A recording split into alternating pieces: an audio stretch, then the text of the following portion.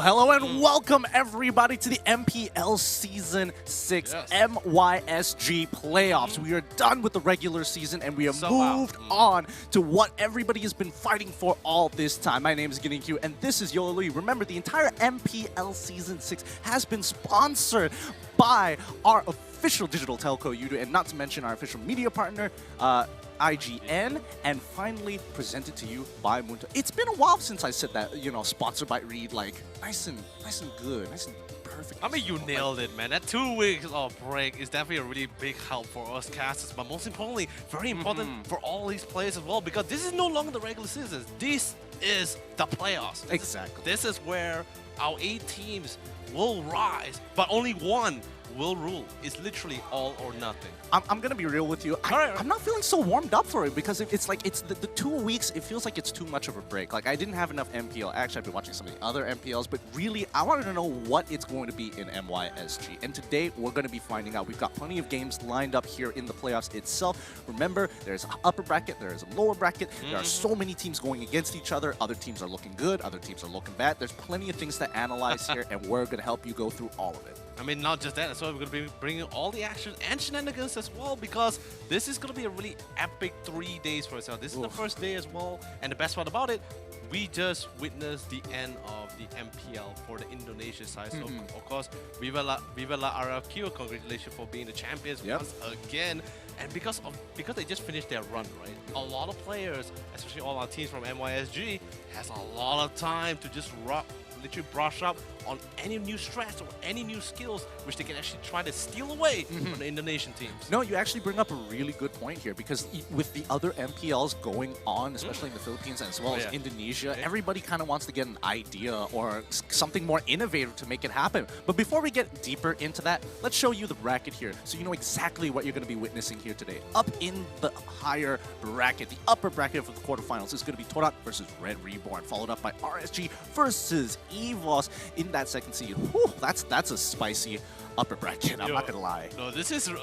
it's burning up. It's really heating up towards this upper bracket here because we have literally the 4 strongest teams going head-to-head with each other in that upper bracket to decide who's going to go to the semi-finals.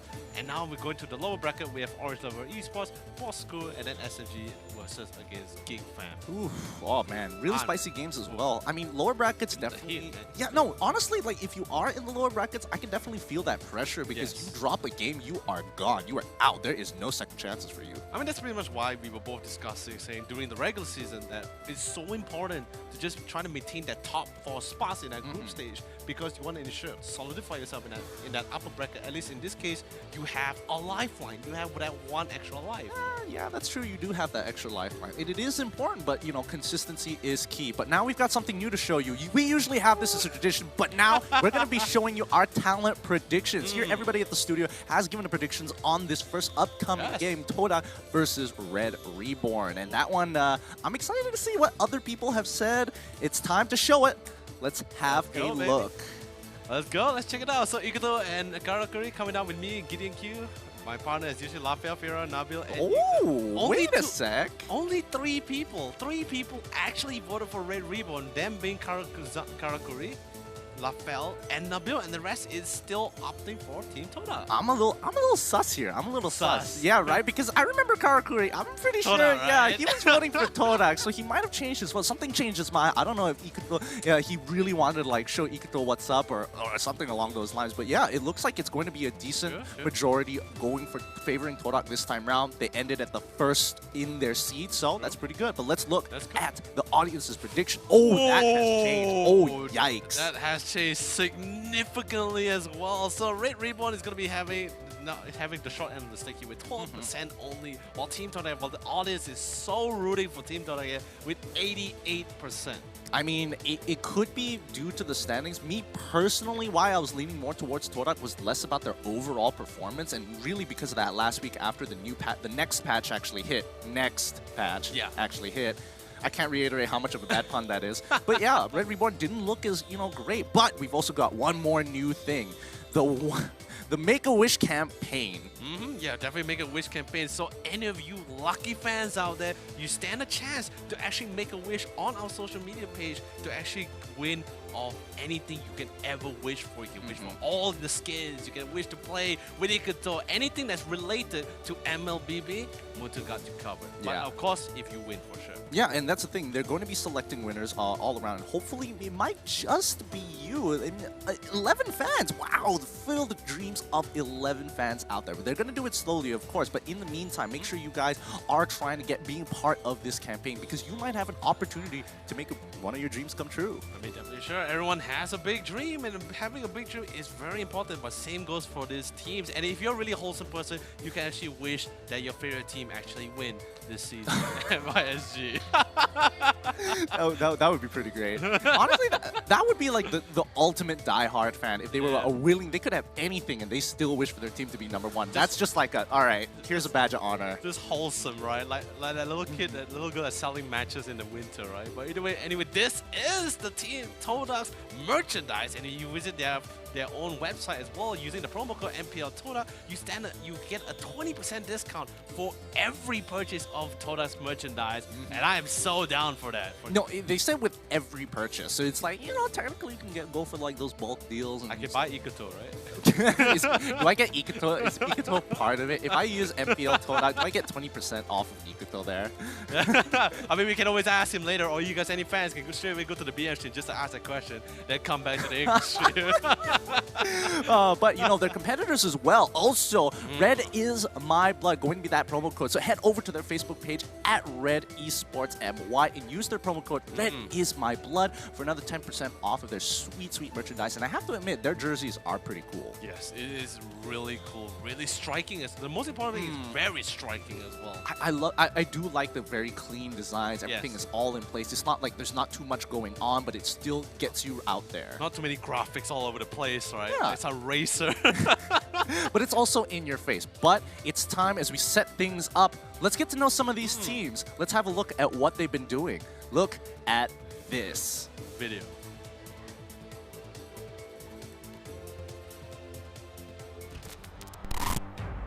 Sebenarnya dapat upper bracket di playoff hanya langkah pertama. Langkah seterusnya adalah menewaskan Todak dan menjadi juara. Mampu untuk mengejar Jason dan sanggup. Kita orang Todak boleh dikatakan sangat bersyukurlah sebab dapat mencapai rekod undefeated. Boleh dikatakan sempurna lah waktu regular season. And apa-apa pun perjuangan kita orang tak habis lagi. Tadi namun begitu Win tidak dijangkakan berjaya tetap dia berjaya memberikan kill. Bagi saya match ni sangat penting lah sebab perlawanan ini akan menentukan tim mana yang akan jadi favourite Malaysia dan juga core mana yang paling terbaik lah. Rosa cuba untuk mencari Oracle ada. Dia tarikan Eye of Fender mereka menjadi untuk mencari satu. Saya maybe the best hyper carry dekat MPL MYSG sekarang. Dan saya rasa tiada siapa boleh stopkan prestasi Todak lah. Perform dalam regular season tak semestinya boleh perform dalam playoff. Saya harap Todak akan bawa yang terbaik. Let's have a good match. Dia makan dan masuk di situ. Dia tarikan Eye of Fender mereka menjadi untuk mencari satu. Kita orang Todak simple je. Bila ada sesuatu yang halang kita orang langgar je. So kita tengoklah macam mana. Sama ada Todak langgar ke atau Todak yang kena langgar.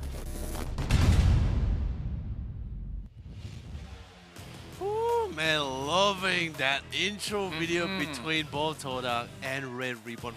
Feeling the heat for sure, but most importantly, the declaration coming out from Chico as well in the video stating that I'm the #1 hyper carry in this season. And the best part about it, with that declaration as well, he not only has the confidence, but he had both skills and stats to back him up, and that's really great from him. Yeah, you know, Chico overall, I think what puts him in that position is his versatility in terms of being able to kind of go in from that, you know, assassin type to traditional marksman. Yeah, that versatility is really good, and he plays that at a very high level as well. So, I don't know, some of these people out there who make these big claims, Chico, I think he's got a good right of it. However, I'm waiting for somebody to kind of prove him wrong until this point. Because again, traditional marksmen and, you know, traditional assassin, dedicated assassin players, their skill cap arguably is even higher sometimes. It really just depends on the day. I mean, definitely for sure. And don't forget about the fact that he also brought in fighters as well to really change, turn the tides of certain battles. But that's pretty much enough about Chico, right?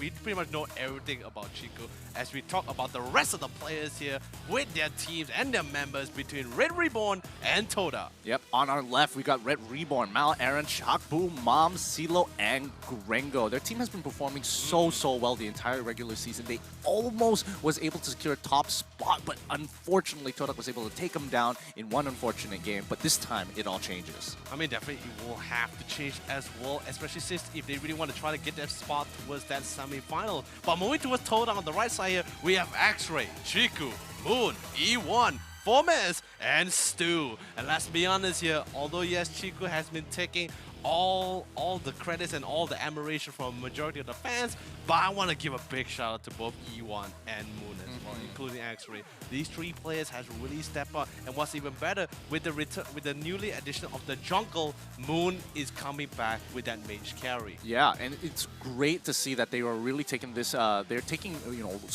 leaps and strides to make this happen. But looking back over to Red Reborn, let's look at some of the stats that they have to offer, because Hilda has been this prominent pick that people are using on Silo time and time again, and he's been getting away with so much and really abusing the fact that Hilda is that versatile type support that can be in your face, and his main objective is to slow you down and put you under this oppressive state for as long as possible. I mean, don't forget about the fact that with her passive in that early game, she's pretty much unkillable as well with the majority, especially with the jungle. She's probably one of the few heroes that you can literally go for jungle invasion without having to worry about sustain too much.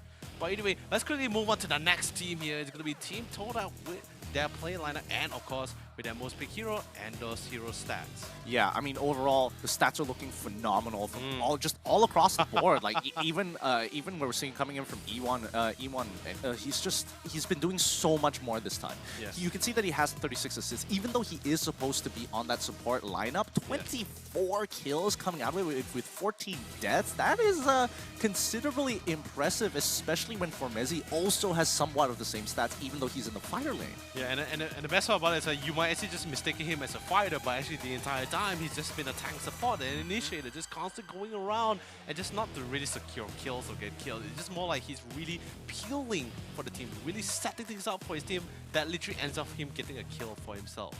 Sometimes it can be hard to actually give off these kills for free over to your main cores, and that could be the biggest difference between them. But now let's look at the stats between both of these guys as a team overall. And the first thing that stands out to me, the first blood rate coming out of Torak is significantly higher than Red Reborns. I mean, that's because Team Todak, especially with E1, the new E1, I would like to call it E1 2.0, right? You mean E2?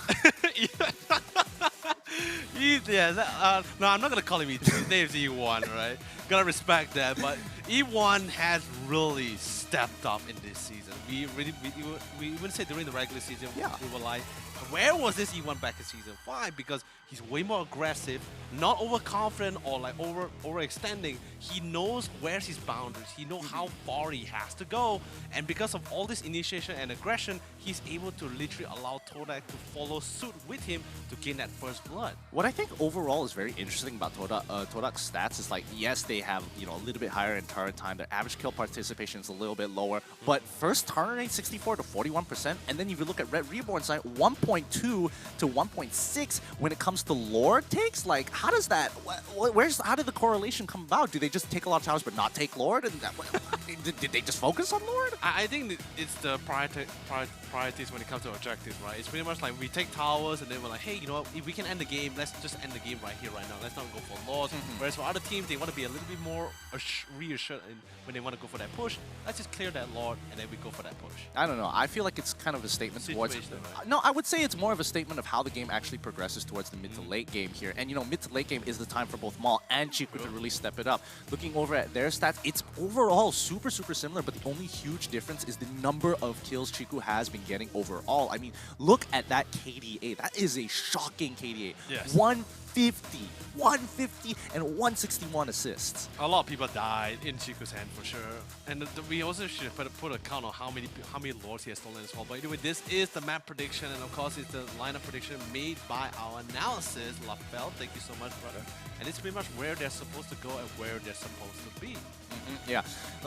Starting over, it's going to be Mao who's going to go into gold lane while Chiku is going to be in the jungle. This does bring up the question because Aaron so far was kind of struggling to find his place in the previous meta. Like, he knew what he had to do, but now, after the next patch where the jungle was put into play, now you have this whole new dynamic to the game where it's like, oh yes, I need to be able to get my buffs. It depends on what heroes I get. Do I go for the first wave? And then what do I do after that? I mean, definitely for sure. But the most important thing inside this current game right now, or in this playoffs in particular, is that has the team, or has Red Reborn in particular, really made the necessary preparation or adaptation to this new jungle? Because we saw them in the regular season, or the last week basically, they were a little bit shaky, they weren't really too comfortable with it. Whereas Todak, they pretty much had a game plan in mind, or in this case, it just suited them because the majority of the players were actually core players, they weren't really too much of a support.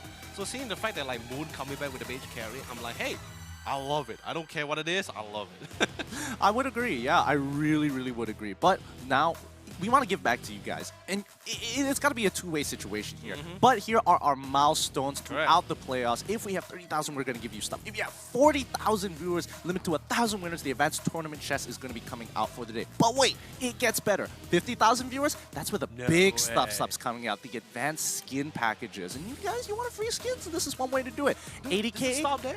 No, 80K and 120K. 8 winners, another limited 3 winners, unlocks all skins your hero class. Let me just repeat that one more time.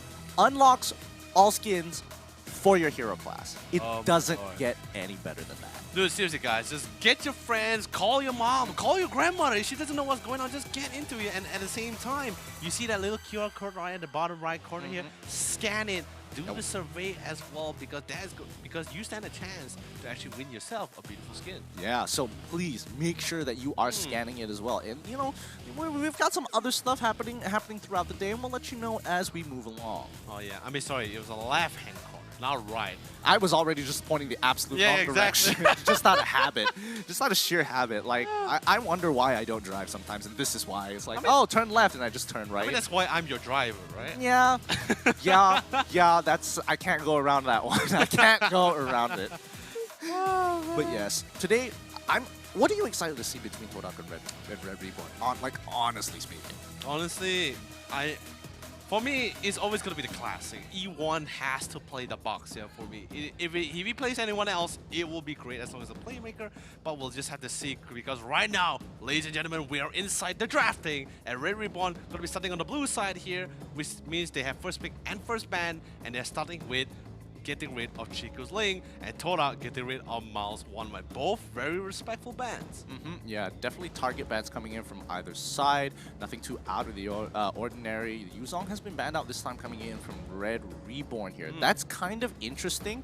That's kind of interesting because we did see towards the end, just at the end of the regular season, that nobody was really looking to get out Yuzong for the most part of it, considering that the nerfs to him were pretty substantial. But then again, you must also think of it this way as well. Like Yuzong, his entire kit still makes up for what he actually lacks. And most importantly, right after witnessing MPL for the MPL Season 6 for the Indonesia side, everyone was spamming that Yuzong. So seeing the fact that Red Reborn getting rid of the Yuzong just tells me that the fact that we want to get a lot of backliners here. We want to get these range carries. We want to get this Farsa on our side. At least there's no way for anyone on the opposing team of Team Todak to be super aggressive when they dive towards that backline. Honestly, I thought the Barat would come out like instantaneously, because Barat has just been an absolute nightmare to be dealing with. Just all around absolute beast in the top lane. It's just I can't deal with it. It's just, what can you do? What can you do? I mean, the one thing you can do is to either ban him out or just don't fight him. Like literally, just don't fight him. Leave him alone. It's just one of those picks that's going to be like 100% pick ban.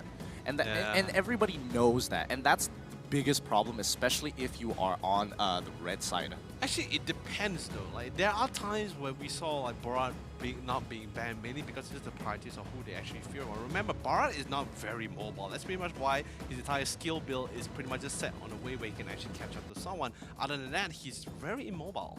I mean, yeah, he is immobile, but he basically follows the same concept as every other, every other offlaner, like Uranus, like Balmond. You clear waves decently fast, you can do it safely, you regenerate health at a decent rate, and more importantly, you can set up ganks for your team. So it's really hard to say that he's like, oh yeah, he's just a tank. Tanks don't belong inside the offlane. Like, unfortunately they do, and it's just really unfun to play with. But now that Roger is going to be banned out for the side of Todak at this time round, CeeLo going to have his first pick coming in from Red Reborn. What are they looking for here? There's quite a number of options open. They could get an early hyper carry, or they can start off with something a lot safer. It literally comes down to the priorities coming from both this team as well. But instead, of course, they're going to be logging out one of the strongest side laners here, and that's going to be Khalid. But then again, that leaves Cho and Uranus open for the side of Team Todak to really claim it for themselves. Yeah, and that's what I was thinking. A lot of teams kind of like, you know what? We can kind of let Khalid through. Like, he's dominant in lane. If we have enough, aggressive supports, we can really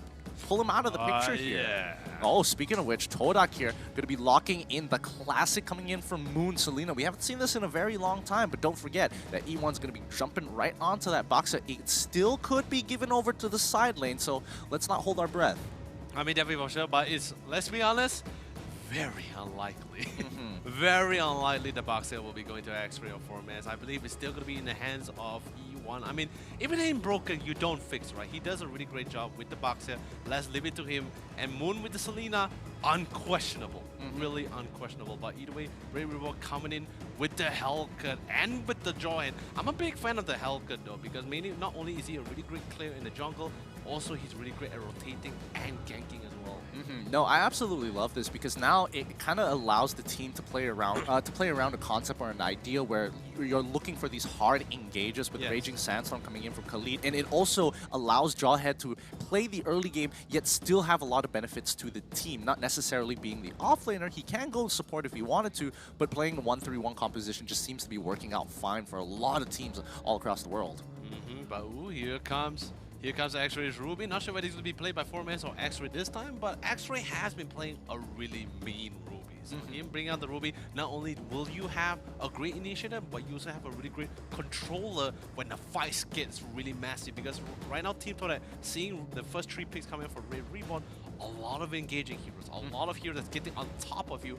You need that control for yourselves here. Yeah, and more importantly, Ruby just goes well into all 3 of these melee heroes. As long as they're melee, they're in danger of getting caught up in the IMFN, getting caught up in the taunt as well. It's really frustrating to deal with Ruby. Not to mention, if you are the Hellcurt player, one of your first items you're going to be thinking about is, yeah, I want to get my Blade of Despair, but I also have to consider getting a Sea Halberd pretty early on just to kind of deal with the amount of healing coming out of this Ruby.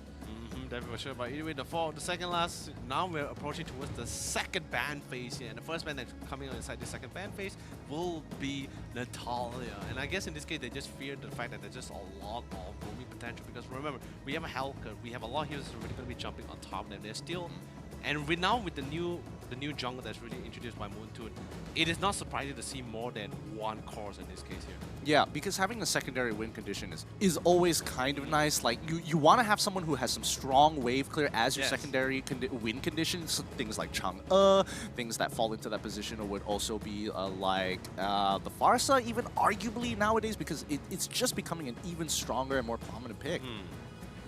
Ooh, Angela, I love the Angela ban out as well. I just want to give that really insurance, because remember as well, Red Reborn still needs that mage support, or at least a mage pick for themselves, and Angela just sort of just gives that reassurance for all these heroes that's actually jumping towards or throwing themselves into the fight, especially Hellcurt. Let's be honest, he has great disruptions, great silence, great nukes, but he's not really that tanky, let's be honest here. Yeah, no, it's a smart idea banning out the Angela, because again, Angela can go inside the off lane, kind of just be an absolute nuisance, while Jahe can be proactive on the map when he is the most effective between level 1s to level 6. Correct. But I love Red Reborn's last ban as well, because it's quite common to see, especially during the last week of the regular season, where Toadette actually constantly went with this Harry and Selena combo all the time here. So Red Reborn, not sure whether they read the situation or not, but getting rid of the Harry has always been a really decent ban here. Yeah, no, I love it. I think it's a really smart idea getting rid of it, but that kind of puts the question onto Red Reborn's side. Are they even considering getting any sort of magic damage here? Because now Toadette,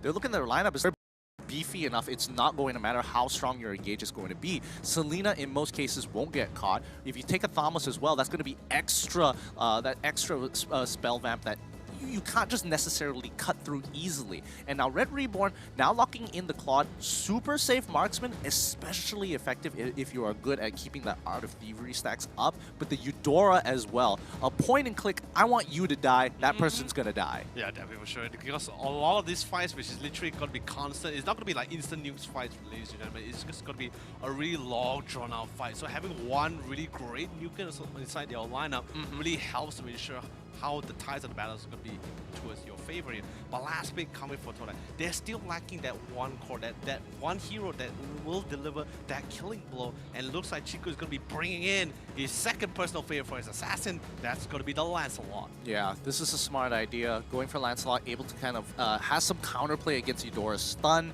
Can use his perfect execution to dodge it. Can use the launch to kind of buy some time to put him in a better position. More importantly, the 3-rail strike, just to make sure he can completely negate the damage and as well as that stun. So again, it's like, how many abilities can you dodge with this guy? They've got two things that you just look, click, he's probably going to die. Unstoppable Force as well as Eudora. So this is going to be a very interesting game. It's going to be, and at the same time as well, it's going to be very situational for Chico as well, because there's, like you said, not many skills he can dodge inside this game. By the way, ladies and gentlemen, this is the first game of the first day of the playoffs between Red Reborn and Team Toadette. Who will take it all? Please comment down in the comment section below, all of you fans, to see who will be your winner here for this first game.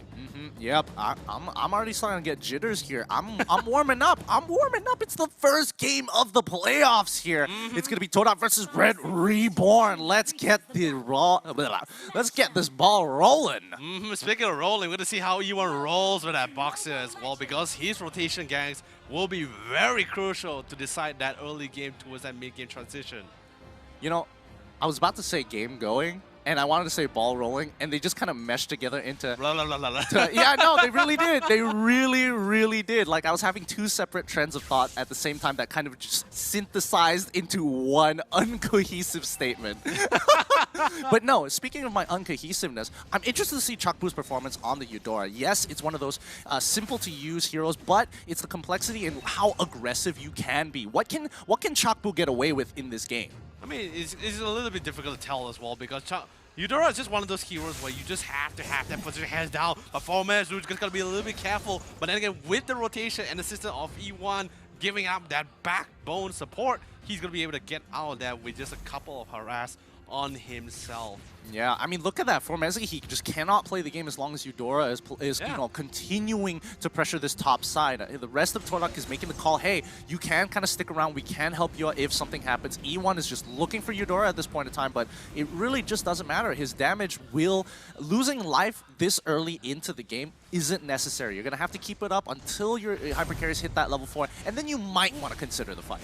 Ooh, anyway, here comes Mom getting ready to pop the ejector. Just want to see if you can find an opportunity, but sadly, no, seeing the number of people of Todaks on that side as well. They're slowly going to back off and wait for a better opportunity. But what I'm really interested as well, that since Mom was actually playing the Giant, I was really surprised that he wasn't really being super aggressive on the blue side, which was actually quite crucial for Lancelot.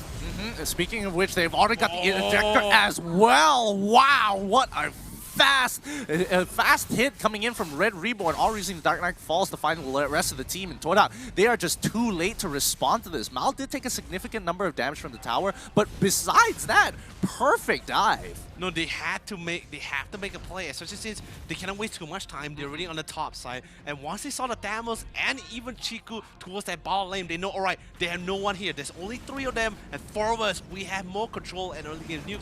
We have to make a play, and they did, resulting in that first blood. I mean, most importantly, it's at minimal sacrifice as well. They lost absolutely nothing off of that. No, not even like the side waves or even turret damage in general. So well done to Red Reborn, starting off this game strong. Todak on the other side, I thought they would be a little bit more aggressive with Moon, but I think they're just going to wait till level 4, realizing very quickly that they're going to get outdone by both Jawhead and as well as the Eudora. It's really hard for Todak to be as aggressive as they used to be as well, because one, you have Maul with the Claw, who's instantly able to with the Battle Mirror Image to make every fight and every clash very passive in his favor.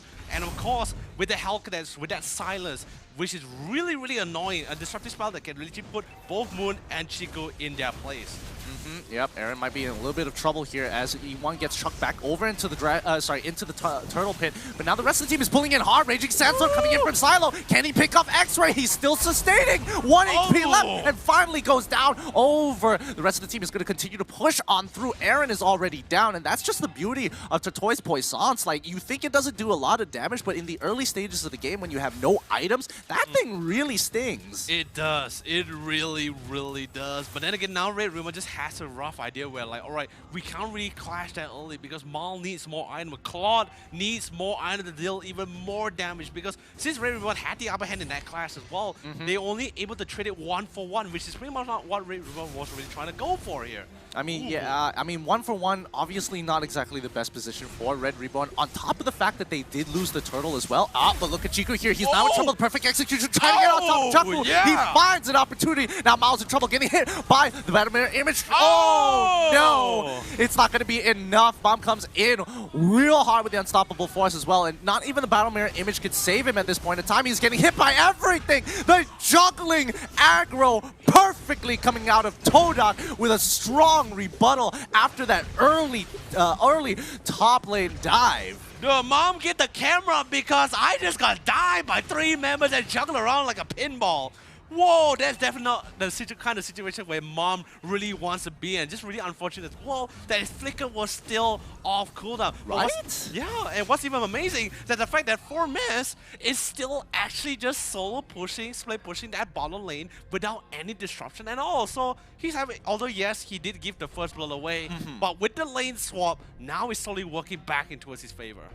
Yes, the classic. If it's how is it not a Todak game if we don't get the classic pause? Oh yes, it definitely has to.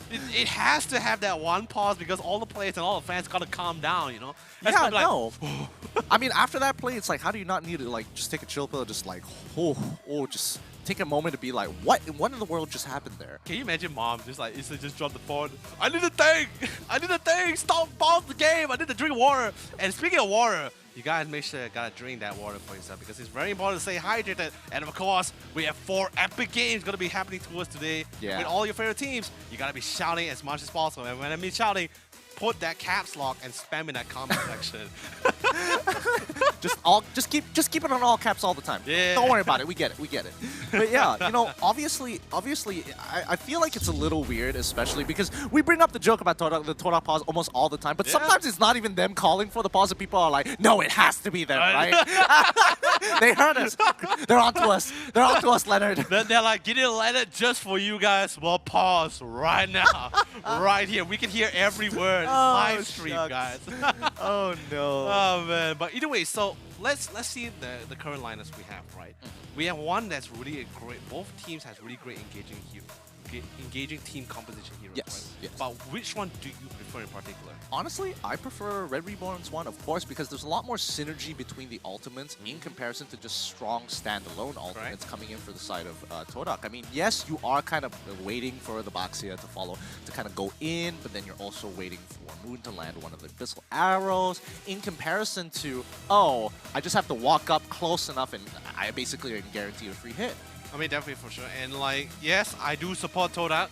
That's my prediction as well. But this game is just relatively harder for Todak because, like I mentioned, like what I mentioned inside the game as well, with the existence of not just Cloud with the Battle Mirror to get out of the fight, but you also have the Hellcut and the Jawhead just keep you in place. And Chico, let's be honest, is definitely going to be a very easy game for Chico because his decision making, deciding when to go into the fight is definitely relatively easy. But when he makes up for it, because right now in this game, instantly, Mom gets assassinated once again alongside with Chico. But here we got 4 men, man. I'm offended as he pulls Chakpo back towards his death here. Ooh, that was played so well by Todak. They absolutely broke them apart.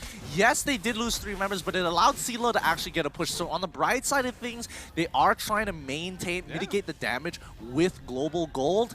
But even so, Todak played that fight so well, methodically taking out the right targets, isolating them by themselves to allow people to kind of juggle the aggro with the turret, and more importantly, look for those hard punishes. This is where I was gonna say, like, since yes, 5v5 is gonna be a really tough competition when it comes to the clash, but when it comes to the pickoffs, Todak has it a little bit more better.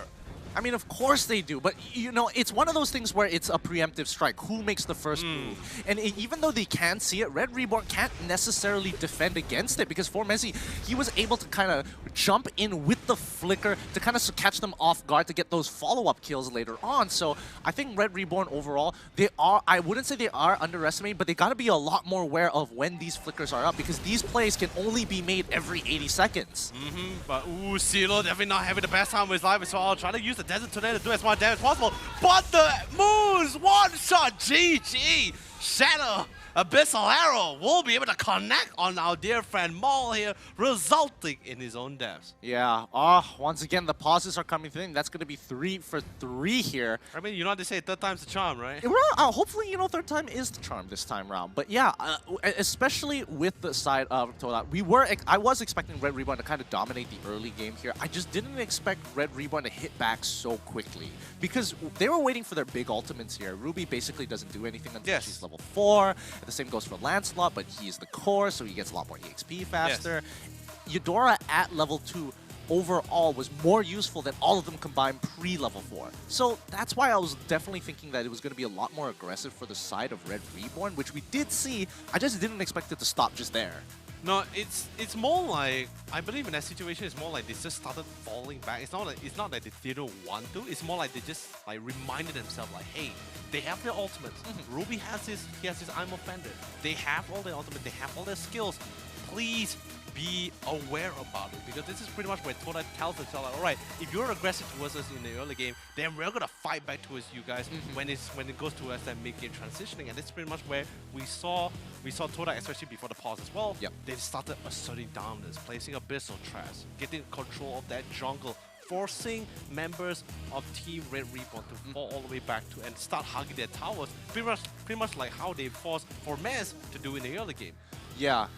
Yeah, no, you're correct. You're absolutely right. I'm thinking, sorry, I got distracted because I was thinking about the compositions and a lot of the similarities actually between the compositions. Both of them, they have different ways of engaging. That's fine. But overall, in terms of their hero picks, they both have scaling. That makes sense. But they also, it gets a little bit interesting when you go into the support section because a lot of them are very snowballing type supports. Eudora in comparison to Selena. Obviously, one is scales a lot better than the other, and the other one can truly one-shot you without you really realizing it. And that's what's really scary here because the only difference is the range of which somebody gets stunned at. Yeah, I mean, like, the real curious thing I want to do is that Mom playing the Jawhead. Like you said, I'm pretty sure we both can agree as well, right? That we expected aggression. I expected Mom to just constantly jump in and throw people back with the ejector. By the way, this time Mom's going to quickly head a fallback. But same goes for E1 and Aaron was, ooh, 4-mass! Not going to be able to connect his ultimate at all. Throws out the emote just because he's, you know, a little sad, you know? Yeah, it's just the pride, and like you gotta make sure you gotta hit those when they matter. But luckily for Todak, at least it zoned him off enough to get this tower. And look at the amount of turns they have. Todak, they are just playing a very, very solid game here overall. Just 5-1 turret difference here. Already starting a 7k gold lead, putting them at a 7k deficiency at 7 minutes into the game. I mean, this is pretty much where we just see the clear difference of when you pick a hero that just needs to constantly farm compared to the Lancelot who can just, even though yes, he still needs that eye to deal even more damage, but just having the Blade of Hatasis alone is enough for him to actually go for the assassin or execution for himself compared to the Claude. Yeah, and they are, even though they are losing map control for the side of Red Reborn here, it doesn't mean they're completely out of the game. However, I think Todak, what they're doing overly efficiently, is taking those structures and looking for the punish at the same time. Red Reborn, they haven't been able to touch their jungle for a long period of time here, and Aaron really has to be playing around the outskirts. He's going all as far as to get to the Beetle because he knows that the rest of the enemies are on top side here. Bomb trying to get out of that stun, but the Abyssal Arrow and Trap, it's going to be way too much damage, and Moon isn't going to hesitate for the kill shot. Oh man, speaking of punishment, that is the punishment which we all been waiting for and expecting as well, and especially with that one picked up on Mom as well, that's going to be allowing X-Ray to get a Queen Swing for himself. A lot more sustain, less cooldown as well, means dealing even more damage. But what's even better, what Todak is also doing as well, is that the fact that they're being very disciplined in the fact that, alright, we're not going to just hug the jungle all the time. Our goal, the reason why Red Ribbon wants to go to the jungle is because they want to farm, right? They clear the camps, they clear everything else, then they back out and they just stick with each other again. There is never one time they're actually really split off too far from each other. Even if they went for the split push, they're always at least very close to each other to re-assist here. Yeah, yes they are. That is a very good point. Just their positioning in general has been really great, but just look at the efficiency of their pathing. Like overall, like you can see the way that they're moving. They go to wave, go to the jungle, and they make their way to the objective that they need to be at that point of time. They are on the ball. This is the best we've seen Todak by far, and Red Reborn, I don't think they were ready for this kind of efficiency. Not even aggression, just pure efficiency coming out of Todak. Dude, I love what Damas is doing as well. Like, he could clearly go for the clear as well, but he's waiting. Because both side lanes, the minions actually walks a little bit slower compared to the mid lane. He's waiting for the both sides to at least move a little bit forward before he clears it out. That way, all three lanes will hit those inhibitors at the same time. Yeah, but it comes to the big question, you know, like, they are just buying. They know that they are ahead. They know that they are stronger in almost every aspect, but they can't break into those inhibitors without the lore. They just don't have the tools or the resources to take a 5-on-5 under inhibitor turrets. I mean, definitely for sure, because Red Reborn liner, remember, not only are they really great at that for that defense, but most importantly, really great at punishing should you actually go and overextend yourself. By the way, first law is currently out as well. And noticing the fact that Red Reborn was able to get a little bit of free way to go towards that bottom lane, they know that this Lord is currently being taken, and they can't really do anything about it. Yeah, this is the trap here. If Red Reborn walks out, they get absolutely destroyed. If Todak does it really, really slow, Red Reborn, there's nothing much they can do. So it's a win-win situation that Red Reborn can't necessarily answer at this point of time. They are down by 8 kills. They are down by literally 11k gold 10 minutes into the game. They pretty much lost the early to mid game. And as we start rolling into the late game, Red Reborn, they're probably going to have to sacrifice one of their inhibitors at the very minimum. I mean, definitely for sure. The thing is, I'm pretty sure Red Reborn doesn't mind like sacrificing like 1 or 2 inhibitors, because just as long as Maul is able to get all those items for himself, once Claws actually starts popping off, then it's going to be a really difficult game for actually Toda to really contest against that, because Claw does, although yes, right now it doesn't do as much, but once he gets even more items here, more damage items, he's going to be super significant, and there's no way they can actually stop him here. Well, I mean, to be fair, he does have the Golden Staff as well as the Demon Hunter's Sword, which is kind of nice, but when you put him into comparison with Chiku, who's already at level 15 and going for the big ticket items, it is tough. But now the fight is going to occur here. Aaron now in trouble, gets absolutely destroyed. The Blazing Duet coming in from Mao, trying to get some good AoE onto Moon there, but the rest of the team in the backline, oh, the Raging Sandstorm was able to come out at the perfect time to kind of clear out that wave and getting that free kill onto E1. They are too low and too weak to keep this fight up. X-Ray trying to zone out Mao, but he goes back into the battle mirror image. The perfect execution doesn't land. 2 inhibitors down, and Mom still alive. Mao has to make this work for him, because Toda are coming guns blazing with game 1 in the bag. Oh, dude, it was, let me tell you something, guys. It was so punishing the minute the Helka, or Aaron in this case, got instantly picked up. The minute Aaron fell, Chiku was pretty much just clapping his hands. He was saying, I can go in.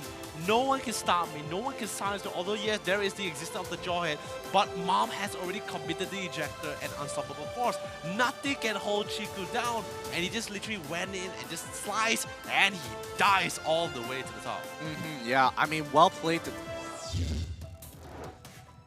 Alright, thank you kepada English as well as Malay casters. Untuk semua tak tahu, I will handle untuk both sides. So welcome English and Malay viewers, and also thank you kepada Wen and Susan for doing my makeup. I feel absolutely fabulous. So, macam mana pun, kita baru saja nampak perlawanan pertama between Red Reborn as well as Toda, where we can see that Toda won a lot. But why? That is always the question. Why and how did they win?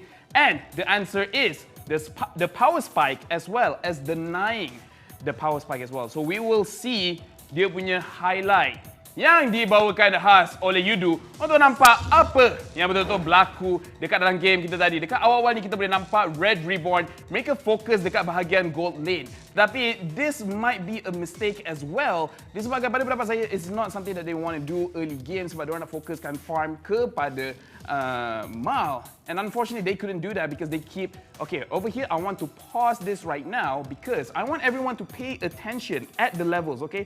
Pay attention at Chiku's level as well as Mal's level. You guys boleh nampak, level 8 lawan dengan level 6. And kenapa benda ni penting? Number 1, Chiku menggunakan Lancelot Assassin.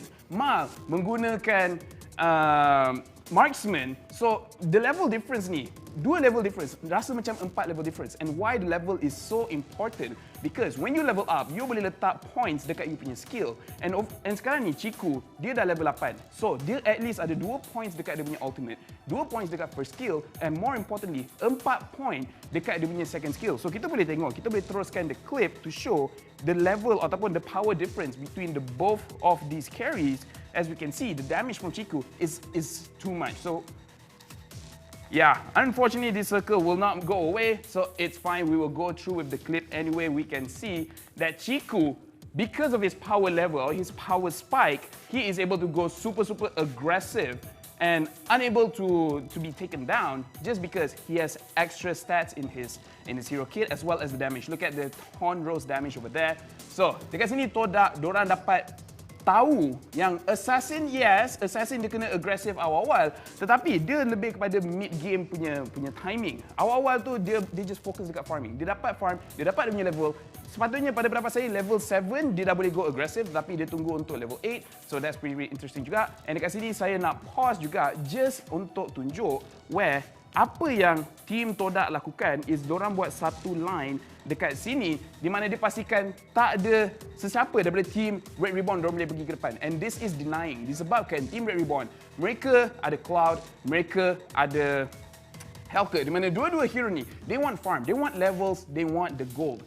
But creating a single line, making sure that no one can get past that, denies them of the objective. And the thing is, as long as they stay at their own places, over here, they stay here, as well as here, they will continue to get the minion farm. They will still get the levels, they will still get the gold. So they will still get stronger and they are still denying the farm from them. And kenapa diorang boleh manage ni bagus? Sebab bila Lord, whenever the Lord is coming up over here, they started pushing, okay? They started pushing the lane here and here because they wanted vision and they wanted map control. So overall, I boleh cakap yang Team Todak, they have fully understood the power spike of their own heroes as well as how to play the map to make sure that they can deny any kind of farming from the enemy side, as well as they know whenever they want the Lord, they do not have to freeze anymore. They just push the minions, giving vision as well as a threat. If they want to contest the Lord, the minions will still keep pushing. So either way, the enemy team will lose. So kita akan teruskan klip dekat sini untuk tunjuk betapa tingginya impact dorang dapatkan advantage pada bahagian mid game and memastikan Team Red Reborn dorang tak boleh nak buat apa-apa pada bahagian late game. Dorang boleh terus endkan dekat sini just because of the disparity of the farm and the level advantage yang didapatkan oleh Chiku. So, kita akan terus tengok itemization daripada kedua-dua team ni untuk nampak what really happen dekat dalam game. Kita tengok itemization daripada Chiku terlebih dahulu. Tak banyak perubahan. Raptor Machete, Endless Battle, Blade of Heptasis, and of course, just in case kalau dia buat apa-apa mistake, dia ada Queen's Wings. Mal, walaupun dia dah ada Diamante Sword, dia dah ada Golden Staff. Tapi, macam Mikuto cakap, the thing that is scary about Claude is whenever he has the 10 stacks, his attack speed is way beyond crazy. But he cannot get any stacks, not from the minions, not from enemy heroes. And kalau dia dapat stack pun, maximum yang rasa dia boleh dapat is 8 sebelum dia kena burst down. And the thing is, burst down, he has to make sure that he has a lot of space between Todak because he has to look at Chiku as well as Fome with the Ruby. If Ruby uses I'm Offended, he is not using Purify, he is using a shield. So he cannot get away. Whenever he's crowd controlled, he cannot get away, he just has to sustain the damage. Team Red Reborn, in my opinion, their mistake is they want to give advantage to Mao in the early stages of the game by forcing a lot of plays around the gold lane, which is good, I can see the idea.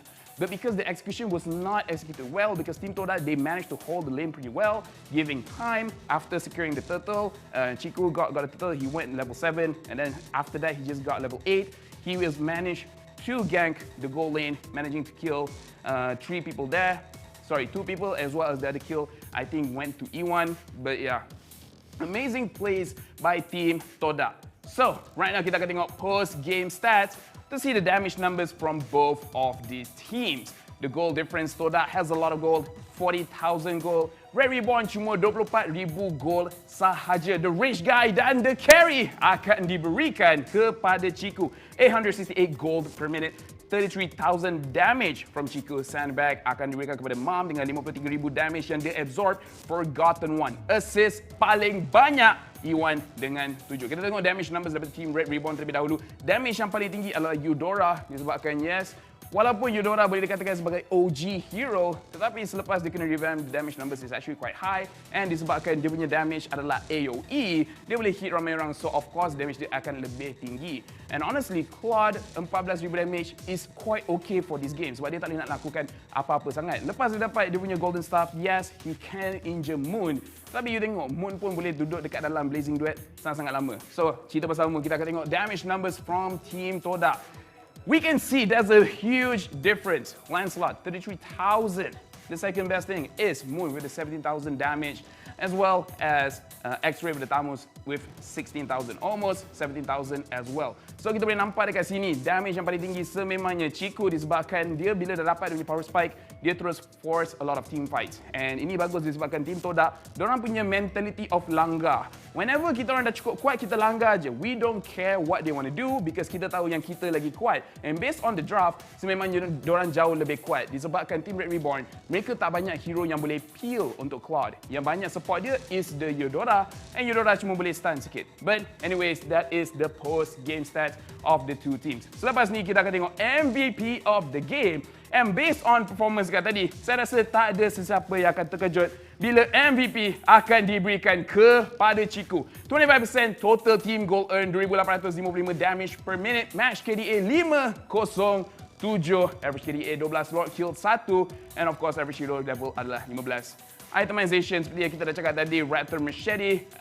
Blade of Heptasis, Endless Battle, dan juga untuk survivability sikit, dia ada Queen's Wings. And dekat dalam game tadi, honestly, kalau dia siapkan dia punya Blade of Despair, saya rasa tak ada sesiapa yang boleh tahan damage daripada Chiku. And to be honest, nampak macam dia tak perlukan pun Blade of Despair dekat situ disebabkan level difference terlampau beza. So, congratulations kepada team Todak di mana mereka nampak yang mereka ada good understanding on the heroes yang diorang pakai as well as how to control the map untuk make sure that the enemy team tak ada peluang pun nak dapatkan comeback. Persoalannya, adakah mereka boleh lakukan kepada game kedua? And kita boleh tengok Mal masih suka menggunakan marksman. Tetapi macam mana mereka nak jaga Mal dekat situ? Maybe selepas ni dia kena fikir untuk menggunakan Purify. Macam mana pun, kita akan pergi balik dekat kita punya host dekat dalam sequence quickie. So please, our host, please take it away. Here you go. Thank you Lafel untuk analisis yang sangat terperinci. Now, welcome back to MPL Quickie. Betul tu guys, macam kita baru je tengok perlawanan pertama di antara Todak melawan Red Ribbon 14-3. Wow. Menarik sekali. Betul tu. Langgar je, diorang langgar je macam hashtag diorang Todak langgar. Tapi selepas ni kita akan umumkan pemenang pertama untuk Make a Wish campaign. Tapi sebelum tu kita ada nak baca komen sikit. Betul tak Yingza? Okay. Baca komen ni. Comment is the best. Komen daripada ada Red Ribbon dan juga Todak. So Yingza, banyak-banyak komen ni, you suka komen yang mana? Ayah dia nampak tadi, dia kata kalau Red Ribbon menang, dia akan berhenti merokok. Oi, best komen ni. Betul, daripada Abel. So daripada Todak pula? Daripada Todak, I nak Yingza pilih. Okay, kata Amin Hero, Chiku is another level. Betul tu. Jadi kebanyakan komen yang kita dapat adalah masing-masing sokong Chiku. Betul, diorang kata dah agak dah Chiku mesti MVP semua ni. So banyak komen yang macam tu, betul tak Nabil? Komen positif semua ni, baguslah diorang faham kita. Ya, tapi kita pun dah boleh agak daripada segi permulaan game sebab ramai cakap hero ni, hero tu, tapi tu bergantung kepada prediction diorang sendiri. Dan sekarang kita nak bagi tahu pula siapakah pemenang utama untuk Make a Wish giveaway campaign. Yes, saya excited tak? Saya excited nak tengok siapa pemenang. You excited tak? Excited, Yang ni, of course. betul. So Make a Wish campaign ni, kalau korang komen, korang akan dapat apa sahaja yang korang hajatkan tadi. Betul tak Yingza? Betul. Macam Yingza cakap tadi kan? So you dah ready ke untuk umumkan pemenang kita? Dah ready. Yes, I'm ready. You pun ready? Fiera pun ready? Betul, ready. So kita akan tengok di skrin sekarang dalam kiraan 1, 2, 3. Stop. Stop. Afiq JB. Tanya. So ini adalah pemenang untuk Make a Wish campaign kita. And apa yang dia nak sebenarnya semua? Jadi Afiq JB dia minta all marksman heroes epic and limited skin. Okey lah. Dia tak tamak sangat. Dia hanya nak all marksman heroes je. All marksman hero. Dia tak ada tak all semua fighter asasi semua tu tak. Okay. Tapi untuk para pemenang ni jangan risau, pihak production sendiri akan contact you guys. Betul tak Nabil? Sekarang kita ada giveaway ke? Giveaway ada. Siapa tak suka giveaway? Kita ada giveaway daripada mana Nabil? Daripada Team Todak dan Red Ribbon. Betul tu. Tapi cuma ada satu saja jersey daripada Todak dan juga Red Ribbon tapi tanpa sign daripada pemain. Yingza boleh tunjukkan? Alright. Yang ini merupakan jersey dari tim Todak. Yang baru kan? Yang baru sebab ini adalah colour purple and black. Macam korang nampak sekarang adalah red dan black, betul tak? Tapi ini adalah purple. So kalau korang nak dapatkan, ini adalah giveaway tapi cuma satu saja yang bertuah. Kalau nak beli pun boleh ke laman web. Orang yang bertuah tu sangat-sangatlah bertuah. Kita boleh bagi satu je tau. Kita bagi satu je. Betul. Kalau Red Ribbon pula Nabil? Red Ribbon. Red Ribbon pula kat sini. Ya. Red and All betul tak? classic. Betul tu. Dan pemenang ini juga kita akan umumkan bukan online tapi pihak production juga yang akan contact korang sendiri melalui Facebook page selepas match pertama. Betul tak Nabil? Betul tu. So Yingza, kalau you kan diberi pilihan, pilih satu je ni. Tadi you dah pilih Todak. Kalau untuk jersey pula you pilih mana? I merupakan orang yang sangat tamak. Jadi I dua-dua pun mau. Dua-dua pun mau. Kalau macam I, kalau ikut design, I masuk ke Todak lah sebab colour dia purple. Thank you. Cantik. Tapi Okay, kita orang pun dah tengok dah shot dah ni, tengok jersey ni. Tapi kita dah nak get ready untuk match kedua. Mungkin player pun tengah take a rest dulu. Ada yang pergi toilet ke, minum air dulu pun kita tak tahu. Ada yang rehatkan tangan. Betul, sebab perlawanan kedua inilah yang mendebarkan. Sebab kalau 2-0 ini yang akan menentukan siapakah tim yang akan mara ke semi-final besok. Dan loser untuk match kali ini akan lawan dengan winner untuk match yang ketiga. Tapi kita harap bukan 2-0 lah. Kita harap macam ada 1-1, 2-1. Betul. Kalau Yingzi, you rasa macam mana? Apa expectation you untuk next match ni? I tak berani expect apa-apa. Apa kata Fiera? I pun tak berani juga. Apa kata Nabil? Lelaki lah. Sebab dia seorang lelaki kat sini. So apa-apa kita bagi dia. Sebab I memang bukan jenis expect apa-apa kan. So I expect yang terbaik je. Expect yang terbaik. Jawapan yang baik. Betul. Jawapan yang baik. Okay, rasanya player pun dah get ready and audience pun dah nak masuk ke match kedua. Kita akan pass semula kepada caster kita, English caster and BM caster. Take it away. Bye. Thank you to our amazing host and of course our special analysis, Lafel. Thank you, my man, for giving us such a straight-up analysis on what actually went down in game number 1. So, but then again, how do you feel about that game, though? Honestly, no, I thought it was a great way that Todak was actually playing the game. It was very smart, very intelligent, and they took full advantage for the fact that Red Reborn needed a moment to breathe and plan out what they were going to do, and Todak just pounced on it. Take a deep breath. All right, I'm just gonna spray more gasoline to this fire. And what's even better as well is the fact that they realized that the fact like, hey, you pick Claude when I pick a Lancelot. I have a little bit more better spike compared to the Claude as well. Agreed. They totally just stomped everywhere they went, dude. Everywhere. There was nowhere that Red Reborn literally had anywhere to go. No, they did some very smart things. A lot of basic things that they were putting into play, like freezing the lanes and making sure, like, yeah, there's nothing we can do on the map except, you know, take away all of your jungle and all of our jungle, and we'll just sit here and wait until you walk out. And if you don't walk out, you're just gonna starve, and I'm gonna get stronger. So win-win. That's pretty much just stealing everything from them, right? Well, this is what we call oppression. So it doesn't get better than this. Segregation. No, I think it's far worse because they really are just making sure that, you know, they are the 1% while everybody else is essentially homeless, if not you're trying to break into their home. Either way, this could be talking about bigger topics, but extinction. Yes, it really was. It was a smart way of playing the game, and I think with the composition that they have, that is the necessary steps to actually do so. Because had this game dragged on even longer, I think Helcurt as well as Claude would have will pop off. They wouldn't have an issue. Lancelot would auto attack, literally use any ability on a Helcurt one time, and then just sit there waiting until the silence is done. I mean, yeah, that for sure. But then again, or could it be another Lafel punt? You know? I don't know. I don't know about for the Red Reborn, just saying. I want to say it could be one of his predictional, like, you know, one of his magic predictions that he somehow either gets it completely wrong or 100% correct. Right. Yeah. But the thing is, I don't know which is it. But only after this best of 3, at least I'll get somewhat of an idea and see what kind of a streak he's on. So that means we're putting this on hold first. Yeah, we're putting this on hold first because I don't want to be uncertain, like, and just say like, oh no, Lafel, he's having a bad day. You gotta avoid his predictions because there are days where he is just spot on. Like every single one of them, and that's what's really scary. Yeah, I mean, except the one game where I sided with him to go with the Team Borsco against Team Fan. Yeah, I remember that one. Yeah, gambling's bad, kids. Remember, don't gamble. Drink water, you know. Drink water. Don't turn your hair pink. But since you guys are here as well, do check us out and also your favorite fans on both our social media tags. We also have both Facebook and Instagram.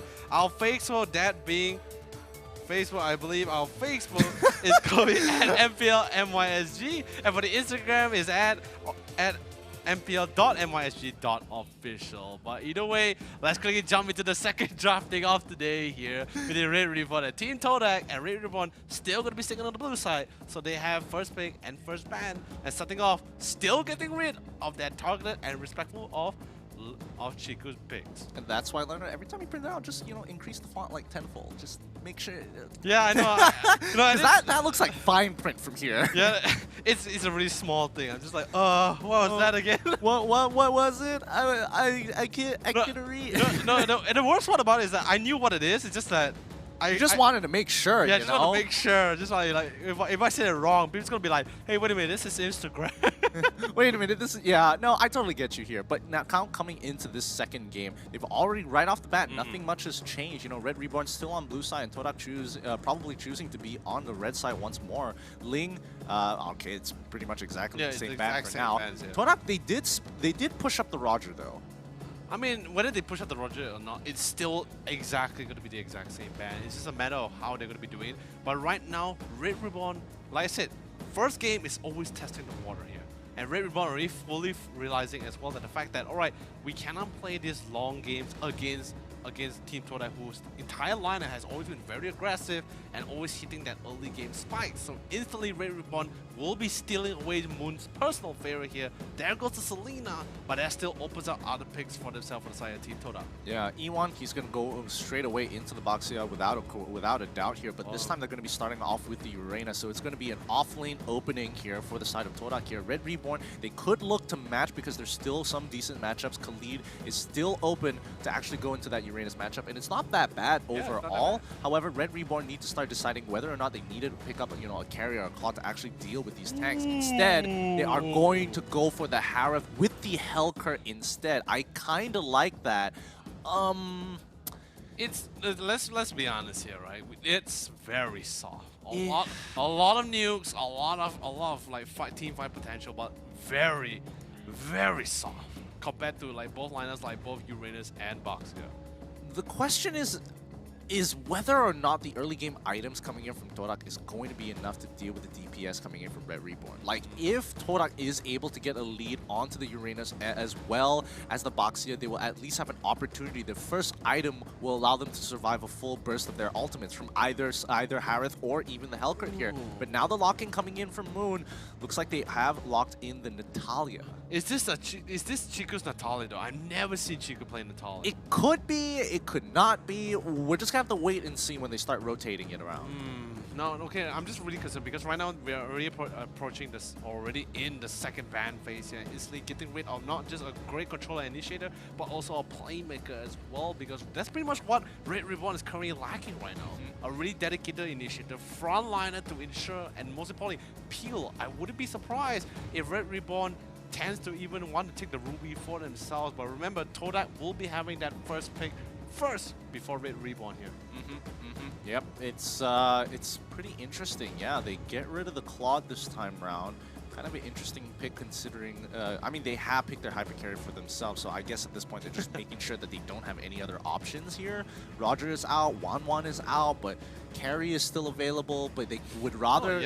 No, they would rather deal with the carry because carry has to get up quite up and close to actually, you know, be in range, and Helcurt doesn't mind that at all. It's like, yes, come in close and jumps right on top of her. Yeah, but then again, there's really not to say a major reason why Todak should go for the carry. Not to say it's not an option, it's just more like, why should they go for the carry inside this drafting right now against three of these heroes, which is not only very mobile, very good at getting on top of marksman, by the way. So, but then again, they're also really good at dealing with assassins. So tough.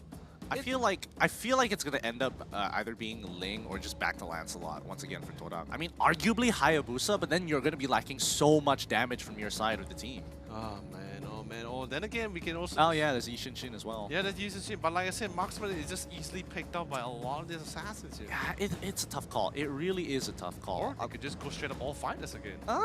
They could. That's why I'm kind of interested with the Natalia pick here, because they lack so much damage. I would have preferred to see something like, you know, a Eudora Natalia, where you can almost guarantee to kill every single time. But then again, they still haven't really revealed that mage pick yet either, so... Maybe that mage pick could be the Eudora, could be the... what else is there? I mean, there is Farsa. Like, what's the priority here? Do they want to lockdown? Do they want to control? If control and lockdown and the mage as well, that's only Cyclops. That's the only thing I can think of. Cyclops, I mean, the Ruby, okay, fine. But that's a standard one. They have to take it, because if they don't take it, Red Reborn will take it for themselves. For sure. I mean, Red Reborn overall, I mean, the composition... It's a solid damage lineup, but now they need something in the front lines to actually withstand most of this damage here. They're still missing a dedicated tank, which they don't necessarily need if they don't want to go in that direction, but I think they might have to. I mean, both Jawhead and Tigreal is still in the pool for them if they really want to... Kufra as well. Oh yes, Kufra, but then again, there's not really much you can really control here though. Yeah. Like, would you want to jump, would you want to be fully committed in front of three beefy boys here?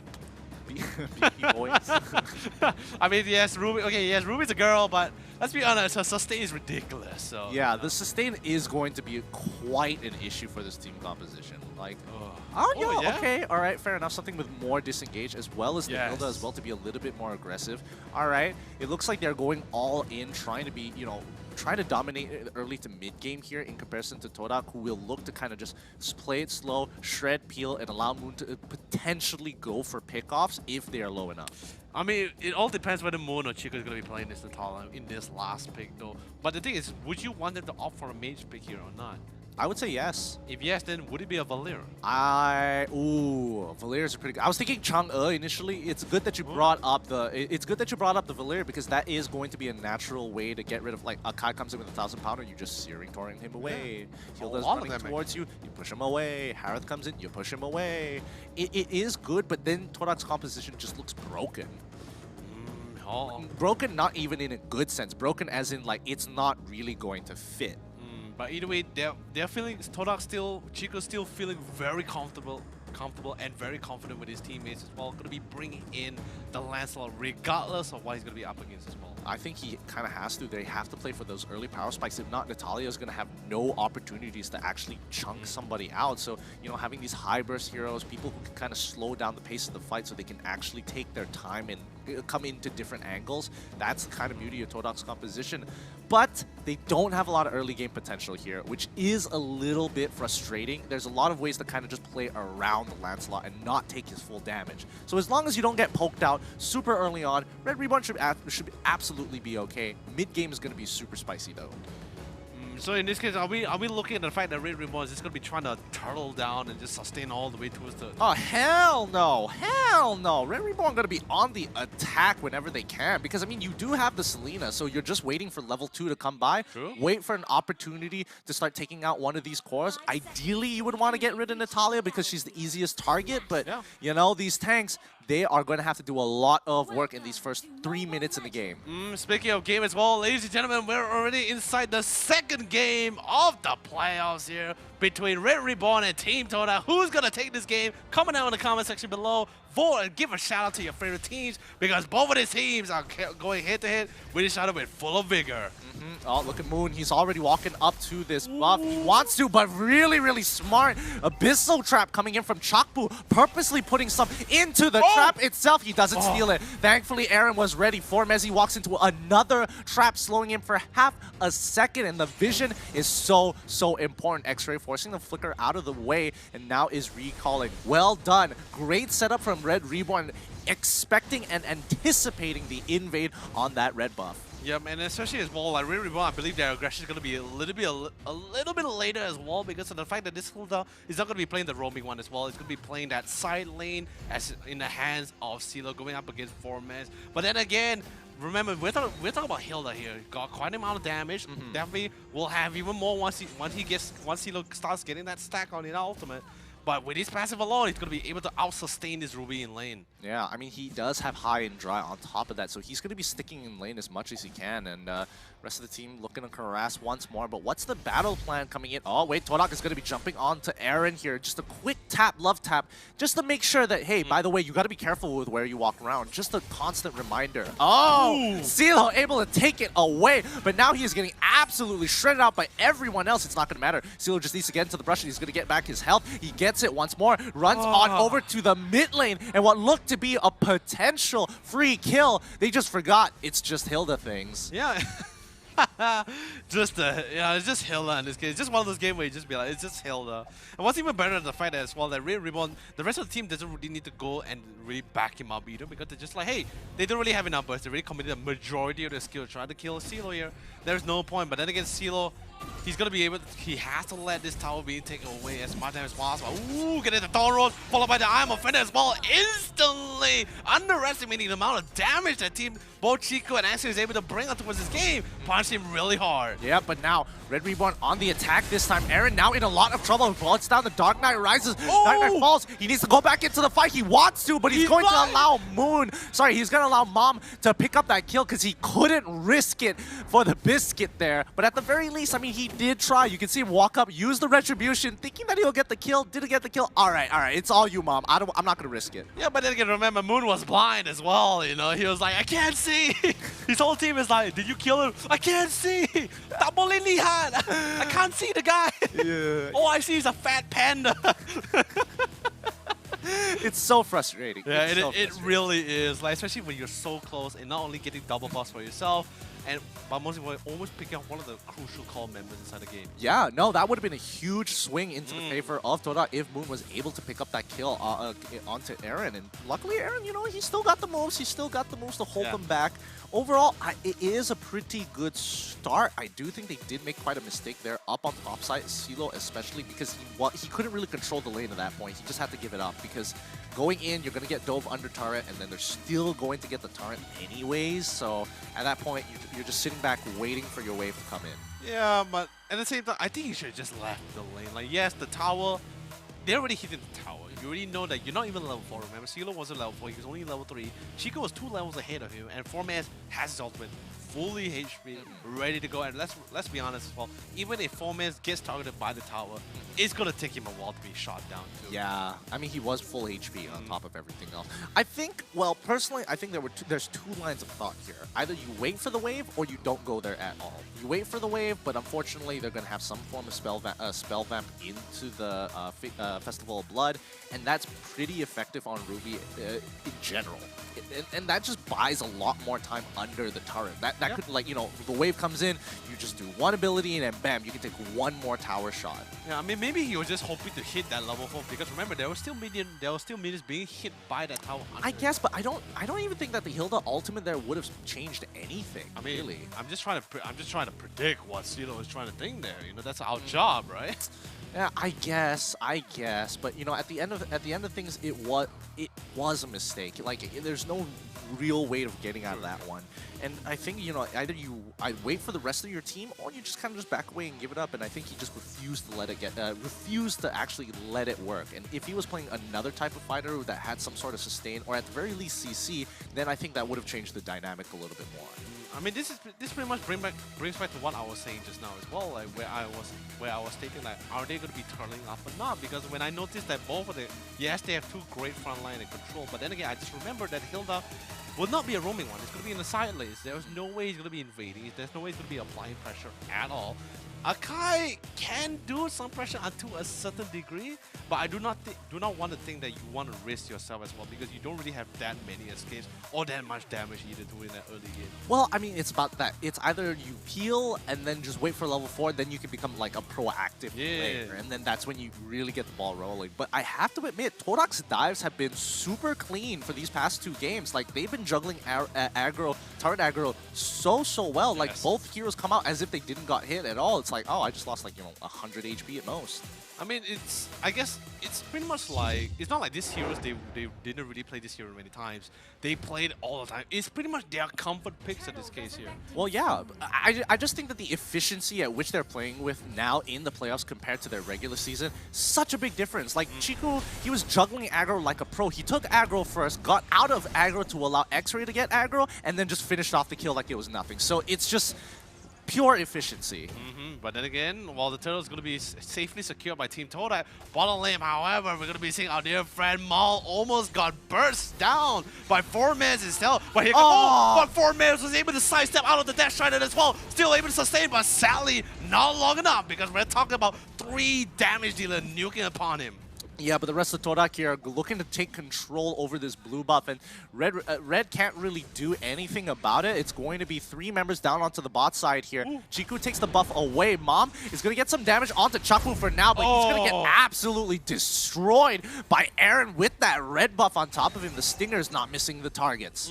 And especially with that kill as well, Aaron's going to be able to pick up the Raptors Machete, but sadly would not be able to get his own blue, because that jungle invasion coming from Todak, instantly spotting out the fact that Aaron was at bot lane, killing Formaz. They instantly reacted. Communication is very clean. I love it. Yeah. They do. The rotations are coming in quick and nice, but I don't know. Toda making a pretty significant mistake there. Like, well, what were you hoping for? What were you really hoping for? I guess he was estimating that he had enough damage to like get her below the insta-kill threshold, and then it was just like, oh, I'm a little bit off. Sorry guys, I'm about to die, and then he just goes. So I feel like it was like a John Cena moment. You drop the smoke bombs and you're like, you can't see. You can't hit me. I'm visible. But yeah, Natalia is super squishy. So there's nothing much that she could do there. It was really a bit of a gamble. I mean, I don't know. Do you think the gamble was necessary? I mean, it's the same case with all assassins, right? They're all soft in the end. But yes, but the gamble, like, coming back to your question, whether the gamble was necessary, I think not.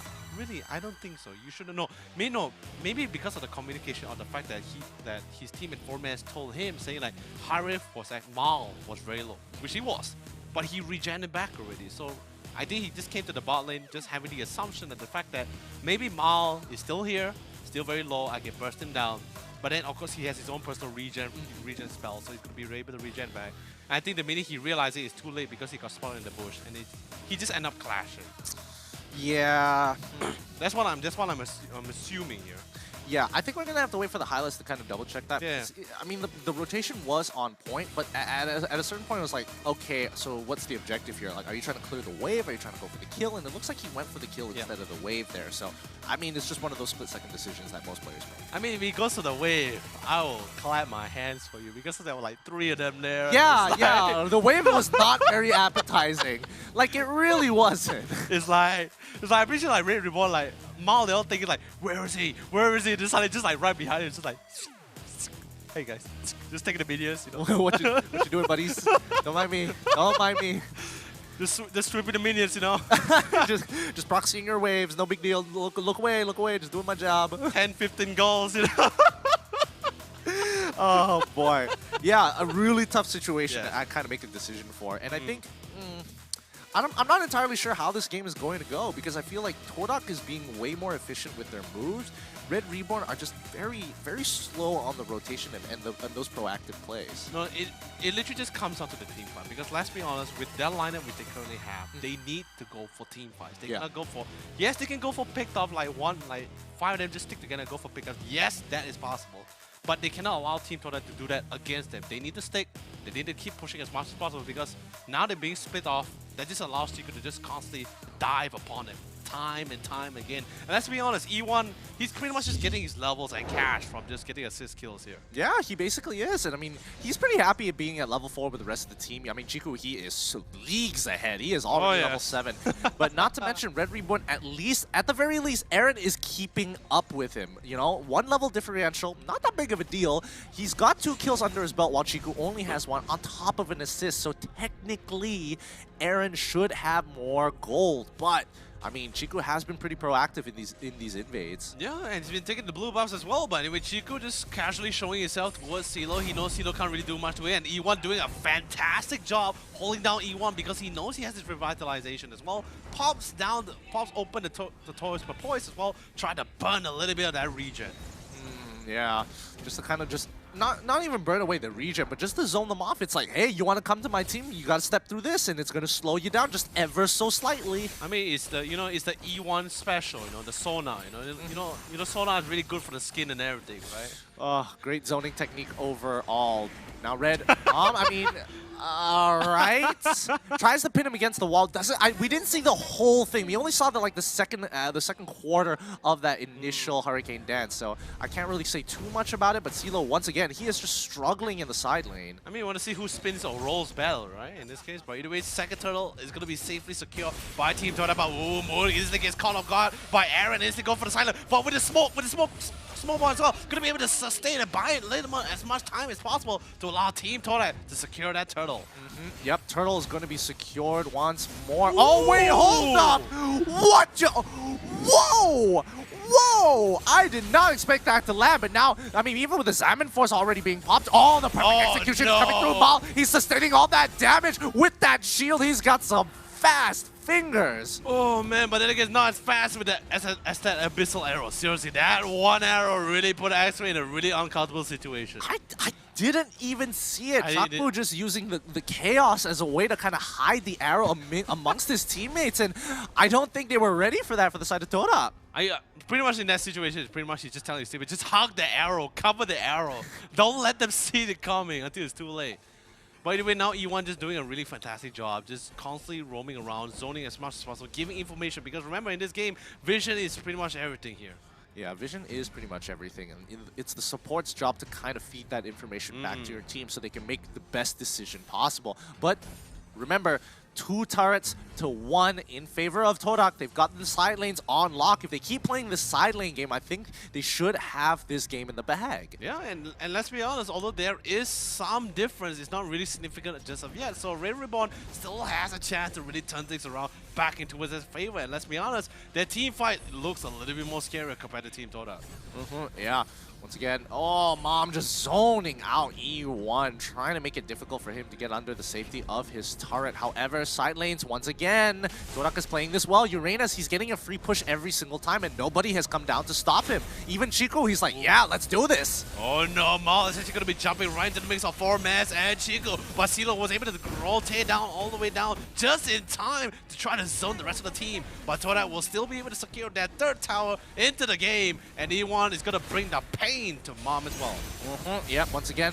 Oh, the stinkers do land Aaron. He wants to go in, but he can't commit to it. CeeLo, he's getting some damage in. However, he's already used his ultimate. Once again, the Diamond Force is out coming in from Mal. Chrono Dashes are doing some work here, but Revitalize is going to protect him through Chico. Absolutely one-shotting his opponents. He wants to get on top of Chakbu, but Formezi is going to be running on top, absorbing turret damage along the way. Mom on his way, 1,000 pounds, makes it out. The I'm offended, pulls in CeeLo, forcing him to get out. Moon, how is Moon still alive after all of that? And that's going to be a quadra here for the side of Todak, taking out Red Reborn and moving over to the Turtle. X-Ray, you are a man. He actually saved Moon at the same time. While he's controlling, while he's doing damage, he ensured that his ultimate was saved at the most opportune moment. 100% executed effectiveness and efficiency coming up from this team here.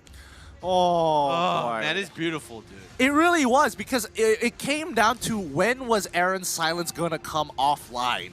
They were just waiting for an opportunity. Someone initially gets stunned by it. All right, whatever. I'm just gonna wait my time, go out of the fight, come back in the moment the silence is over, and just wreak havoc into that mid line. Like, just everybody in the middle. If you're in the front, you're gonna be dead. If you're in the far back, you're probably not even in the fight. If you're in the middle of the pack, you're probably gonna die. Let's be honest. Whether he's in the front of the pack or the back of the pack, let's be honest. As long as Chico is in range, you're gonna die. Oh man! But what's really beautiful about that last clash as well is that the fact that they actually just jump on top of Aaron, because they just know, like, Aaron, the only reason why he's engaged by enemy, speaking of engagement, Mom Beautiful jumped in, locks down 4Maz, pushed him to the wall with the Hurricane Dance. Gonna be forcing the rest of the member of Team Todak to fall back. But I don't think they just want to stop here. They want to try to look for even more.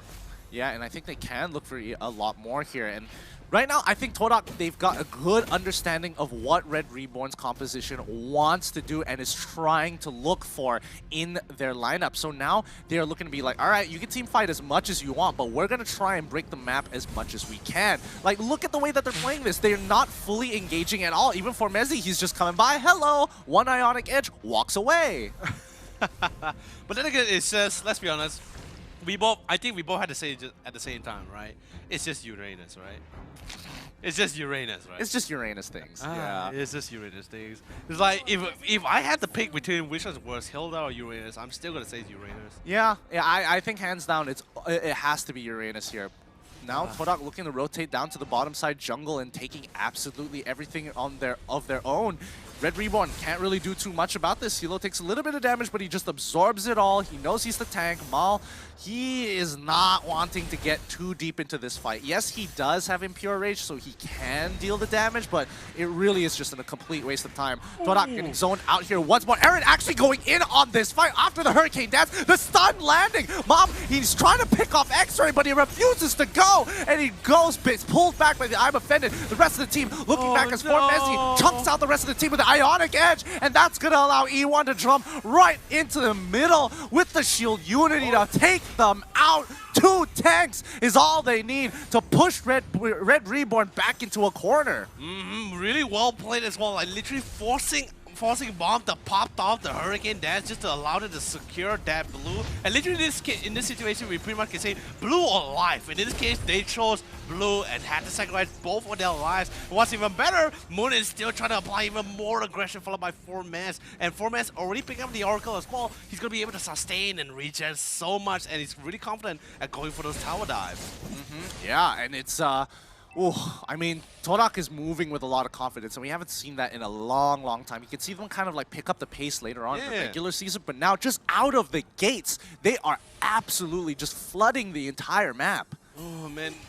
Oh, still love that Emos. But then again, yes, the reason why they are flooding out the floodgate because a lot of conditions was already been achieved for them as well. By the way, Formez is going to be doing a couple of rotation and zoning out as well. Going to be popping a lot of these Abyssal traps to really try to zone him out. And E1 being aggressive with his mom, jumping in with the Hurricane Dance, pulling him all the way back. But Formez pulls Bomb all the way back into the clutches of Chiku, but then Chiku instantly gets assassinated, gets burst down as well. But the Lord hammering down the bottom inhibitor. E1 trying his best to try to slow things down as much as possible. Pops off the revitalization, but eventually he will fall. But Formez with the Ionic Age picks a 1, almost get the second one, and thank God CeeLo gets back to the fountain. And now all they have to do is hold on the line as long as possible. And CeeLo, he can't do this alone. Moon is just doing so much damage, and Toda closes game 2 here with a clean 2-0 in the first day of the playoffs. Woo! What a game that was. Blanket Buff really making the difference here. Look at that. Moon had a difficult job to do against the lineup that just refused to fall into his clutches, but with the help of everybody, they were able to kind of pull it together. But let's throw it over to the analyst.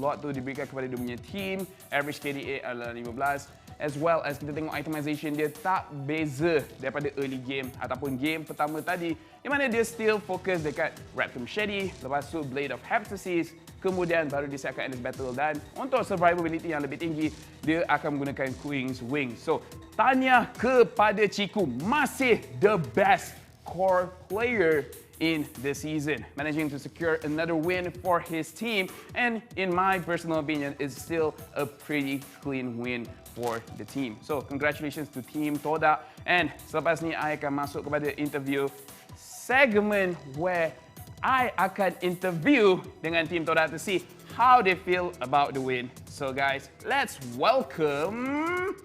Hello, Pomis. Apa khabar? Oh, khabar baik. Alhamdulillah. Okay, first nak cakap, baju korang lawa, wah, marvelous. So, I pun... Kita akan terus masuk ke dalam kita punya interview question sebab hari ini ada banyak match. So, first question. Ini adalah game pertama you main dekat bahagian playoff. Apa perbezaan main playoff dengan regular season? Perbezaan dia kat playoff ni rasa macam nervous sikit sebab first time playoff. Rasa nervous lah. Nervous tu ada sikit je lah, tapi sikit. Tak ada beza dengan ni lah, tak ada apa ni, dengan regular punya ni game. Ya, lagi you still rookie dekat dalam season ni. So tengok you transition daripada regular season sampai ke playoff. Rasanya ramai peminat Todak nak tengok. Tapi in my opinion, you dapat damage paling tinggi and you tank damage paling bagus. I rasa you dapat transition bagus dalam playoff. Okay, second question. Boleh dikatakan pada first game dengan second game, you guys menang agak smooth. Tak banyak mistake yang dilakukan oleh team Todak. Rasanya you guys boleh continue momentum ni ataupun maybe akan ada team yang boleh kalahkan Todak lepas ni? Saya rasa tak ada lah. Saya rasa kita orang boleh teruskan momentum ni and tak ada team yang boleh kalahkan Todak. I like the confidence. And match seterusnya, RSG lawan dengan EVOS. So, in your perspective, you rasa siapa yang akan kekal upper bracket and siapa yang akan turun lower bracket? Bagi perspektif saya rasa RSG yang akan stay kat upper bracket and EVOS akan jatuh ke lower bracket. Well, kejap lagi kita akan nampak prediction daripada caster semua sekali. And kena tengok I punya prediction juga. I cakap Red Ribbon akan menang tapi Todak yang menang. So, thank you kepada I sebab, you know. Anyways. Anyways, Pomis, ada tak apa-apa yang you nak cakap kepada you punya friends, family and semua fans Team Todak? First kali untuk kepada family saya, terima kasih sebab selalu support saya and doakan saya. And kepada kawan-kawan di luar sana, teruskan support Todak and terima kasih juga. And Ashi kirim salam. Very nice. Waalaikumsalam kepada Ashi. Thank you very much for me. So guys, there you go. That was the interview between Team Todak offlaner Formis. For those of you that didn't understand basically what was going on, Formis basically said that he doesn't feel that any team can beat them right now. Their momentum is going to go on stronger. They feel like no one can really shut them down. And even though the regular season and playoff is a totally different stage, but he feels that he is getting more accustomed to the playoff stress, as you would say, as well as he believes that RSG will continue to stay at the upper bracket and EVOS will go to the lower bracket. So, benda tu kita akan tengok nanti. Macam mana pun, kita baru saja tengok perlawanan pertama dekat playoff di mana team Todak menang 2-0 lawan Red Ribbon dan sekarang kita akan tengok match seterusnya antara, dah tak nampak saya lagi tapi you guys masih boleh dengar I punya suara. Resurgence akan melawan dengan team EVOS SG. Walaupun Matthew marah dekat caster sebab kita tak percayakan team EVOS, kita sendiri kena tengok performance mereka dekat stage. Adakah Toxic CEO akan bermain? Kita pun tak pasti. Kalau Toxic CEO main, maybe dia boleh menang. Dia boleh guna Terizla. Jangan sesiapa ban Terizla kalau lawan dengan Toxic CEO. Anyways, kita akan tengok match seterusnya di mana RSG dengan EVOS.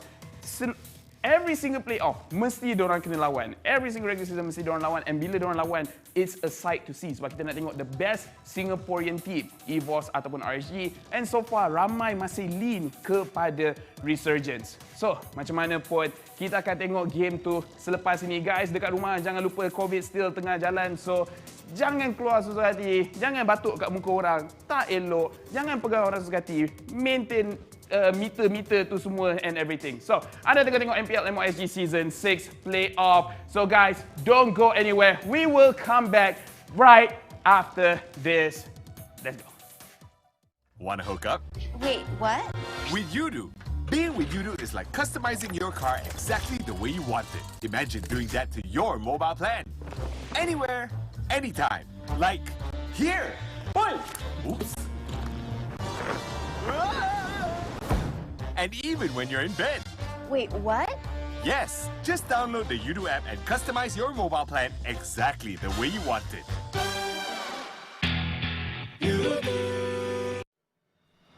Hello everyone, welcome back to Inside Mobile Legends. We have prepared a comprehensive update, aka Project Next, for the new season to come. Don't forget to check it out on September 22nd when the update goes live. Now, without further ado, let's dive in. Starting with the updated battlefield. First off, we have added special siege minions to the side lane minion waves. The siege minions on the side that is close to the first turtle spawn, aka the turtle lane, will provide 50% extra EXP, whereas the siege minions on the other side lane grant the player 50% extra gold. However, all the special siege minions will return to regular ones starting from the 8th minion wave. Moving on to the defense towers, we have added a shield to every outer tower. In the first 3 minutes of the game, if the player or the friendly minions attack the enemy outer tower, the player will in return get gold.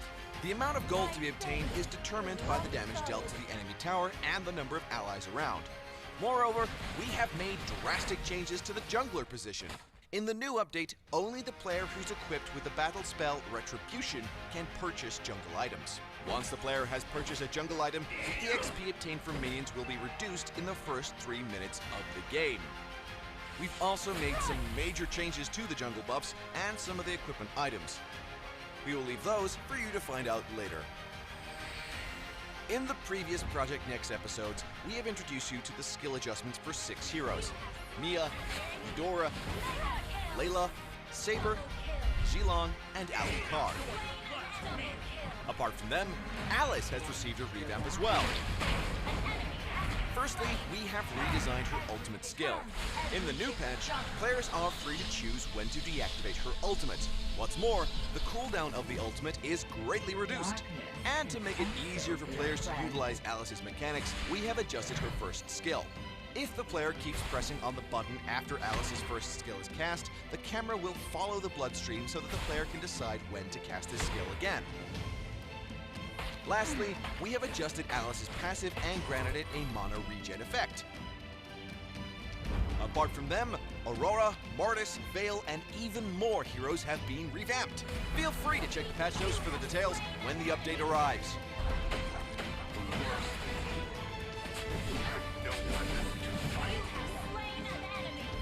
Aside from the hero skill changes, we've also made some great improvements in terms of hero modeling. Now with the updated animation and visual effects, it is safe to say that MLBB has taken a giant leap. Concerned about the increased system consumption? Worry no more. All the changes and optimization won't cost you extra system consumption.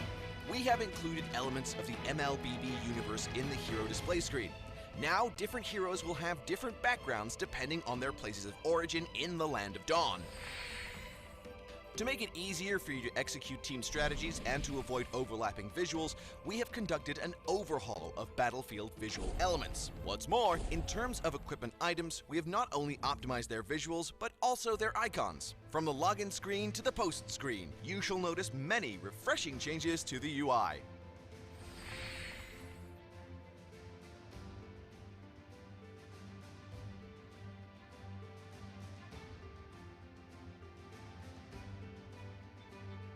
And when it comes to the controls and the field of view, we have also made great improvements, with which we hope our players can fully enjoy the fun of a mobile MOBA. Well, that wraps up today's episode of Inside Mobile Legends. Don't forget to log in onto MLBB on September 22nd. If you have any suggestions for Mobile Legends Bang Bang, feel free to leave a comment below. Don't forget to leave a like if you enjoyed the video. Follow our YouTube channel for more news and updates. Until next time, we'll be seeing you in the Land of Dawn. Download for free Mobile Legends Bang Bang. Want to hook up? Wait, what? With Yudu. Being with Yudu is like customizing your car exactly the way you want it. Imagine doing that to your mobile plan. Anywhere, anytime. Like here. Oops. And even when you're in bed. Wait, what? Yes, just download the Yudu app and customize your mobile plan exactly the way you want it.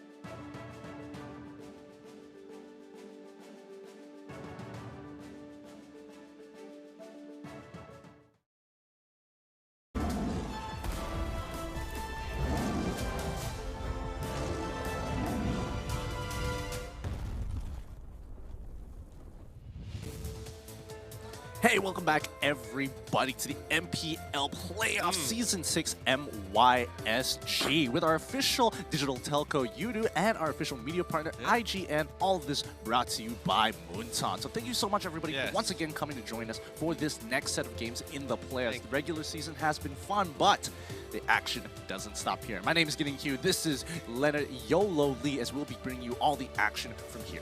Oh man, seriously, speaking of action as well, action speaks for itself. And after witnessing first game, super clean, very fun, but most importantly, very dominatingly, that Toda is already showing everybody inside here on the first day of the playoffs, instantly telling everyone, this is pretty much their declaration of war to everyone. It's like, hey, we just stomped Red Reborn.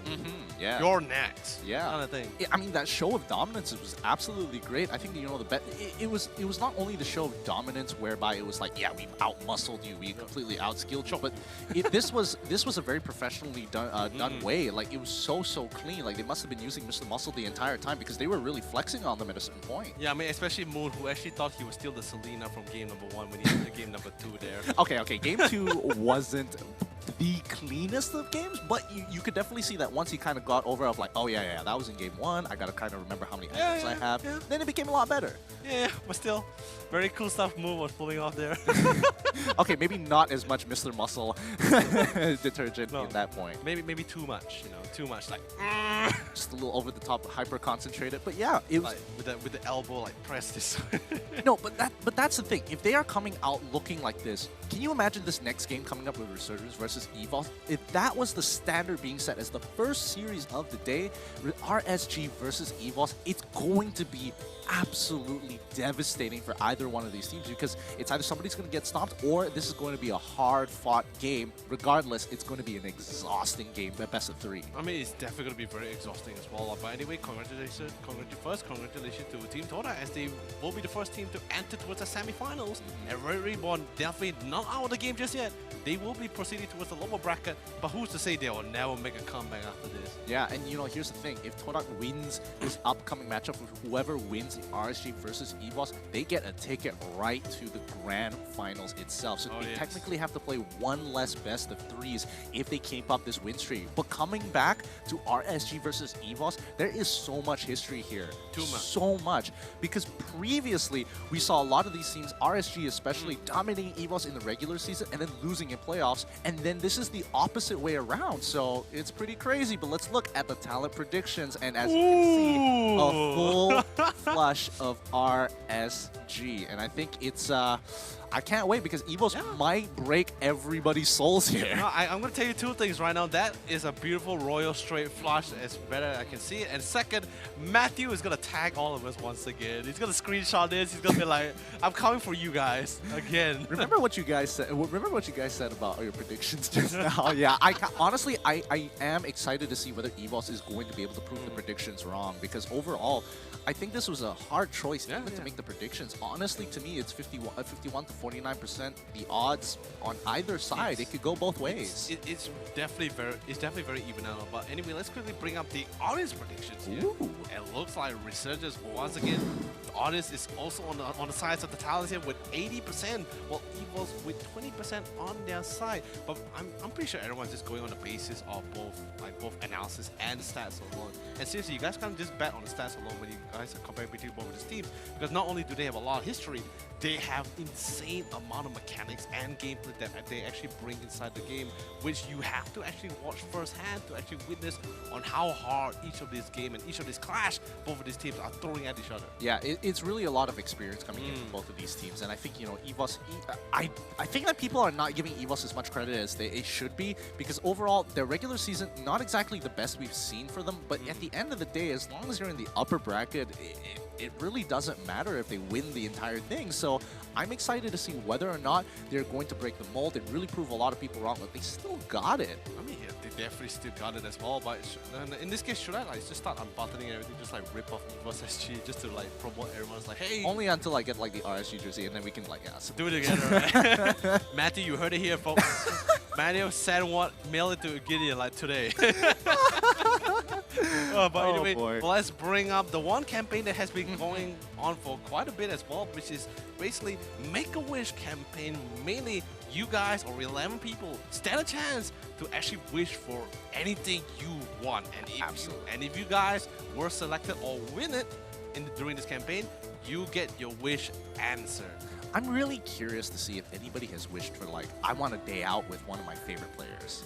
Like, I'm curious to see how many people have put that in comparison to, like, I want all the skins, I want all the heroes, I want all this. I know, I'm surprised because, like, you guys can ask for anything. Yeah. Like, anything. Like, as long as it's MLBB related, anybody, like, even a person itself, you can ask for it as long as you win it. I wonder if anybody has, like, put weird answers like, I want to sleep in LY Force bed.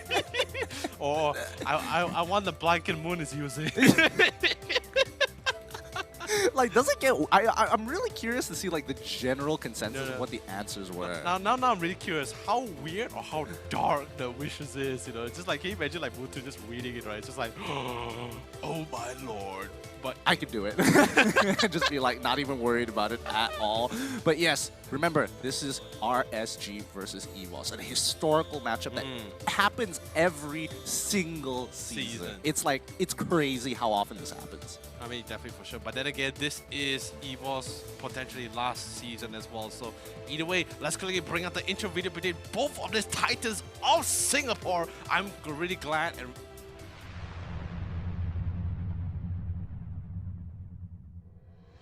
there are only 2 Singaporean teams that got into the playoffs, us and Resurgence. It's probably fate that we have to face each other first. Mendapatkan tahu di belakang dan pistol, datang di bahagian belakang. Okey, so cuba untuk 1 lawan 2 tapi di mana kebantuannya? I am satisfied with our regular season's run, but playoffs is where we show our true colours. After all, we are the defending champions.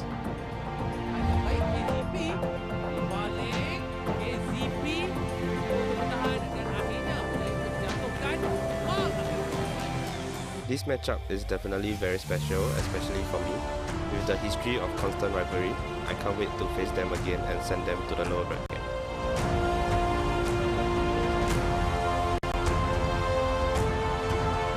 So far, no other team has been able to achieve back-to-back titles. I believe we have what it takes to set the record.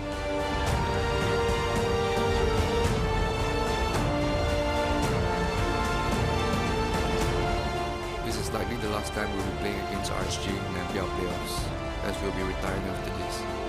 Let's see who's the best Singaporean team, once and for all.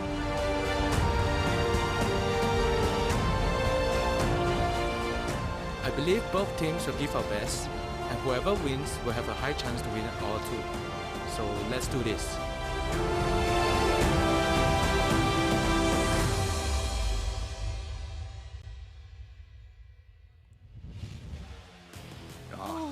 Oh man, right in the heart. Yeah, it really hurts. It really hurts to hear that this is potentially, you know, the last game that they're ever going to be matching up. But luckily, it's in the upper bracket, so they still have another opportunity for either one of these teams to meet each other in the finals, or maybe somewhere in the lower bracket. I mean, inevitably, already expected to see both of these teams. They will definitely have to face with each other for sure. But then again, didn't expect to see them this early. But of course, that's because of the group stage during the group stage of the regular season. That's why they're fighting first.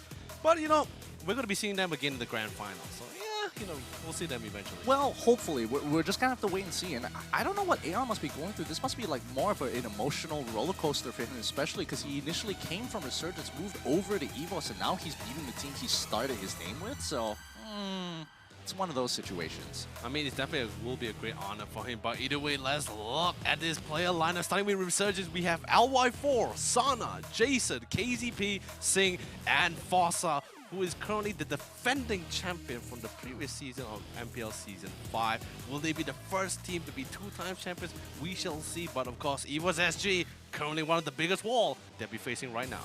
And that's going to be EVOS SG, their long-time rivals in the MPL itself since the beginning of time. It's going to be Pokemon, Potato, Aeon, JPL, Soul, and Talk CEO.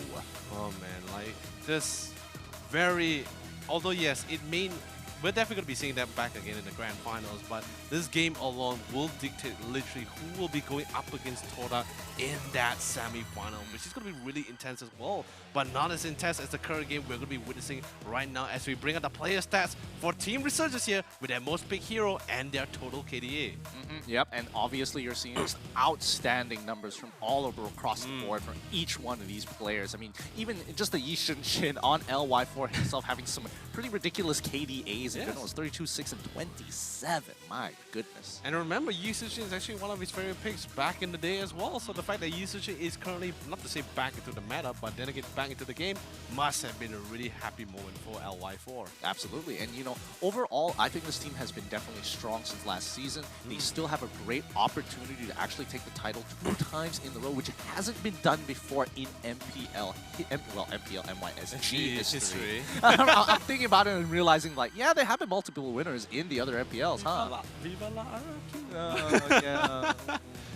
Oh boy, yeah. This is going to be a really difficult matchup here, and you know, even analyzing it here on this day, it doesn't bring any less pain that one of these teams will have to go into the lower brackets. Hey, I mean, you see it as pain, I see it as a great honor, because like both of these are not only defending champion, but one of the biggest teams, or titans in this case, of Singapore. So this is the craziest civil war which we're ever going to see, and both of these teams looking the sharpest and the best inside of MPL season history. By the way, this is the lineup for EVOS-SG with their most big hero and also their total KDA with it. And most important, I just want to give a big shout out to the fact that Potato has for Yi Shin 58, 14, 43. That's like twice as much as LY4. But then again, LY4 has been adapting and has been switching between marksmen here. Yeah, and I think the biggest question is whether or not both of these are going to be able to carry their teams with the help of their supports, because again, there are multitudes of supports, multitudes of cores that you could be using. The Hellcrits have been coming back into play. Right. We're also seeing the Harrods pop up a lot more, so that's going to be putting a big question mark on some of these other players across the board. And you know, if you need a secondary core here, who's going to be playing that role? I mean, it's definitely going to be decided based on the drafting as well. Because remember, ever since the jungle came back, we saw AR reverting back to what he usually plays, basically mage heroes. Although, let's be honest, I'm still a big fan of how he plays with his tank when he was playing as the tank support with the healers and the rest of the heroes. But seeing him playing the mage is, of course, it has always been a great feeling. But this is the team stats between both Resurgence and EVOS-SG, and let's be honest, very, very similar all across the board, except the huge significance coming out for Resurgence with the first tower rate here of 64% compared to EVOS-SG with 45. I mean, RSG on paper has the better score in almost every single aspect except average lord time, average lords per game with only a 0.1 differential. Everything else is either the same or higher. So on paper, RSG is looking to be the favorites in these games. Even with unique hero picks, they have 4 more than you know, EVOS in this particular section. 22 games played overall. That's probably why we're seeing a lot more of these standards here, because EVOS, they did win a lot more of their games more cleanly in those 2 O's. Ooh, man, and we love this player hit-to-hit comparison as well between both Sana and Soul as well. Both playing as one of the main fighter roles inside here of both of these teams as well, and coming just based on their stats alone, like average gold per minute is like very huge significant, of course.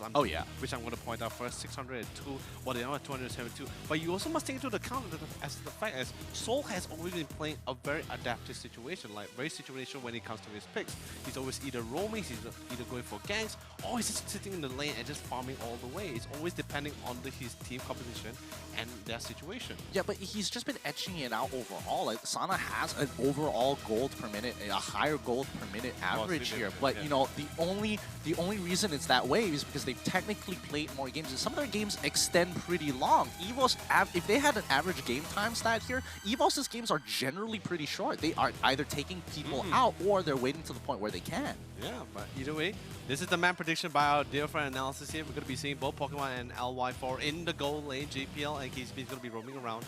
AR is going to be going towards that mid lane, and both Sana and Potato will be in that jungle. Sick and Soul will be in that EXP lane.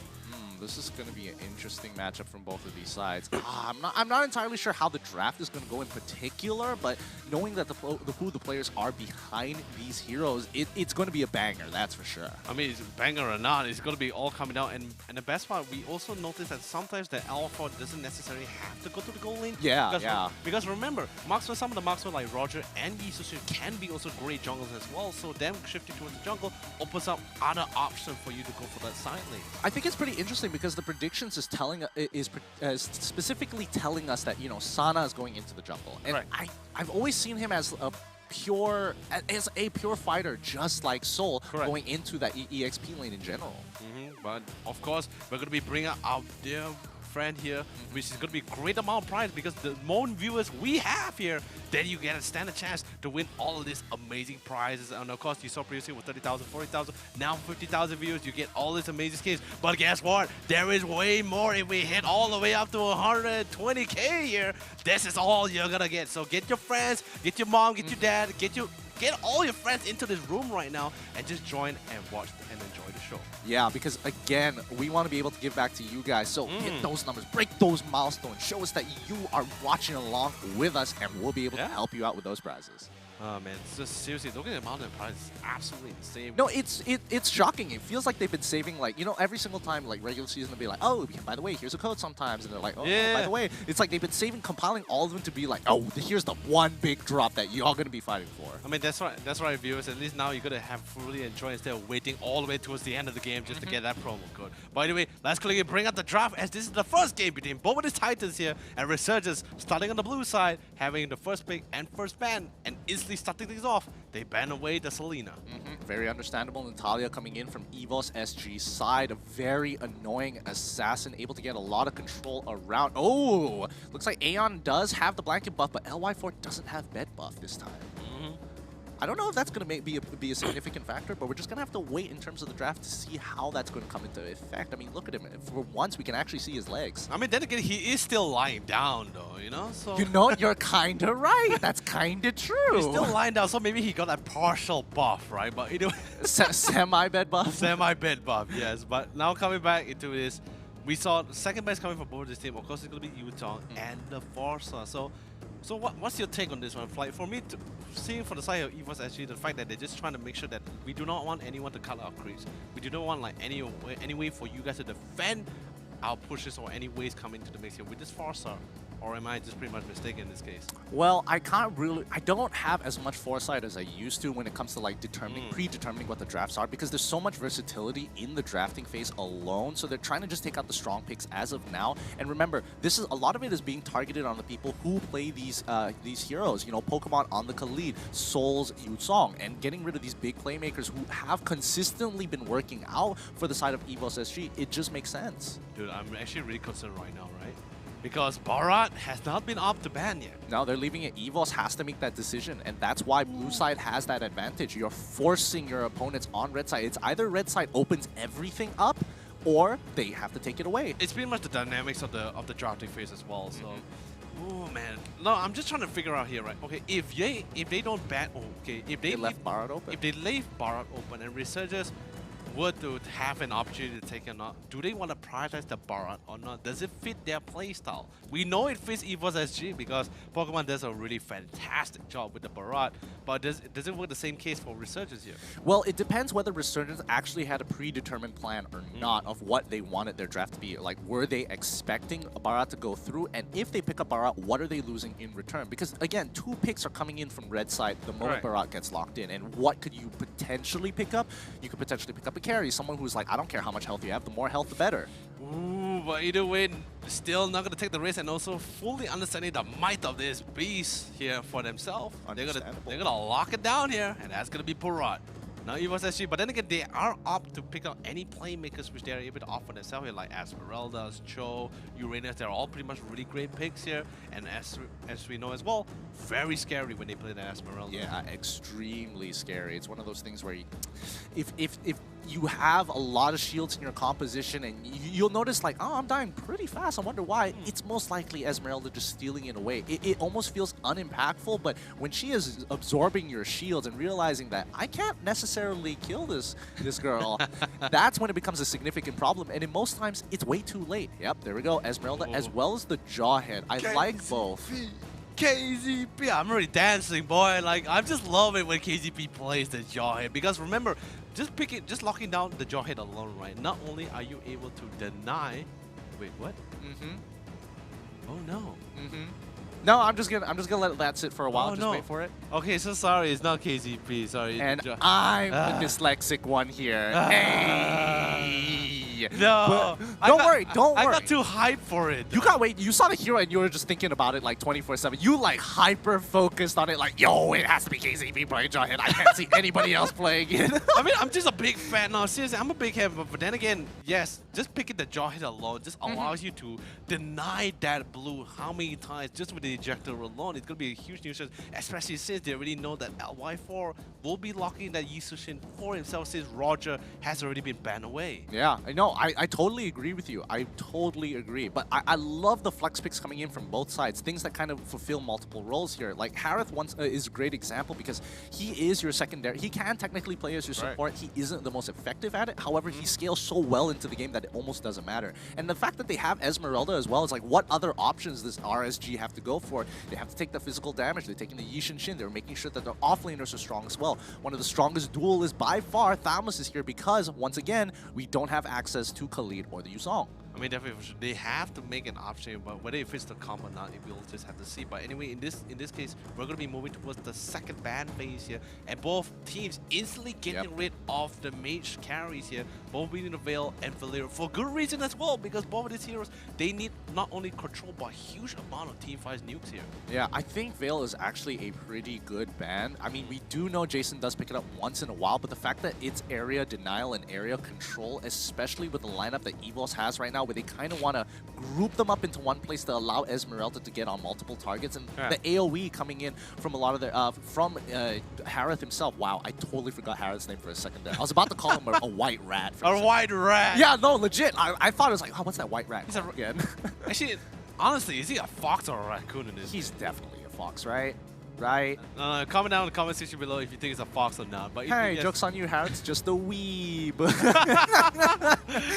But anyway, the last ban will be taken away. It's going to be the Chang, and I think it's a really great one as well. Although yes, Jason could have tried to opt it for himself, but there is still the existence of the Esmeralda. So getting rid of the shield will be quite a nuisance, but there's still the nukes and the wave clear with it. Both teams are really trying to opt to go for here. I mean, are they even considering whether they want to go low Yi at this point? Because I mean, they've taken out like a good chunk of the carry type of the hyper, super bursty type mages. So now they're going to be reverting to something like the Kagura, things like that forces you to get the shield. The Kadita as well as the Veil doesn't necessarily want to go in close, and Kadita is hard to catch. So even though Esmeralda can jump on top of her, she just waves away, doesn't really care about it. Chang'e on the other side, all right, sure, but do they necessarily want to give it over to EVOS as she considering their lineup? Because again, she doesn't necessarily have the CC like a Eudora.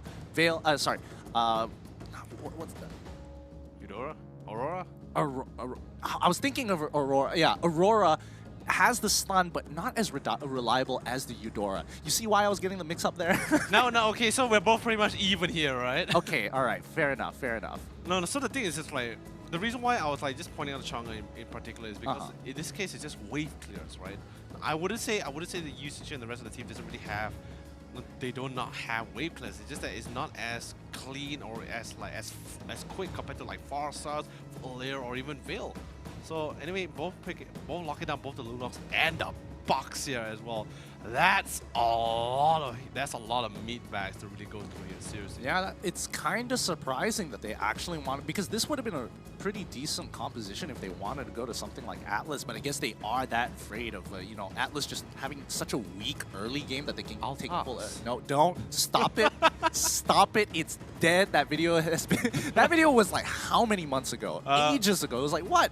5-6 months ago? 5 months ago. 5 months. 5 months ago at this point in time. Let it die. No. Let it die. KCP never dies. Okay? Oh, that's about to change once this game starts. But yeah, looking at both compositions, it's pretty even and both has some form of counterplay. But what is that last pick? Soul, give it to us. All right. All right.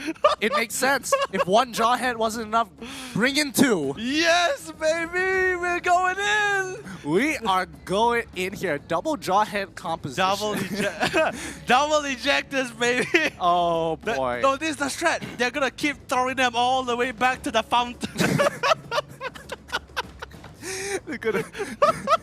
Oh, that would be... No, I honestly want to see an all for nothing where it's just like five Jawheads, each one ejecting the other teammate over to kind of like play hopscotch until they get to the enemy, and then all of them just unstoppable forces on one fool. Ooh, that would be brutal. But it's time to get into this game here. Resurgence versus EVOS SG. A one opportunity to settle the score before they retire. I mean, definitely for sure. But at the same time, what are you guessing for their last pick for themselves here?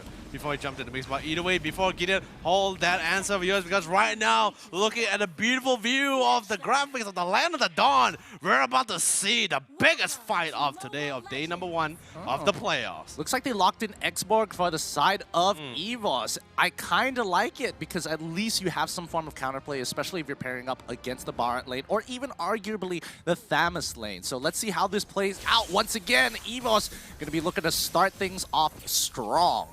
Strong indeed, and look at the bottom lane as well. Xborg, our dear friend Pokemon, definitely not going to be having the tough time. Same goes for the top lane as well as Soul playing with the Esmeralda. And as it is already, like we were saying, that early game for the Esmeralda is not really as fun compared to the mid game, and the fact that she's already dealing against both huge amount of damage, by the way, and with the Boxer as well, definitely not a fun lane for Soul. Yeah, absolutely. But this is some great understanding of the matchup coming in from both Sana and Soul. Like I mean, these guys are pure offlaners. They don't usually play other things here. Pokemon, he doesn't mind going in and out of the damage, but he's got to be very consistent with it. And that's kind of the issue here, because you are limited by your range when you have the Firaga armor, putting you in very tight spots and sometimes even gankable spots.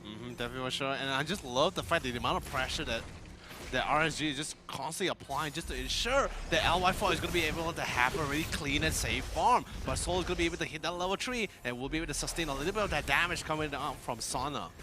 Yeah, and I think right now, Resurgence is trying to min-max as much as they can, sending a lot of solo laners here. LY4, he's in a lot of trouble trying to get on the Harith.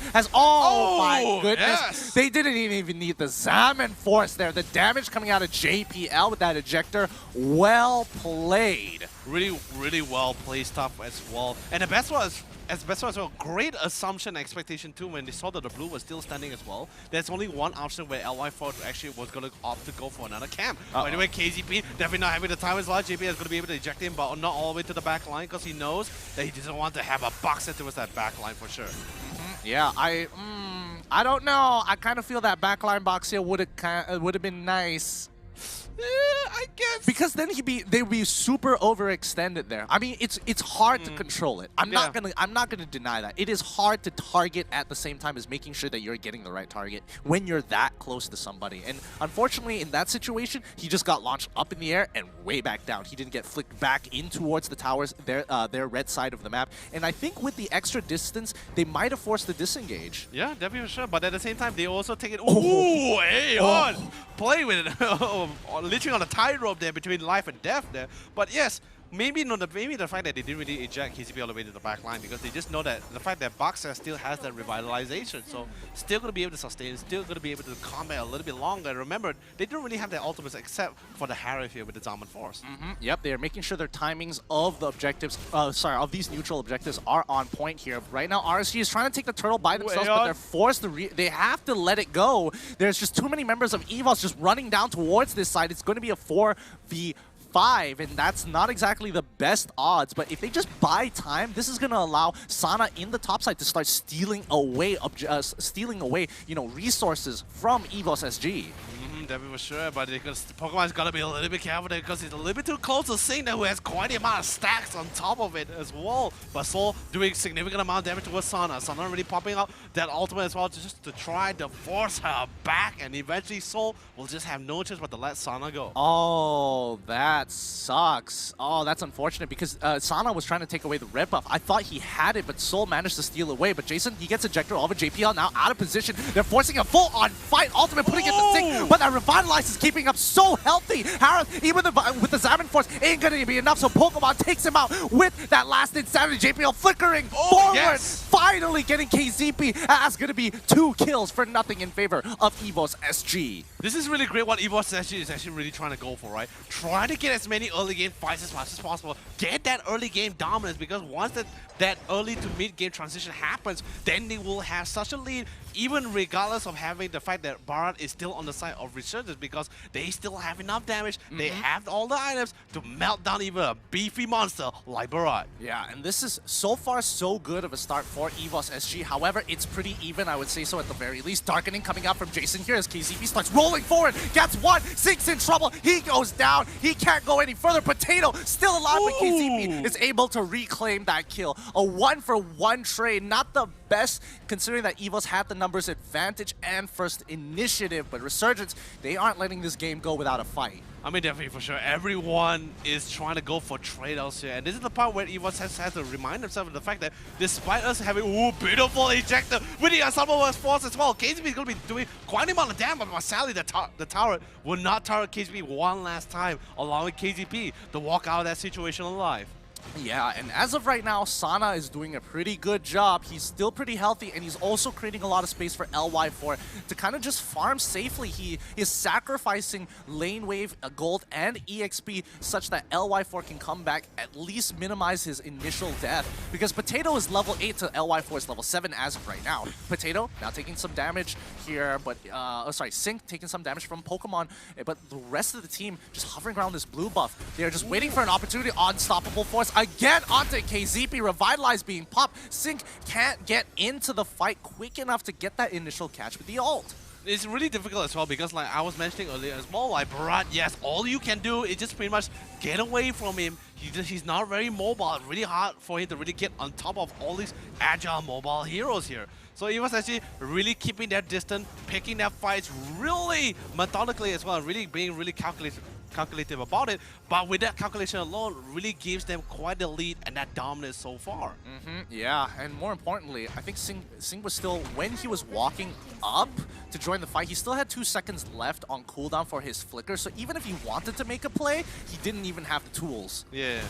By the way, Pokemon finally getting that immortality, which is going to be really crucial for the side of the team here. This allows EVOS actually to be a little bit more aggressive should the fight really count, because right now we see Resurgence slowly retaliating, especially towards his top side.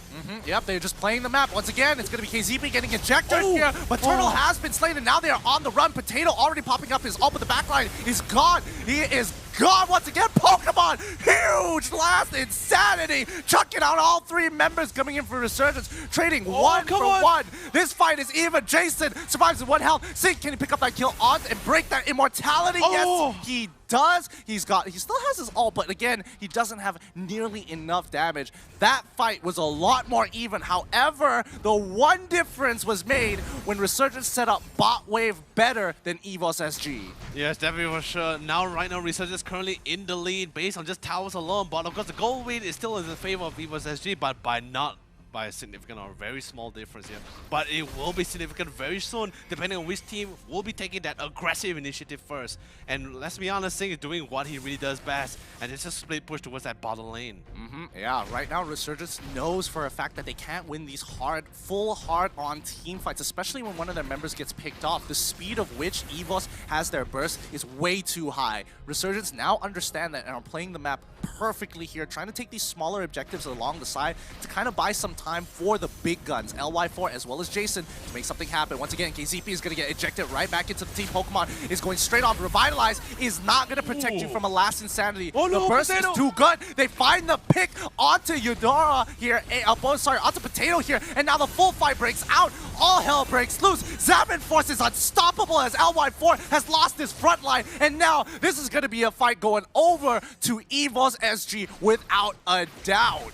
But then again, Potato wants to try to clear this and push out this bottom lane to at least open things up and allow the entire team to try to push them down. But Pokemon try to go for the bait, will be able to cancel out the TP as well. Sing has to be really careful about it, but Sally will be able to allow Pokemon to get the mega kill and potentially will even lock down this bottom tier 1 tower. Oh, that was huge. That was huge. And now Potato, he's got the magic damage as well, so he will be able to shred right through that turret just purely with the Chrono Dash. Yeah, and this is exactly what you were asking me, like, what can he do against the Barat, right? Just leave. I said, leave him alone. Just go to the back line. That's pretty much what they did. They did, yes, significant amount of damage with Sing, but they straight away turned their priorities towards that back line and instantly Resurgence losing 4 members. They instantly lost everything else, and Sing, he can't do anything alone. He's not that big just yet.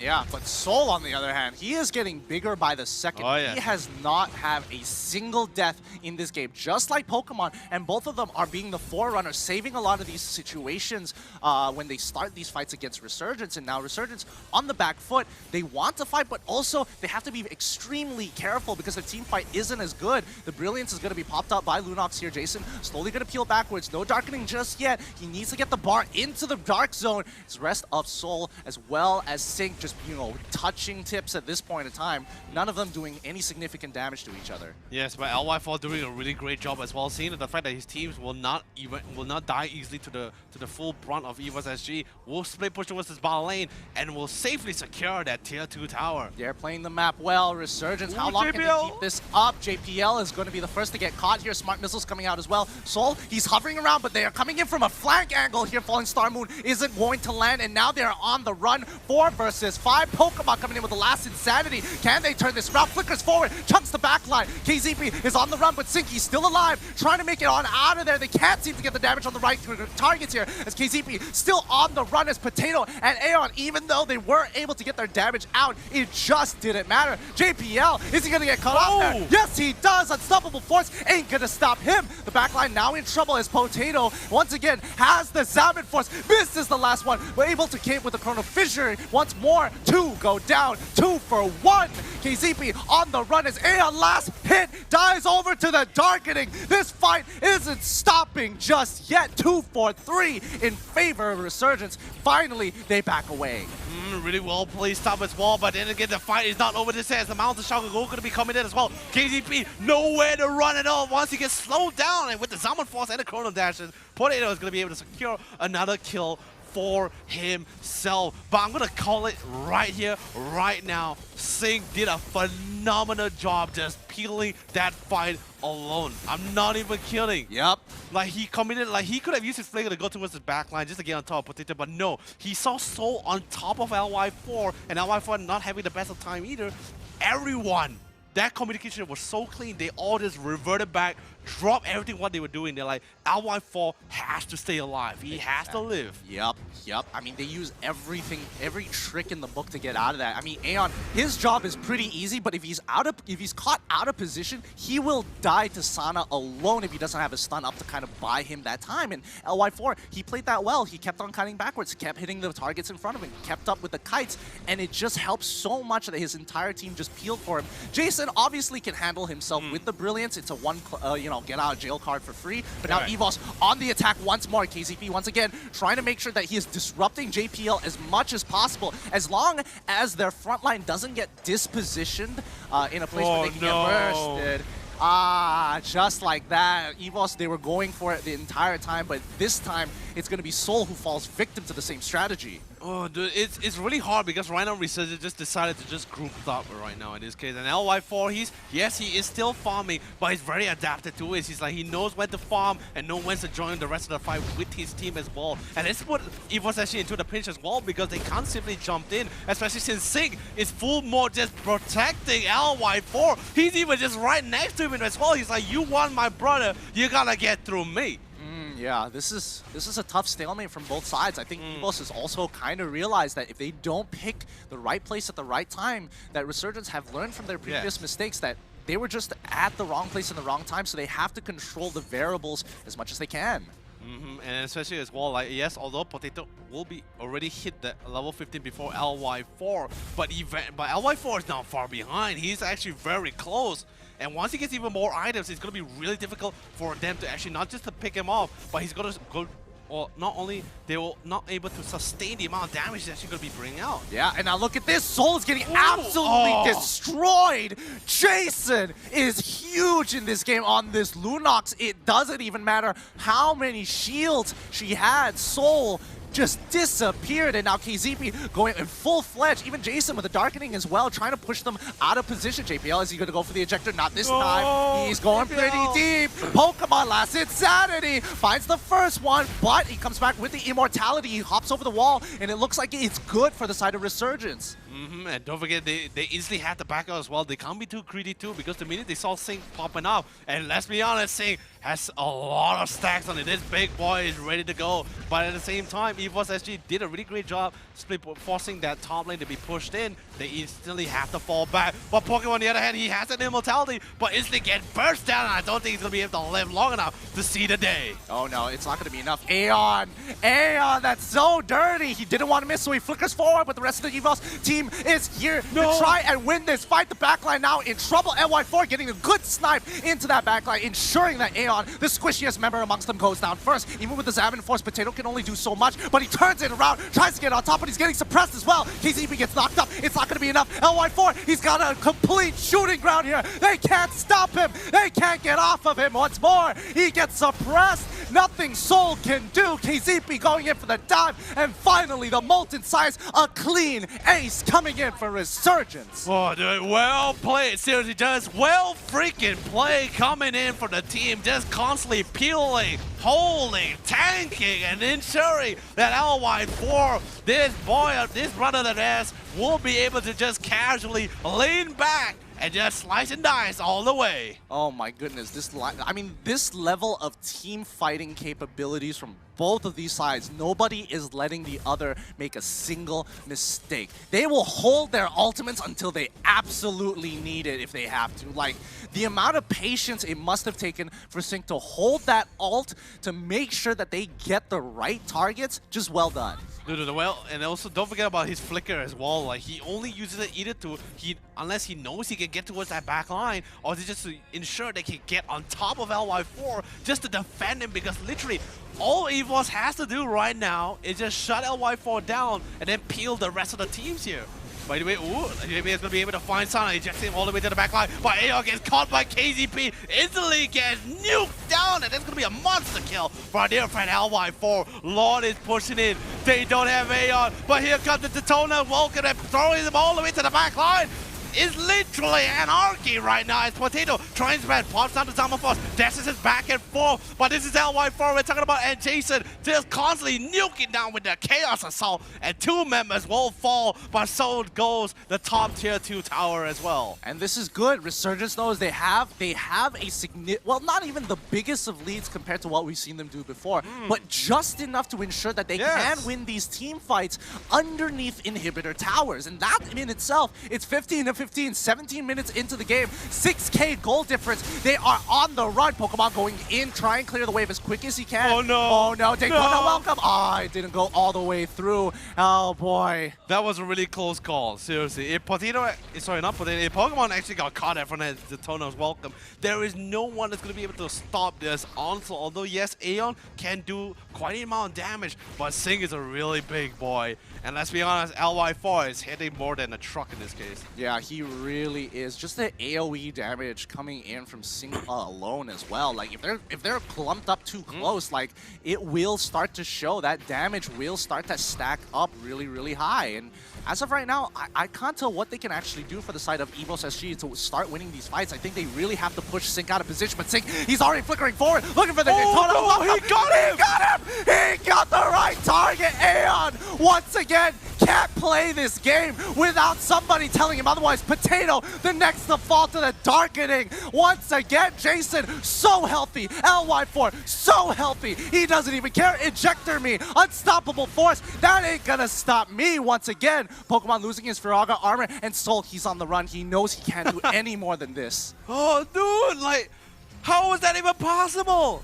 He got him, got Aeon all the way from the back line. But anyway, this is going to be the one final push. KTB so low, but they don't care. They don't want to kill. They just want to hit this throne. But then again, beautiful play coming from Pokemon, able to clear out that minion wave. But Soul, trying his best, will be able to get out alive. And with the fire state, he's going to be able to scorch and burn Sana a little bit more. But here comes the Mount of Stronger just to give a little bit more information towards his team. Yep, and once again, the Cavalry has finally started to spawning in and are running it down towards the mid lane to protect their last few inhibitors here. That was a huge blow for them, but at the very least, EVOS, they have the goal to start coming back into it. Right.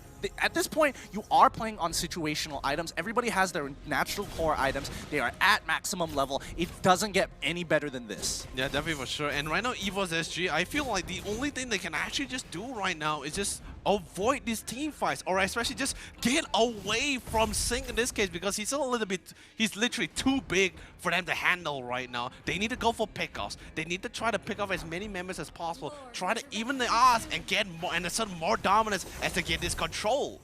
Yeah, speaking of asserting dominance here, Sync unfazed by what Soul can do. He is literally walking back and forth.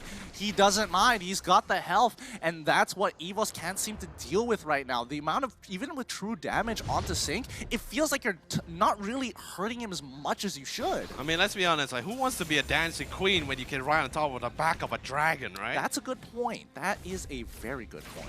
But anyway, KTB doing his job, doing what he does best, constantly zoning around, giving information towards his team. And now Sync with the Oracle, going to be regenerating even more. Oh my lord. Yeah, this is now becoming a much more stale game here, as both sides at a point now they can't even consider item advantage to even be much of an advantage this time, because they all have full items. So there isn't much to be said, and they just have to maneuver these fights, making sure that they hit the most efficient ability here. Oh, wow. My lord.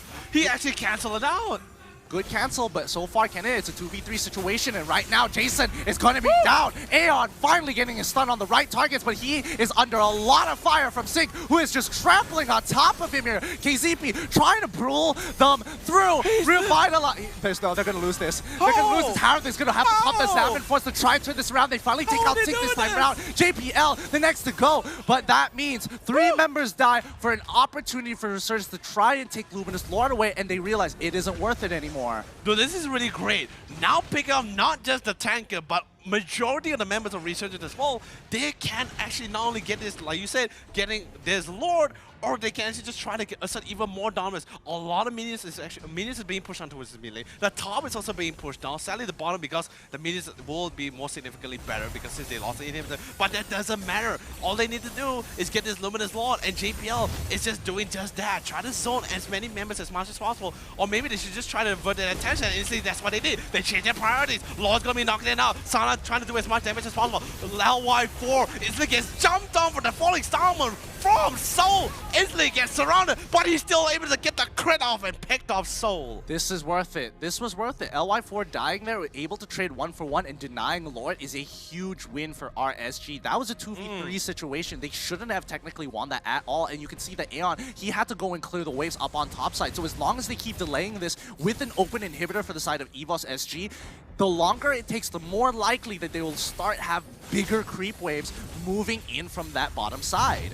But they're going to be careful as well. LY4 is going to be coming out in exactly 20 seconds, and that's pretty much how long they can actually buy for themselves. Seeing thrown right into the mid as well, getting melted down instantly to revitalize. It's barely keeping it as well, but with the top for the corner dash, he's going to be able to get picked off. But we're talking about Jason here with the Darkening, instantly nukes down the majority of the members of EVOS SG, and now they're currently on the run. Pokemon gets popped up there. He still has the immortality, but he will eventually try to get away, and same goes for his teammate JPL. Yeah, as long as Jason is alive, the team has a great opportunity, and especially with a secondary win condition, it becomes so much more difficult for EVOS to play this game because they're expecting Soul to survive all that damage. However, you can't necessarily itemize effectively, especially with the amount of high magic penetration coming in from... No,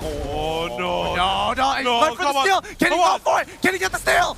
No! Retribution is going to come into play. Soul is on the run now, but he is going to be giving up his life for nothing this time round. Holy Crystal being bought by Jason. JPL just left to defend. All 4 members from EVOS SG gonna be coming back up. This is their final push coming in from RSG. Can EVOS SG defend? Oh, this is going to be a really tough one as well. Since it's going to be the Luminous Lord sent towards the bot lane. Now this is going to be pressuring EVOS so hard as well. Because remember, the Crystal is not really that healthy. I'm pretty sure it's just 1 or 2 hits from the Lord away from just befalling here away from this team in this first game. But remember, sadly, unfortunately, I know Sol, he was trying to be the big man here, tried to be the team player and try to steal the Lord. But stealing the Lord without the Retribution and without the following Starman is definitely a really hard take to go for. Yep, now that Lord has been crashing in, Luminous Lord, but if any, he is going to be cutting through. The fight has begun. Aeon's now in trouble. Is he going to get stunned up? Yes, he does, but they're going straight for the Crystal. Good end game coming in from RSG, but this is only the first in this best of 3. EVOS have another opportunity to even out the score.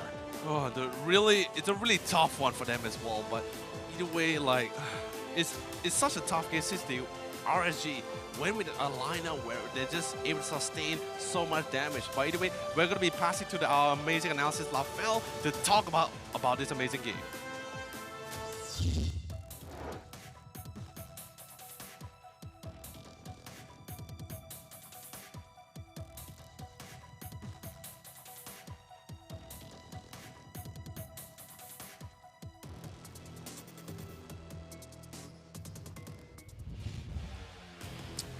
Thanks, Lafell. Thanks, Lafell. Oh, yeah, that was a great analysis. No, that was... no, it's not about the analysis. It's about the looks, you know. We see him, we get hype, and now we're embraced with the knowledge for analysis for what happened in that first game. I feel like I already know what he was trying to say just by looking at him. He was just kind of going like that, and I was just like, yeah, totally, that makes sense. Like, it all adds up. I mean, definitely all adds up as well, man. Seriously, it's a. I mean, even the BM side, you just saw them. They're like, you know, doing their own sort of analysis on it. I mean, no. Technically, it's still Lafell. So let's get to the analysis, people. And now let's talk about what happened in that first game. Seriously, Lafell, the game was very intense, especially since they, like RSG, let's be honest, with the lineup which they went, a lot of sustain, a lot of tanks, a lot of peels. Yep. Then there's literally no way, like, I get it that what EVOS actually was trying to go for, try to close out towards that between that early game or mid game, then we get that dominance. But once Resurgence start sticking and start grouping up, things got a little bit too difficult for them. Well, Lafell, I personally think that overall Barat has to be one of the biggest problems that they had to face, because it wasn't really the suppression that was annoying. Yes, it was annoying at the end of things, especially for Aeon, because he kept on getting targeted every single time because he has some of the most impactful abilities in the late stages.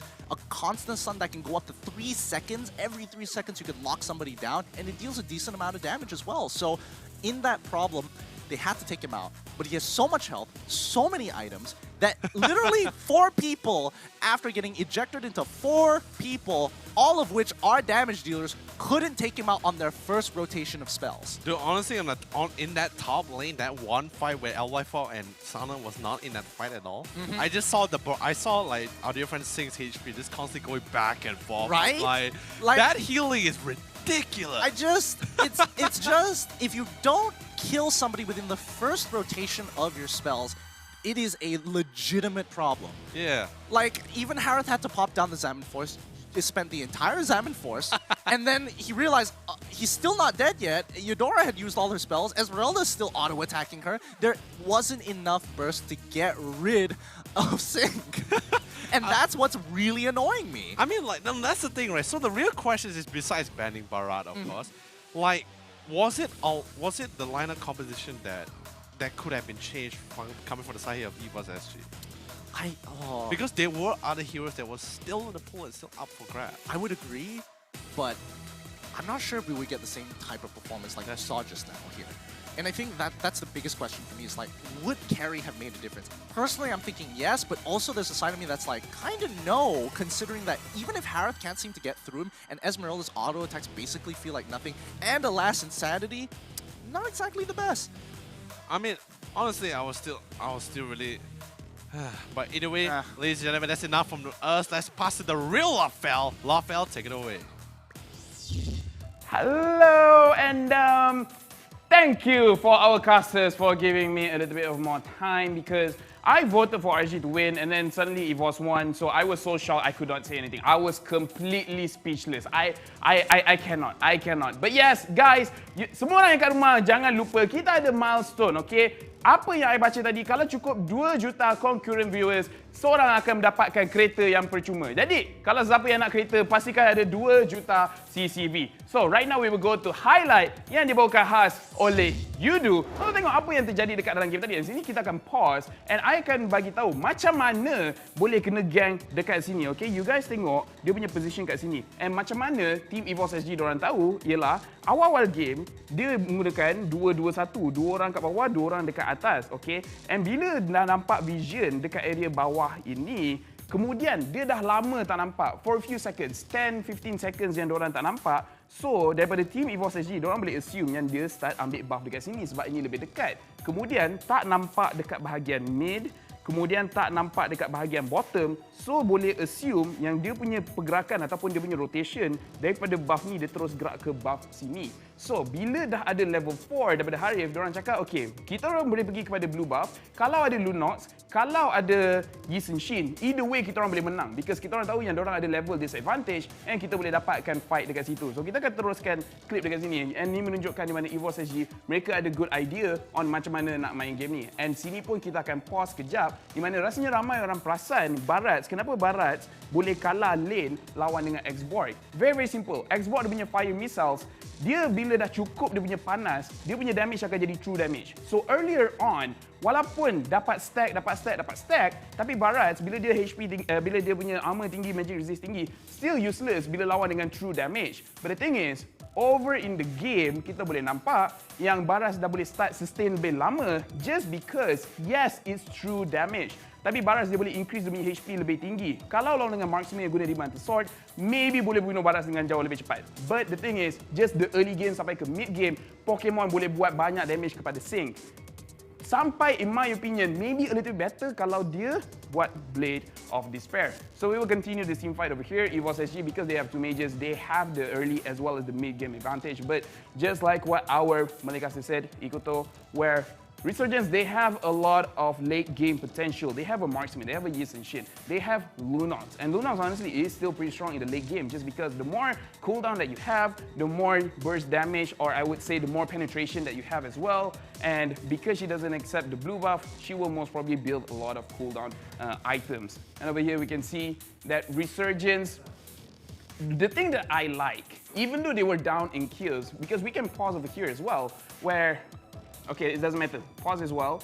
Where throughout the team fight, you guys can see that the goal difference never really changed that much. Even though the kills over at EVOS SG is just a lot, but over at Resurgence, it doesn't matter. They still managed to keep the gold. It doesn't get to a crazy amount, like 2,000, 3,000 gold difference, right? And it's because they know how to farm and they know how to split push, try to get different advantages on the map. But later on in the game, bila Barats dah jadi sangat-sangat keras, Lunox pun dah boleh keluarkan damage yang tinggi, and also LY4 punya Yi Sun-shin. Dia dapat jaga dia punya positioning dengan sangat-sangat bagus. Dia kite ke belakang, keluarkan damage bila-bila perlu, menunjukkan yang dia memang experience hyper carry ataupun core player, di mana dia tahu I can go in and I can keluarkan damage.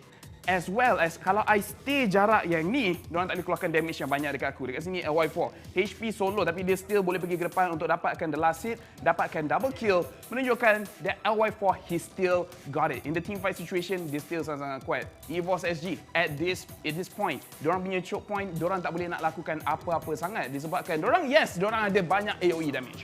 But it's not strong enough untuk jatuhkan Barats. And Sana, dia menggunakan tamu, kita tak nak lupakan dia juga. Dia banyak kali pergi ke depan, put a lot of pressure dekat diorang punya front line, forcing them pergi ke arah ke belakang, bagi banyak space kepada LY4 dengan Jason untuk keluarkan damage diorang. So, RSG, earlier on, diorang kalah dengan EVOS because EVOS matchup yang bagus lawan dengan Barat. X-Bot lawan dengan Barat, X-Bot Pokemon dapat bully dia awal-awal. And then diorang tahu pergerakan jungler diorang iaitu LY4, so dia cakap okay, we can go here, we can get a gang, kita boleh dapat advantage. And then Harif, level 4 advantage, Calamity, Reaper, Power Spike, it's all good, it's all great. Tapi sampai situ sahaja. Bila dah start masuk kepada late game, ikut draft pun kita boleh nampak Resurgence diorang menang. EVOS SG, kalau mereka ada banyak lagi crowd control, maybe there's more that they can do. And maybe juga kalau Pokemon dia siapkan damaging items, gantikan dia punya Ice Queen 1 kepada Blade of Despair, maybe a little bit better because dia boleh keluarkan banyak damage pada bahagian mid game juga. Now, looking at itemization Pokemon, kita boleh nampak dia siapkan Immortality dahulu, kemudian Bloodless Axe, and then he finishes off with his Ice Queen 1 to make sure that whoever gets hit by the fire missiles, they will get slowed. I kind of prefer if he just goes on damage in this part of the game because he has a lot of advantage. He barely died, he had a lot of kills, he had a lot of assists. So just focus on the Blade of Despair, try to make sure that the mid game they continue to win. Make sure that they just keep on winning and snowball their lead, and then maybe they can take control of the jungle as well as the lanes to make sure that they can continually win the game, just like what Toda did in the first game against Red Reborn. So I kind of disagree for them to use the Ice King 1 at this point of the time. Maybe better just focus all out on the damage. And RSG, we can see LY4, crazy damage. He even sold his boots at the end of the game. He only had one defensive item, which is the Athena Shield. The rest is all damage items. Blade of Despair, Wind Talker, Demon Sword, Endless Battle. And it just goes crazy because everyone knows that marksmen are the kings of late games. So it was a very big missed opportunity for EVOS that they won the early and mid, that they didn't close it out at that time. But anyways, these are the itemizations between both teams. Let's look at the post-game stats to see the damage numbers from both of them as well. Looking at the gold, not much to touch on there. 8 towers from RSG, 4 tower untuk EVOS SG, and RSG needed 2 lords to end the game. The rich guy, of course, will be given to LY4. No one will farm more than him. 649 gold per minute.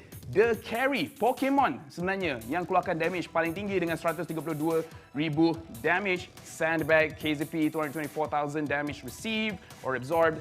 Forgotten One, Sana dengan 16 assist. And yeah, agak Forgotten One. Kita tak nampak dia buat banyak kill. Dia duduk kat front line semua 100%. RSG, the damage numbers. Sememangnya paling tinggi akan diberikan pada Yi Sun-shin, 95,000 damage, almost 100,000. Kemudian dekat belakang dia adalah Lunos dengan 86,000.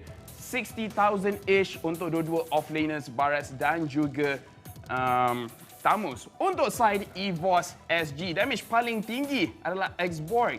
Tetapi tak jauh daripada X-Borg adalah Harif dengan 117 damage. So, dua-dua ni, kita boleh nampak that the damage is very high. Tetapi, still tak boleh nak close the game out because diorang tak boleh nak keluarkan damage kepada Yi Sun-shin, which is the late game carry. Kalau diorang dapat bunuh Yi Sun-shin, I rasa diorang ada better chance to win the game. 6,000 damage untuk Eudora, and unfortunately, dekat dalam game ni, Esmeralda tak boleh buat banyak because dekat front line, Team RG is just way too strong dengan 64,000 damage saja yang boleh dikeluarkan. So, that is the post-game stats for both of these teams. Lepas ni, kita akan tengok MVP, which honestly, MVP ni I rasa boleh pergi kepada sesiapa. Jason played well, Sync yang menggunakan Baras also played really well, and of course, LY4. Resurgence, bila kita boleh debate pasal siapa dapat MVP, it just shows that collectively as a team, diorang main dengan jauh lebih bagus. But again, this is the first game. But now, we're gonna look at the MVP of the game. I'm gonna slim down a bit. And we can see that LY4 managing to get the MVP, 10-3-5. Very nice kitty, 24% team goal earned, 3,972 damage per minute, almost 4,000. Could be one of the highest damage per minute of the season, of the playoffs, but hey, this is just the first day. We can see the itemization, full on damage, no need boots, who needs movement speed when you have Wind Talker to give you movement speed. Blade of Despair, Endless Battle, Demon Sword as well. Kalau nak sustain lebih sikit in terms of magic damage, they have the Athena Shield, but that's just because dekat bahagian EVOS SG banyak sangat magic damage. So yeah, just pick Athena Shield instead of buat Queen's Wings because it just focus more on making sure that you don't die from magic damage. But hey, that's it for the MVP. Guys, jangan lupa milestone goals. Bila kita hit 3 juta viewers, kita akan dapat kereta. Semua orang akan dapat kereta. So, macam mana pun, we will pass it back to our casters, to our host in the Quickie. So guys, make sure you guys can receive. I'm gonna give it away. Thank you so much, LaFell, for such a very in-depth analysis of both of that games. Because let's be honest, in that game, a lot of things happened. a lot of things is happening. Like for some people, like seriously, if you guys are watching the game and just think like, oh, you know, they're just clashing, they're going back and forth, more positioning wise. It's like, no, everything's calculated. Everything was, you can definitely tell, very clean communication coming from both sides of this team here. Once it's defended LY4, EVOS says all dives onto LY4. There's like both physical games and mind warfare happening inside this game, and I think that's absolutely insane. I think so as well. I think it was a pretty chaotic. It looked pretty chaotic, especially when the fights. Yeah, it's very hard to keep up with what's going on because there's so many abilities kind of just being thrown at each other. So at a certain point, all you're going to be seeing, especially if I was one of the players, is just like lights flashing and then just portraits where I'm like trying to hopefully land my abilities. I mean, that's the beauty about Barat, right? You don't have to worry because all you have to do is just look down, see your HP bar, and be like, okay, I'm still alive. I guess that, yeah. I think that's the like Lafayette said as well. Besides the fact that not LY5. I don't know why I started thinking about LY4. RSG's lineup has a better late game, right? No, it's just more of the fact that not besides the late game potential, it's the fact that they can just entirely sustain the amount of damage going to be output compared to the side here of EVOS SG, because let's be honest, they have a Hari, they have an Export, they have a Eudora, but it can only go so far when remember, they're all magic skills, right? Yeah. So once those skills goes on cooldown, that's pretty much it. That's pretty much it. That's all they can do here. Well, I mean, the scaling has definitely been changed for a lot of these situations, and itemization is becoming, easier. Correct. It becomes a little bit more difficult to itemize, especially when you're up against a team that doesn't necessarily have the greatest of physical damage. Right. Because EVOS SG, they had either true damage or magic damage. True damage, you can't really defend against that, so it's like whatever. So at that point, it's just how many magic defense items, magic resist items could you stack on yourself to protect yourself from Eudora, making sure you don't die at Harith, more importantly. Yeah. Esmeralda, who also kind of does true damage on top of the fact that she does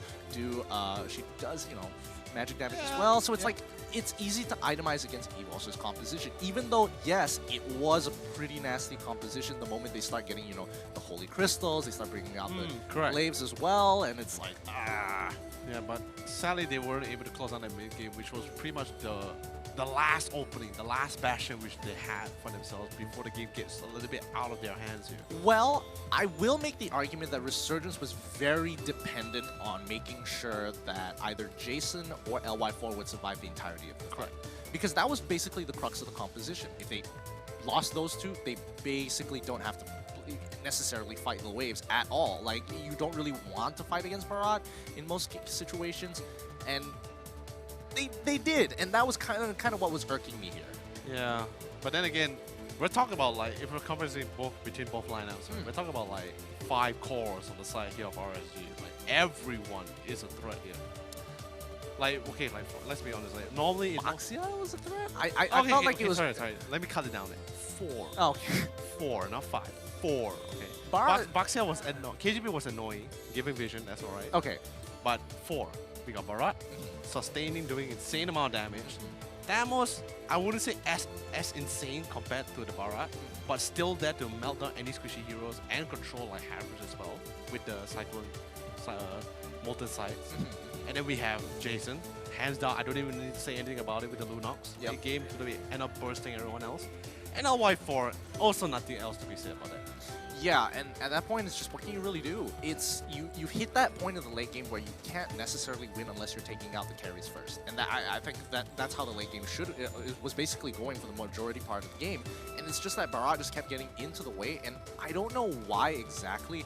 How exactly they were doing it, but I guess the timing of certain things, like for an example, Jawhead either has 2 options: either shove the Barat away as far away as possible and put him out of position so that he can take out, because Aeon's problem was the fact that he kept getting disrupted. He couldn't get into range of the big 2 that he needed to take out. He just needed to stun them one time, and I think the fight would have been over. No, it's really difficult. No, okay, I wouldn't say difficult for him.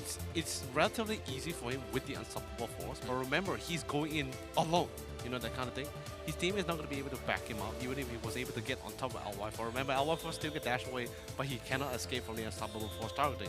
But he's still going to be very far from the team, and that's pretty much when Aeon just tells himself, like, I'm not going to just dive alone. I need to be able to, even if I want to dive, I need to ensure that my team is there to at least follow up with me, because if not, there's no point in it. Yeah, I guess in that sense. It's honestly, like, if we could really do like a in-depth VOD breakdown of it, that would be really, really nice. But honestly, that game alone Ooh, it's intense, but what are you expecting for, like, you know, games, the upcoming game, especially for EVOS aside? Are they going to be looking to redraft themselves, or was the draft absolutely fine? It's just that the game plan didn't go exactly how they wanted it to. I think it's probably just didn't exactly go how they really wanted to as well, because Resurgence just totally understand the fact that, like, we're better late game. We just need to turn it out. We can lose 1 or 2 members. That's pretty much why we saw the kill score, right? 3-11. 3-11. That's like not to say, like, of course it didn't do anything to the goal lead. It's pretty much very even out. Yeah. But the fact that Resurgence just noticed that the fact, like, all right, they're picking us off 1 by 1 with this Jawhead pickup, with this constantly catching us off.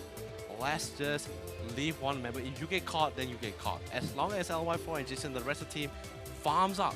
Pretty much farm. You see the rest of the team, they're not really, like, grouping up too much. They're always ensuring, like, we're farming, we're jungling, we're getting objectives, we're always securing, or at least even if we were to start a fight, we ensure at least 1 lane is being pushed in.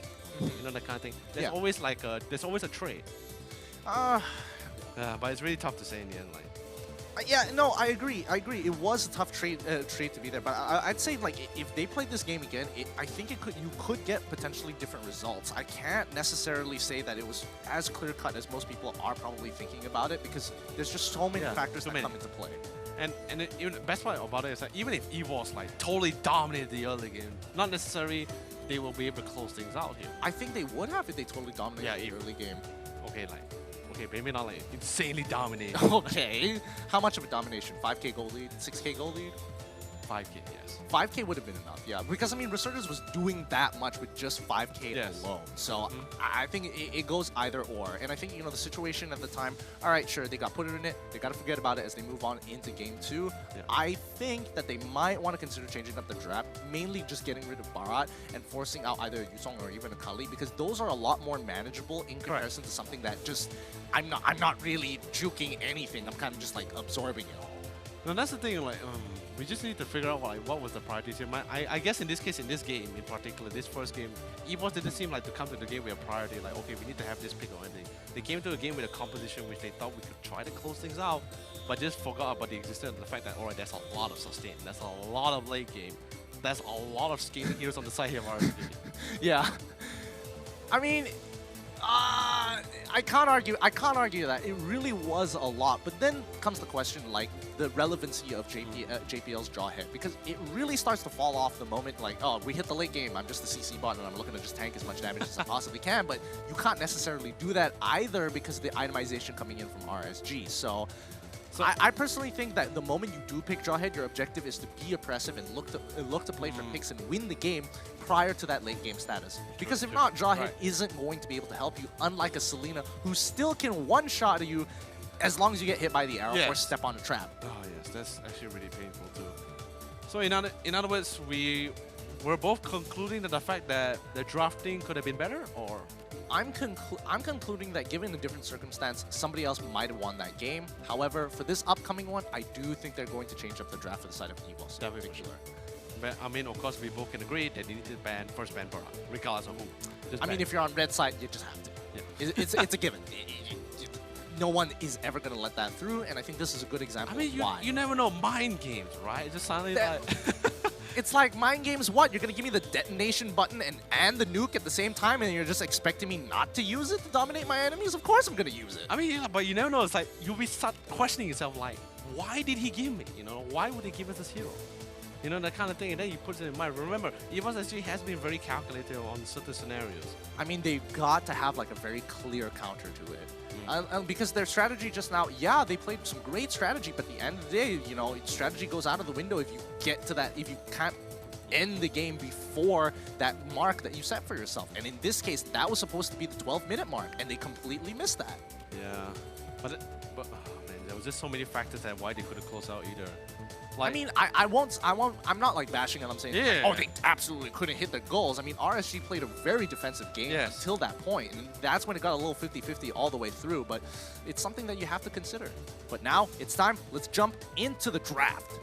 Definitely for sure. Drafting is going to be really great, and I'm really excited to see how well both these teams are going to be going to the mix here, and this time, EVOS SG will be on the blue side, so they have first pick and first ban, and instantly starting things off, they'll ban on the Natalia, and Resurgence was on the red side, instantly gets rid of the Barat. It's like, let's get this out of the way. We both don't want both don't want to see this, so I'm gonna do you a favor. I mean, definitely for sure. And the best part about it as well, like I just remembered as well during that first game that one of the reasons why they went for the Farsa ban is not because of the clearing and everything, but the fact that Jason literally plays an amazing Farsa. Like throughout the regular season, probably one of his top picks as well.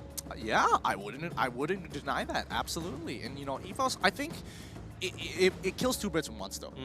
Farsa is just great overall. We've seen it in many different MPLs, and it has absolutely dominated games with the amount of oppression and the amount of range that it gets. The disengage from it is absolutely phenomenal. It's such a good pick. Get rid of it.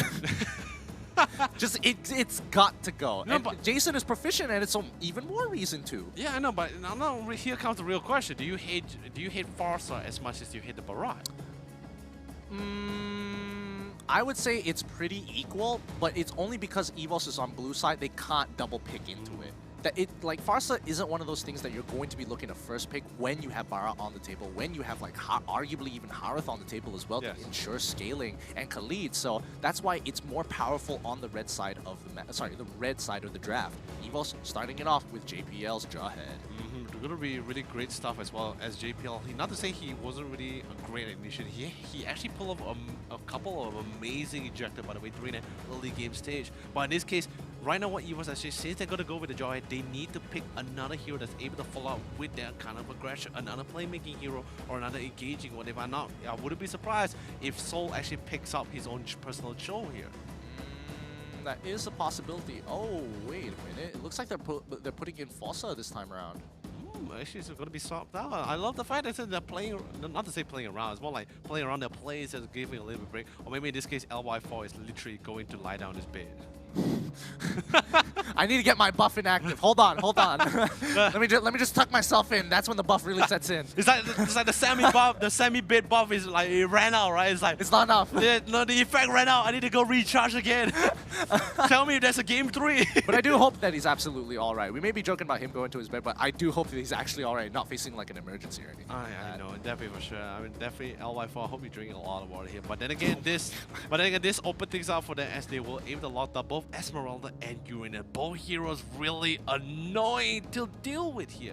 But remember, with Forza inside the game as well, remember Forza doesn't necessarily have to play marksman, or he plays a mean assassin too. So the fact that EVO's going to be locking down the Yi Sushin, they also need to take into account as well that the fact that the potential link could be picked up on the side here of Resurgence. Yeah, but now, I mean, just look at the kind of the shift in tempo in terms, not even shift in tempo, but the shift of personalities coming in from both EVOS and Resurgence, where Resurgence looking to kind of play the slower game in comparison to EVOS, who are taking away the picks. The LY4, initially, you know, LY4's a Yi Shin is completely off the table. Ooh. They also took the Lunox's wave, forcing Resurgence to play a different style of game. I mean, definitely for sure. And now Jason bringing in his Chang'e, definitely a hero which we never miss seeing. But now we're entering the second ban phase here. What do they want to get rid of? Instantly getting one of the strongest side laners, getting rid of the Khalid. I'm looking on the side here of EVOS SG here. They're not to say they're lacking a mage, they already have the Lunox. Wouldn't be surprised if they want to bring up a double one. But right now in this case, they need someone to follow up with them or prepare themselves to counter against a potential assassin pickup here. Yes, Resurgence can still go for a marksman, but when it's up to them on now, we'll have to see for their next first pick.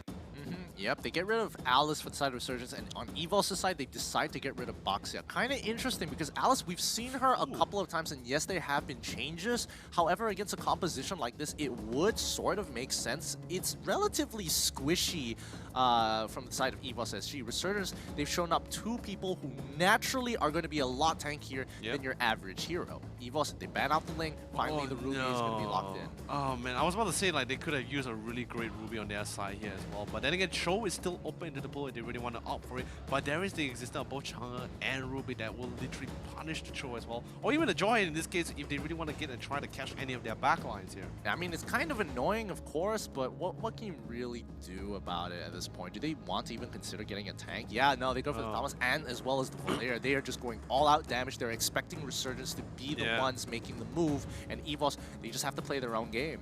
Now the real question is this: does Forza want to go for his assassin, or does he want to go for the marksman here? What assassins do you have access to? Hayabusa, Lancelot, Helcurt? No, right?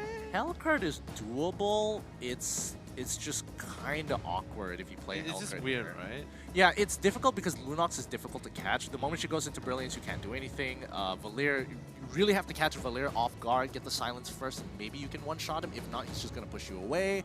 Thamos, a huge no-no. You don't want to go into that matchup. Even the Jawhead, arguably, you don't want to get ejected away. So I don't know. I would say Lancelot more than anything else. Oh, no! They're saying no. They're dedicating all their resources into the Chang'e as well as the Esmeralda. So it's gonna be, it's gonna be a core. I mean, it's definitely gonna be a core Esmeralda, but it's like literally, it's Foresight will be playing the Esmeralda, and let's be honest, KTB with the Tigreal, that blue buff is not gonna have fun.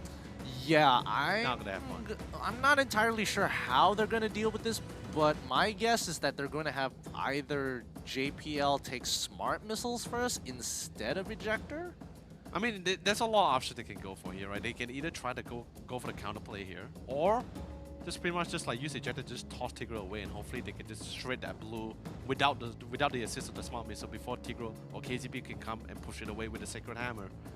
We'll just have to see, I guess. Yeah, no, because the timing is important. The timing of when they use their abilities is super, super important, and which side of the map they start on, and which buff they want to take. So I guess it's a bit of a gamble on both sides to either defend themselves or, you know, kind of delay time. But we're going into game. It's game 2 between RSG versus EVOS SG. Woo, man, this is going to be a really exciting fight as well, because this fight will dictate whether RSG will close this game with 2-0 or EVOS making that beautiful comeback here, trying to go towards game number 3. And hopefully LY4 will be fully equipped with that bit buff he's looking for. Yeah, but you can see EVOS is playing 1-3-1 as of right now, playing it slow, not looking to do any of their buffs in fear that they will get, you know, pushed away.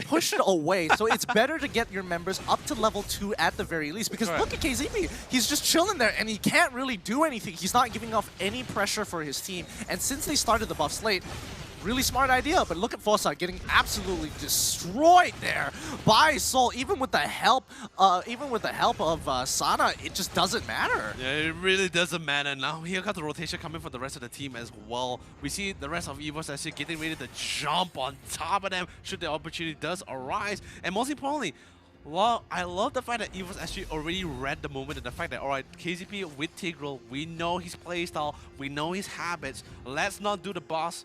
Let's just go and get that first wave. That's going to be forcing KZP to be delayed in hitting that level 2 here compared to the rest of the team.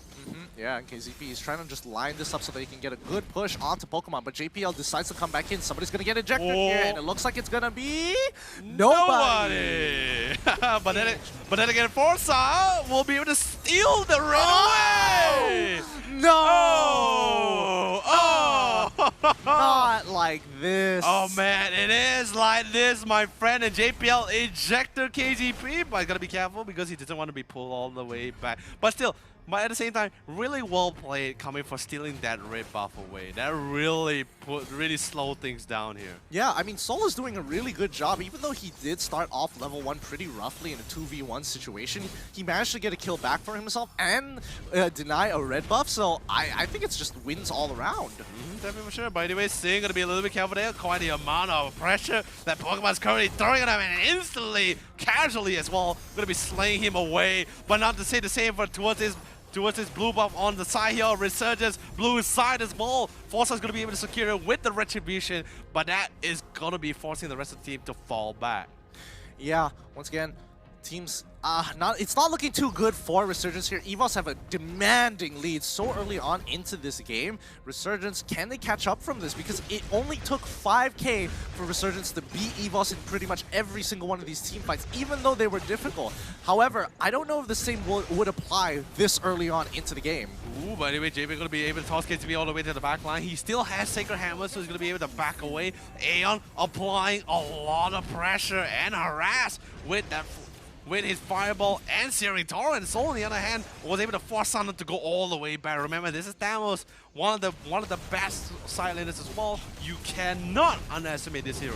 Yeah, once again, Turtle will be going over to EVOS SG side as they keep control over the top side and the river. However, looking down onto the bottom, RSG looking to get some moves onto Pokemon here. It's kind of tough with the Darkening Sync. He's walked up way too far. Aeon trying to get in between them, misses both fireballs this time. Unstoppable force. Fossa gets pushed backwards. Searing Torrent for the win. Doesn't connect as well. Brilliance coming on through once again from Pokemon, getting a double kill off of that. PZP looking with the implosion, but it ain't gonna be enough. Oh man, that was really close as well. It was a good implosion as well, but sadly there was no fallout for it, and Aeon leaving that fight with a lot of satisfaction, drops down his own personal emotes, and just to try to mind game the enemy. Oh, what a good fight that was. Just overall.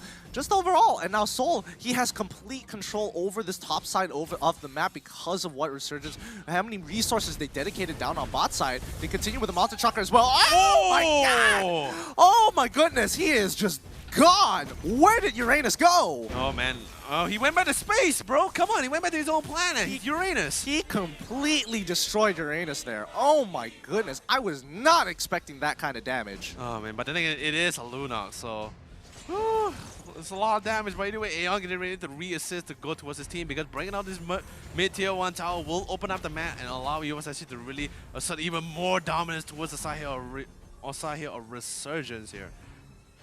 Yep. Once again, things have kind of slowed down, and you know, Soul is having the time of his life. Sync cannot deal with this. Soul is too strong, and he has red buff as well. So I don't know how he's going to survive this. He's even popped his consecration in hopes that he gets away. He's still regenerating. Soul can still leap on him. Once he gets the Molten Sights, he wins. And yeah, that's going to be the solo kill. Looking on to the other side of the map, Resurgence once again getting pushed back in their own jungle. EVOS is just such a threat right now. As long as EVOS actually already increase and continue asserting this dominance, and EVOS SG might just be able to turn things around, because they're currently in the lead by about 8,000 gold here. Yep, JPL going pretty deep into the backside here. RSG continuing to just hover around between their tier 1 and tier 2 turrets, but they are losing on the other aspects of the map. The gold, not in their favor. Turtles, can't even think about touching them.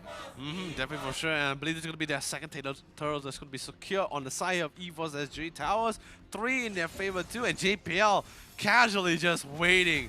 He's just waiting for a beautiful opportunity as well. He has a Flicker too, but he wants to ensure that Flicker is going to be committed for the very right moment as well. But thank God Jason is playing the chunk inside this game, really slow things down for EVOS SG, as he was able to clear out the Minions wave with the Meteor Shower from a safe distance. Yeah. Okay. No, it's a really good observation, because I completely forgot about that. Well, the rest of the team is looking to push on. Oh wait, hold on. Top side, RSG once again. Fossa being taken out. He is just struggling to find his footing in this game. Oh man, but either way, Sana still in the game. He's also a really great initiator, by the way, but it's just really hard for him to initiate onto the fact that his team doesn't really have enough damage or even sustain to deal with all the damage that's coming up from EVOS SG, who is not only level advantage but items as well. Yeah, I mean, it's a tough one, because now they're gonna get greedy with this. Once you hit AK, you can see the glowing wands, the immortalities coming out of JPL and Aeon itself. Rest of EVOS are just waiting, buying time until they take all the neutral objectives. They know they're ahead, and they know for a fact Resurgence ain't gonna walk up. No, not again. Oh, looks like he made it out this time.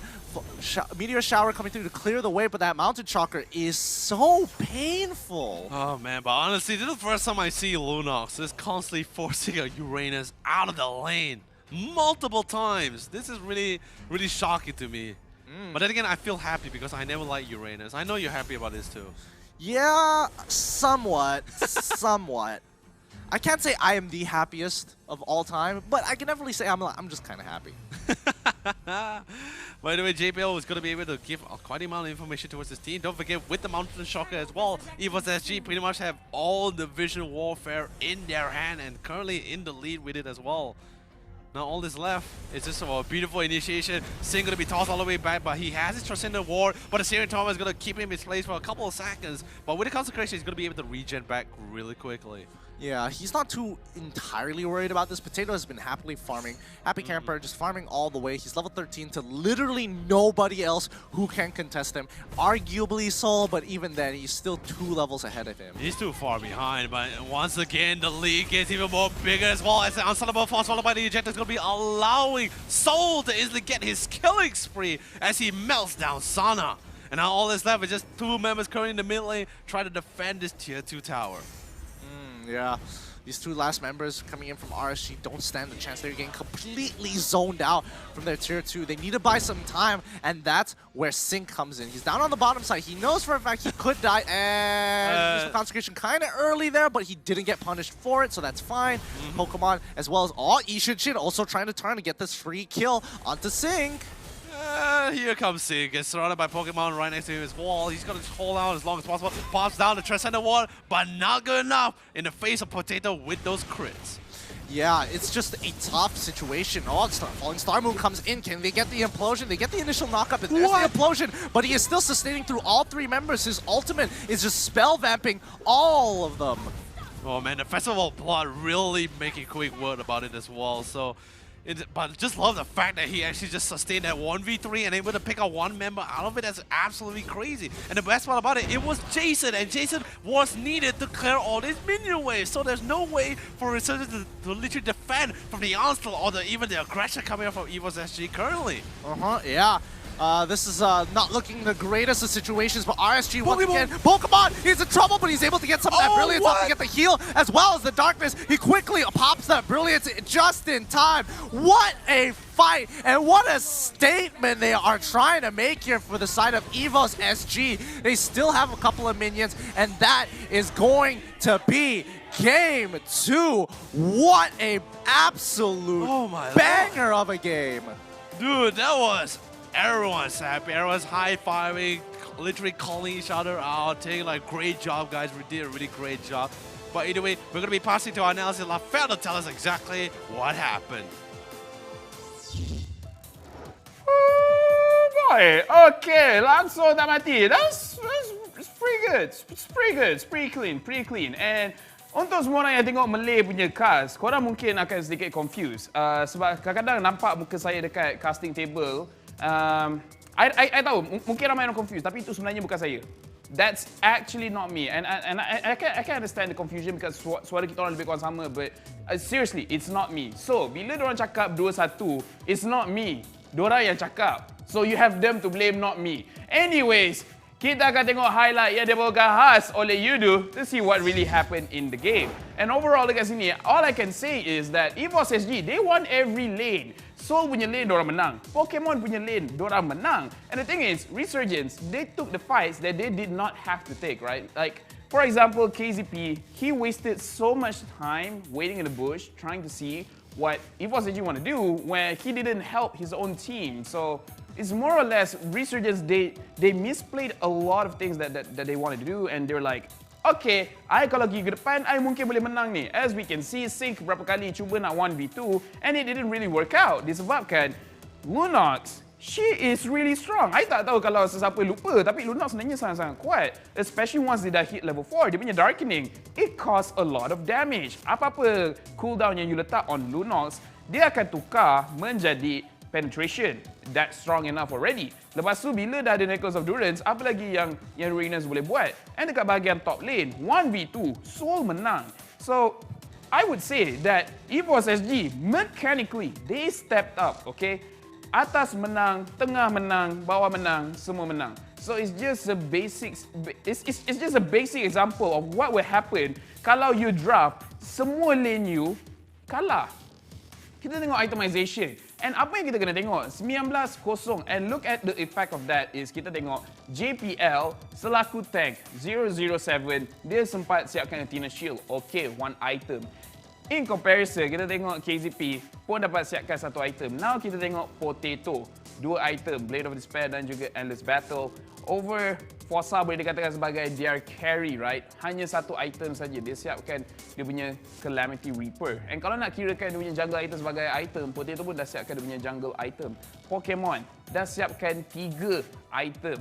And overall, kita tengok Jason, only siapkan dia punya Glowing Wand. This is the disparity. How can you come back when you punya items is very low and when you punya level pun very low? And this is a situation where EVOS SG is seriously flexing on RSG.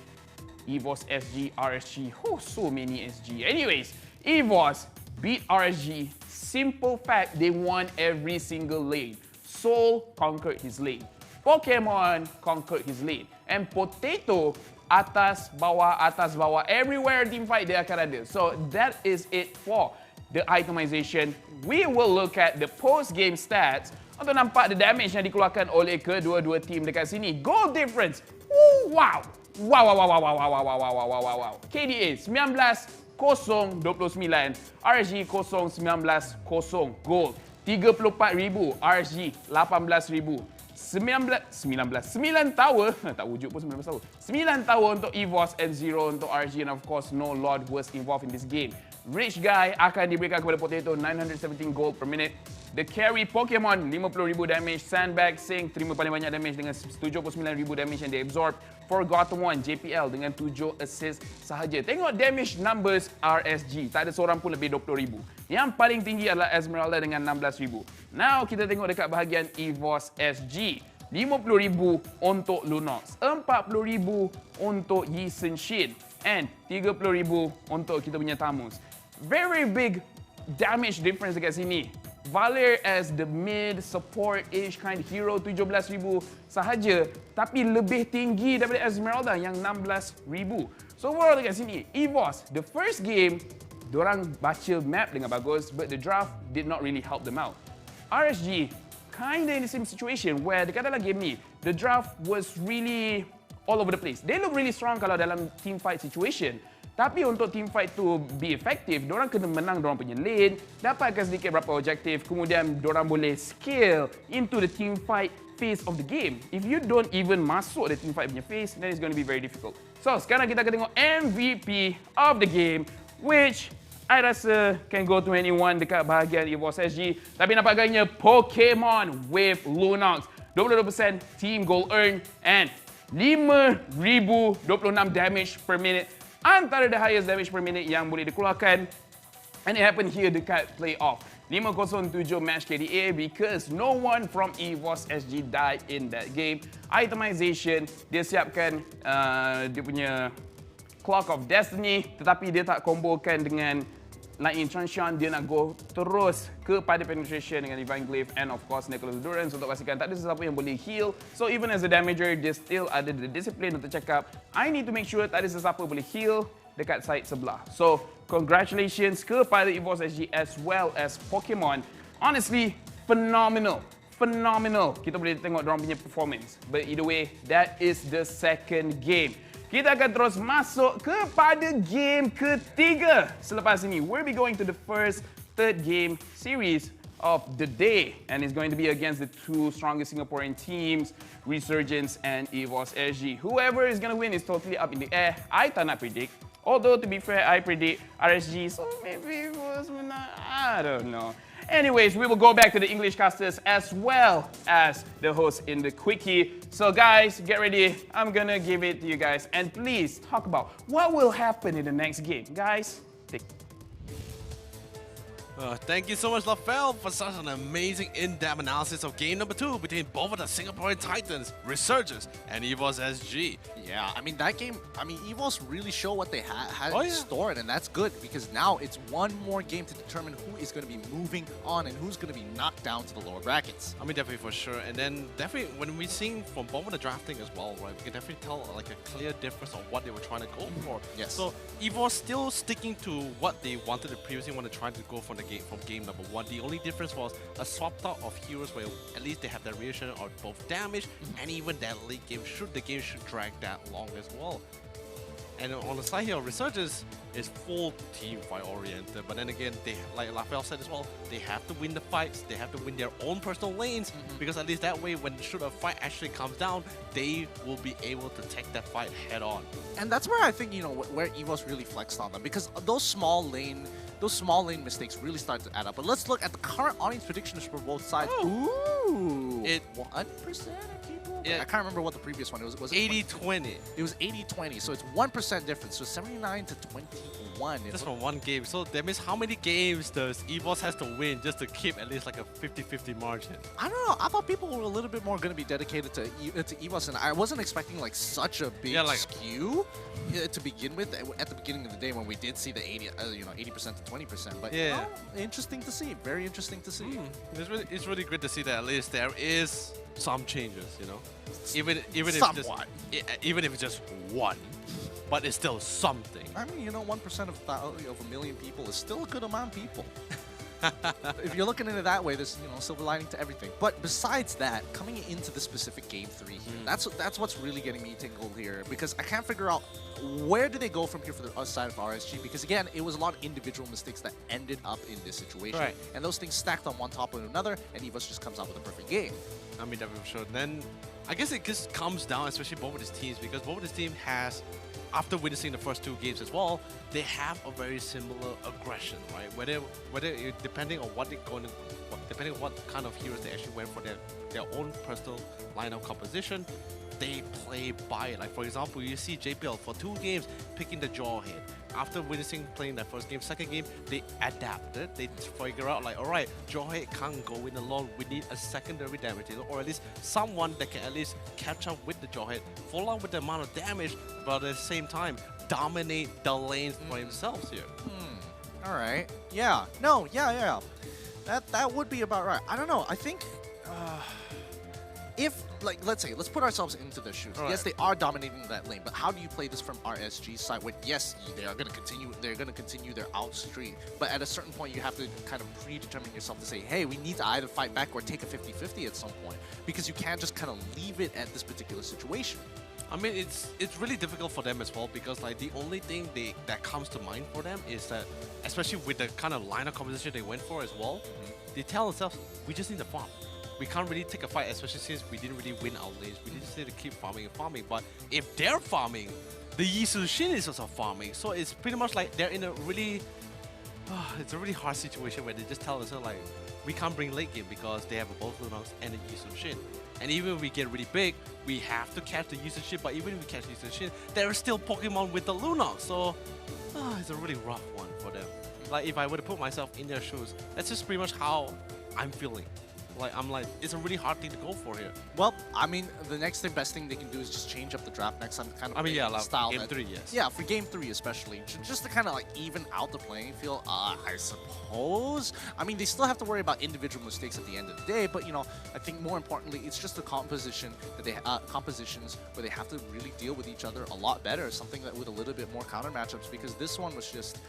I mean, I can't even say whether the counter matchups were even in like a big factor, because I felt like even if it was favorable towards RSG, these mistakes are kind of inexcusable.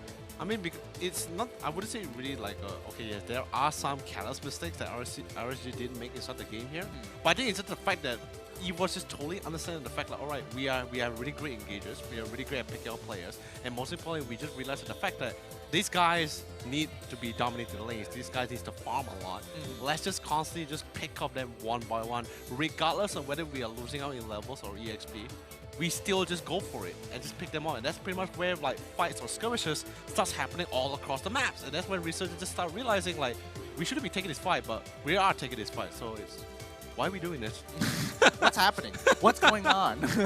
Am I different in a different dimension? Yeah. Yeah, no, I totally get where you're coming from, but I really hope that they do decide to draft for early, because I think that's where these two teams are really starting to try and take advantage of each other. And I think, you know, other teams who like to play defensively and don't mind playing that extremely dragged style of gameplay, that yes, it can work. It's not like it's an unviable strategy. It's just really uninteractive for the most part. It's just continuous farming, looking to get small advantages. It's an across the LY4 map. thing.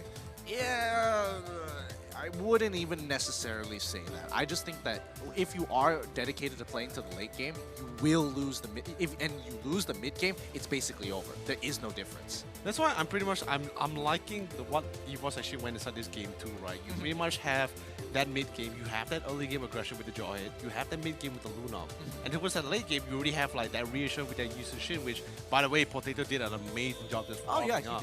he did. Level 13. That's like he was literally like living life. Dude, he was like five to 7 levels ahead of the rest of the team here. It's just simply the best. And he was having, he was really having the time of his life here. And I think they can't let that happen again. I think they need something that really comes up with a composition that really goes head to head against against EVOS if they don't want to be put in that situation where one mistake could really be catastrophic. That's why I was about to bring up with you as well, like before you mentioned as well. During this game through this next draft thing, they need to go with a mindset where like we need to be able to contest. Like if we are willing to give the Jawhead, we need to be able to pick a playmaker for ourselves to at least contend against this Jawhead. Whether it be like counter engagements or just be able to be even more aggressive like a Cho or Valera for themselves. We haven't seen Cho in a while, have we? That's why I'm so surprised. I'm like, hey, you had an option to go for Cho, both sides by the way, but they didn't really opt to go for it. So I'm like, is there like a composition that I'm missing or that we are both missing out here? I mean, it's just a high priority on these mages so far, and I think that's the big deal for a lot of these teams. Maybe too many mages? I wouldn't say too many mages because again, a lot of this hack can be traced back to different inspirations coming up from different MPLs where they have these different it fits their style a little bit more. As we know in the Philippines, they really like to be up in your face, so compositions that are early and plays the style of which, I can 1v2 at level 1, sure, why not?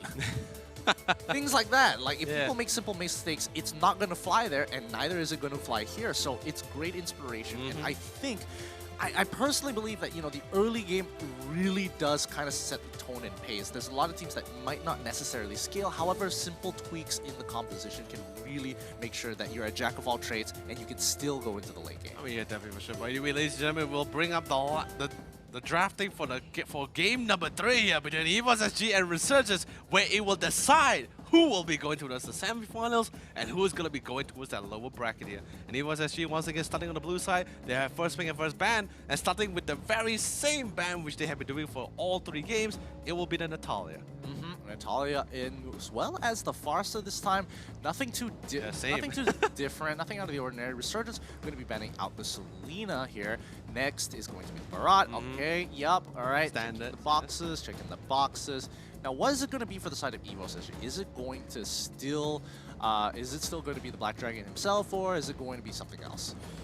I think they will still go for the Yutong ban here, because there's no real reason as well. Because noticing the fact that it's still going to be for Sana LY4, so I'm pretty sure they're still. What's the difference? Sana is going to be the one playing it. Yeah, I know exactly, right? So it's just pretty much like, all right, okay. So this time the only difference this time is they're going to be banning out the Esmeralda for themselves. Does that mean they're going to be opting to get for the Yutong, or they're just going to let it go with full confidence of the fact that Resurgence would not pick this Yutong?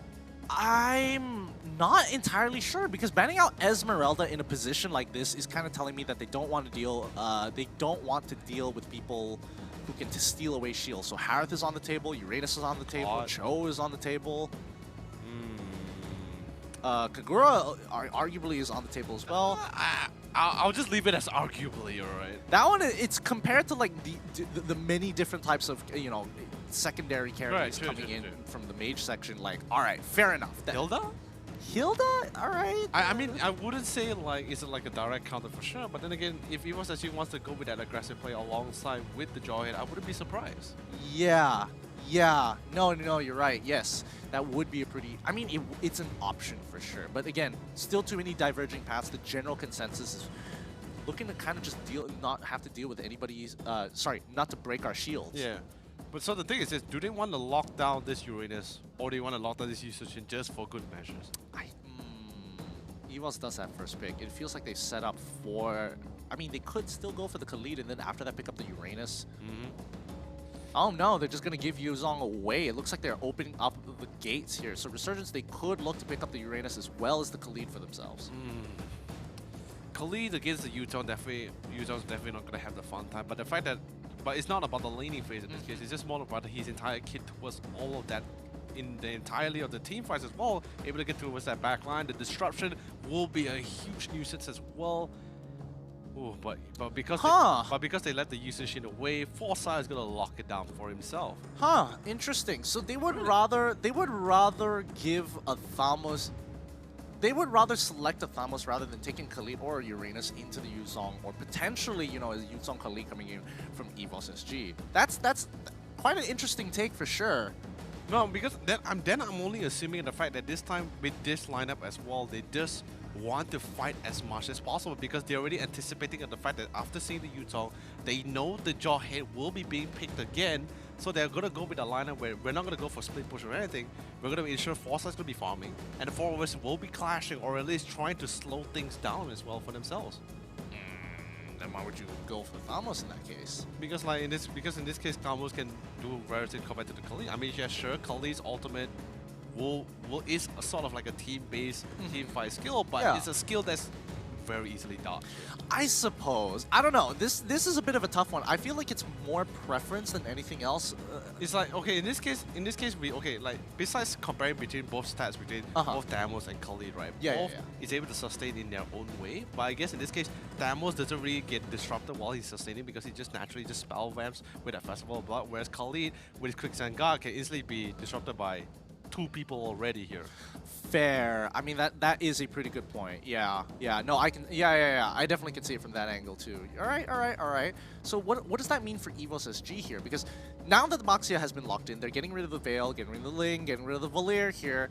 EVOS SG on the other side, what do they need to actually deal with a composition like this? Because again, 2 people are going to get significantly affected by Baxia's ult, the Tortoise Poissons. The negation of healing is kind of a bummer for sure, but they still don't have something that scales. No, honestly, if you're asking me right now, like if they just want to play very safe, like super safe right now, they can either go for the Claude or both the carry here to really just deal with this marksman versus marksman for themselves. Because just seeing the fact that there's the Yi Sushi and the Boxer as well, they're just gonna just turtle down, literally just turtle things down here. Yeah, and they also get rid of the Lunox as well. So now running out of options in terms of the mages section. Oh. There's still a Chang'e in the game. Oh yeah, there is still Chang'e, but do they really want to play it? Especially when you have something like Yutong here, you've got something like Jawhead, both of which are actually natural ways to actually deal with it. Ooh, instead they go for the Angela instead. That's a really great one too. Huh, alright, okay. It's really great because not only are you able to really control in the majority inside that team fight, you're able to allow Yi Sushi or anyone in the team to really just sustain and survive for as long as possible here. I feel like this is almost a perfect game for EVOS to actually bring out the Eudora. The Eudora and then pair it up with like a Harith or something like that. Actually, you're not wrong. They can actually just go for it right now if they want to, actually. They decided to go for the carry, that's fine, but also with the Eudora. Alright, so I was wrong about which hyper carry it is, but at least I got the Eudora on lock. Yeah, you got the Eudora, I got the carry, you know, so it's like heart shapes. Can you fill out my other heart there? No, stop it. Stop it, Leonard. Stop it, Leonard. We're 2 sides of the same coin. Stop showing your fingers at me. Nobody can see this. Yes, they can. LaFell sees it.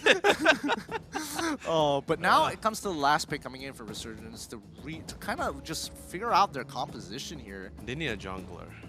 Or in this case, not a controller, but in this case, they're going to go with the Ruby, which I think is really great. Oh my goodness, this is going to be such a weird game. This is literally, okay, I'm looking at like a straight up either a very hardcore mid game or just like an epic late game battle. I mean, the late game is not gonna go as well as most people think it's gonna go. It's not gonna go, yes. It's not gonna go as well as you guys think. Yeah, because again, Angela is gonna be able to keep Ishinshin alive for a lot longer, but the amount of CC coming in, especially like, it's a tough sell. It's a really tough sell. Okay, like if we're comparing late game, I'm already assuming like freaking Uranus is gonna be split pushing towards that late game the entire time or cutting creep waves, never dying, never ending. The other team is just gonna be trying to sustain and keep Foresight as alive as possible. But anyway, ladies and gentlemen, this is game number 3, the last game between both of these amazing titans. They have been showing us an amazing performance, phenomenal performance by far. Who's gonna be taking the top spot here, going to the semi-finals against Toda? Please comment down in the comment section below. Our Facebook social media tag is going to be at MPLNYSG, and our Instagram tag is going to be at MPL.NYSG.official. You also can check us out on EGG Network and Astro Arena for all of your MLBB action. And of course, do give us some love and support for the BM stream side, because Iketo and Karakuri has been doing a really great job as well. Yeah, they really have been. And now, I mean, this game has been is going to be taking some time here, but EVOS SG, I feel after you were doing your read, I was giving some real thought into this. Yeah. Their early game is significant. significantly stronger. Yes. Significantly. Just with Jawhead alone, this is going to put RSG in a rather weird spot because they're hoping that Thamus is going to be able to hold the lane by himself. If he crumbles, this game is going to be a huge problem for them. Then that's why, no, the thing is, I wanted to mention that with the Jawhead, they have really great strengths in that early game. But then after that, I think about it, I'm like, wait, you have Uranus, you have the rest of the team as well. Then it's very difficult for you to really get a hold of who you want to really jump for, because remember, you jump on any of the heroes as well. They control you, they lock you down, and that's pretty much the end of you. They don't really have as much early burst as we were all really hoping for. I mean, yes, you have the Dragon Tail and everything else, but that's if you're all really sticking up for it. Yeah, no, I think at this point in time, it just comes down to like, what can you do? Like, how do you affect the side lanes, right? Because you're going to be looking to fight for control in the mid side. You already have the Eudora for the most part of it. Don't worry, we're not done with the BM side. We're just showing that it does exist and then come back to us. Yeah.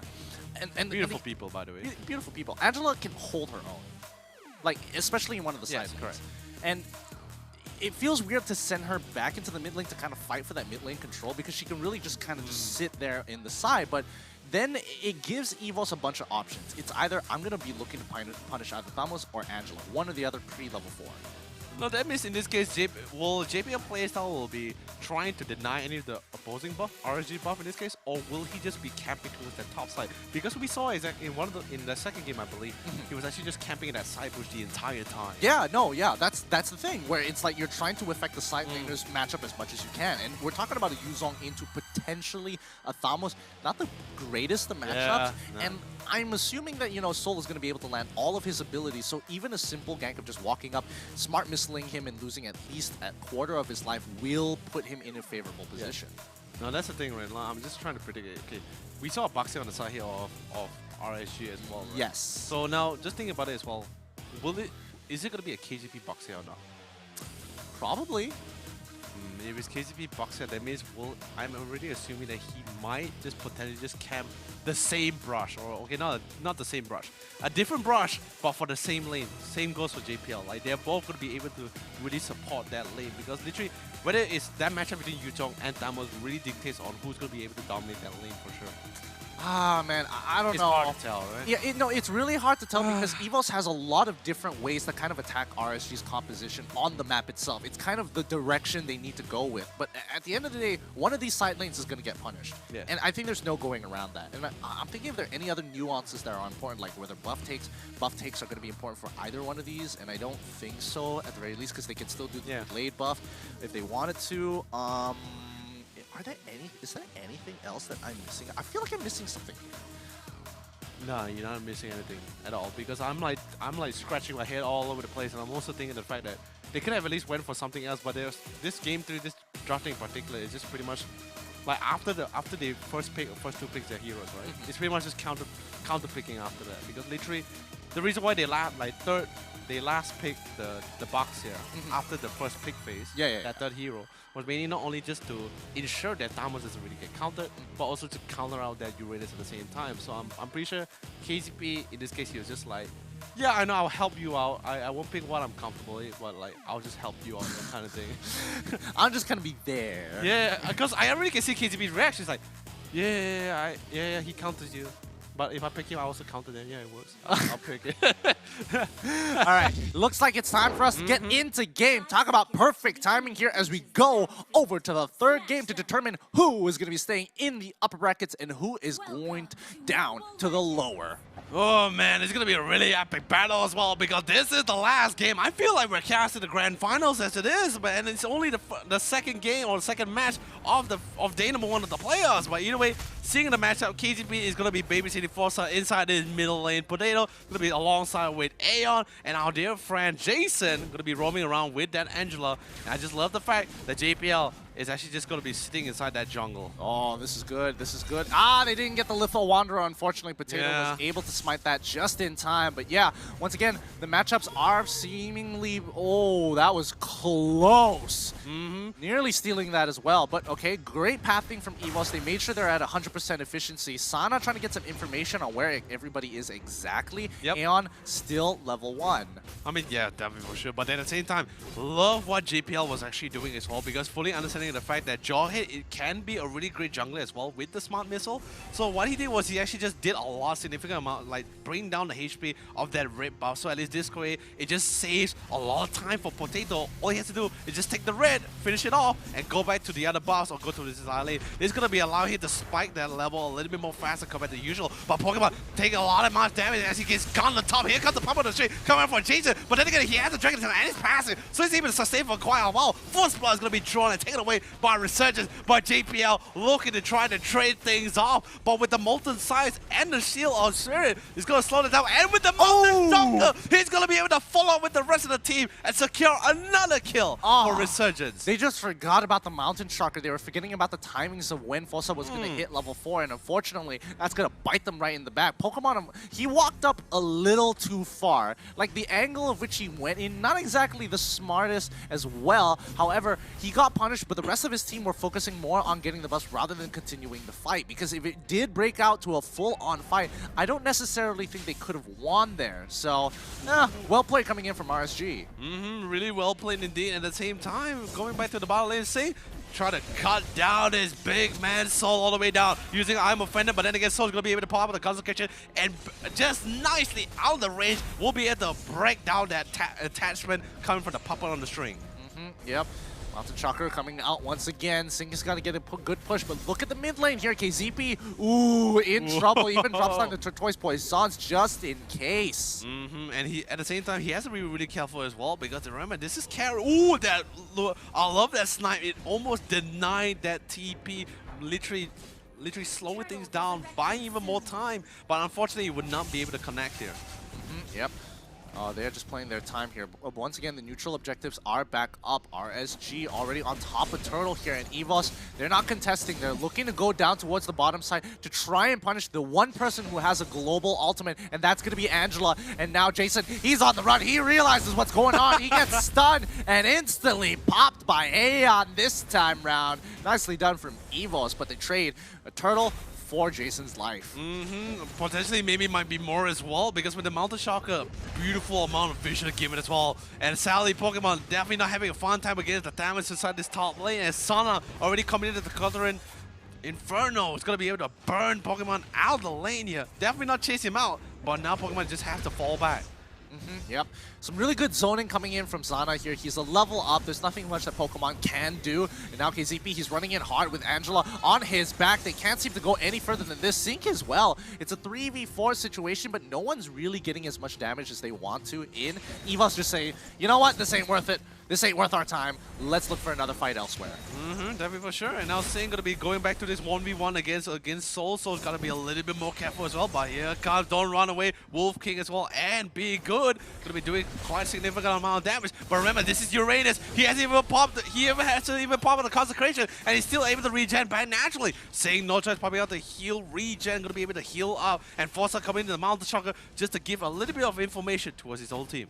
Yeah, Singh just tried to go for the I'm Offended into Flicker combination to kind of get that good old yank. Oh no! Jason, unfortunately, getting one shot once again by all three members coming in with EVOS from SG in the mid lane, but they break bottom tier 1. Oh, mid tier 1 wasn't destroyed. KZP was able to kind of clear off the last few minions. Dude, it's really well played stuff, right? With the line of composition that Resurgence really comes to the game, at least in this way, they're able to clash back and forth. But EVOS SG able to retaliate back, fully understanding the fact that, sure, I was not able to back up Pokemon in that side lanes, but at least we'll be able to punish down Jason, who cannot able to escape with that global. But here comes the global coming in from Angela with the hard gun. But sadly, the hard gun is not going to be enough. And this might be a potential 1-for-2 because KZP is able to roll into the mix here to re-assist Jason. Oh, that is rough. That is very rough. You can see that he's just desperately just tapping the love taps in the hopes that he would survive. Turtle now taken away by RSG side. Looks like this game is going to be a lot more even than we would have expected it to be. I mean, definitely for sure, because every time, remember, EVOS SG is only bursting down Jason because Jason has the only one with the global presence. And remember, he cannot really escape at all. And Resurgence, on the other hand, our dear friend Forza with the usage, he's going to be able to farm out as much as possible. Yep, KZP taking way too much damage here, but the Revitalize buys him just enough time to take full rotations to spells. Sync now in trouble, goes down over to Yusong as Fossa once again has to drop down that mountain trucker. They're hoping, but he gets ejected backwards. EVOS SG can't seem to get the angle in this area. There's nothing they can do there. Forced to back away. Jason once more, if he gets caught by any form of CC, he is goner. Doing really well play. EVOS actually applying even more aggression. The best part about it, they still have the soul. Just Consecration did pop up, followed by the Unstoppable Force as well. But Sally Sana trading things out, melting down the Eudora. Here comes the ejector, but he already pops up the ultimate, burning him down. The Hard Guard maintaining him. Pokemon popping out the Black Dragon Transformer just in the nick of time, allowing him to just escape from that perilous situation. Yep, they're jumping in pretty hard. Jason, all three members are on top of Potato, and there goes their carry. Now, starting off with a perfect score of 3-0 and 2, now 3-1 and 2. Well done for RSG. Looking to fight back. This is looking more like game one. Now it's looking a little bit more clean here. But ooh, here comes I'm offended. He pulls Soul all the way under the tower. It doesn't matter if you have Consecration. You're going to be blasted down to heaven, baby. Nicely done, nicely done. RSG kicking in it hard, but JPL, Pokemon, and Aeon are looking to rotate to make something happen here. Aeon, he's got to be careful. Oh, he quickly flickers out of the way. Mid-tier 1 is going to be going down here, and RSG will take the lead in terms of gold. No, I love it. Trades happening all across the map. If one person gets picked off, each of his team will ensure they get that equivalent trade. And JPL still trying to find that opening, find Sing, but that's not what he wants to really go for. But unfortunately, Forza enters the bush and he has lost sight of his main target. Coming down, Unstoppable Force, Marcelo is not going to be enough as our dear friend Sing pulls him all the way back as he was offended with JPL's engagement. Yep, that's going to be a 1-for-0 trade, but Pokemon on the back line. He's trying to get Fossa. He's pulling Fossa around. Soul, he sees an opportunity, but now they need to ensure they get the most bang for buck, and they secure the kill onto Ruby. But look on the top side, nobody has stopped Sana from pushing it all the way in, forcing JPL to respond. Now the tides are sort of evening it out, and they're playing it slow and steady to ensure they get maximum damage, but that's going to be Jason going down over to Soul off of a single CC coming in from Aeon. Really well played, but then again, at the same time, Resurgent was, or Jason in this case, was totally fine giving him his life for it as well, because because he already did his job, he already committed his ultimate, committed a majority of his spells, he just needs to ensure that the main core members or the main damage dealers will be able to maintain and stay alive as long as possible. Yeah, and I mean, what initially was, I was thinking that Resurgence was going to start snowballing off of that one effect. It looks like EVOS is willing to fight just as hard. It's 23.3k to 23.6k, only a 0.3k difference, and that's considering how many towers they've lost, that's not too bad. It's not too bad at all, but then again, Sana gonna be really careful as well because he's currently alone, but the rest of the team is just trying to back him up. I love JPL. He's trying to hold down the line as long as possible, trying to delay their rotation to see if they're able to save his teammate, and as the rest of the team will slowly disengage and fall back. Yeah. They're going to be pushed in here. Soul versus Sync once again, but Sync knows he's getting close, but he's pretty sure that his ult is going to come back up soon, and that just means that she just has to buy her time. EVOS looking to try to fight into mid-river here. RSG playing it slow. KZP looking to hold his ground, but Sync, he's still in trouble. Potato should be able to pick up this kill on top of him. Is he going to get it at the top? She's still surviving with all that spell vamp. Wow.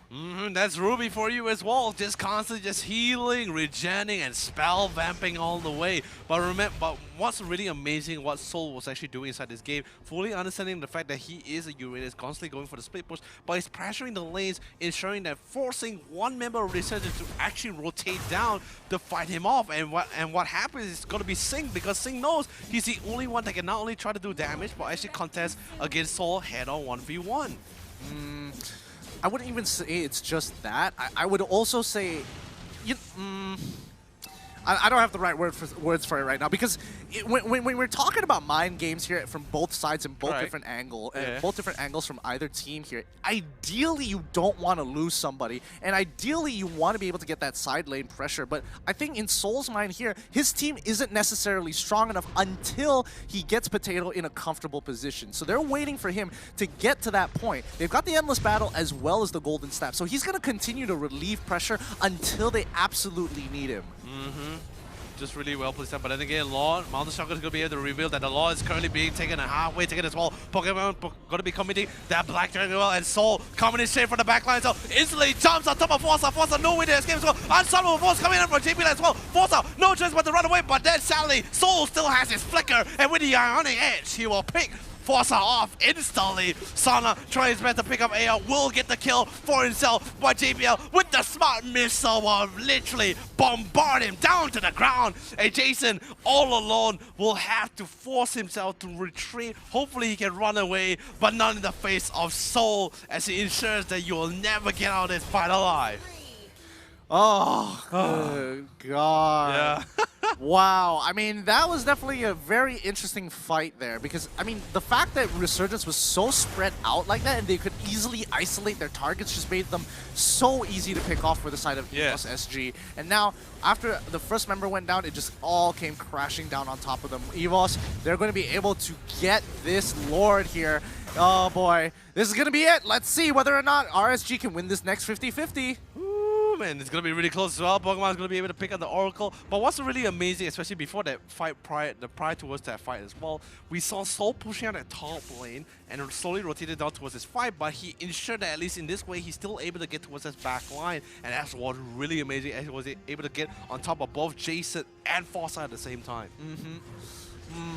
Okay, so what's the next? Oh, wait, hold on. They actually get pulled. I'm offended over the wall. JPL now in trouble. Can't seem to get up. But he does go for the injector into Unstoppable Force. But Sana, he's right in the middle of the fight. Can they finish him up? No, they cannot. The love taps. He's coming in with the Black Dragon form. Sana, he hops out of the way. And now they're turning their targets onto Sync. He's in trouble. He goes down. And Soul, he's running away to make sure he's not caught on the puppet of the string. But Forza can only do so much as Pokemon going head deep into enemy territory, even under the inhibitor. Oh, so much damage coming from Aeon as well. But look at it, all three lanes. Big hit so hard, and the top inhibitor will eventually fall into the hands of EVOS SG. The mid and the bottom not too long after, because the Lord is finally here and is clashing and hitting that inhibitor really hard.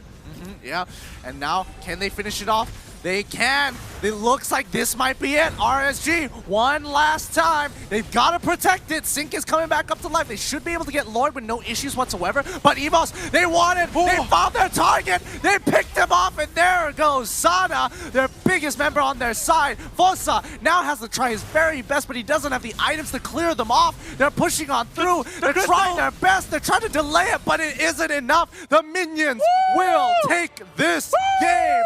And there you have it. It's going to be EVOS taking it 2-1 against RSG in convincing and struggling and just pure insanity of a game.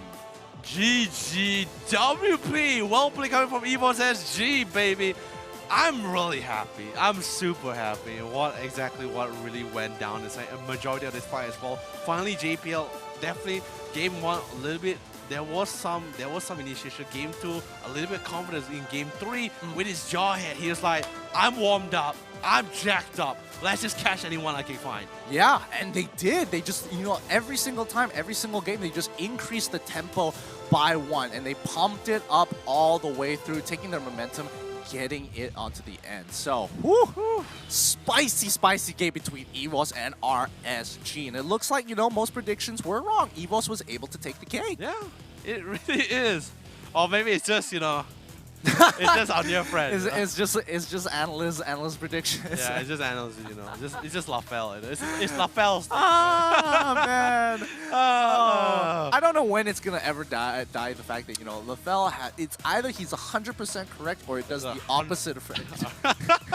There really is no in between for him. Oh man, but then again, I'm assuming we're gonna be getting a social media post from Matthew very soon. Oh yeah, no, definitely. But honestly, let's see how far EVOS is going to go. Because again, if EVOS is able to bring it all the way and knock Todak down, that means they're going to be sitting in the grand finals. Or if they themselves get knocked down and Resurgence is able to win their next game, then they're going to be paired up once again, and then it becomes an elimination match, and that's a whole new set of stakes. Yeah, it's literally the Aladdin song in this case, a whole new world. In this case, in that lower bracket, seriously. Kind of felt like he fell off the carpet, and it's just like, oh no. Fall off the carpet, I feel like he's still dangling, right?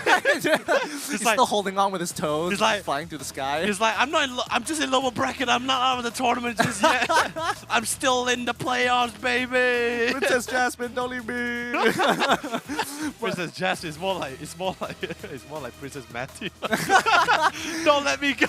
Don't let go. But no, coming back to the tournament itself, like, this has been some high quality gameplay. Overall, we haven't seen too much. I mean, okay, to be fair, there was one bad game. To be fair. There was a bad game, but that's because it's like, you made the mistake, so your opponent team is looking to punish you, and you just can't play at a lower level anymore. You have to be able to play at such a high level. The simplest of mistakes can be your opportunities to take your opponents out. Yeah, I mean, still, just a really phenomenal job coming from both this team. This 2-1, really long game. It really was. It was like, what, 20-minute plus game? Yeah, and the best part about it, there was so much action happening in the mix. It's not like both of these teams like throwing spells at each other. They're like calculating, positioning, knowing who to go for, who to gun for, who to literally just drop everything just to save someone else, right? I'm just like, yo, that is a lot of epic plays that's happening here. And it is pretty epic, but I'm most happy that Aeon got to play Eudora and not get hyper punished for it. Because, man, game 1 was really rough. Yeah. But it looks like it's time to throw it over to our analyst to break down this game for your viewing pleasure. Hello. And Casters salahkan saya, cakap saya pilih Resurgence. Saya salahkan balik Casters, kenapa tak pilih EVOS? I was the first to vote Resurgence. They all see me vote Resurgence. Why you don't vote EVOS? I don't understand. Hiya, simple logic, simple mathematics. Also salah kah? Oh my god. Anyways, this is all just to show that casters all cannot pakai one. Let's look at the highlight yang dibawakan khas oleh Yudu to see what really happened in the game. So dekat sini kita dapat Resurgence, mereka yang ambil inisiatif untuk cakap, okay, we gotta go aggressive early on disebabkan diorang cakap, okay Jason, you pakai Angela, you're gonna be pretty good masa awal because you ada banyak slow and you boleh ikatkan everyone here. And dekat this game, EVOS SG, lagi sekali, I nak cakap, the stand-up player, even though Potato played really well, but dia lebih kepada soul dekat sini. Yes, bila I cakap time soul mati because it's something that I do. I puji orang tu mati. It happens. So jangan harapkan I puji you guys, okay? Dekat sini kita akan pause where kita boleh nampak Soul dia memang fokus dekat bahagian belakang because dia tahu dia punya presence tak tambah makna dekat bahagian depan. So this shows that EVOS SG diorang punya team fight coordination where Pokemon dia akan fokus kepada orang yang ramai sama ada depan ataupun belakang. They just nak cari numbers. While kita boleh tengok Soul dia fokus pada priority target. It's like, okay, I tahu siapa yang bahaya, I akan pergi dekat dia. Pokemon you attack sesiapa yang group up ramai-ramai and dekat bahagian belakang Potato dia just akan cakap, okay, siapa kejar aku lari and I will attack. So it's a very easy system untuk orang faham where Soul dia fokus kepada priority target. Pokemon just create a lot of action when people are bunched up and Potato just survive and then they shot damage anytime that he can. So we will go. Kita akan teruskan dengan klip dekat sini di mana kita boleh nampak this is the pattern dekat dalam EVOS SG diorang punya team fight. So honestly, Yuzong, even though dia dah kena beberapa kali and for a while dekat regular season nampak kurang kuat sikit. But once team dah start adjust balik dengan dia punya nerf, dia punya cooldown times, diorang dah start boleh perform balik because they understand, okay, as long as I play around with my cooldown, I boleh menang the team fight because I boleh hit my AoE CC as well as my AoE damage. Over here kita boleh nampak Pokemon dan juga Soul diorang pergi kepada belakang. But instead of pergi fokus dekat sana, they understand that diorang punya focus target adalah Fossa that still duduk dekat bahagian tengah-tengah situ. And Resurgence, yes, Jason nampak a little bit. Early game he looks pretty strong. Tapi kemudian dia punya timing Angela ulti not the best, but I nak salahkan dia 100% pun very hard. Disebabkan dia seorang nak kena tengok lagi 4 orang. Anyways, now we're gonna look at the itemization between both teams. And nothing really special in terms of itemization from both of them. Potato over here, he focuses more on damage, but just to just to make sure no one can run away, dia siapkan Thunderbelt. Thunderbelt, after you gunakan skill, your next basic attack will slow the enemy down. So it's really good to make sure that no one will get away, making it very easy for Yuzong to go inside and make sure he hits all of his skills on basically everyone. Sana 333, the MVP of the losing team. Unfortunately, he still couldn't do much. And Forza in this game, he cannot dish out any kind of damage just because he is always chased by either Yuzong or Uranus. And if you're a marksman, okay, you marksman and then you kena kejar and then you harapkan you punya team untuk tolong you, tapi you punya team tak tolong, there's really nothing much you can do as a marksman, right? So Ruby ada, Tamus ada, Baxi ada, and also Angela ada. All of these guys, they can actually protect you, but that was not what happened in this game. Soul did pretty well, Potato as well, as long as he just keeps on surviving and he just keeps on dishing out the damage, they're pretty good. So, ini itemization daripada kedua-dua team. Jom kita tengok kita punya post-game stats untuk nampak the damage from both of the teams and apa impact yang diorang bawa dekat dalam game. 10,000 goal difference daripada EVOS dan juga RSG. RSG bawah 10,000. EVOS managing to get the upper hand in terms of gold. Tower 10 untuk EVOS dan cuma 4 untuk RSG. 1 Lord untuk EVOS untuk pastikan mereka confirm boleh endkan game. The Rich Guy, Potato, 825 gold per minute. The Carry, Forza, dapat keluarkan banyak damage. But still, kalau you mati, you tak boleh nak buat apa-apa sangat. 62,000 damage yang dikeluarkan. Sandbag Sana, 96,000 damage yang di-absorb. Dan Forgotten One, JPL dengan 10 assist. Now let's look at the damage numbers from the side of RSG. The highest damage is of course is Shin with 62,000 damage. But the thing is, the rest, they didn't even break the 40,000 mark. The closest that they could get was 36,000 on the Tamus. Now let's look at EVOS SG damage numbers.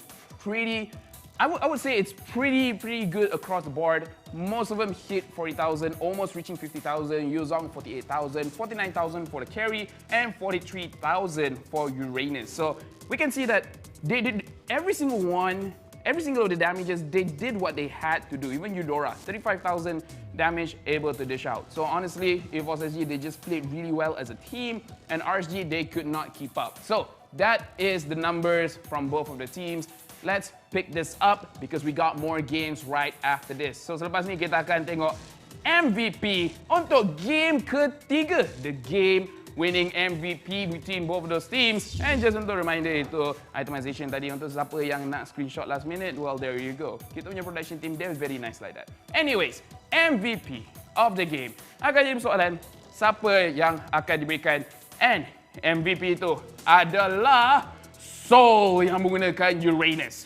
Walaupun Potato menggunakan Carry dapat banyak damage. But the thing is, Soul, dia yang create the interruption. Dia pergi ke arah belakang. Dia survive dia punya lane. Berapa kali Soul kena gank?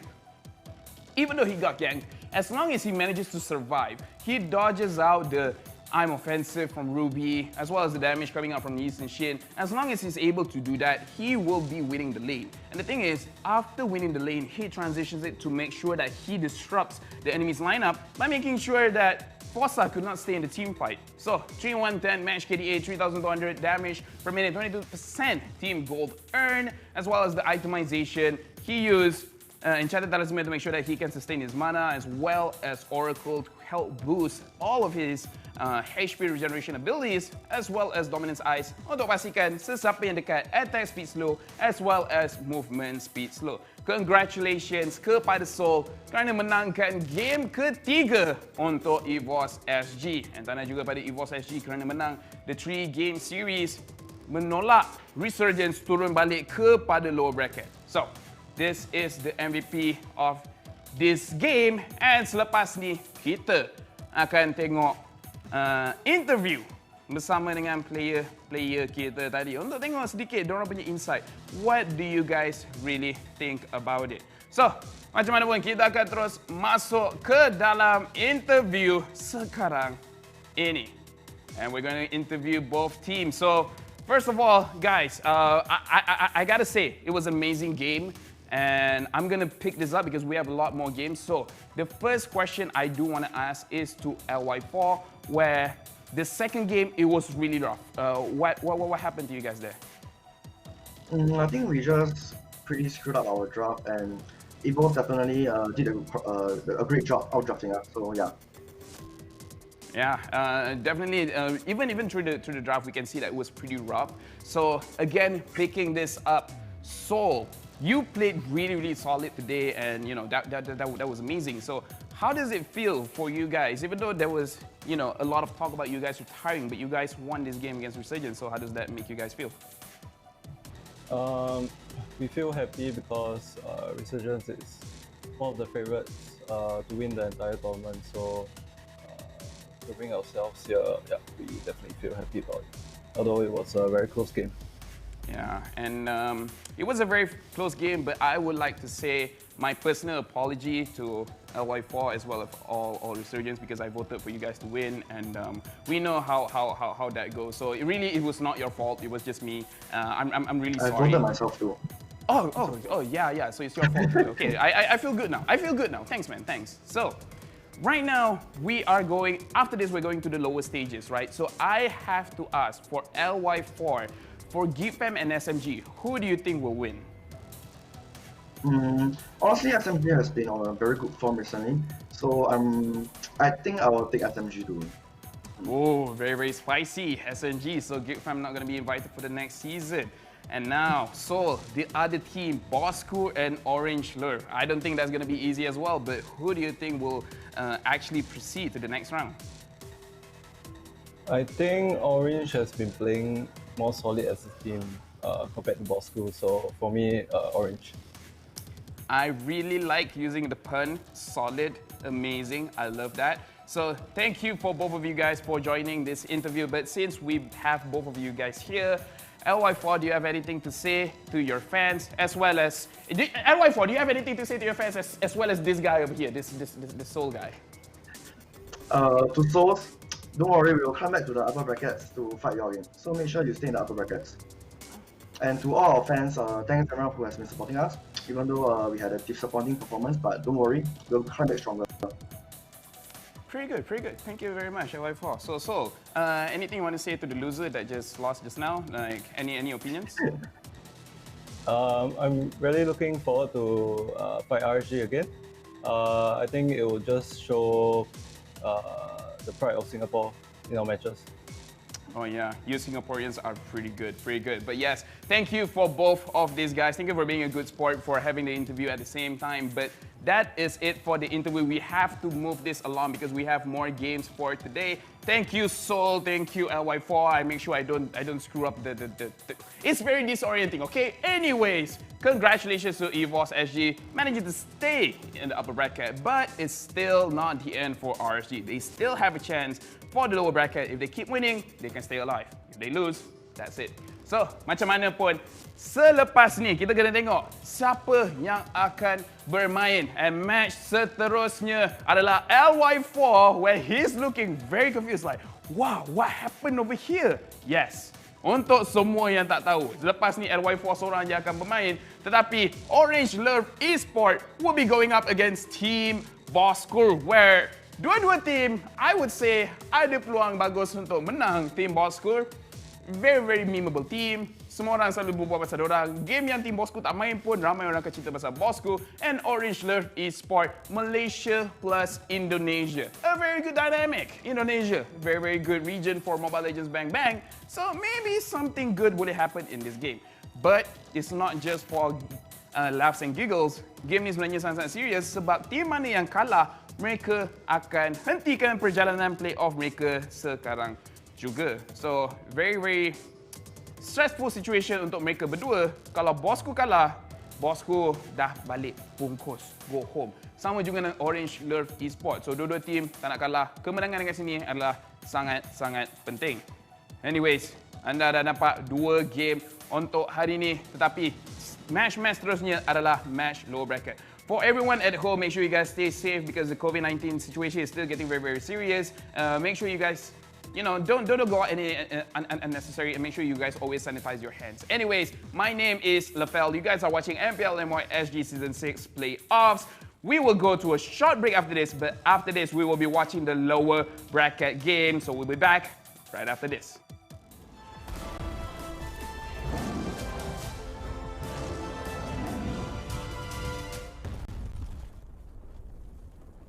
Want to hook up? Wait, what? With Yudu, being with Yudu is like customizing your car exactly the way you want it. Imagine doing that to your mobile plan. Anywhere, anytime. Like here. Oi! Oops. And even when you're in bed. Wait, what? Yes, just download the Yudu app and customize your mobile plan exactly the way you want it.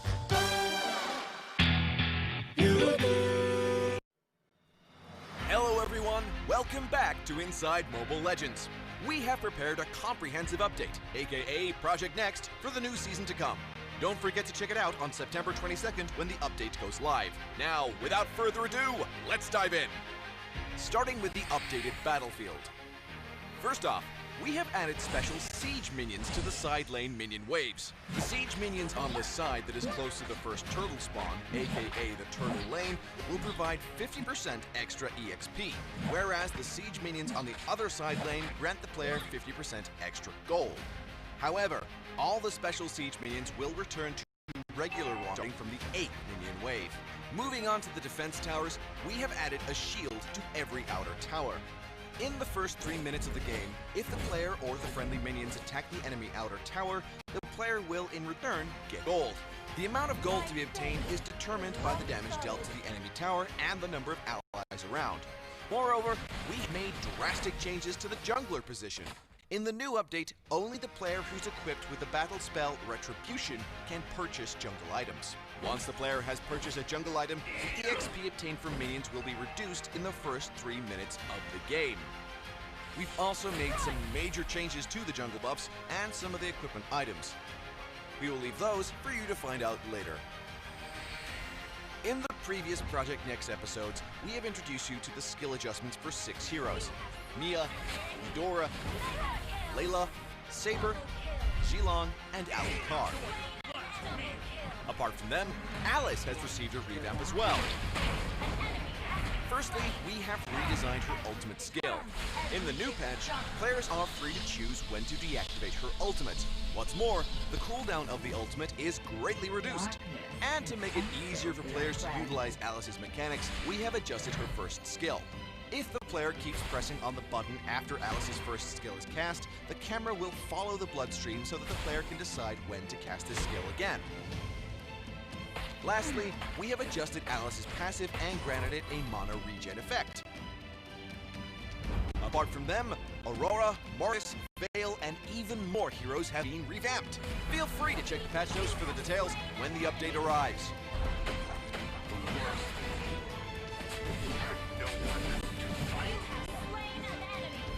Aside from the hero skill changes, we've also made some great improvements in terms of hero modeling. Now with the updated animation and visual effects, it is safe to say that MLBB has taken a giant leap. Concerned about the increased system consumption? Worry no more. All the changes and optimization won't cost you extra system consumption. We have included elements of the MLBB universe in the hero display screen. Now, different heroes will have different backgrounds depending on their places of origin in the Land of Dawn. To make it easier for you to execute team strategies and to avoid overlapping visuals, we have conducted an overhaul of battlefield visual elements. What's more, in terms of equipment items, we have not only optimized their visuals, but also their icons. From the login screen to the post screen, you shall notice many refreshing changes to the UI.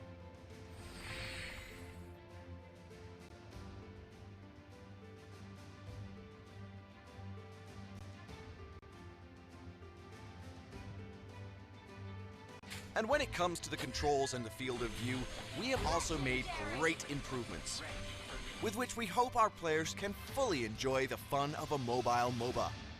Well, that wraps up today's episode of Inside Mobile Legends. Don't forget to log in onto MLBB on September 22nd. If you have any suggestions for Mobile Legends Bang Bang, feel free to leave a comment below. Don't forget to leave a like if you enjoyed the video. Follow our YouTube channel for more news and updates. Until next time, we'll be seeing you in the Land of Dawn. Download for free Mobile Legends Bang Bang. Wanna hook up? Wait, what? With Yudu. Being with Yudu is like customizing your car exactly the way you want it. Imagine doing that to your mobile plan. Anywhere, anytime. Like here. Oi! Oops.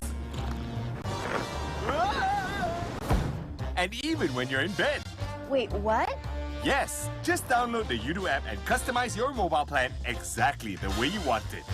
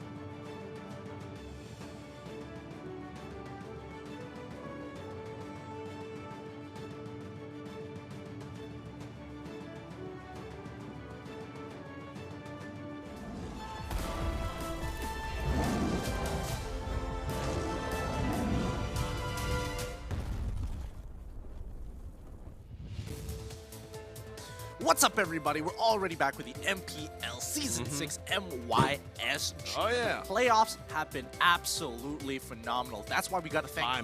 Mind-blowing, actually. Yes. That's why we got to thank our sponsors here, our official digital telco unit, not to mention our official media partner, IGN, and not to mention, all brought to you by Munton. Man, I mean, it already feels like it's been quite a day. It's been what, 5 hours since 6 hours since the stream started? Yeah. No, five-ish Yeah, hours. 5-ish around hours. But it's really taxing for us because that's just how insane the game is. We have to like intensely just literally look at even the smallest of details. But the worst part, every small details is so impactful inside this game until the point where like, we can't get our eyes off this. We just need the brain, like, what is going on here? Yeah, soon it's just gonna be white noise. It's gonna look like white noise to us every single time we look at a monitor. It's just like a high pitched. You know when you say white and that sound, I'm thinking like, did we die?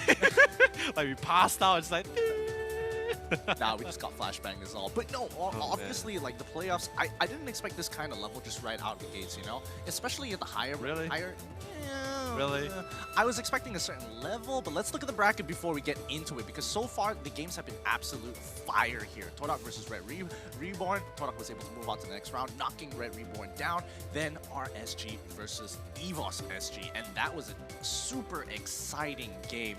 That means that EVOS is going to be going up against Todak real soon, and and Resurgence gets knocked down into the lower brackets. Now we got to finish up the rest of the lower brackets before we have a good idea of what to be expecting tomorrow. I mean, yeah, definitely for sure. And of course, the next game we're going to be casting is going to be between Orange Lover Esports versus Team Bosco. A very exciting matchup. And to end the game for today, for this first day of the playoffs, it's going to be Team SMG versus GKIM. And the winner for these two brackets will go head-to-head with Red Reborn and RSG to see whether they're going to be able to make a comeback round inside this lower bracket to get back towards that grand finals. Now, let's time for the talent predictions for this game. Everybody has been lined up. I'm just gonna prep up just in case. No, just gonna prep up.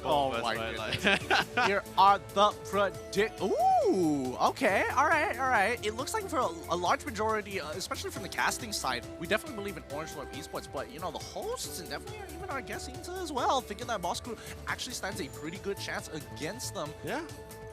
Where you leaning? I mean, obviously you know where you're leaning to, but why are you leaning? Let's be honest, before I explain why, I'm ready to tell you we lost because LaFell is here. Okay, I'm just kidding, alright? That's a good point. That's a good point. Anyway, coming back to why I voted for them, but before I explain, let's check out the artist prediction and Team Bosco taking the lead of 82%, and Orange Lover Esports only have a small fan base of 18%. But then again, that 18% of people is gonna be just right enough if you want to go head-to-head with Team Bosco. I mean, they're not wrong. I mean, this is going to be a pretty interesting matchup. Both teams definitely have their ups and downs. I mean, overall, Team Bosco, their performance, especially towards the end of the season, was looking a lot better and a lot cleaner in comparison. And Orange Lord Esports, they really found their stride midway through the season. You know, sorry I laughed because like I saw LaFell walk past by and it just gave me like, hey, 82%. 82% Bosco. Alright, but don't forget, while this entire MPL playoffs is happening in MYSG, we still have the Make-A-Wish campaign. Oh, yes. Yeah, so if you want something, you want anything, make your wish and dreams, well, I can't say dreams for sure, but we can make a wish come true. Come true. I was thinking of the song, so I got distracted for half a second. Make a wish come true, make a dream come true, very simple. I wish to be a better MLBB player. Ooh, I'm not sure how Munton's gonna figure that one out, but I'm sure they'll come up with something. Yeah, but that's pretty much what I'm saying. This is how big of a deal this campaign really is. You can pretty much wish for anything as long as it is MLBB related, even with people who's involved in MLBB. Like if you want to play a game with LaFell, go for it. Yeah, I want a Lamborghini with Gushin along the side, you know? That's still MLBB, yes. It's still MLBB. Wait a minute, hold on. Now that I'm thinking about it, it's like, how far can you go with this? That's why there's no conditions. There is no conditions. You can wish whatever you want. But let's be honest, if Munton sees something that's ridiculous or redonkulous, they're gonna be like, Yeah, let's not let this guy win. I don't know. Knowing Munzor, it feels like maybe they might go out in Yorn and maybe they might be able to get something really, really crazy. I can't wait to see. But coming up to this matchup, it's time to look at both intro videos for both of these teams. So let's have a look to see these fierce competitors go head-to-head in an epic battle. Secara jujur, objektif kami sebenarnya mencapai upper bracket. Dan kami memang tak jauh pun daripada segi point. Walau bagaimanapun, kami tetap akan berusaha untuk capai kejayaan kami. Larikan diri, boleh ke nak live smart Jesus? Memang sakit.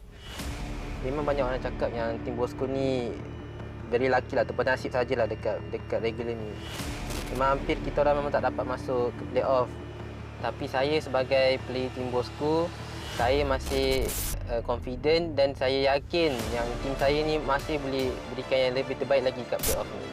Tentang damage yang ada, jadi Kaiser retreat mana? The lower bracket is very unforgiving. Kami tidak boleh relax dan pandang rendah langsung pada lawan kami. Kami akan all out tak kira menentang tim mana sekalipun. Saya memang bersyukur, tapi kami mesti lakukan prestasi yang lebih baik. Dan saya harapkan supporter Bosco boleh bagi kami peluang untuk menebus kesalahan diri kami. Rap, ada sedikit darah. Potato mencari tempo Zomblet. Kupas. Boleh cakap eksperimen ini berjaya, tapi ini hanya satu permulaan. Minta maaf Bosco, kami pasti menang. Saya yakinlah dengan regular season ni, dengan mengekalkan roster dan chemistry kita orang kepada Orange Delivery, korang boleh cuba lagi masa depan. Mungkin yang baik atas game, mereka tetap menggunakan tempo Zomblet. Dan apabila sudah kira tempo Zomblet,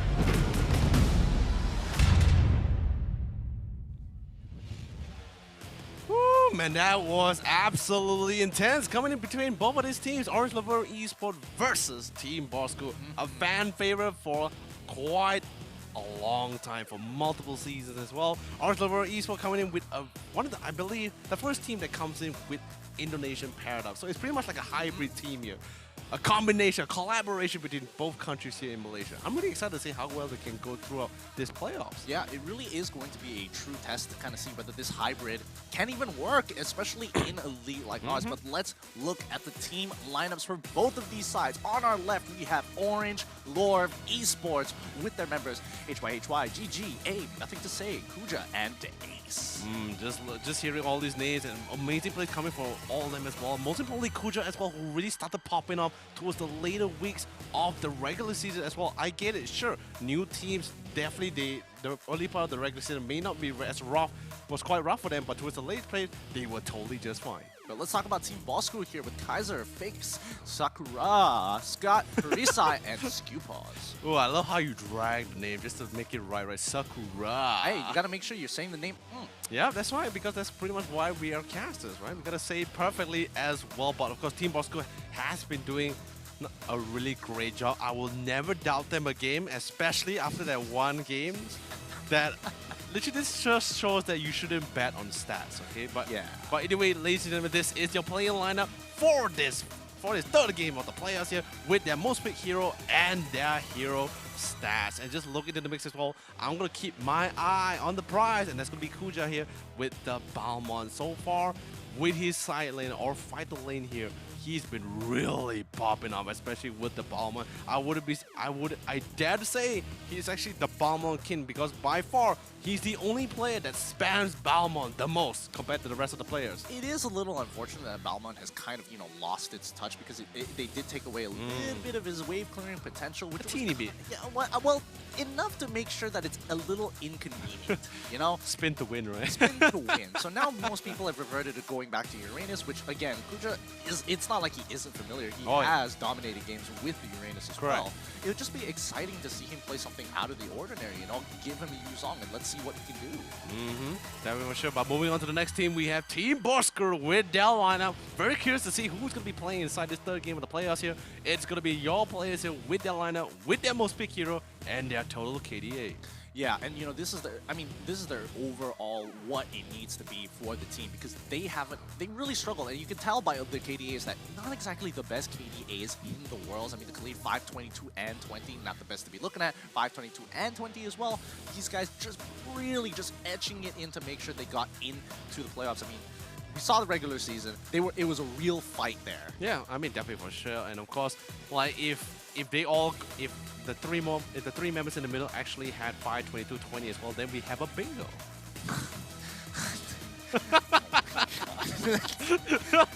You just had to. I can't stop looking at it now.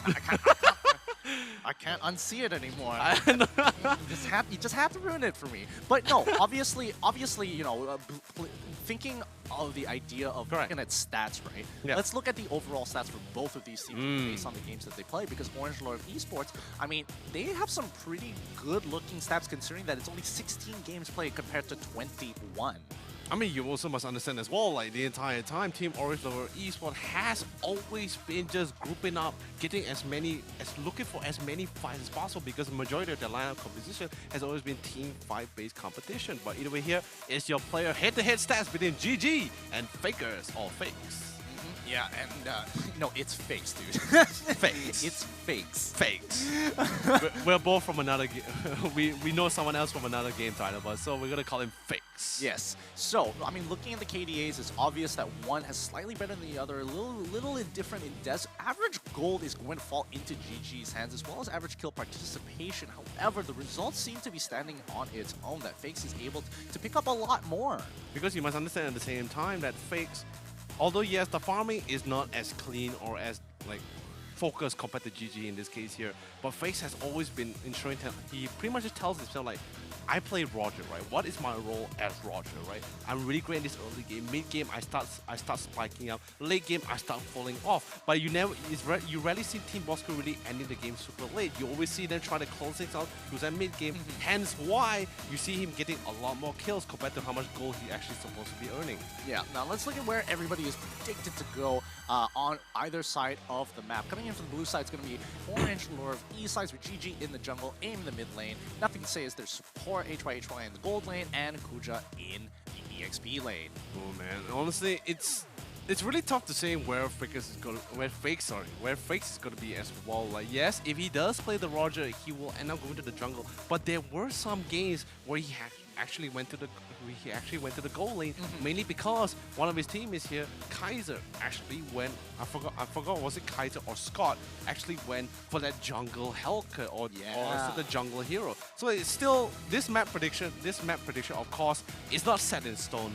It will always change depending on the lineup composition or the heroes that has been picked by their personal team captain inside this drafting. Yeah, no, I think you're absolutely right here, because when it comes down to it, if you really are unable to play a particular hero at its maximum efficiency, then it's better to give it off to somebody else who can. And if you fill another role, it's still kind of, they're pro players, they know what they're doing. I mean, yeah, definitely for sure. They definitely know what they're doing, especially since this is already the playoffs. They've already been going through all kinds of competition as well just to get themselves all the way back here. By the way, this is a beautiful notification to you guys, because get as many viewers, get your friends, get your family members along just to watch these views, just to be a viewer inside the stream, because the more viewers you get, the more amazing prize you're going to be able to get for yourself. And literally, starting from the very bottom for 30k, we're moving all the way up. And if you think 50k is the maximum, you're dead wrong, because we go all the way to 120k. That's the highest one we're going to be willing to go. And I believe with all of your help as well, we will be able to achieve that milestone. So if you have friends who like to play Mobile Legends and kind of like getting skins, this is the place to be watching out, have the stream open, maybe enjoy some pro games while you're at it. Yes. And I mean, you might just get a skin. Yeah, well, I say skin, but like you might just get a skin, and at the same time, you can also prove a point that LaFels, you know, his predictions is so on point. Well, you know, that's going to be the ongoing gag from here on out. But yes, we've got 24 seconds before the game is about to start, and I can't wait to see what the draft is going to be like for both Orange Lorf and Team Boskur, because both have its own distinct styles. I mean, especially for Orange Lorf, they really like picking up the Pharsa, really like having those dedicated mage supports. And now that, you know, the jungle has been introduced here, it's going to change things up a little bit more. I mean, definitely for sure. Everything has been changed, but they had 2 weeks of an opening for themselves. Let's see how they go as we jump into the first drafting for this game number 3 between Team Boskur and Team Orange Love Esports. And of course, Orange Love Esports is going to be starting on the blue side, so they have first pick and first ban, and instantly getting rid of Natalia for good reason, and at the same time, a respectful ban since Parasite played a mean Natalia in one of the games during the regular season. Yep, Natalia is going to be taken off the board, and Team Boss Crew, on the other hand, they're going to be getting rid of the Barat as well. So, okay, natural for Team Boss Crew. No big surprise there. Orange Love Esports definitely giving a lot of respect to Team Boss Crew here, but coming into the second ban, what are they going to be looking for? Are they going to target the off-laners here? We've seen quite a number of teams ban out the Yuzong as well as the Khalig, arguably. Yeah, I mean, definitely for sure, because remember as well that Team Orange Love Esports, majority of their players is actually Fighter Lane's course, although yes, they have adapted themselves and already proved that they're actually a very strong team, just exactly what we were already anticipated towards the last week of the regular season. But now, let's see how well they prepare for themselves inside this playoffs. Yeah, and now Team Boss Crew, they've been given the opportunity to go for a ban, for the second ban. What am I thinking here?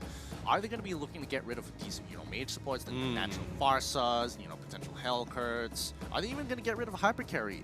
It's a little hard to tell, but hopefully it gives us some direction of what they're looking to get or draft into. I mean, you also must just think into the... Oh, actually, I was about to say, like, they would have banned Farsa because Scoopbox is actually playing, but no, Scoopbox is actually going to be subbed. It's going to be subbed in with Sakura and Parasite, so we're not going to be able to see Scoopbox with his Farsa play. So in this case, they can try to opt for the Farsa, but for now, Team Bosco is going to be prioritizing getting rid not just side laners, but also really great aggressive engagers, especially with the Jawhead. The flexibility of Jawhead is really underrated. Most people are thinking like, oh yeah, it's a waste of a ban, but really, there's a lot of things that Jawhead kind of doesn't allow your team to do if it's on the enemy team, especially if you're a single target and you're pretty high priority. You don't have the mobility to kind of get out of it, and you don't really want to have to take the spell to make sure that you survive all of this. Correct.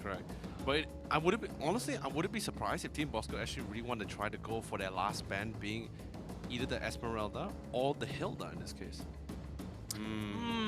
I mean, I feel like they're holding it up because, again, Uranus is going to be on the table, and if you're on red side, you don't mind actually picking up the Esmeralda and the Uranus. That's what I'm saying, right? The priorities is like different for most a majority of this team. We even saw a game where Uranus actually got hammered pretty hard against the Lunox, so I wouldn't be surprised if Team Bosco or Team Orange Lover Esports try to do something similar against the Uranus should it get picked up. It's just more like, which one do you prefer facing, or do you not want to face against in this case? Yeah, in most situations it's going to be like that. Valir coming out for the side of Orange Lord Esports, which I find kind of peculiar, which means they're looking for something a little bit more hard engaged. Yes. A little bit more hard engaged, something that doesn't get denied as easily, potentially the Kufra, potentially something else. Team Bosco, on the other hand, taking out a scaling mage in the Chang'e. Rather interesting. I feel Orange Love Esports definitely want to try to set things up for the link pick for GG here because he does play a decent amount of assassin heroes here. So getting rid of Valir might be just one of the indications of the fact that he might want to try to go for an assassin pick, or then again, it just could be a safe pick because like Kuja has always been just diving to the front lines with his fighter roles here. Yeah, I mean, other options could be like, simply the Harith, something that requires to kind of have that mobility and that movement to get in on their opponents. They lock in the Roger, all right, fine. It slipped through, that's absolutely fine. Team Bosco reply almost instantaneously with the Uranus as well as the Boxia lock-ins. So I love it as well because of the fact that if Orange Love Esports actually did their homework, did their research on Team Bosco as well, they also will realize that one of the 2 or 3 best marksman here that Fakes can actually play is actually Roger, and Roger being so versatile and sort of fit with that personality as well, trying to close things out doing that early towards the mid-game transition. First picking Roger, probably going to be a huge dent or putting a huge wrench to Team Bosco's plan right now for their drafting. I think it's still going to be okay here. There's still plenty of other options. Orange Love Esports is going to be securing that first round of the pick bans here with HYHY going onto that hill, picking up the Hilda, and G picking up the Lunox. I love it as well. Now Team Bosco is just slowly realizing the fact that since we chose to ban AIM's mage hero, the Chang'e, instead of the Hilda. Now Hilda is currently in the game here. And remember, Uranus early game is not as great compared to the Hilda here. I mean, sure, when it gets towards this mid game and late game, then yes, Uranus will slowly topple over Hilda as Hilda starts losing her tank ability when it gets towards the late game. But for now, it's all about controlling that early game, that aggression. Now having two heroes, both Roger and Hilda, that early game control or damage-wise is already in the favor of Ori so far. I mean, so far, but again, I don't feel like it's purely early game like strength. Because if we're really breaking it down, it's level 4 that which they are looking to play for, and not like pre-level 4. And Team Boss Crew, they can easily come up with something that could actually punish them. To pick up Selena for an example, or you're looking to get the Jawhead, which has already been banned out. But you get the general idea. If Team Boss Crew wanted to turn this into an early game composition, there still are picks that allow them to do so. But coming into the next ban phase, the second ban phase is going to be the Khalid being taken out by Team Boss Crew. Now, really trying to see what do they want to take for themselves. I wouldn't be like if Team Boss could actually notice it as well. They could try to opt to go for the Ruby ban as well. That's going to be allowing Orange Love Esports to not only have a great initiator but a great controller in that fight, which will prove detrimental for this Lancelot as well. Or they can even try to pick that up for themselves since they are on the red side, so they have first pick for this second pick phase. I mean, that's a good option here, but can they deal with it? Because I mean, Team Boss Crew, they've set it up in such a way that, all right, yes, we have taken up a couple of counters to get rid, to make sure that Lancelot is going to be pretty much untouched. Orange Love Esports, okay, fine. We don't have a necessary answer. We just have to play, keep ourselves on our toes and make sure we don't get caught out by the Lancelot or any of his buddies that want to come by. Ban out the 1-1, take away secondary scaling.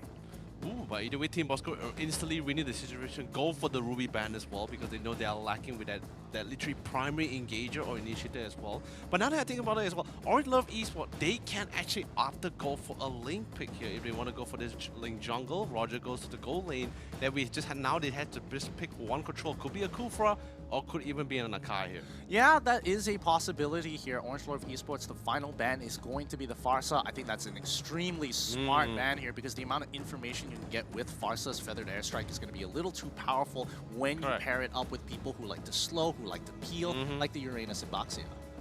Oh man, but then again, Team Boss Crew, they really need this mage pick. What's pretty much who is left is Kagura, Veil. Who else am I missing? Eudora, yes, being very popular, instantly gets locked away.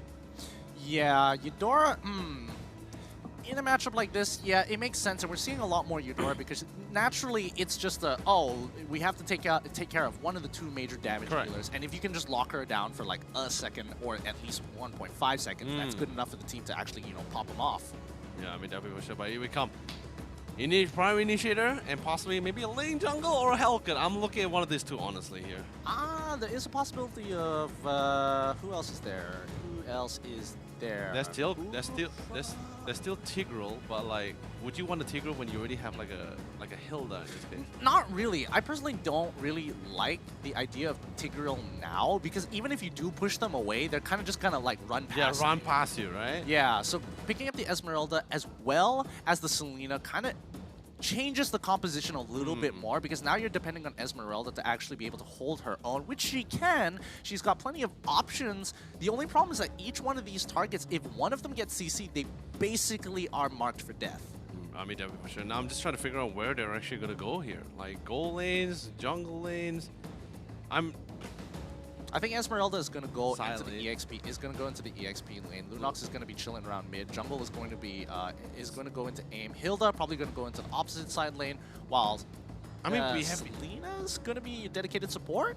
Ooh, man, we call a great pick as well. So we're going to be looking at the Lancelot jungle and the Carl going to go to the gold lane here. But at the same time, we also noticed that it's definitely going to be Esmeralda to the side lane because Kuja is actually going to be opting to go for this Esmeralda. I was about to say that Esmeralda makes her a really great jungler as well. So GG is going to be our main carry here. I'm pretty sure he's going to go to the jungle for himself. HY is going to be, like you said, either go to the mid or to the side lane. And nothing to say, and aim is just going to be constantly just roaming around.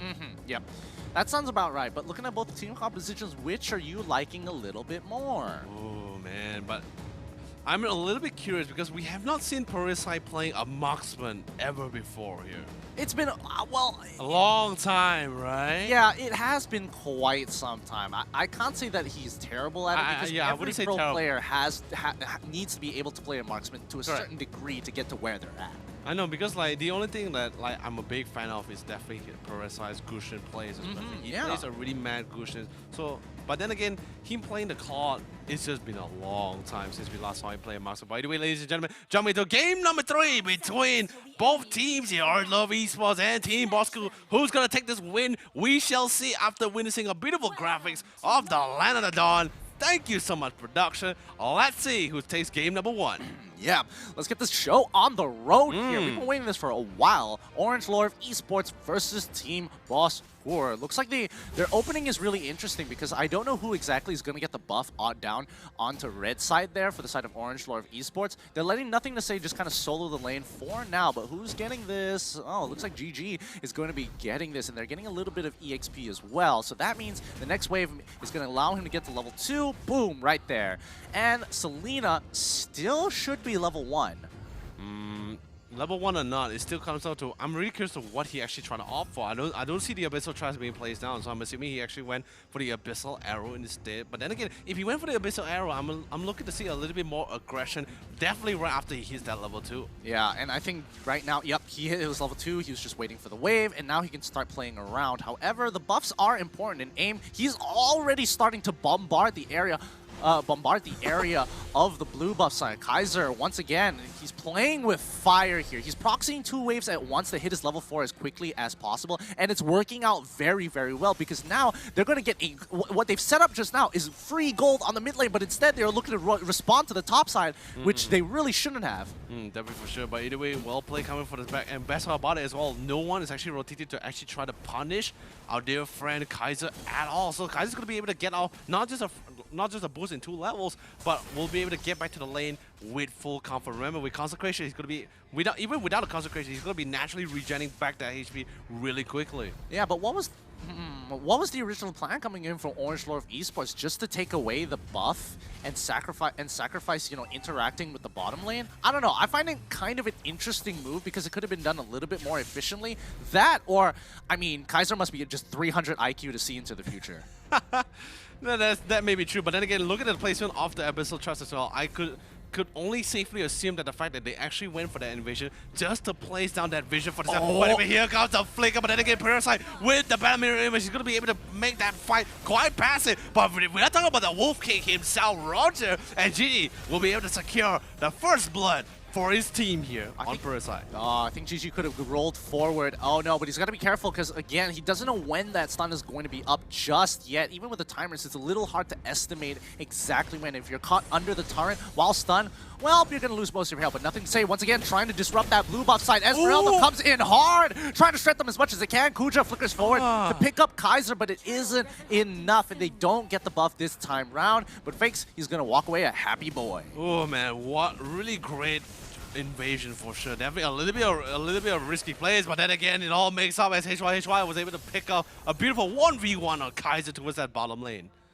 Oh man, really great stuff coming in. Yeah, it's been good works, but again, very passive gameplay coming in from both sides. Nobody really dedicating all their resources, and so far only Lord was the only ones making the moves. And Kuja, he's going to be absorbing everything. Blazing Duet, don't care, just going to absorb as much as I can. Walk away, only loses about half of his life, but luckily the Tortoise Poissance was there to add that extra damage. Yeah, but then again, this is exactly what Kuja is trying to go for as well, because he noticed the fact that GG was actually soloing this turtle, so he just had to buy enough time as long as possible. But Nothing to Say comes in with the reinforcement. Team Bosco will not be able to take down this top tier 1 tower for long, and with the reinforcement coming in, this is going to be allowing the rest of the team to open up the map a little bit more better. Yeah, oh man, Eudora is such a threat. Her stun is just such a powerhouse, and there's nothing you can, there's not a lot of counterplay you have to it for a lot of these heroes, but those who do have to be super careful. And now, getting ganked HY quickly coming out of it, uses the darkness to buy some distance and time to push them out, while on the opposite side of the map, Orange Lord Esports look to try and take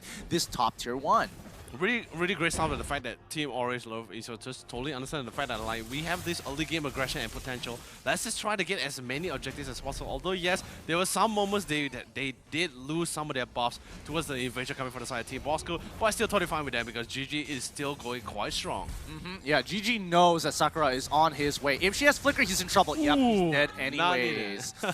Ah, that's rough. That is rough. That is very rough indeed. And the worst part about it as well, Nothing to Say was not really in the vicinity to really back him up either. Wrong place at the wrong time, maybe? I think he just got a little greedy. Like, you could see him walk up intending to fight, but the moment that his teammates made the call of, hey, we don't know where Eudora is, he is on the run. And unfortunately, at that point in time, Sakura still had his flicker.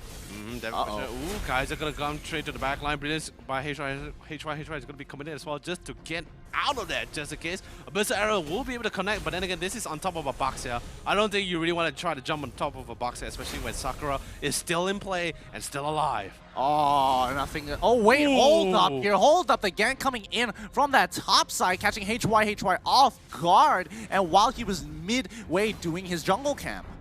Really unfortunate there as well, but still big pickup coming from side of Team Bosco. Kill score currently tied 2-2 here. Net worth, I say it's pretty much very similar. Same goes for towers, 1 for 1. Now all comes down to see who can secure this turtle. Looks like Team Bosco has the upper hand in securing it because they have the amount of number of men here, and they will safely secure it with that retribution. Yeah, just look at the counter proxying coming in from both of these teams. Esmeralda just chilling by bot side, clearing that wave, while you can see that Uranus on the bottom side as well, trying to proxy the exact same wave. So both sides not really getting too far with anything here. They're just clearing the waves, taking a camp, and then looking to rotate. Ooh, Demon Hunter Sword also going to be picked up on the side here, Pura side as well. That's going to be pretty big. Definitely not big enough if you really wanted to try to go for this 1v1 against GG. Yeah, they are just trying to control this river line here. Both contesting to control land, making sure that they have more vision control. Kuja, oh man, Kuja and Kaiser are just both having the funnest of times. I mean, yeah, it's just pretty much just farming and split pushing. And the best part about it, neither one of these teams want to go and try to literally punish them because they know that they can't really catch up to them at all. But then again, Kaiser's going to be slowly falling back. Ghost got a 1v1 against Kuja. Let's see who is going to be taking the top 5. By the way, coming back towards his mid-fire. Not to say, get a little bit down low, but then again, he has to push. So he's going to be able to get the shield. But on the other hand, GG on the hunt, gets Scott. And the rest of the team instantly has to disengage. Yep. Back up to the top side, says GG, as he looks to continue to farm. I'm excited to see how much gold he's developed at this point in time. He is level 10 to Fake's level 10 as well, 2-1 to 1-0. It's looking pretty good for either carry here, but again, no real lead has been developed. No, the thing is just ooh, by the way, beautiful Cash Face has literally having the tough time, but Sally can't say the same for Sakura, but she's still holding on the line as long as possible. But Sally, instantly Eudora will be able to pick up 1 for 1 before she fell. Making sure to get all of Eudora's abilities. Oh wait, Purisai's coming in with a Blazing Duet, this time on Nothing to Say. He's getting pretty hard chunked out, but that's going to be Fakes coming in hard with the Phantom Execution, picking up a kill off of GG. And once again, that buff is mine. Oh man. Really interesting fact that actually, if you're actually spinning with the Shield of Unity, like if you get stunned, you still move, but you eventually stop, right? According to the animation. Yeah, of course, it would eventually stop. And once again, Bosquir having full control over the turtle pit as Orange Lord Esports struggling to find an angle to get in. Lightning Tornado going to be picked up by Sakura as well, going to be doing even more damage, but nothing to say. Isley has to back up because our dear friend Scott is there to back him up. Now we're slowly transitioning towards this mid-game, right? And then the point here is Nothing to Say only has 2 stacks. Really not looking that great at all, but still able to contest against Scott, but for how long? I'm not entirely sure because, I mean, Fakes is here, and now, there we go, Purisai. He's doing some decent damage, not enough to be super substantial, but just enough to threaten. Now, Scott, he's in trouble. He is dead, finally. Oh, I was sweating for him, but here comes the ultimate coming in from Eudora. Nothing to Say just absolutely eats the whole thing, and now, with 3 stacks under his belt, that's going to be some significant damage, especially for the squishier targets from Team Bosquir. Definitely for sure. Ooh, Abyssal Arrow will not be able to connect. We haven't seen a really beautiful connection of the Abyssal Arrow just yet, but Fake's going to be walking right into the book, so Nothing to Say is going to be able to trade off a little bit of damage, do quite an amount as well, but instantly he has to flicker out because of the rotation coming in from the rest of the team. Abyssal Arrow does be able to connect, but he still had the Battle Mirror image, so he'll still be able to back off. Yep, they're slow. They are both, I mean, both teams are playing this game slow. Oh, Nothing to Say, now in trouble with the Blazing Duet. There's no way he can get out of this, even though he is just trying to get that regeneration off in the brush. Just nothing that they could do at this point in time. Once again, Orange Lord Esports just playing their own game. It's 5-5, and nobody has really taken a significant lead. Team Bosquir ever slightly so in lead, but not enough to say that, oh yeah, I can end the game right here, right now. I mean, yeah, definitely for sure. Really unfortunate, GG got to be really careful. The minute he gets out, let's be honest, the minute he gets out of this, I'm pretty sure his whole team is just telling him right now, like, dude, if you're not fast enough, you're going to die. He's like, kenapa? He's like, why? He's like, no, you just trust me. Just run. Run or at least do something. Well, I mean, what can you really do? It is a Hilda. You mean in that situation? No, I'm talking about GG in that situation. Well, I mean, yes, you should run. You should have ran. But again, I do think that overall, like, this game has just been a complete stalemate. Both sides are a little hesitant to make any moves, and the moves that have been made haven't been followed up by really big punishes at all. It's really difficult because at the same time, like every time with Lancelot, right, he realized like, hey, you know, I'm at my spikes. But anyway, speaking of the game, looks like our dear friend GG will be able to get out of that situation alive. But anyway, yeah, coming back to what I was saying, right? It's really difficult, like for example, right, our dear friend Fakes, right? He really has a certain amount of items and also the level for him to go for that spike because he's literally level 13. He still has to bide his time because the rest of the team still needs farm. They all are literally late game heroes here compared to the side here, the team Orange Love Esports. Okay, it doesn't connect. But yeah, no, I think you're right in that aspect. Oh, nothing to say. Oh man, yeah, I mean nothing to say, man. but Eudora is starting to become a problem here because no one can really catch her just yet. Oh wait, hold on, Sakura finally going down, and just as I mentioned it, Caster's Curse kicks in perfectly. Definitely the jinx is real, but anyway, GG finally going for the rotation, punishes our dear friend Sakura, sorry, not Sakura, Kaiser, for constantly going for that split for the longest of time. Really great pickup, but it's going to be allowing our dear friend Kuja to slowly push out that bottom lane a little bit more further than usual here.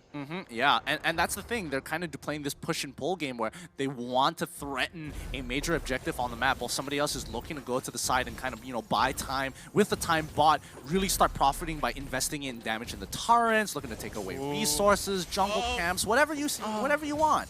Oh, Kuja that siege tank was just one hit away for securing that bottom tier 2 tower. That was really unfortunate.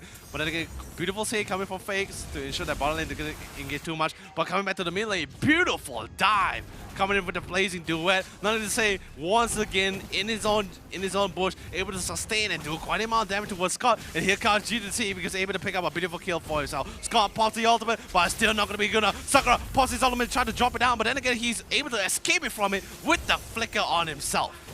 Yep, they're going to continue pushing on. Kuja even flickering forward to get on top of Parisa, but look at the wave. It's already been crushed as they look to back away from this fight. They don't want to stick around longer than they should have to, and not to mention that most of them did get kind of chunked.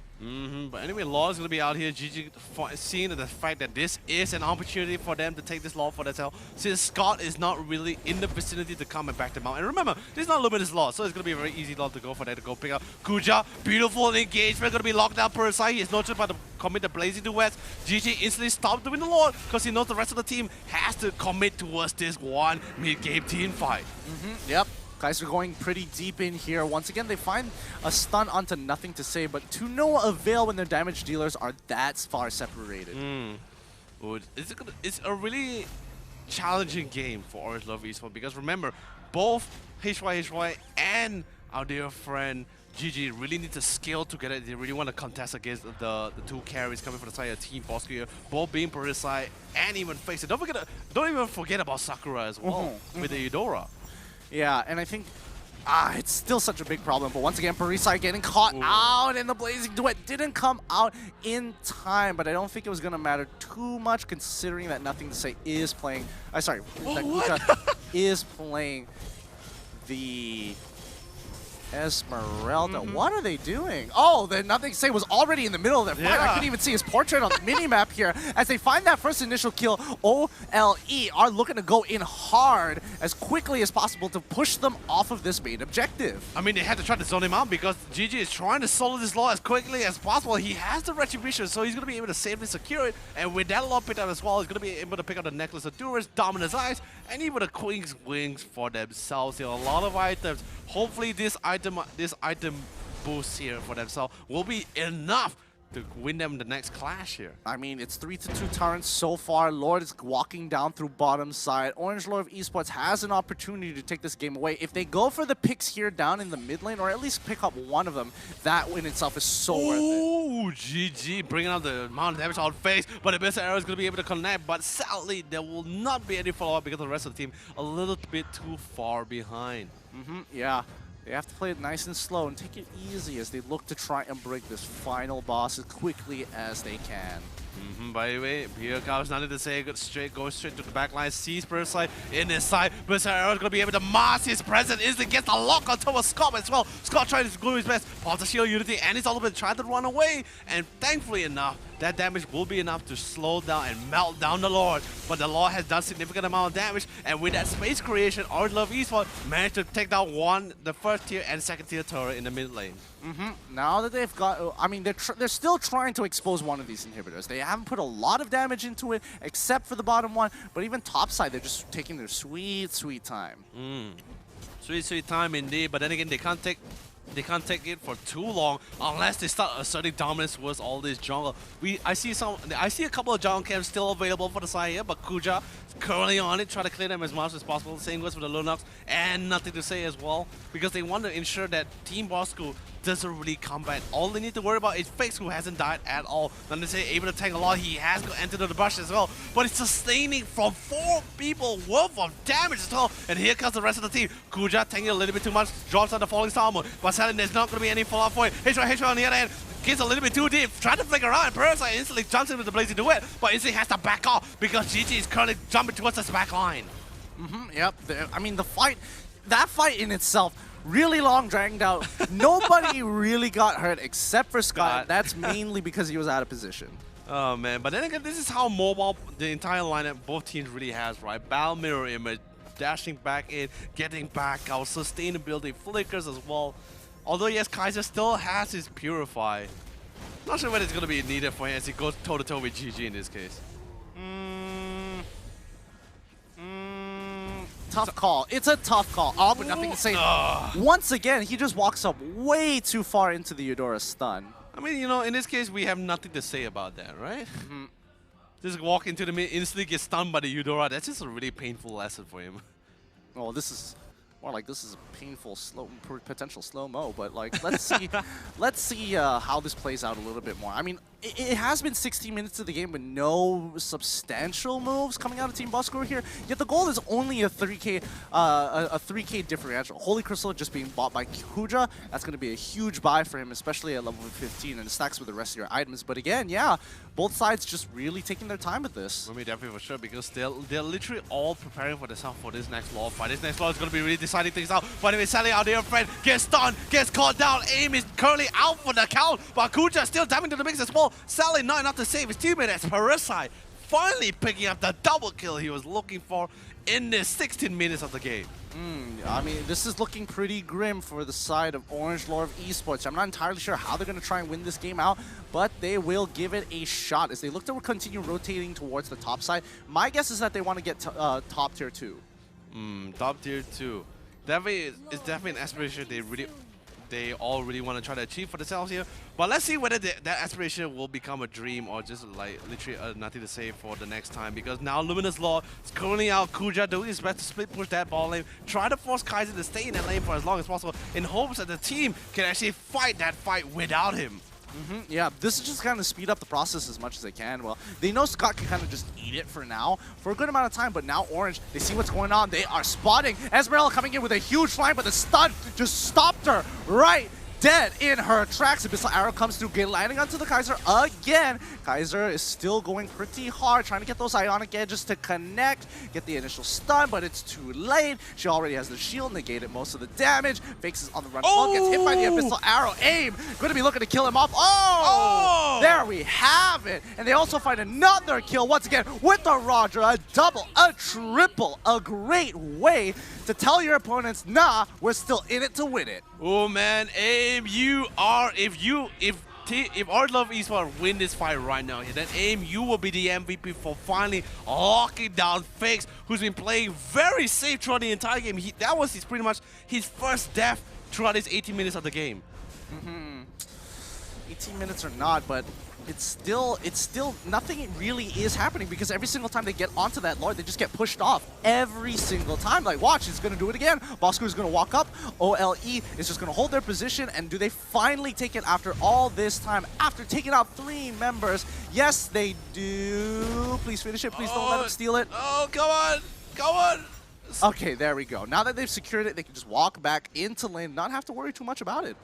Now this is the part where whether Orange Love Esports is able to close things out right here, right now. They cannot buy any more time. Sure, nothing to say. He's able to withstand some of the damage, but it's barely for long. He has to be really methodical about where his position is going to be like, especially since he's just constantly peeling for the team. GG picking up the Demon Hunter Blade is going to be really great at dealing with that tank, especially Kaiser, who's just constantly going bombing and weaving back and forth throughout all these fights. All right. Now that Luminous Lord, now that Luminous Lord is walking out at this point in time, let's see how Team Bosco actually wants to handle the situation. Remember, they're 4K behind, but I mean, the gold at this point doesn't necessarily matter because all our heroes here should have full items by now. Arguably, not the support. I mean, definitely for sure. Like in this case, like, and the scariest part about it as well, we're talking about a Claude late game with quite a decent amount of items as well. So that Blazing Duet will hurt, regardless of how much shield that Kuja is able to steal away from him as well. Let's see whether AIM is able to pull off another beautiful Abyssal Arrow, because that was going to be really count. Almost connecting on Parasite though, quite close, but Lord Isley breaks down. But Parasite getting a little bit too close to come as well. As nothing to say, almost get them picked up as well. Kaiser Isley gets melted down. Killing spree for a different HY. Minotaur not holding up for long. Sakura is going to be dropping down the ultimate, but Sally will not be able to connect on any member at all. Lord Isley gets melted down, but Sally with the cost of 2 inhibitor and possibly a potentially a third one as well towards his top side.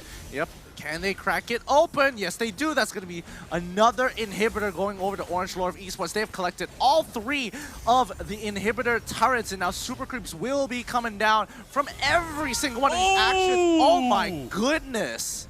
Oh. Where did he go? Where did he go? I don't know. But anyway, Parasite going to be coming in with the Blazing Duet. But Sally Fingers instantly gets melted down by AIM. And AIM go for the pickup. And looks like Orange Love Esports goes to the crystal, ends the game. And first gaze will go to them as well. Oh boy, that was an interesting game. Very slow pace. Not a lot of risk taking. I mean, there was a little risk taking, but nothing too out of the ordinary. Like, I'm gonna transition.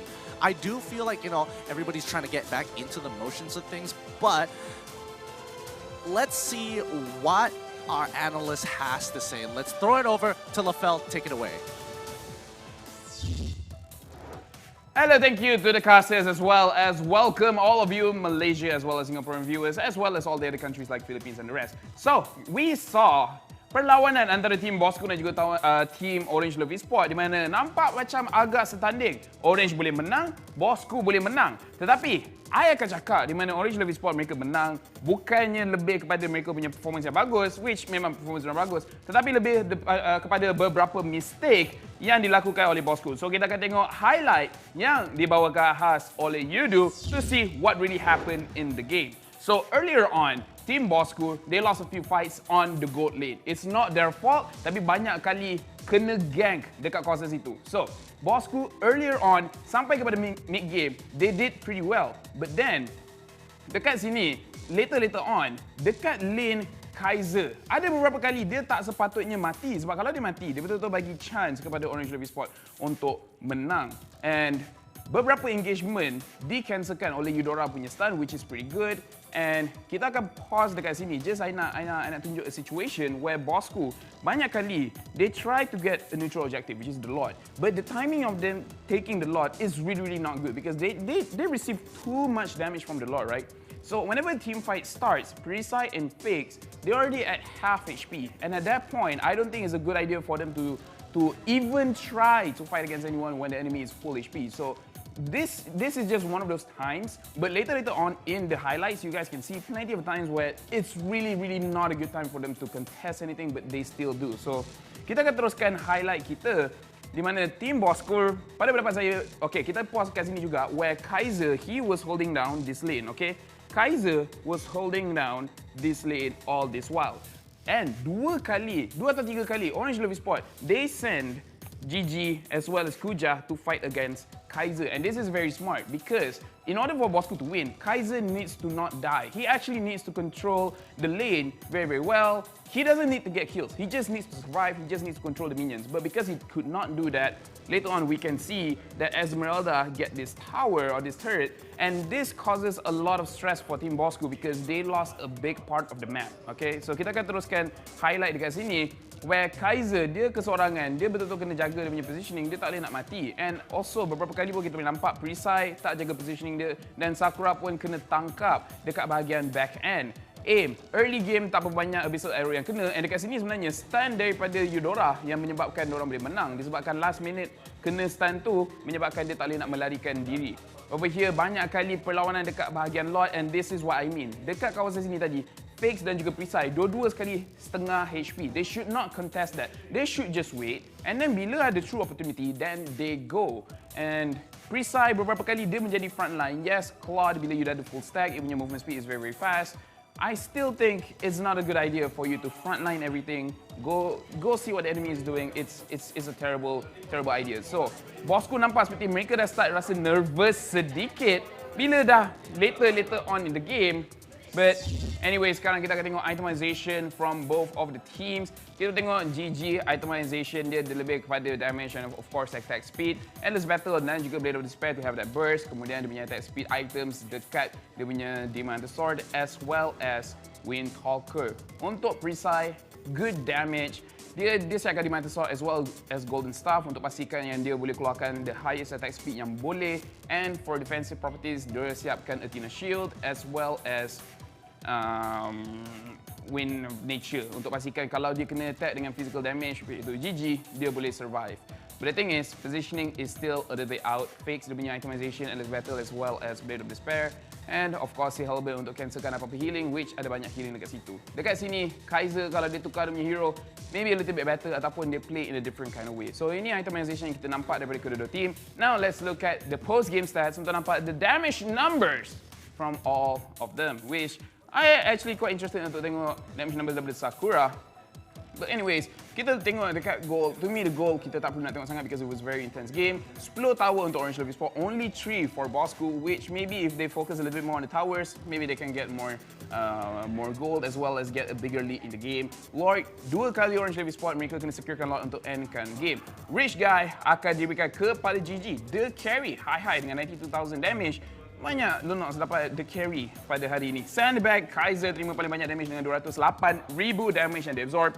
Forgotten One adalah nothing to say. So kita tengok dekat team Bosku, damage paling tinggi adalah Claude dengan 77,000 damage yang dikeluarkan. 58,000 dikeluarkan oleh Eudora, which is actually quite good disebabkan kita tengok Lancelot only 40,000 damage daripada Fakes. Now, Orange Lurv Esport. Damage yang paling tinggi adalah Lunox dan juga Esmeralda, 92,000 dan juga 89,000.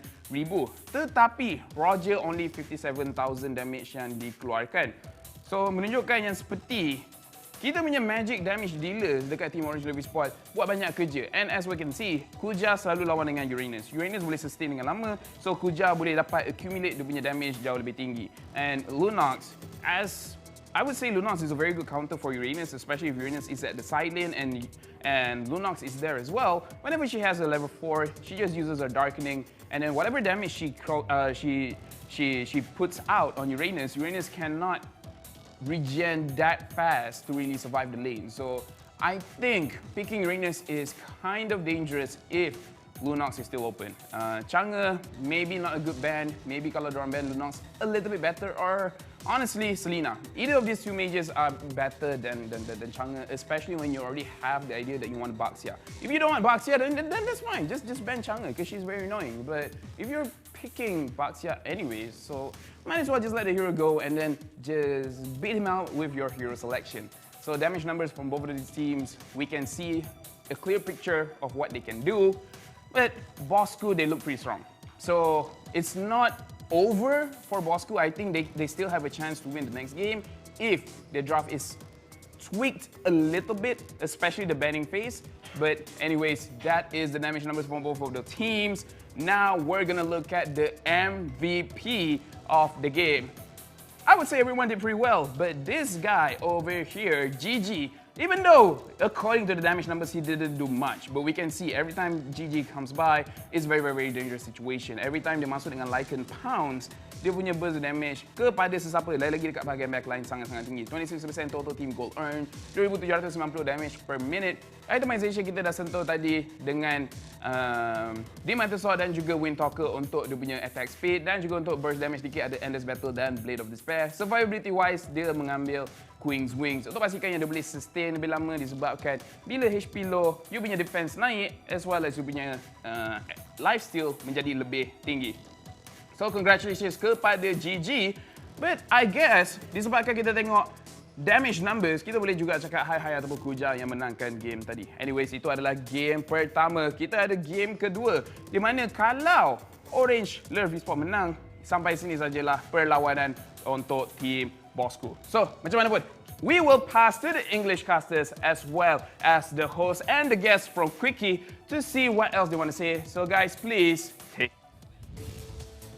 Thank you so much, LaFell, for such another round of in-depth analysis of that game between Orange Love Esports and Team Bosku. So how are you feeling? Well, I definitely feel like that game was definitely a lot more dragged out than it should have been. Yes. A lot of mistakes just went around not punished, and you can definitely see like the difference between teams who are really feeling it that day and teams who prefer to kind of take a slower approach to this. And I think Bosku in this particular situation, the draft in itself was already a little bit flawed here, and Lunox is starting to become a more prominent pick for a lot of these teams. So it's something that you're going to need to prepare for more often than not. And what's even better as well, like Lunox was one of the best picks doing in the previous season as well. And like season 2, 3, 4. I mean, MPLI, we saw some Lunox, just saying. I mean, overall, Lunox is just a really consistent pick, and when you put her in comparison to like so many of the other mages, they all kind of have their place. And I think for now, like, she can absolutely destroy and shred tanks like they are nothing, especially when you have to put them with the question of how do you itemize? Should I be going for more armor? Should I be going for more magic resist? Yeah, and it was even better as well, like, because since now, I wouldn't say, yes, I guess we can consider jungle lane. Now the lanes are more open up as well. We're no longer sharing EXP or gold. It just literally promotes more cores. So the fact that with this new addition coming from the side of Moonton, heroes like Lunox slowly start coming back in. I wouldn't say back into the meta, but it's more like back into the game where people can be like, hey, he's actually a great tank shredder. Let's pick him. We can just send him to the lane and pick a marksman that's great at jungling as well, like Roger or Yisu Shin. Yeah, it's viable, and I think that's the most important. The fact that it is super viable, and that's nice. Having more options in the draft is going to always be interesting, and more importantly, it's one of those things where it's like, oh hey, these older heroes which I didn't get to use, like Eudora, who basically was unplayable for a large amount of time, now coming in being better than the natural Aurora, which she didn't even see a lot of play to begin with. Yeah, definitely for sure. But I'm just that game just shouldn't have been drawn up for that long. That's my only the reason why I asked you how you feel, because like for me, I just felt like that game shouldn't have lasted that long. I get it, insecurities, right? You want that guaranteed win. You want to ensure that like even if we are lacking in some field, the Lord sort of like makes up for it, or like our levels or item wise, because there were times where we saw like let's be honest, Fakes was already hitting that item timing, that level timing after Lancelot, right? Yes. But every time he goes for a clash, and then he realized like, all right, like he went for 2 clashes, right? First was successful, the other one was he had to back off, right? Yeah. So he instantly realized like, alright, Claude needs to farm, I fall back and farm too. I'm like, no, that's not what's supposed to be happening. You're supposed to just like apply even more pressure when at least that way when Claude finally comes online, the enemy isn't as tough as it's supposed to be, since you're been like slowly poking at them. Yeah, and Orange Love is on the other hand, I feel like they will always be hesitant at a very crucial moment. Like there will be some moments where like they've tell us, should I do Lord now? Should I do Lord later? Should I engage now? Should I engage later? I mean, you kind of have to give credit for Bosku for kind of putting that. like Orange Love Esports, Yeah. But you have to give credit to Bosku because they were able to kind of put this placebo effect with how many people they kind of just put in the area to kind of give off the information of like, hey, you might not necessarily get Lord this time. I've got like 4 people alive, 2 of them are missing. I don't know where they are. Do you know where they are? I know where they are, but you don't. No, and I remember there was one point in the game where you're just like, hey, they're gonna pull back the Lord. I was like, there's no way. There's just only 2 of them, right? I said, nah, Leonard, they're gonna pull it back. And instantly they pull it back. I'm like, how? Yeah, it's one of those where you need to have that kind of security in taking them and the confidence to actually pull that off. And I think for Orange Lord Esports' side, it could have been done better. But don't worry, Team Bosku fans, because I definitely think that they do have. I feel like there's something missing apart from the team composition. Is that the fact that a lot of these teams are thinking so far ahead about like, oh yeah, we need to get into scaling. We need to start thinking about that. When really a lot of these early game comps are getting away with what they're doing because there is a priority of early to mid.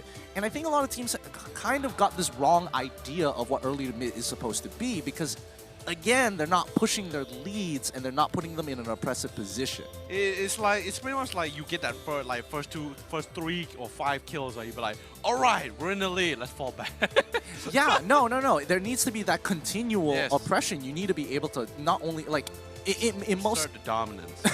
I mean, assert dominance is like a very general term, but like how the Spaniards invaded the other countries right back in the day. I know exactly where you're going with this, and I'm not gonna keep that up. So I'm the very model of a modern major. Whoa, we gotta calm down for that, okay? We can't talk about world. We're talking about here in MYSG. I mean, technically it is world since there's Indonesia.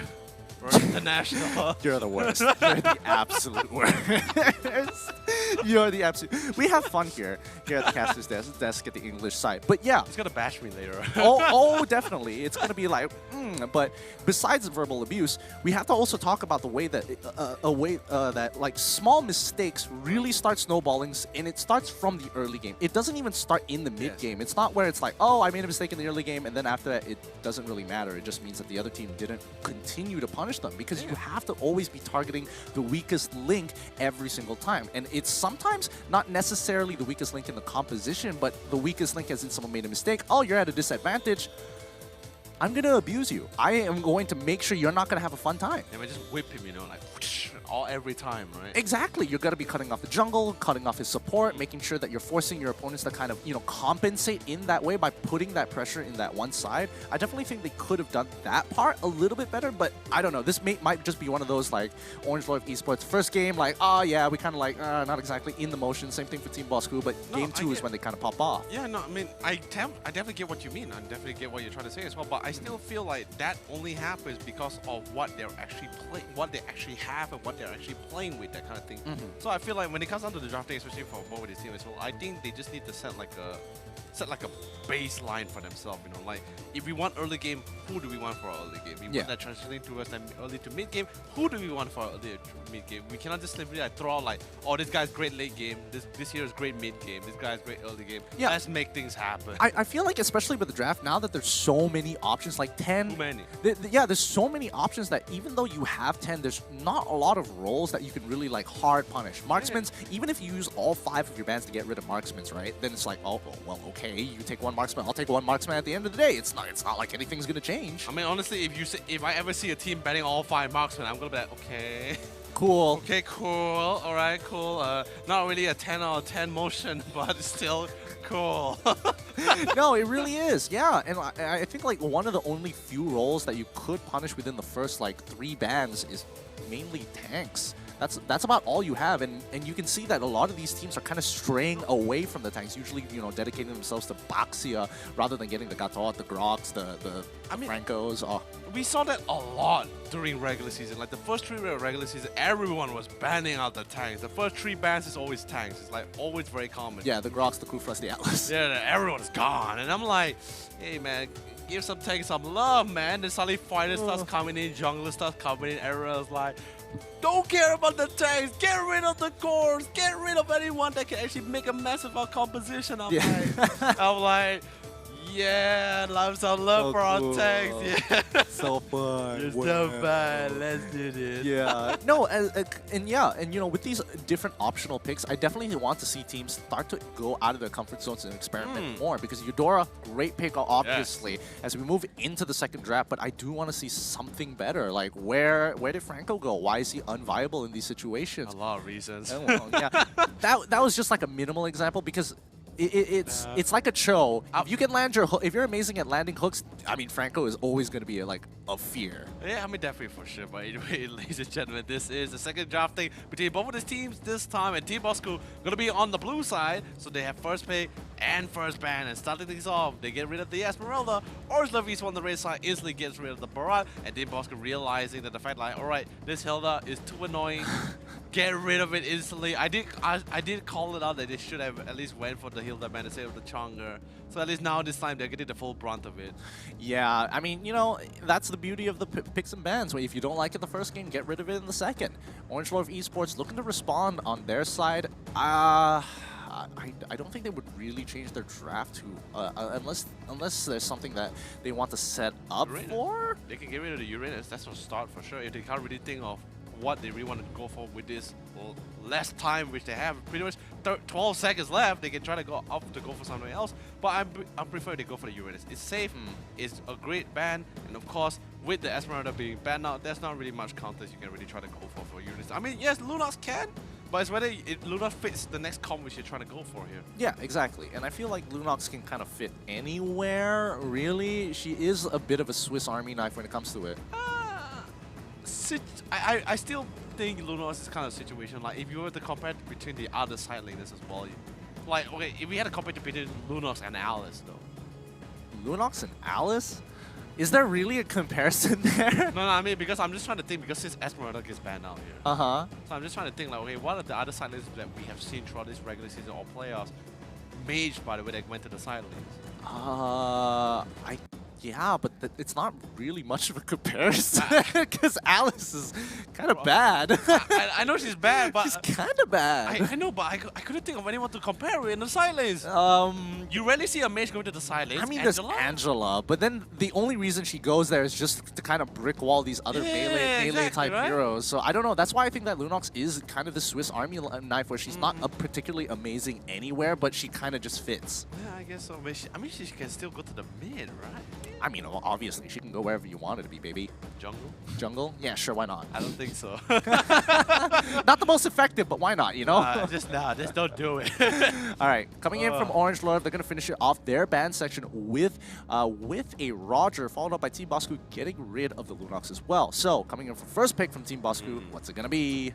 No, this is a really big decision. So they get, I was about to say Khalid, but never mind, they go for the Yutong for themselves here. Khalid is still open in the pool, but whether it fits with their composition or not, it's going to be hard to tell. Kuja has been one of the mad side laners here by far. He can try to opt for it for sure for himself, but do they want to try to prioritize other things like Yi Sun-shin? Selena is still up in the pool, Jawhead as well, if they want to be really aggressive about it. We saw them playing Jawhead once or twice.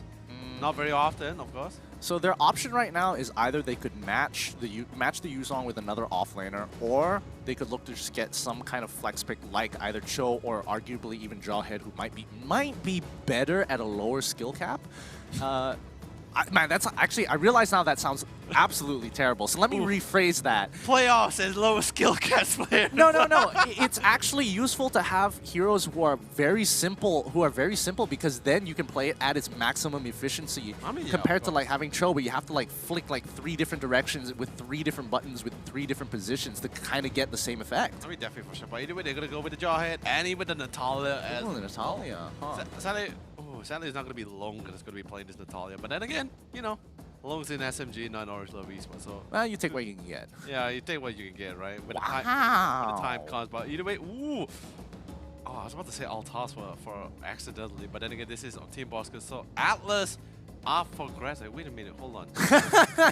Wait a minute, hold on. Hold on. So this is illegal. No, this is very sus. Very suspicious. One of these heroes is an imposter, and I can't figure out which. I'm betting it's the Atlas. Totally out of place. Vote Atlas off, please. Oh man, but you know, Orange Love Esports, I'm not sure whether they see this, right? Can you imagine if they see this, they'll be like, hey guys, why is there 4? Why is there 4 of us in the squad already? No, but okay. Assuming one of these probably either didn't get picked or already got picked a little bit early. I'm not entirely sure, but we'll figure it out later. Looking on Orange Love Esports' side, they finished locking in the Thalmos as well. So it's going to be Thalmos, Jawhead, Natalia up against Yuzong. Okay, I'm gonna bet Lancelot is not one of the picks. He's probably the sus one. So it's gonna be Eudora, Yutong, and the Atlas, right? Let's just say Atlas gets picked, right? So seeing that the fact that Halcyon actually gets banned now, we might potentially see Team Bosku actually going to go for the Link pickup if they want to go for it. Oh, sorry. Thank you so much, Thank you so much, production. So apparently, I ejected the wrong guy. Atlas is the one that's sus here. He's the bad guy here. He's not supposed to be there. He's the bug. Yeah. So, okay, so now I take back what I was saying. So it would not be a link since Lancelot is they locked in the Eudora as well as the Lancelot in place. Okay, that's fair enough. I can definitely see the benefits there. I can live with that. Yeah, I can live with that. The Atlas felt kind of like out of place. Like, you know, we've never seen any Atlas. All of a sudden, Atlas within the second rotation. It's like, yeah, but what's the call for it? I know, but the reason why I suspected Lancelot is because Atlas looks really cool with that animation there. Don't lie. You thought it was Lancelot because he was on the far right. Yeah. Gotcha, nerd. Simplicity at its finest, right? Simplicity truly at its finest. All right, final two bans. Final two bans for both of these teams is going to be the Yi Shin as well as the Cyclops. Interesting. Okay, I can understand that. The Hellcurt as well as the Valir. Hellcurt as well as the Valir.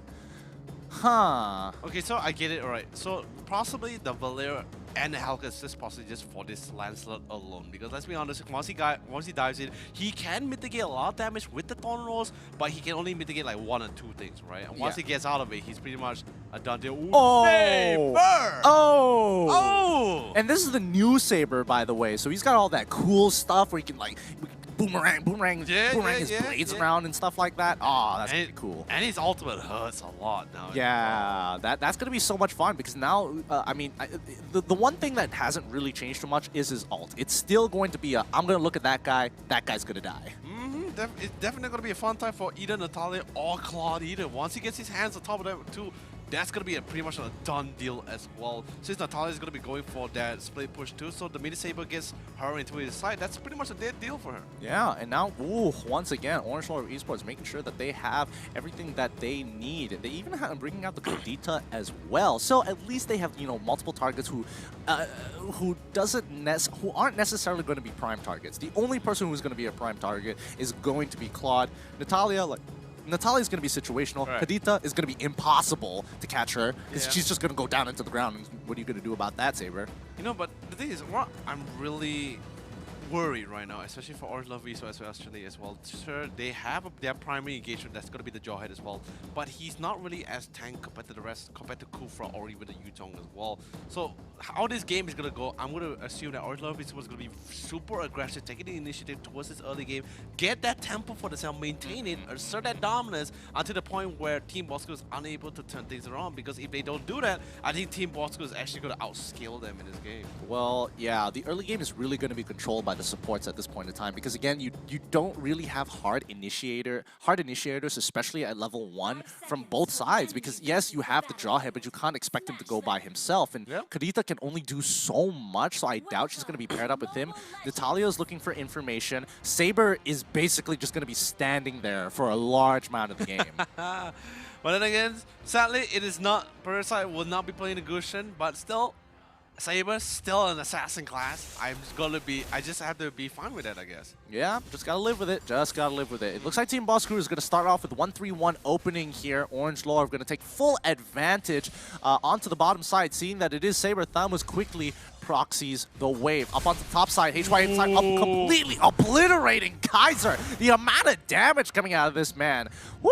I mean, that's gonna hurt. You have to literally respect the claw dash of the Natalia. She's pretty much banned for a reason too as well. When anyway, Kuja's gonna be able to try to delay this red buff being taken for as long as he can. And not to say he's gonna be able to safely secure while that jungle again, because remember, Jawhead, really great jungler if you actually play him right. Yeah, and right now you can see that Kuja is taking quite a bit of damage coming in from this Saber. Like, oh no, wait, hold on. HY going in quite hard, and it looks like they're going straight for the dive onto Kaiser. It's a little early, but they are able to manage the aggro of the turret like it's nothing. Great use of the Battle Mirror image coming in from Orange Lore of Esports. So I love it. This is what I'm talking about. Aggression. Get that early game tempo in control of themselves. And what's even better, they're actually trying to, because they know they may not be able to control that bottom lane, but at least they can manage to secure that top side. But sadly, Kuja on the other hand instantly gets melted down. It's going to be a 1-for-1 for both of these teams here. I like it. It's a good it's a good mirroring from either side. They both understand it's like, hey, we got to hit the weakest links. And Kuja, he was low, and he put himself in that position. So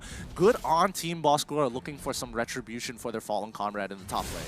Definitely much. Ooh, guys, has to quickly back away. Thankfully enough, he has his Furious Dive, so he's going to be able to back off safely as well. Ooh. Loving that Teresa skin, by the way. Yeah, absolutely loving it.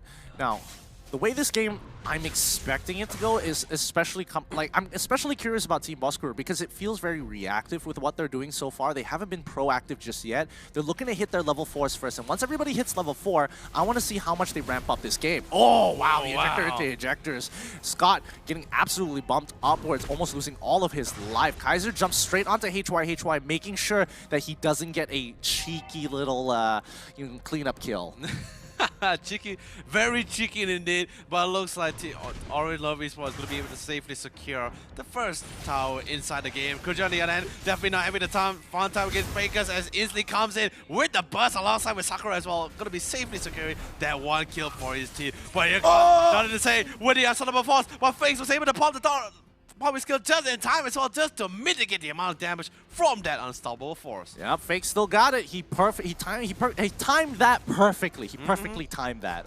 And overall, I mean, it's going pretty well for either side, but Orange Love Esports are on, a faster speed. They're making the moves quicker. They're making the moves more efficient. Team Bosku just looking like they're catching up. But now that everybody's hit that level 4 stage of the game, let's see how they are going to ramp things up, because this is their time to shine.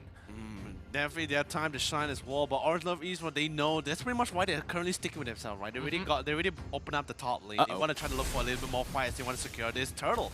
Either way, turtle's gonna be instantly get started by GG. But suddenly I think GG accidentally resetted the turtle, and now they had to try to redo it again. Scott instantly finds it up. None of the same possibly not Unstoppable Force. He doesn't care who he catches as long as he catches one. But with the bouncing ball, he's gonna be instantly get cancelled out here. But here comes the re-engage coming from the side of the team. Black Dragon comes all the way to the back line. Selling out here, Fred. HY instantly gets literally disrupted and cancelled out for alongside with nothing to say. And I believe this is going to be a very free and easy turtle to be taken away by Team Boskur. Yep, Team Boskur coming in pretty hard there. Oh, wait, hold on, aim. He quickly goes into his ult. He tries to get out of there, but once again, Yuzong is just sitting right on top of it. Luckily, there are no more minions to kind of save him from that situation and sit under the turret longer. GG now in trouble, forced to use the Blazing Dwight, getting auto-attacked to death. Fakes making sure that that puncture passive is going to be used to its maximum effect.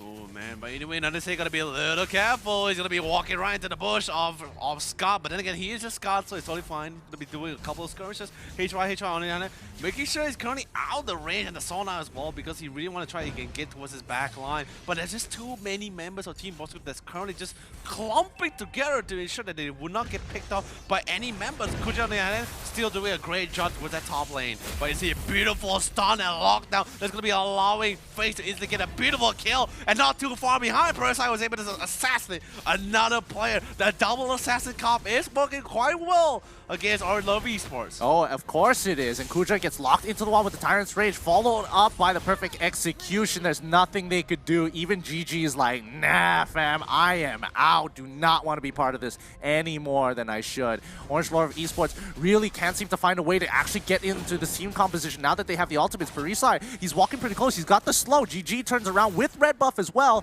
just to ensure that Parisai doesn't go any further. But this time, Team Bosku's right now in the lead, not just in scores, but also in net worth as well by pretty much 2K. But we see that the fact that Team Bosku still doesn't really want to assert that dominance, but at the same time, even if they don't assert that dominance, they just pretty much know that they have better engages, better initiators, and when it comes to just instantly silencing a player from the game, they know they have the damage and items to go for it. Yeah, but they are playing a very responsive game into what Orange Love Esports is doing so far. I mean, yes, it is 2-2 when it comes to the Torrents, but you can already see that bottom tier 1, the only reason is that it's alive is that Team Bosku has put more priority into it. Nothing to say it gets hit by the initial engagement from Scott, but again, no follow-up from the rest of the team. It looks like they aren't going to dedicate any of their resources to ensure his death. Nothing to say, still holding out towards that tri-brush as well. Kuja on the other hand, HY getting ready to get the go for the pounce if possible. Nothing to say, finds his opening, but suddenly the turtle will be safely secure. Wrong way is going to be coming in as well, but instantly not going to be good enough as Aldeia Fred Fakes just has too much damage instantly assassinated GG, and the rest of the team instantly has to disengage and fall back to look for a better opportunity. Yeah, but look at the split push going on. Like every single time they are trying to contest for these minimum objectives. Oh no, he's dead. He's gonna die. Bam, dead. Perisai making sure that he's completely negating this Natalia, punishing her for the fact that she doesn't naturally have a lot of health or defense. So just a point and click weapon there coming in from Saber, that 3-point strike. Woo! Oh man, the triple strike, 3-point strike, and even with he didn't even use the, if I'm not mistaken, he didn't use the triple sweep either, right? His ultimate? Oh yeah, he did use the ultimate. That's how he caught her. Oh. He's just like, haha, surprise, got you, 1, 2, 3, and just popped my regular S1 and just walked up to you. Sadly, I guess I missed that out, man. It just happened so fast. Yeah, I mean, it happened so fast, and oh no, actually I was drinking water. So yes, definitely for all of our amazing viewers back at home, thank you guys for joining. And of course, don't forget to drink water because a lot of more amazing games happening, and you guys need to cheer up for your team.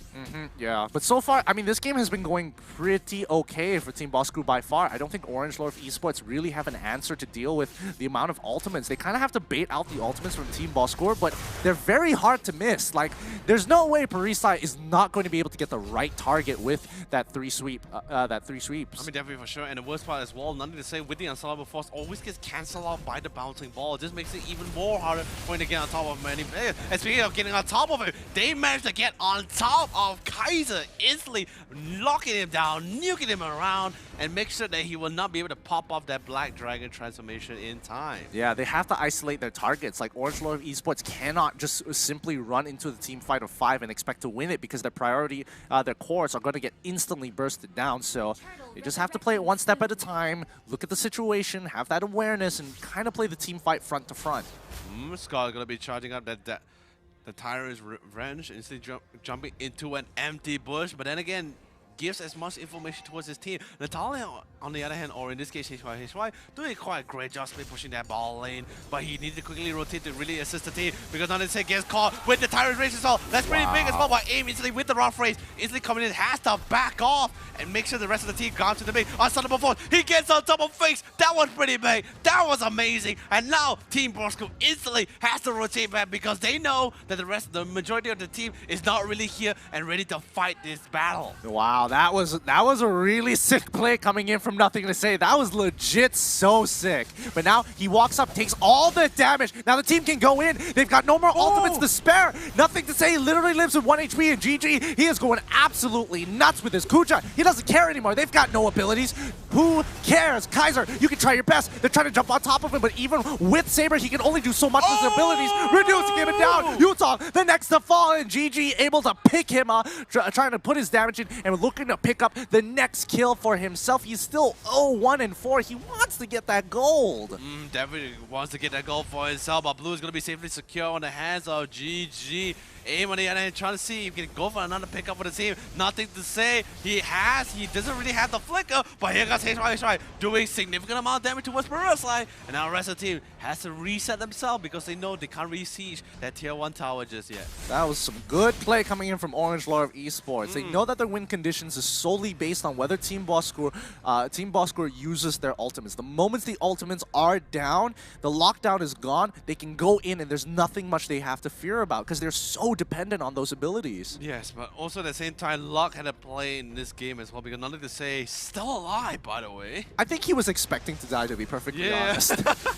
But Sally Kuja, I believe he will die in this top lane from that 3-man gang. But that's totally fine because Kuja did an amazing job. He already forced out the entire lane and very close towards the top inhibitor as well. Yeah, they had to use 2 full ults to make sure he dies. And you know, that's the big deal. Oh, Sakura in trouble. HY picks him up. Oh, Fakes is able to get the return kill. Not too bad. Nothing to say. Can't really do too much about it. Unfortunately, GG getting one shot by Perisai. Oh my goodness. I told you, man, the triple sweep is painful, man. It hurts. It really hurts. And he's an assassin as well. So the fact that he was able to assassinate out the marksman here, really great pickup. It's going to be allowing them to safely secure this Lord. But AIM has another thing to say about it as he instantly nukes down Fakes with the rough waves. And sadly, the skill will not be able to connect, so he instantly has to back off. The Lord get reset. Well played coming up from AIM. The man bringing in the pain.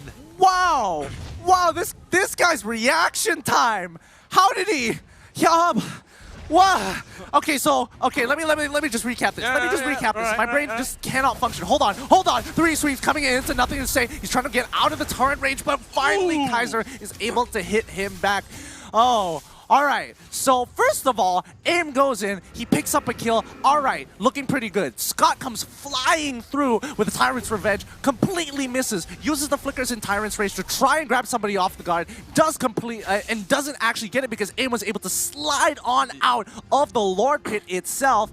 Oh my goodness, that reaction time, I literally cannot believe it. I tell you, AIM is a small criminal, you know? He's making Michael Jackson go he and pretty much back in the grave. Oh my goodness. Wow. I just completely missed out what happened on screen. I'm still in such shock with this kid's freaking reaction time. I cannot believe it. Dude, it's just really amazing stuff that AIM is really bringing inside this game because he totally understands that someone has to step up because Team Bosco is just now was in the lead. He stepped up. He showed what needs to be done, and now his team pretty much I wouldn't say even things out, but they managed to bring it back, slowly catching up towards Team Bosco's net worth here. Yeah, I mean they're doing a good job.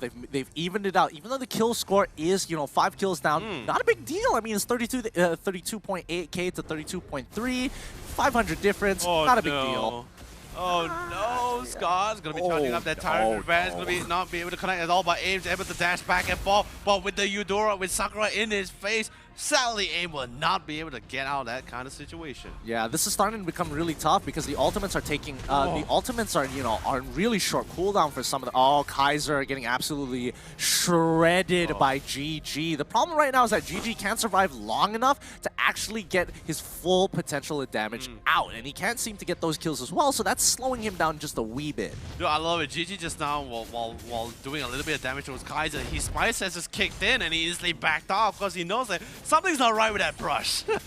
Something's up with it. HY, he gets caught out. Sakura, he sensed it. He's like, something didn't feel right. Nothing to say. He's trying to walk up. Could they actually go for the steal here? Potentially unstoppable force going all the way to the back. Nothing to say is going to get on top of Scott, but that's not going to be enough. HY gets a cheeky kill there. Big ult coming in. Nothing to say. Once again, finds another opportunity to take out Scott as well as Sakura in the process. GG unable to pick up the kill in time. By the way, AIM is here. He sees an opening. He wants Parasite. There's a flicker, the ejected combo. Here comes HY instantly with the rock waves. AIM once again washes him away. Oh man, this is just a game of who can one-shot who faster. Like, Parasite is making sure GG is not having a fun time in this game. He's already died to him 3 times because of that friggin' ult, so what can he do? That's actually what I'm really concerned right now, right? So Parasite, the minute he commits his ultimate, assassinates one person, that's pretty much all he can pretty much do, right? Because, but let's be honest, like, sure, his right-click damage is painful, but it's not as like detrimental compared to his ultimate, which literally can just one-shot GG inside every. His what? His ultimate. Before that, his what?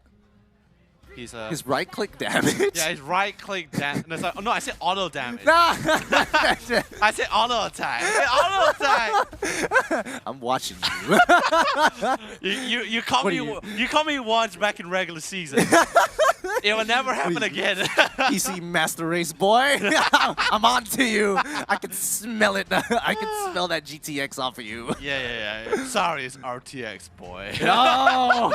Oh boy. Oh boy. All right, let's look back into this game. Currently, I mean, both sides are really taking their time because, again, it really is a game of one-shots. Nobody has an opportunity to really react, well, except the AIM, of course. But let's see whether he can do it one more time because, again, no real objectives have been taken from either side. Nobody can seem to find any leeway because it's such a back and forth. I mean, literally it just comes down to not who just nukes down who first. It's pretty much who catches who first. It all comes down to literally just for the hand of Orange Lover Esports is whether or not to say he's going to make that one amazing play. Because let's be honest, the only time AIM can actually dive into nuke someone is where he just knows that the fact that he would not get nuked down first prior before engaging the rest of the team. Yeah, but that still doesn't solve the problem of what GG is facing right now. He can't get into Okay, alright, that's 1, 2 ultimates already down, 3 ultimates already down. This is going to be a big game. HY, he buys a little bit of time. He gets one shot almost straight away by Perisai. And the rest of the team, Kaiser, they're pulling in through and they're trying to lock GG into place. And now this is bad.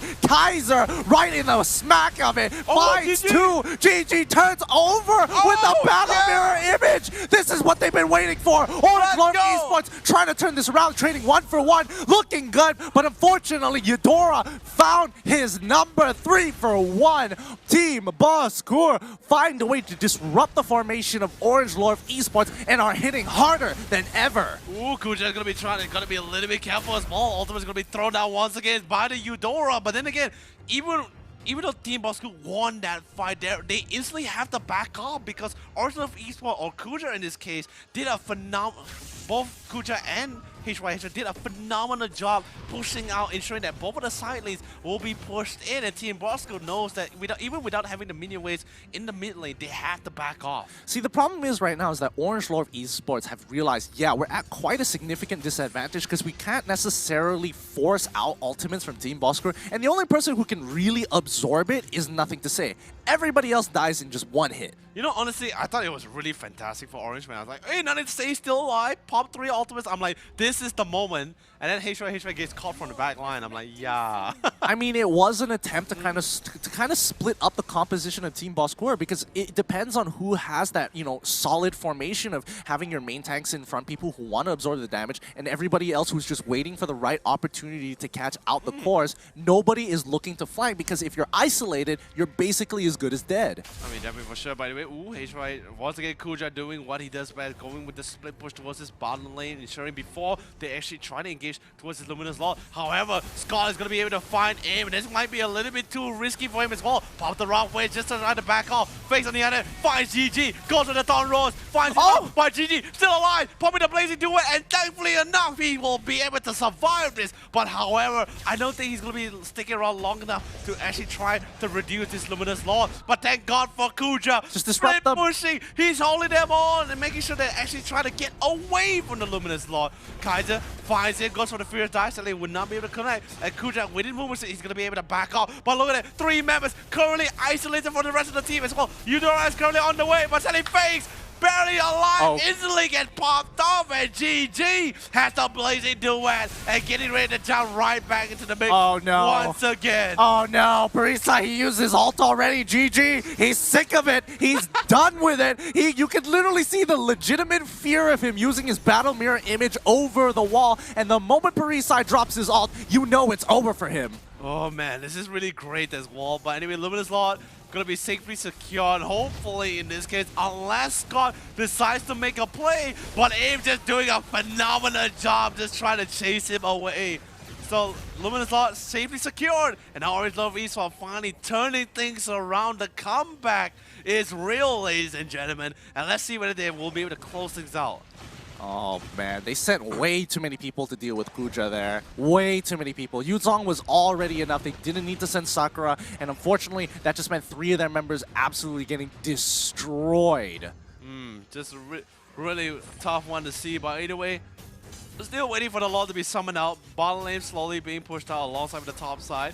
Mid lane naturally being pushed in. But Scott was able to find aim. Aim no chance had to pop the ultimate with the wrong ways. But suddenly Scott literally gets abandoned by the rest of the team here. But he still has his immortality. He's still going to be eventually coming back. But definitely for not for long, as the knockout will secure his fate. Huh. Alright. So that happened. I'm kind of interested because they didn't see GG for a decent amount of time. So they had 1 or 2 options. Either stand in a position where they can actually force out Orange Lord Esports to back away or completely give him up. And they decided to just completely give him up. I don't know if that was 100% the right decision because I definitely think they could have been able to get the pick, especially off of Kadita. By the way, Divine Glaive going to be picked up from aim as well, so it's going to be doing even more damage. By the way, going to be a little bit too close to comfort as well, but mid inhibitor eventually will fall. Parasite getting a little bit too close to comfort, but he is confident he's going to be able to escape out of that kind of situation. GG, looking at the rest of the team, trying to hit the throne for themselves, but suddenly GG gets caught off guard again, but thankfully he has to see with the Blazing Duet coming in, instantly popping the exhaust. Sakura is dead for the count. Scott 2 seconds away, but Orange Love Esports goes for the throne, and they end this game with a comeback. Ladies and gentlemen, they clear things out with 2-0. Well played, Orange Love Esports. Game one, fair enough, Orange Love Esports won, but it's not like, you know, any big of a deal. But that second game, they definitely should be proud of. They were at such a disadvantage. It's unbelievable how they just macroed their way out of it. And Team Bosco, they basically were just rolling the dice, not even really rolling the dice, it's just making sure that they could kind of balance it out. But it's time to throw it over to Atlas Lafell. Hello, thank you English and Malay casters. Ya, dekat situ kita boleh nampak di mana Orange Love Esports berjaya untuk menang 2-0, but it was not an easy win. They definitely put out their best show over there, and it's a common complaint that many Bosco fans, they're like, we don't care that you lose, but we want you to lose fighting. So dekat dalam game ni, I rasa the Bosco fans, dorang kena ada sedikit rasa lega sebab yes, Bosco kalah. Tapi dorang kalah dengan cara yang sangat-sangat, I would say, in a very good way. So, tanpa melengahkan masa, kita akan tengok highlight yang dibawakan khas oleh Yudo untuk nampak apa yang terjadi dekat dalam game tadi. Pada bahagian awal game, kita nampak Kaiser, dia sentiasa ditarget. Honestly, satu pilihan yang bagus daripada Orange Love Esports. Dan Scott, unfortunately dekat game ni, dia susah sangat nak tangkap aim. Okay? Aim yang gunakan Karita dekat sini, very, very difficult. Tapi Turtle ni, pada the first game, I dah cakap, Bosco diorang dengan... Okay, so dekat sini kita boleh nampak di mana Kujan masuk daripada tepi disebabkan dia nampak, okay, ada banyak HP yang sedikit, maybe aku boleh buat something, but... Pause dekat sini. Okay, as you guys can see tadi, sebenarnya HP Turtle belum level critical lagi, and the thing is, Karita punya Rough Waves, dia punya burst damage is comparable to the damage yang apa nama dia, Lancelot punya Thorn Rose and Retribution. Basically, Fakers dia buat terlampau awal. Alright, tinggal lagi 200 atau 300 HP dekat Turtle, and then Rough Waves. Honestly, apa-apa skill pun dah boleh curi, tapi Rough Waves memang dia punya burst damage besar, so katakan dia terawal apa-apa skill pun, the second skill ataupun dia punya retry, Karita dah boleh curi. And after this, Bosco terus shut down. So kita terus tengok kita punya highlight dekat sini where Bosco made very critical mistakes. Antaranya Fakers kat sini, dia tak patutnya terus mengejar. It's like, okay, aku punya Lord kena curi, I punya Turtle kena curi, I'm going to kill you. But it's really a bad situation. And I dah cakap, Team Bosco antara kelemahan diorang ialah diorang punya neutral objective. Maksudnya Lord dengan Turtle. Kita pause dekat sini juga where kalau you guys perasan, Bosco macam takkan tengok Bush dekat sini sebab dah 2 orang daripada Orange Love Esports. Satu aim yang menggunakan Karita, lagi satu HYHY yang menggunakan Natalia. Dua-dua tunggu dekat Bush ni, and ini yang menyebabkan Team Bosco kalah dekat diorang punya team fight. Like, this is a very critical punya situation. So kita teruskan dengan kita punya team fight dekat sini where Lord berjaya di-secure oleh Fakes. And very, very good daripada Eudora. Terus flicker ke depan, make sure dia dapatkan stun, dapatkan damage, and then Prisai boleh masukkan and yang GG kat situ. It was a very good play. But I rasa macam Team Bosco, mereka tak gunakan advantage tu dengan betul. And Orange Love Esports, mereka dapat tahan dengan game ni dengan sangat-sangat lama is because of Kuja. Kuja because he split push all the way at the bottom lane. There was not much that Team Bosco could do. And over here, Team Bosco, they won the team fight. They only have 2 or 3 minions. They should not have pushed. They don't have a marksman. They don't have anything. It was a very big mistake. They should have gone back. They should have taken something else and then maybe try to get a lead over there. But it's an unfortunate mistake. But either way, Orange Love Esports won 2-0. Right now, we're going to look at the items on both of the teams. Sakura, very good damage. Dia siapkan dia punya Lightning Transhuan as well as... Lightning Transhuan, oh my god, very on putih. Lightning Transhuan as well as Genius 1.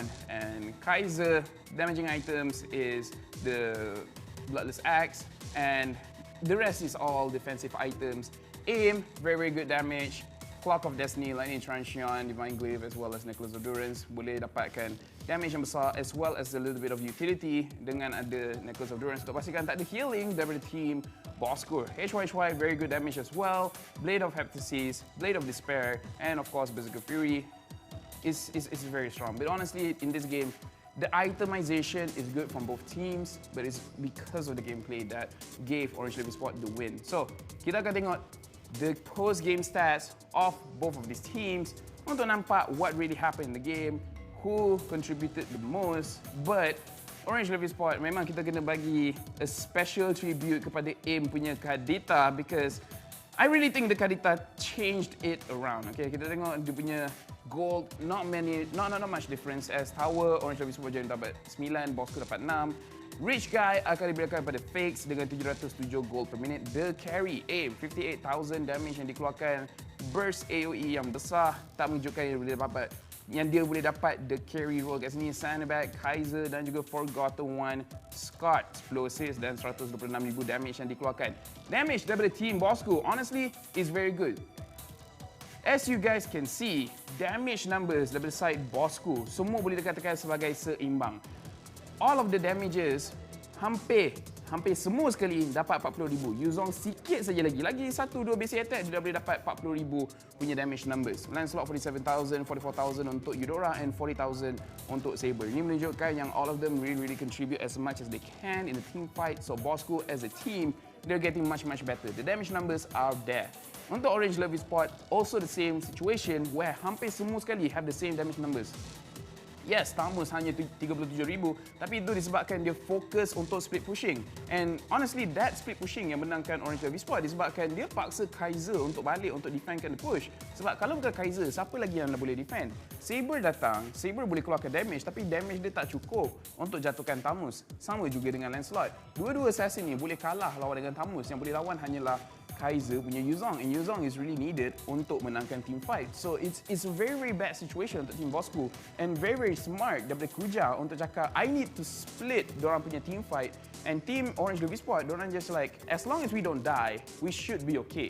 And damage numbers, Claude dan juga Natalia roughly the same, 52,000, and of course Kadita daripada AIM 58,000, just a little bit more daripada mereka berdua. So in this game, honestly, Orange Levi Sport hidden MVP untuk Kuja yang memastikan tim dia tak mati dekat dalam team fight, and itu yang menyebabkan mereka menang the game. So unfortunately, this means that team Bosco will be eliminated from the playoffs as well as probably not getting invitation for the next season, but we will talk about that later. Anyways, congratulations to Team Orange Levi Sport. They will continue their path to the championship, and tomorrow they will be fighting against one of the upper bracket players. So congratulations to both teams. After this, we will see who is the MVP. And honestly, for Orange Levi Sport, I would vouch for either Kuja or AIM because both of them did really good plays. And HYHY, as a Natalia, he played the best Natalia game that I have ever seen. It was really good. Tapi macam mana pun, MVP ni dia bukan hanya numbers dekat KDA. MVP ni akan diberikan kepada sesiapa yang membawa impact yang paling besar, and MVP akan diberikan kepada sesiapa yang change the tides of the game. Hint. Change the tides of the game.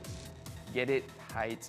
Anyways, you guys akan nampak nanti. You guys will get the joke. You guys will get the joke. Anyways, so Orange Levi Sport, again, congratulations as they move forward. And after this, we will have an interview with one of the Orange Love eSport players to really ask how do they feel and what was going on through their minds, because dorang menang 2-0, tapi ini bukan 2-0 yang senang, okay?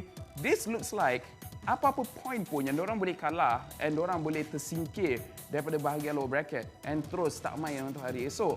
Unfortunately, Bosco yang kalah, tapi Orange Levi Sport mereka ada peluang untuk dapatkan champion, possibly. Tapi diorang kena lawan dengan seorang daripada upper bracket. I pun tak sure diorang akan lawan siapa.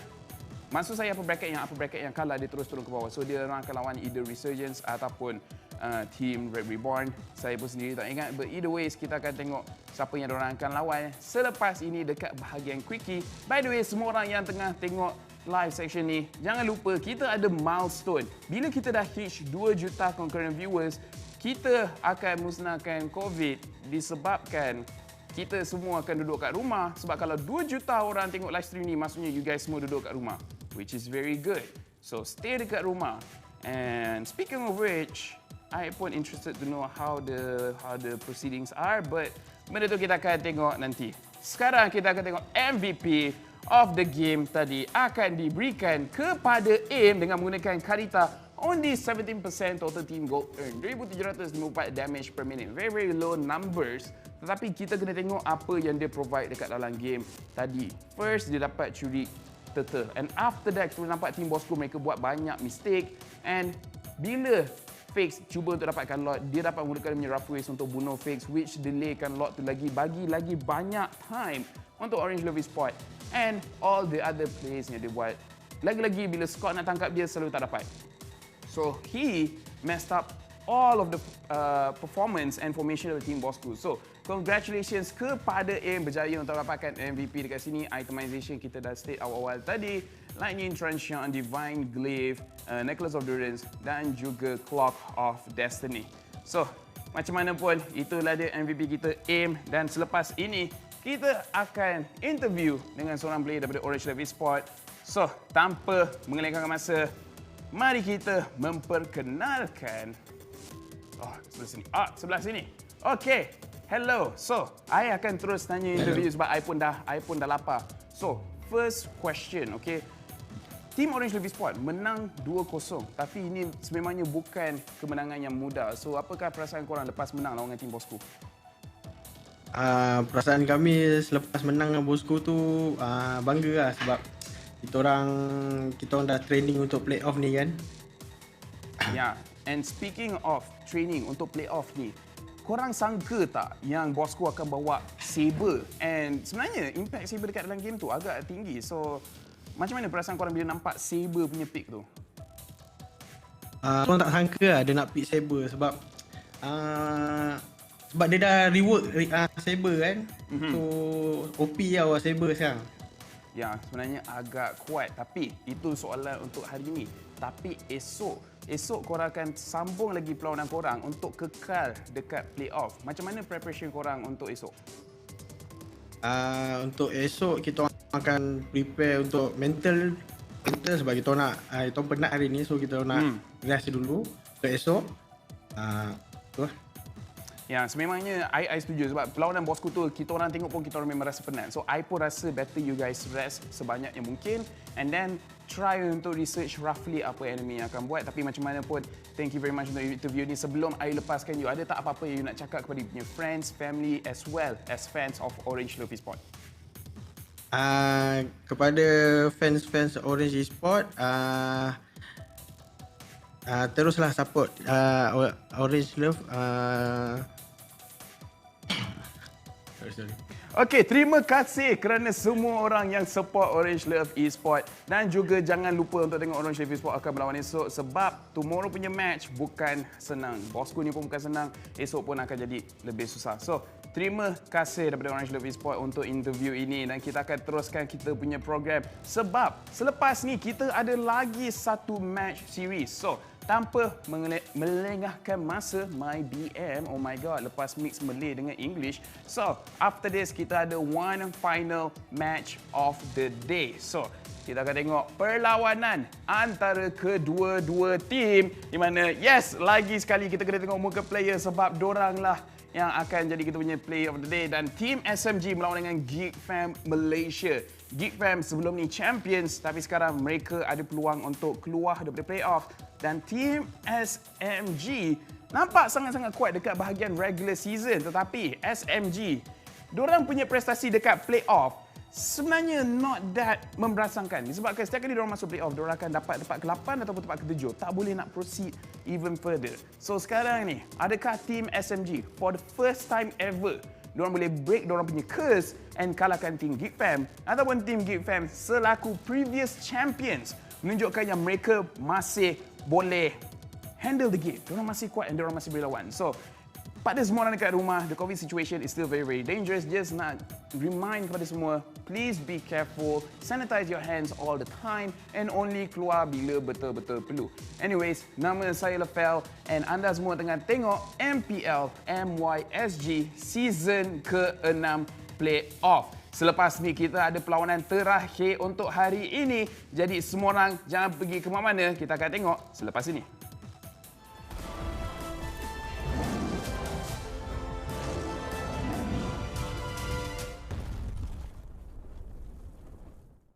Want to hook up? Wait, what? With Yudu. Being with Yudu is like customizing your car exactly the way you want it. Imagine doing that to your mobile plan. Anywhere, anytime. Like here. Oops. And even when you're in bed. Wait, what? Yes, just download the Yudu app and customize your mobile plan exactly the way you want it.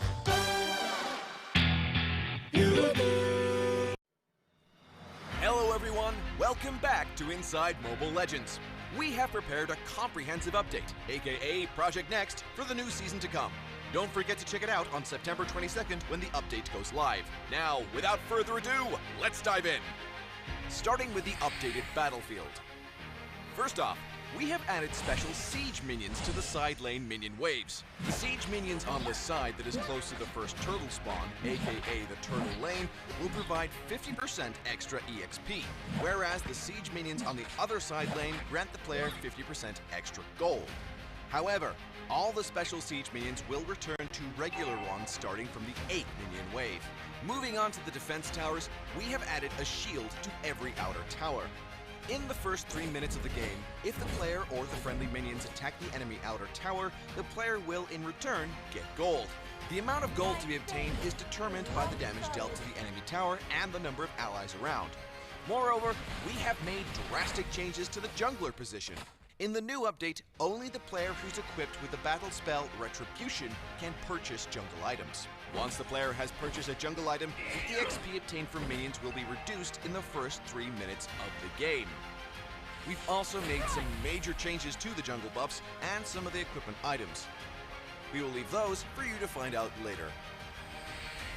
In the previous Project Next episodes, we have introduced you to the skill adjustments for 6 heroes: Mia, Eudora, Layla, Saber, Zilong, and Alucard.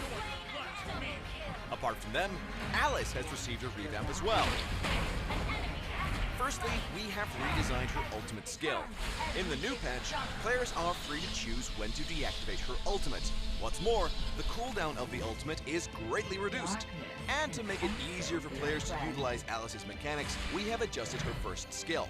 If the player keeps pressing on the button after Alice's first skill is cast, the camera will follow the bloodstream so that the player can decide when to cast this skill again. Lastly, we have adjusted Alice's passive and granted it a mana regen effect. Apart from them, Aurora, Mortis, Vale, and even more heroes have been revamped. Feel free to check the patch notes for the details when the update arrives.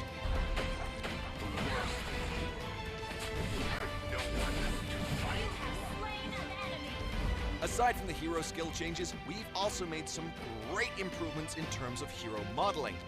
Now, with the updated animation and visual effects, it is safe to say that MLBB has taken a giant leap. Concerned about the increased system consumption? Worry no more. All the changes and optimization won't cost you extra system consumption. We have included elements of the MLBB universe in the hero display screen. Now, different heroes will have different backgrounds depending on their places of origin in the Land of Dawn. To make it easier for you to execute team strategies and to avoid overlapping visuals, we have conducted an overhaul of battlefield visual elements. What's more, in terms of equipment items, we have not only optimized their visuals, but also their icons. From the login screen to the post screen, you shall notice many refreshing changes to the UI.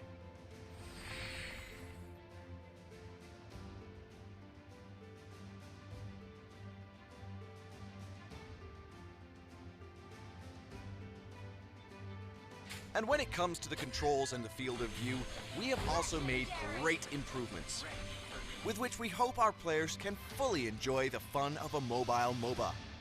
Well, that wraps up today's episode of Inside Mobile Legends. Don't forget to log in onto MLBB on September 22nd. If you have any suggestions for Mobile Legends Bang Bang, feel free to leave a comment below. Don't forget to leave a like if you enjoyed the video. Follow our YouTube channel for more news and updates. Until next time, we'll be seeing you in the Land of Dawn. Download for free Mobile Legends Bang Bang. Want to hook up? Wait, what? With Yudu. Being with Yudu is like customizing your car exactly the way you want it. Imagine doing that to your mobile plan. Anywhere, anytime. Like here. Oops. And even when you're in bed. Wait, what? Yes, just download the Yudu app and customize your mobile plan exactly the way you want it.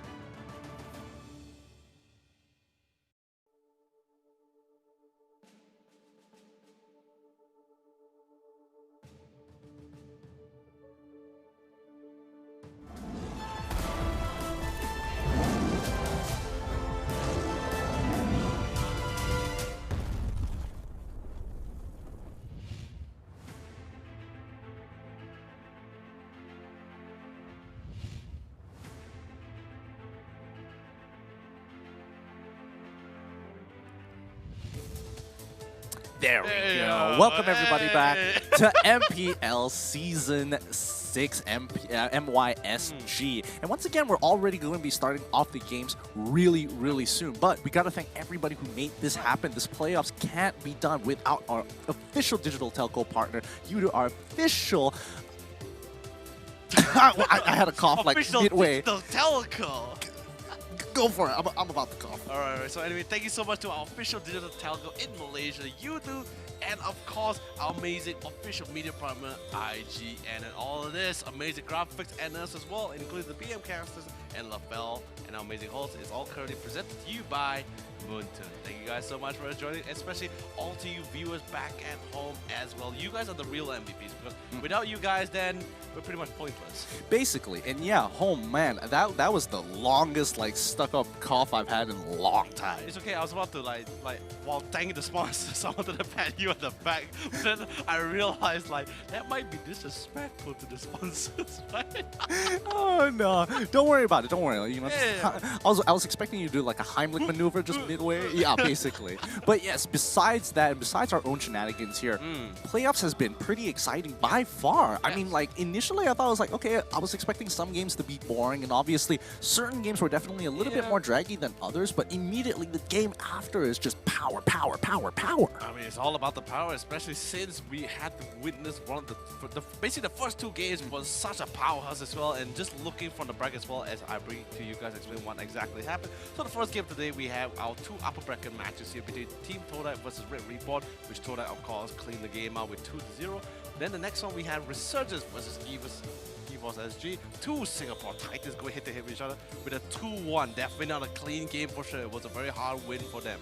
And then, of course, previous game we had was Team Orange Love Esports versus Team Bosco, as they managed to bring back the game, as the second game for Orange Love Esports was a comeback game for them, and it still endings out with 2-0.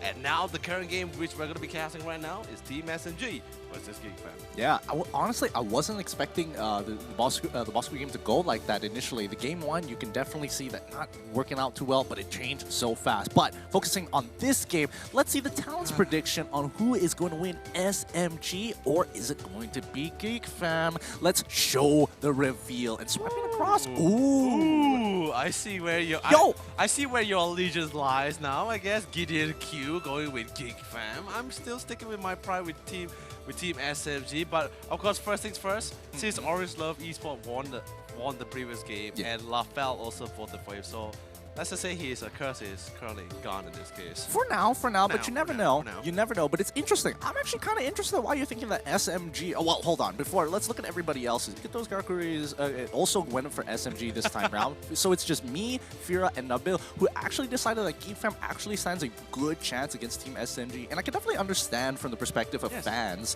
you know? And we'll get to that in a bit, but you can definitely, you know, expect them to not feel so great towards GeekFam, especially after the regular season performance. I mean, not just only because of regular season performance, SMG stepped it up, especially when that new patch came in. They were one of the few teams that actually also realistically adapted to it really quite quick. And with that as well, what in the world? So GeekFam had honest prediction vote that GeekFam had a all in favor with GeekFam with 89%, SMG with 11%. But then again, I'm still gonna stick with my boys. Arthur, I know you can hear me. I love you, man. You guys got this. I mean, no disrespect to Arthur, of course, but like I know we've seen GeekFam do it before, and I think the skill cap of their players is significantly higher than SMG so far, unless you know Team SMG proves otherwise. And I think this is a great proving ground to do exactly that. One best of 3 to determine who stays and who goes. Honestly, yes, it's going to be really unfortunate for either one of the teams to leave, but here is one thing we both have been talking about the entire day, and that's the Make-A-Wish campaign, where pretty much any of you lucky winners out there, if you're feeling lucky, sign yourself up and make a wish for yourself. Any wish, it can be anything as long as it's related to MLBB. You can wish for the most craziest thing, like you want a Lamborghini, so you can play your MLBB inside. Of course, you must have the MLBB sticker at the side. You can have something as crazy as that. As long as you win, Moonton will give you. If I was thinking of something else more ridiculous than a Lamborghini, and I thought, you know what? I want to be able to play Mobile Legends in a Tesla. Just auto drive and just sit back in the Tesla and just play Mobile Legends. I don't know how that's gonna go, but hopefully I live. I mean, that's like overspending for Moonton. But again, can you imagine if someone said something really dark, like really so down to the point that Moonton is just like, I need to call my mom. I don't know. I don't know what kind of the suggestions are. Oh, you know what I mean. Well, no, I'm not going to say it on camera, but more importantly, I'm more interested to know what other people have come up with by far. Like, I know I can kind of like just, make theories of what people are doing, but I genuinely want to know is like, have some people ask for something as simple as could a new phone to play Mobile Legends, or like, could I play with one of my favorite talents or one of my favorite players, or something as crazy, because this is a Make-A-Wish campaign. People can wish to say, I want to be better. I want to be a better MLBB player. That's a bit far-fetched. Can you imagine Moonton just like, nah, son, you trash. You trash, son. Nah, I can't help you with that.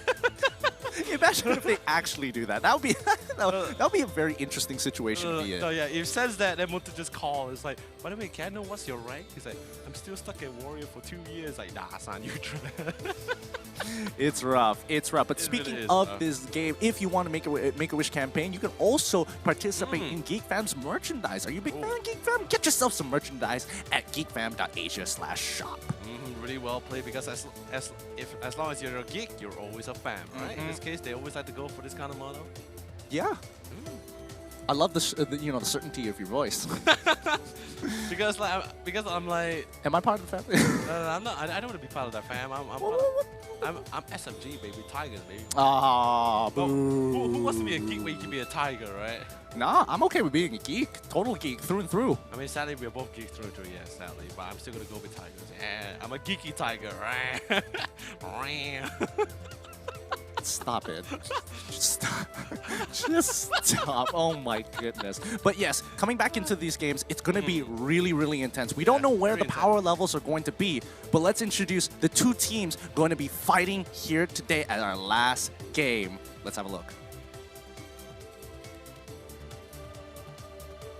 Let's go. Jujur, kami sangat tak berpuas hati dengan performance kami. Secara individu, saya pun harus meningkatkan gameplay diri. We are serious now. Yang pertama bukanlah Luminous Lord, tetapi di bahagian jungle. Okay, nothing to say. Akan menjadi masa pertama Mega Kill jadinya. Di regular season, performance kita orang memang agak kurang dan saya pun tak dapat bermain dengan sangat baik. Agak sakit hati lah. Tapi sekarang dah play off, semua perkara kita orang reset balik dan kita orang dah bersedia secara langsung untuk menentang GeekFam. Kita orang dah siap main-main dah. Sekarang kita orang akan menang sampai kita orang mendapat juara. Simple. Berjaya untuk mendapatkan banyak kill di bahagian belakang. Kami kalahkan GeekFam 2-0 dalam regular season. Dalam playoff pun kami akan mengalahkan mereka 2-0. Saya ada keyakinan tim SMG. Kami boleh. SMG is a strong team and they have a solid game plan. But I'm confident that we are stronger and beating them is only our first step of comeback. Itu Win tidak dijangkakan berjaya mencuri turtle kemudian berjaya memberikan kill. Oh, dia dimakan. Secara individu, GeekFam memang strong. Tetapi kita orang yakin kami lebih kuat sebagai satu tim. Saya rasa perlawanan ini akan menjadi sangat menarik.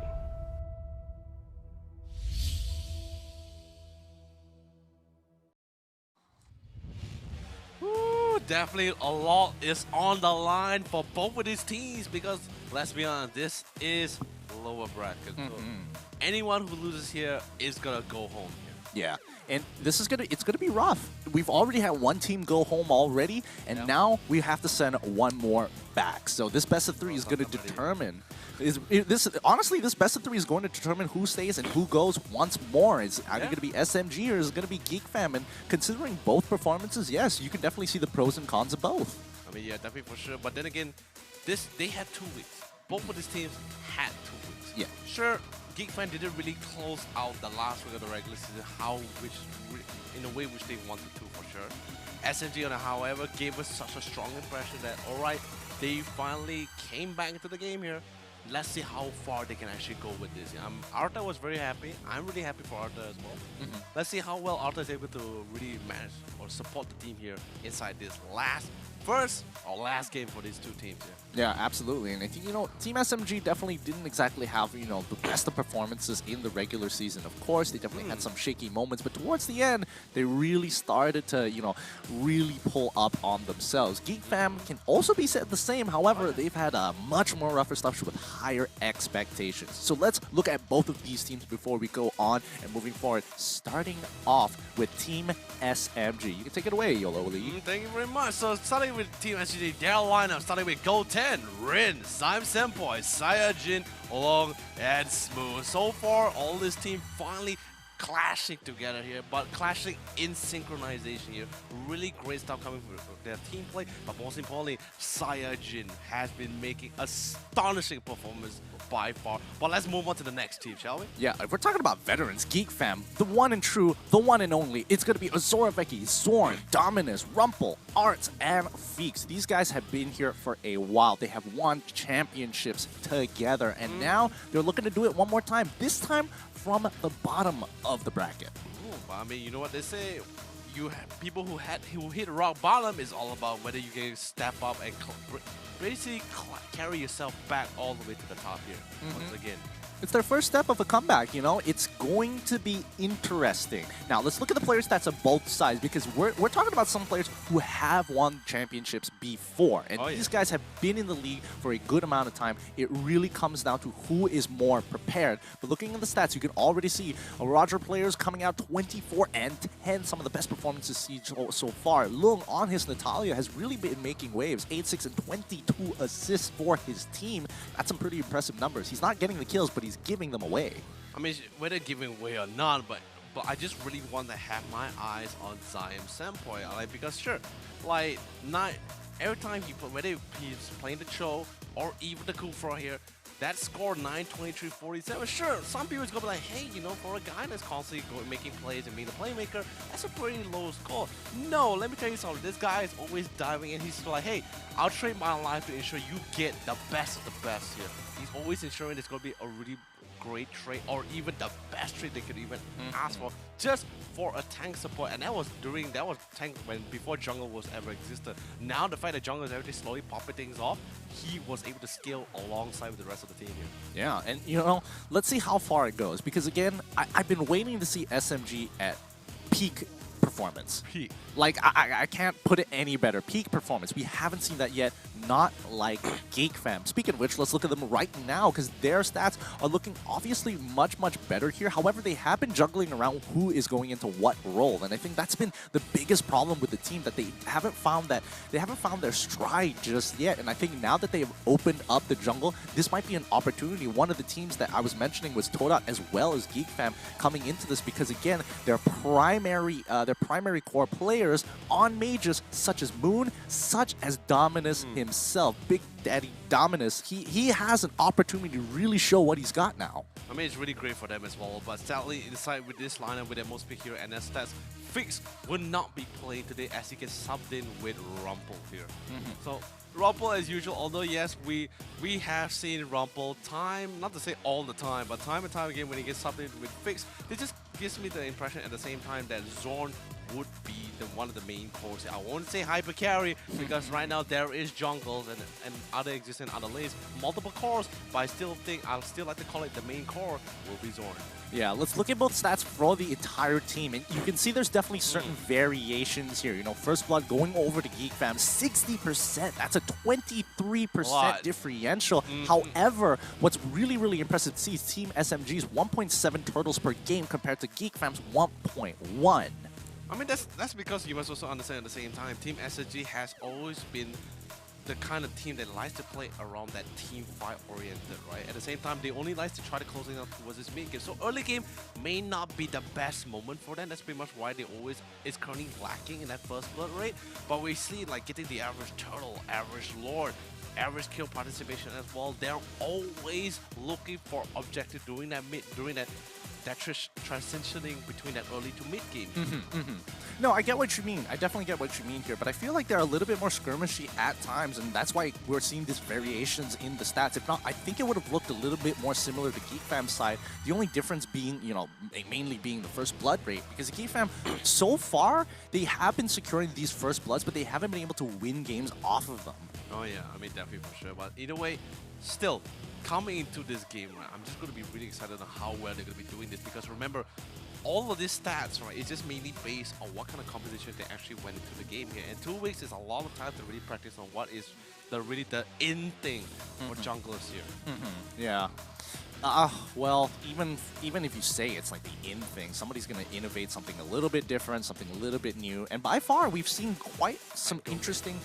Well, I don't expect it to go that out of variation. But, you know, I think these different openings, it's very similar to chess, you know? These very different variations of openings cover different areas. For example, like we saw previously when they were having Selena as well as the Roger down on the red side, they were making sure they shared the EXP, and then after that sent Roger over to blue, while, you know, they picked up the siege minion from the mid lane, allowing Selena to hit level 2. That's a really interesting opening, you know, because she didn't take Abyssal Arrow first. I mean, yeah, definitely. For sure. Sorry, she took Abyssal Arrow first. My bad. Yeah. But anyway, so we're checking out the player hit here is going to be between both Long and Zorn. And the best part about it as well, like, I love the fact they're actually comparing both of these players from both of these teams. Not because they have similar roles or whatsoever. It's the fact that what is their role? I'm not talking about like player role inside the game. Where do they stand inside their team, right?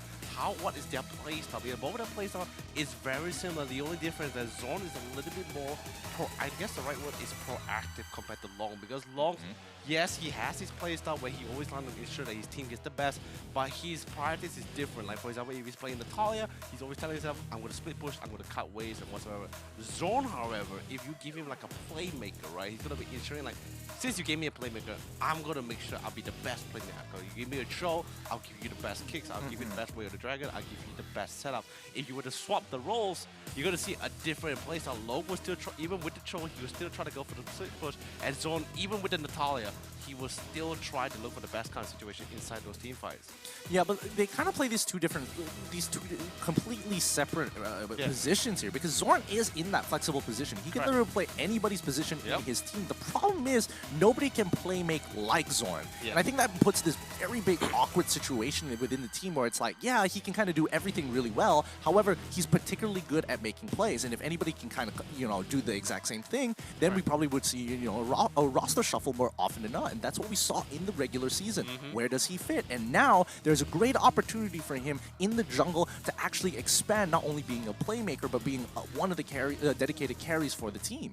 I think it will be definitely a little bit more flexible for Zorn in this case, should Fix will be playing, because at least in this case, if Fix were to be playing inside his roster, then it gives them a clear answer where, okay, I can play any other hero besides the marksman, because Fix is going to be taking that role as the main core, whether it be marksman or assassin. But since Fix is going to be subbed up for Rumple, the Zorn is going to be literally undertaking that role, so he has to pick a hero surrounding both either assassin or marksman for himself. Unless Ozaraveki brings in another hero for himself, because Ozaraveki is also one of the few players inside Geek Fam who can also play multiple roles. He has a huge hero pool, by the way, but we haven't seen him taking up taking up the mantle of the marksman or the assassin here.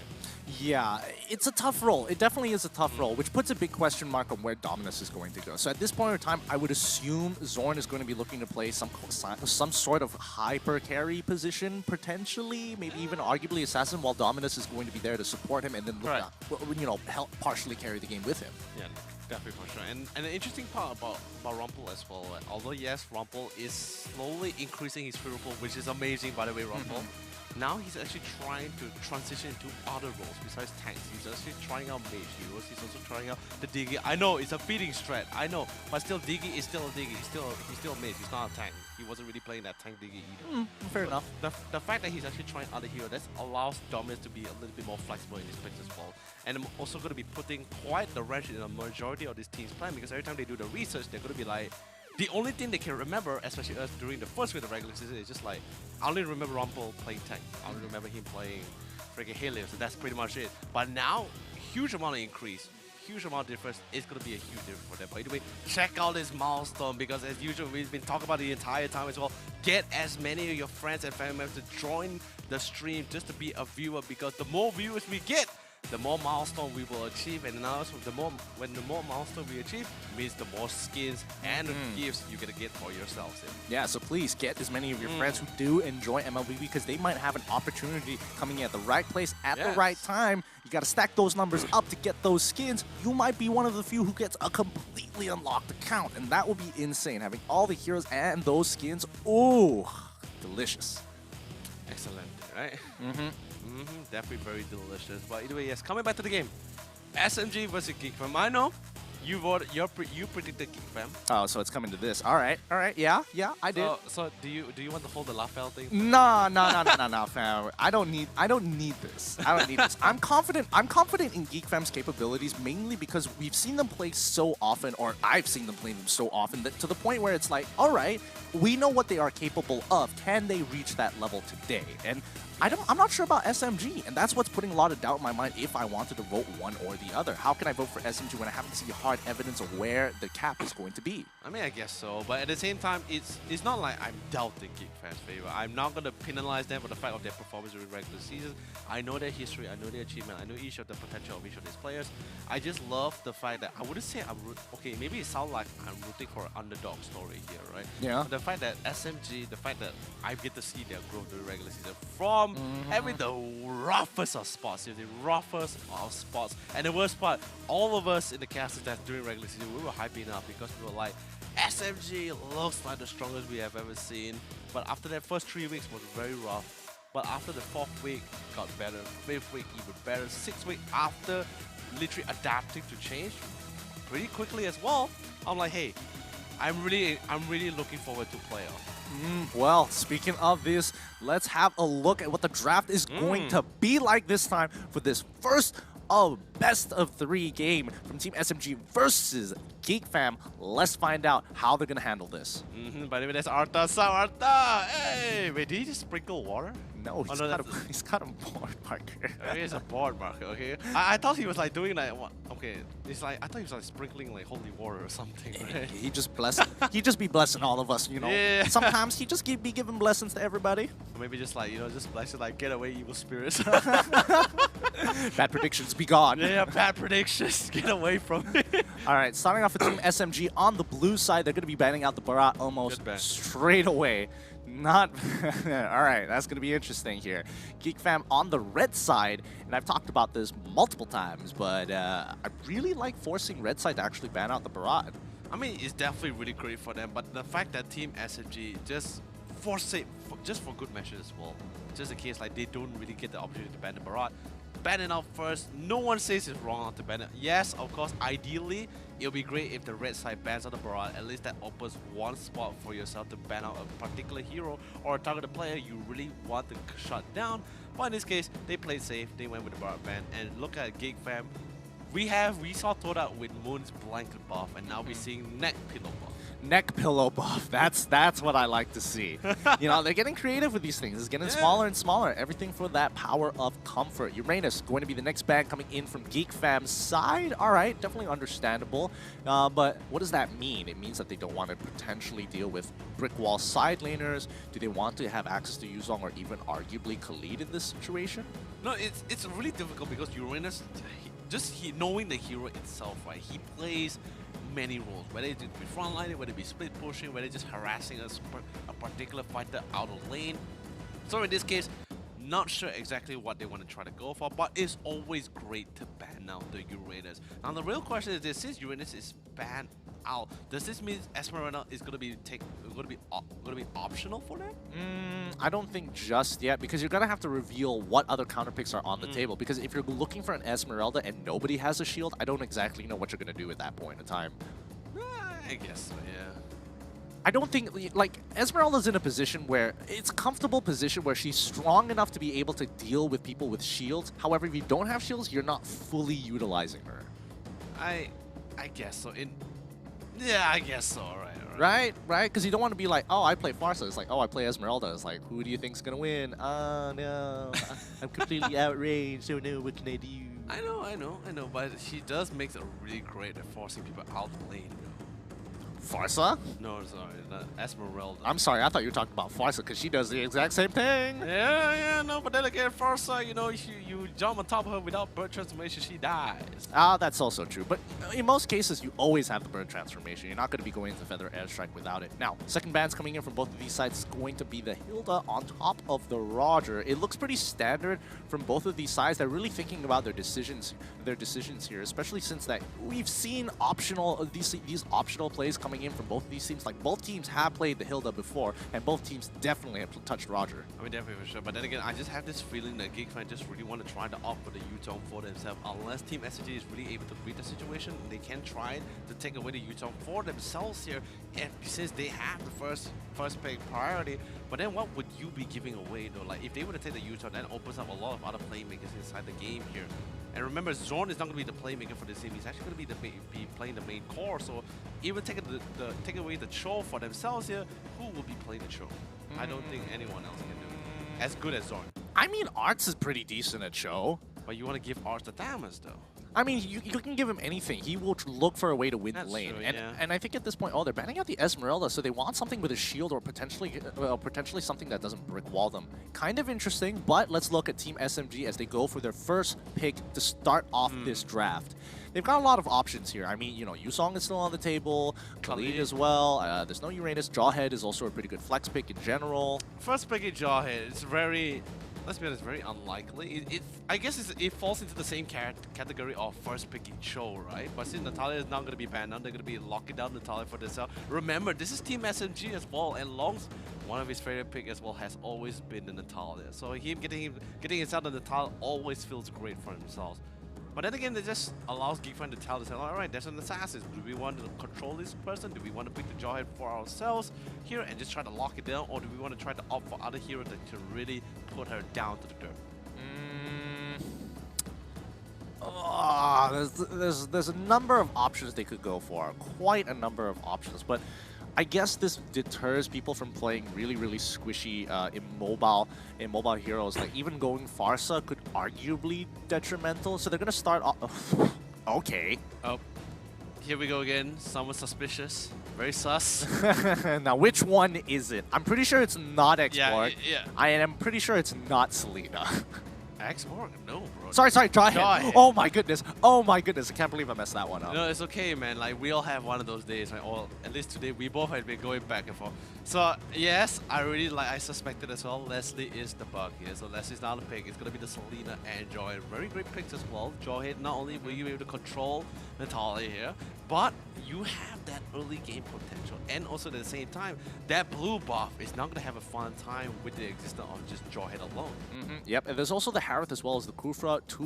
This is really good picks. The counter pick coming in for the Jawhead in the form of Kufra. And they have plenty of playmakers here, especially with the Harith. He can just be zipping and zooming around with the Chrono Dashes, making sure he doesn't get hit by those Abyssal Arrows. So It's going to be potential counterplay there, not necessary, but you know, it happens sometimes. Yeah, it's really great too, and also with the Kufra's bouncy ball, he's also able to stop the Unstoppable Force in his strike, despite the name, by the way. The irony, right? Yeah, the irony.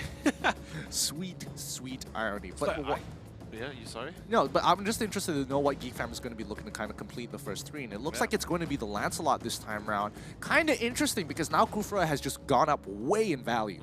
I mean, I guess in this case, it's just more like there's nothing else to lose in this case, right? They just tell us, all right, it's fine.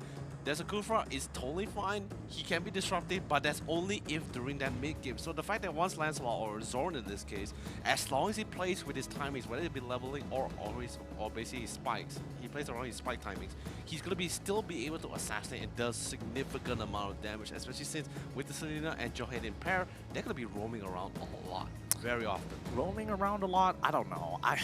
Well, yeah, they are going to be roaming around a lot, but it's just what else can they do to kind of solidify this composition? Because so far, Team SMG, it's looking pretty good, and the only X factor is the fact that Zorn is most likely going to play that Lancelot, and he can get some pretty insane plays. And do you really want to fall back to just, expecting Zorn to just outplay your opponents? Depending on the situation, then possibly they have to literally force him to outplay a lot of this kind of situation as well. Unless they're able to bring up another initiator or at least a really beefy person to really follow up with a lot of this engagement. At least in this way, it just pressures Team SMG into the thought of like, alright, we cannot prioritize on Zorn alone, we cannot prioritize on this Lancelot. There is still other factors dishing out a lot of damage towards this team, and we need to keep that in check. So right now, they're lacking is pretty much an initiator and possibly one more side laner here. Would it be surprised if they want to take the Thamos for themselves, so they could opt to ban the Boxer here if they want to try to go for the Thamos for themselves here?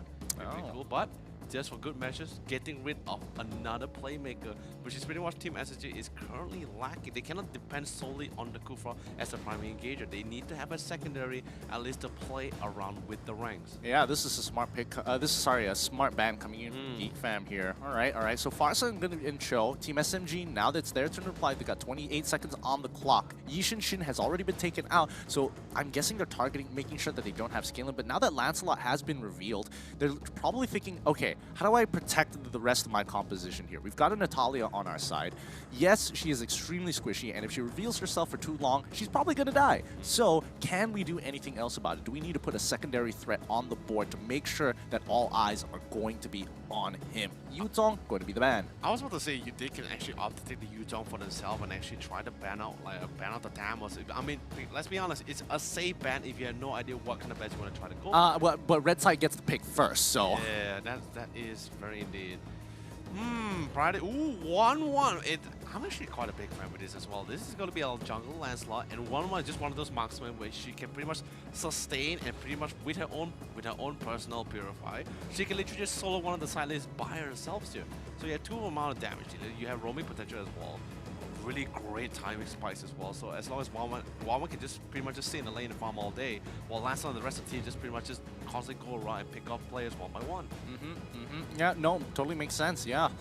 I mean, they started off with that first that one pick of the Wanwan, so that doesn't really give too much information over to Team SMG of how exactly the comp is going to work, because as of right now, it looks like it's just going to be a pick-off composition. They don't have any hard way of engaging besides the Jawhead and looking for picks with the Selena here. And here we go. It's going to be Team SMG's making sure they're running a double mage composition. Plenty of damage, plenty of ways to kind of just pull back away from the fight and buy enough time so that Natalia can start cleaning up the rest of the shop. Because again, all of these heroes, well, you know, except for Jawhead, who naturally is going to start building, naturally going to either build tank or a hyper damage warrior, it's not looking too good for Geek Fam's side.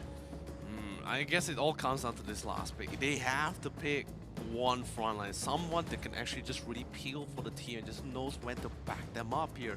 What is really optional for them? You know, I'm looking at, like, if they want like a disengagement hero, especially coming from the rest of the team, I'm looking at Akai here, but then again, Akai just barely fits, like, it barely fits any of their composition here. Well, yeah, looks like they're gonna go for the Ruby instead. So GeekFam is opting to play. Ruby. So GeekFam is opting to play a composition that really solely relies on a lot of individual plays, while Team SMG, on the other hand, naturally have just stronger heroes where they can just they want to play a traditional style of fighting where it's front to front. I want your front line against my front line, and my back line hitting your front line, your back line hitting my front line. I mean, this is pretty much where literally both Zorn, Rumpel, and Dominus really comes to play, especially, sorry, not Zorn in particular, it's just more like Rumpel.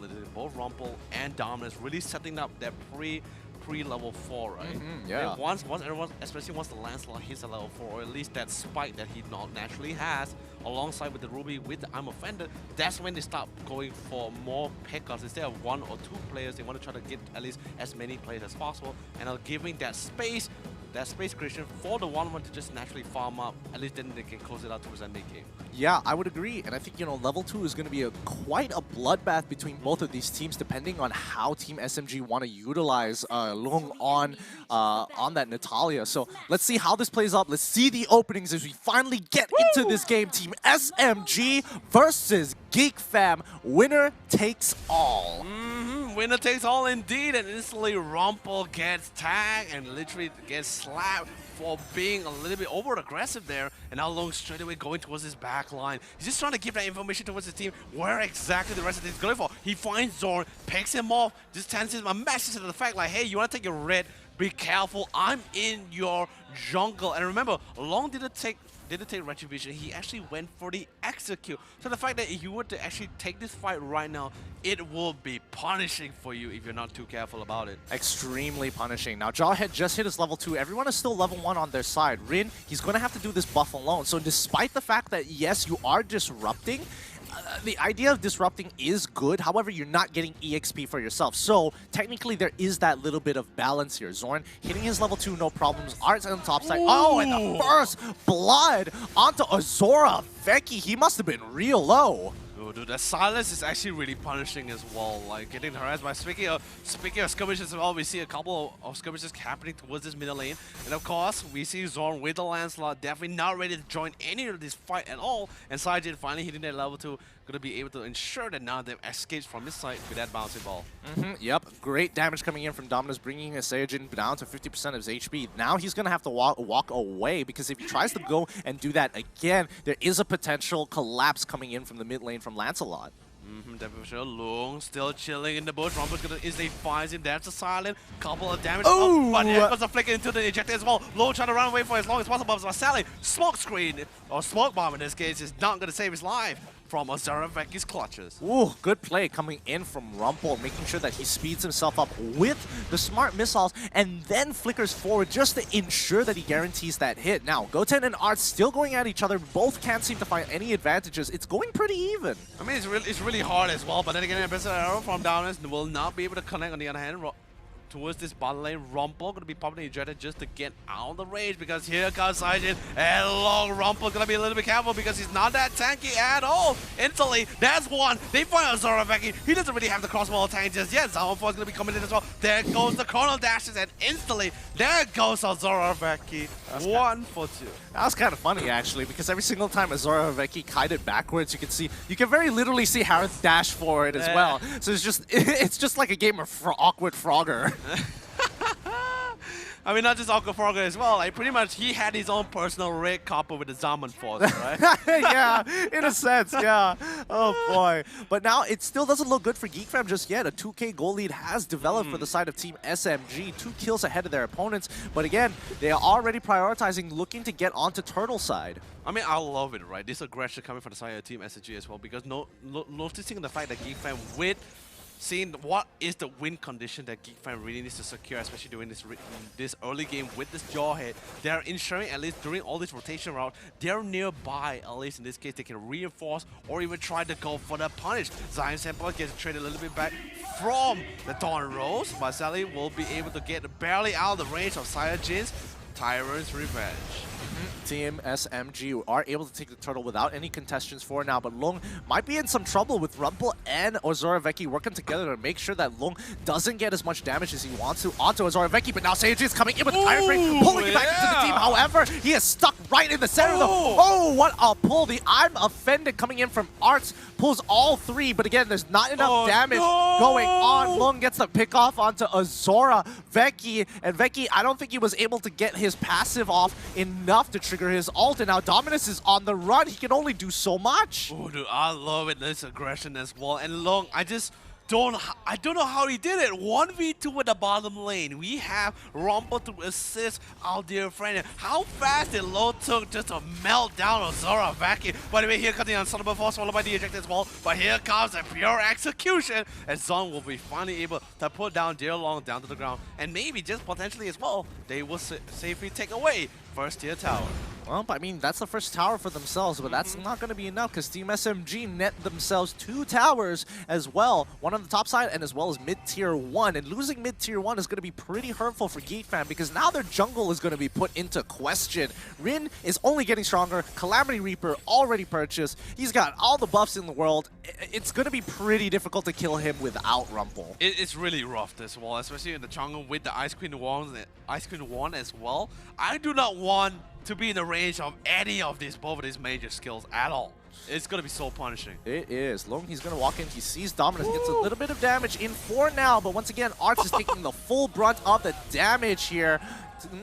Not as much as you would have imagined it to be, but, you know, it's going to be good enough. The I'm Offended pulls in Seijin as well as his opponent, Rin. They're going to be stuck in the middle of it. He's trying to get on out. He Unstoppable Force secures the kill, and that's all that they were looking for. A single mistake and misposition by Rin costing him his life. Oh, just really well played coming from Rumble. So I go with the catch, but here comes another flicker ejected combo, throwing Zion Semper all the way to the back line. But he has the Crescent Moon, so he's going to be able to get that shield and burst of movement speed. They're going to have to play this a lot slower than they thought. Team SMG can't just get away with everything here. GeekFam are still on the move. The ejector coming on Zion Senpai. He doesn't have the Unstoppable Force, but that is going to be enough with the Abyssal Arrow. Dominus secures the kill. Oh, Goten! He comes in for the back flank. Rumple, can he survive long enough? He gets his smart missiles right on time, and that's going to be Turtle in the bag. GeekFam even things up. Ooh, that ejector, that extra shield from the ejector part really saved his life there. But then again, really well played coming for GeekFam, especially coming for Rumple. 3 times you see Rumple making such an amazing play. First catching Rin towards that top lane. First punishing Zion Senpai for getting a little bit too close. And now finally even ensuring his team was able to secure that first turtle. Yeah, and now, looks like the game has been paused this time around. Hopefully that isn't too big of an issue and it doesn't happen. Oh man, but still, just really amazing stuff coming for the side here, GeekFam. I mean, it was a good way to kind of come back. Well, I wouldn't even say that they were out of the game, but you know, coming into the game, starting off with a 2K disadvantage so early on, not the best of looks, but at least they were able to come back and you know, they have the eye for opportunity. I mean, it's all about ensuring that each of these traits is very equal, right? That's pretty much what GeekFam has always been great at for the past 3 seasons as well. They're like, you know, if we can't get, even if we're not in the league, we'll at least ensure we have really great, decent traits here. You take my first 2 towers, then I'll also ensure that I get 1 tower and a turtle on top of that, which is really great for them. So far, so good. I honestly want to just keep watching the game, but it's under the pause. Because I'm curious to see how much Team SMG has kind of grown out of themselves from the regular season, because we don't know where they are. I mean, I think they look great so far. They managed to like really be quite, I wouldn't say super proactive, but quite proactive inside the early stage of the game, fully understanding the fact like, alright, they have a draw here, they're going to be kind of aggressive, especially alongside with the Selena. They were able to answer, able to save some teammate, at the same time even punish 2 members towards the bot lane here, picking up Ozora Veki a couple of times already, and that's a 1-1 by the way. Call me skeptical, but like, you know, the early game, well, you know, I'm mainly going to say that, you know, the early game, it can be practiced in a lot of its senses. And, you know, a lot of the teams we've seen so far in the MPL have like a really strong early game. The big issue comes by when mid-game starts rolling around, and GeekFam had the exact same issue. They get the first blood, oh, it's looking good. All of a sudden, they're 7k gold down 8 minutes into the game, so it's like, I guess they're a great team. I guess it's a good team. It's a difficult question to ask unless we've seen the entirety of the game. And I think mid-game is like the biggest point of which you can tell somebody's losing hard compared to somebody's kind of losing. I mean, let's be honest, in this case, we both can sort of conclude that both of these teams are really great teams. It's just a matter of how they perform inside each of these games. So in this first game, we're going to be able to do, like you said, dictate on how well the SMG actually grown from the regular season. And also, I'm here as well to witness whether GeekFam is able to reassure me at the fact that they won't repeat what exactly happened back in the regular season. Well, we're just gonna have to wait and see. Well, honestly, what do you think about Lung's pick on taking the Natalia and then going into the side lane here? Honestly, I was actually a pretty big fan as well. Like Natalia, initially Long was actually just pretty much roaming around for quite a bit. Then after, once he realized that, alright, I really sort of set the tempo with my team, nothing's really happening, he started returning back towards his side lane here and just literally forcing Rumpel to like, hey, you know, you're soft, I'm gonna try to stay here to try to make his play. And that's pretty much just like locks down the Jawhead pretty much in that one lane, and I think that's really great. Yeah, and I mean, at least it keeps Jawhead away from its main target, especially when it hit level 4. Ooh, yeah. Boy. Oh, boy. I mean, they don't call it unstoppable force for a reason, you know? I mean, except in the face of the bouncy ball, the irony, right? Yeah, the irony. But Goten, he's getting completely collapsed on by all 4 members of GeekFam. There is no way he is getting out of this one alive. But on the opposite side of the map, you can see both Harith, Natalia, Kufra, as well as Chang'e looking to go for more. They break the tier 2, and there's not enough members from GeekFam to actually defend this side of the map. They're going to be stuck out here in the open. Definitely for sure. And the best part about it is, well, this is what I'm talking about, right? Great trades, right? Sure, Team SMG secure the top tier 2 tower, but look at it now, the bottom lane, GeekFam's like, hey, I got a kill, and potentially I'm gonna get this bottom tier 2 tower. Yeah, and they're gonna keep running around. Rumpel is looking for information. He knows Natalia somewhere in the mid lane here. Kuseijin, he could be looking for an opportunity here. Oh, he just misses by literally half a pixel away. He's trying to ensure the lockdown here. Wait for it. Wait for it. It comes up. It's not gonna be enough. Zorn waiting into the back line to try and get the kill. Finishes him out with a phantom execution, but he has no way to get out. Zyme Zenpoi as well as Harith Rim pulling up huge gameplay here as they are able to lock them down, popping both their ults, securing this fight. It's a 2-for-1 trade so far. Team SMG losing out only on 1 kill. They were just half a second too late to pick up the revenge kill on Rumpel. Yeah, just really unfortunate, but then again, at the same time, thankfully with the Corsair Cypher as well in the hands of Zoraveki, he was able to just slow things down on Goten, because let's be honest, Goten was getting relatively close to him just now. Ah, that explains it. I was wondering why I was like, his movement speed is like slightly slower than I remembered. Yeah. But anyway, Rumpel could have come in, see, but thankfully now they will be able to secure this tower. But then again, they're fighting on top of the Summer Force, including the meteor shower as well. They're doing significant amount of damage. Here comes the cavalry, and Team SMG will run it down and pick up 2 core members of Team GeekFam. Oh boy, that has got to hurt. Zyme Zenpoi initially wasn't really in range. Then once he repositioned, all of a sudden you could see people just dropping down like flies. Their HP just not even existent. Zorn still struggling to get out of the smoke screen, and I think that has been his biggest bane of existence thus far, because he can't do much about it, but he's a little too fast for him, too furious. Doesn't matter how many tyrants you throw at him, he's going to be able to dodge them nevertheless. Just throwing tyrants. I'm just like picturing a Kufra just grabbing every tyrant, right? Genghis Khan just throwing each and every one of them, right? Get him, boys, get him! One of them will hit him eventually. Yeah. Zyme Zenpoi, oh boy, he's already got the glaive. He's going to do so much damage. It's so early on into the game.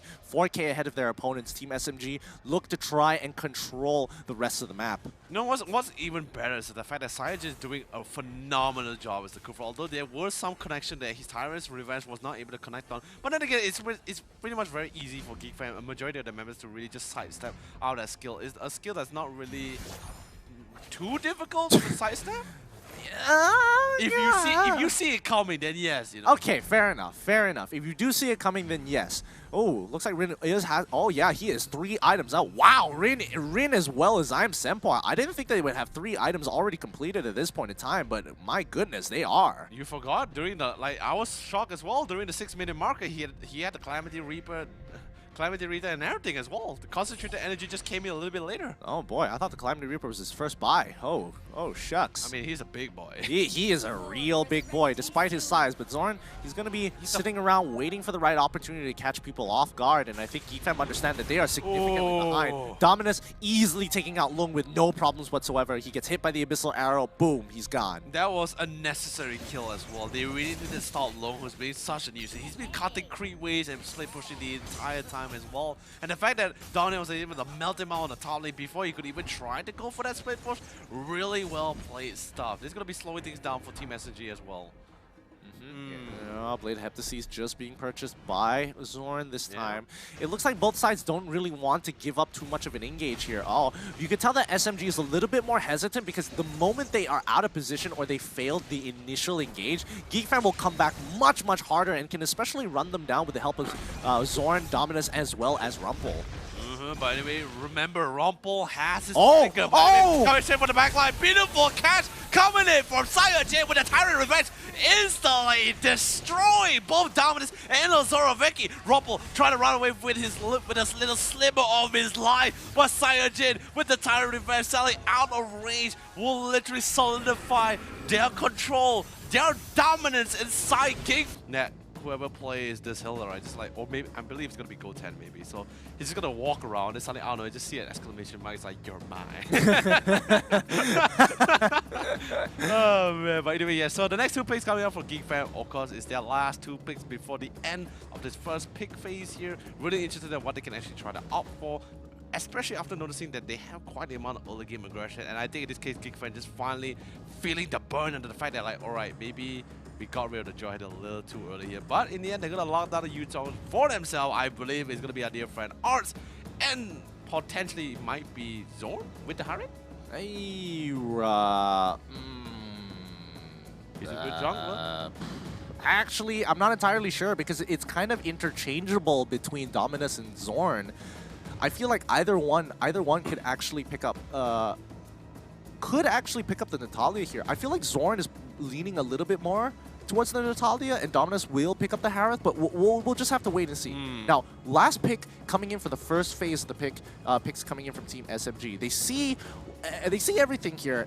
Do they want to have something that either brick walls the Yuzong, or do they want something to actually try and dominate the Yuzong? They could get the Thamos right here, right now. True, they can actually try to offer the damage for himself, but no, they're going to lock down the core because there's actually no reason why the SSG couldn't really lock it down. Because remember, we're going to enter the second ban phase, and once that happens, and if Team SSG actually pick the silence instead of one of their cores, their GeekFam is going to ban out all kinds of options and just pretty much push Team SSG into a corner where they have to pick a certain core hero or carry hero, which they're not really comfortable with here.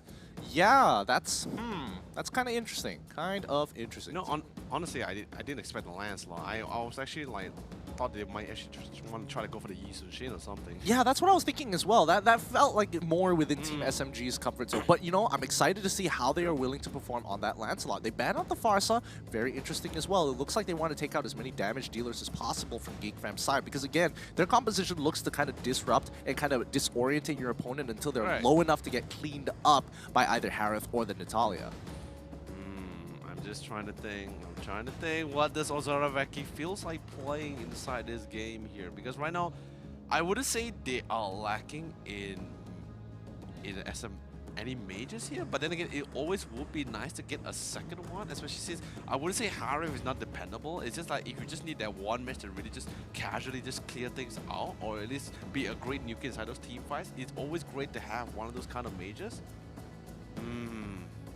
Yeah, it is kind of nice to have one of those mages. The Khufra is getting banned out for the side of GeekFam. They just want to make sure that Saiyajin doesn't have access to such a big playmaker, and he's very comfortable on the Khufra, as we saw in Game 1. So definitely understandable. Ooh, Kadita as well for the side of Team SMG. They're making sure that they're making sure that this double mage composition isn't going to be, you know, super effective when it comes to just nuking down opponents. Yeah, and especially with Kadita's ultimate Wrath Waters as well. She's going to be able to just, also similar to Thorn Rose of the Lancelot, able to mitigate quite a amount of damage and skills, and at the same time still do a lot of nukes as well.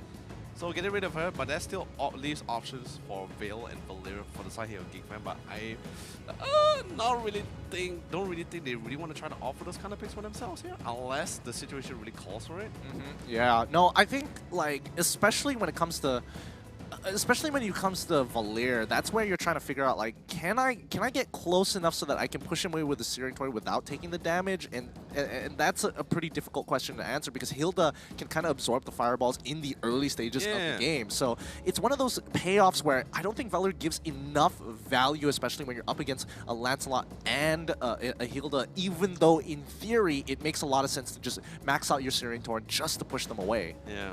You know, honestly, I believe GeekFam really wanted to secure the Kufra for themselves, but because they are not getting this first pick in this second pick phase, they have to ban it now because Team SSG would just casually take it for themselves because it is such a great counter to any dashing heroes here.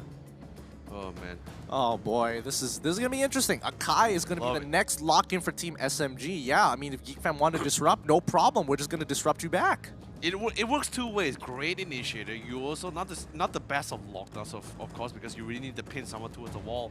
But disengagement, probably one of the best as well. Yeah, definitely. Well, now coming in, let's see the composition to be finally finished off by GeekFam, because they, as of right now, they could easily go for a double mage composition because we've seen Harith been paired with so many other things in the past here. But then that means they just need a really strong front line here. But in the end, they're not going to go with the double mage. They're going to go with the claw just for good measure as well, which is really cool as well. Bell mirror image, you're going to be able to casually safely farm and also get out of the fight to make it quite passive. You think the fight gets a little bit too dicey, but whoa, what am I witnessing? So not only are we seeing a double mage, but we're also going to be seeing multiple farming costs. I've never seen such a greedy lineup in my life. Yeah, this is quite a greedy lineup. I mean, I'm not gonna say that they don't have some form of early game, but level 2 is kind of gonna be rough here. Like, Veil needs to be able to land his abilities, but if any one of these people, except for Yuzong, get caught out by the Abyssal Arrow, they essentially die. I mean, okay, I sort of can understand like how Veil is gonna be very easy because let's be honest, Hilda is not like a dash, it's not like a dash or a blink. She's just pretty much just gonna run up in your face, right? So with the Wind Blow and the Wind Blade, it's gonna be easy. It's gonna be really simple for him to Dominant to literally catch Long here. But for the rest of the team here, it's gonna be relatively difficult. Yeah, this is interesting because I firmly believe that Team SMG might actually have the better team composition overall. Yes. They have a lot more options. That's what I'm gonna say. GeekFam, they've got so much damage, like a ridiculous amount of damage in that composition. But that's only if we actually put into the account where they not only do they get the levels, but the necessary items they need during that make it. And yes, they will be able to just nuke every single one of them. They don't even need the best of setup either, just pretty much in range in particular. I mean, yeah, it is a 2-item power spike, but for the most part, if everybody gets at least an item and you have Natalia kind of roaming around, you can actually look for this cleanup crew more times than you can, because again, you are going to be harassing a lot. But I don't know, this is a very risky composition coming in from GeekFam, so let's go straight into it. We can hear them shouting as they play this game. It is time, do or die. Will GeekFam bring it to 1-1, or will they bow out of the competition to allow SMG to move forward?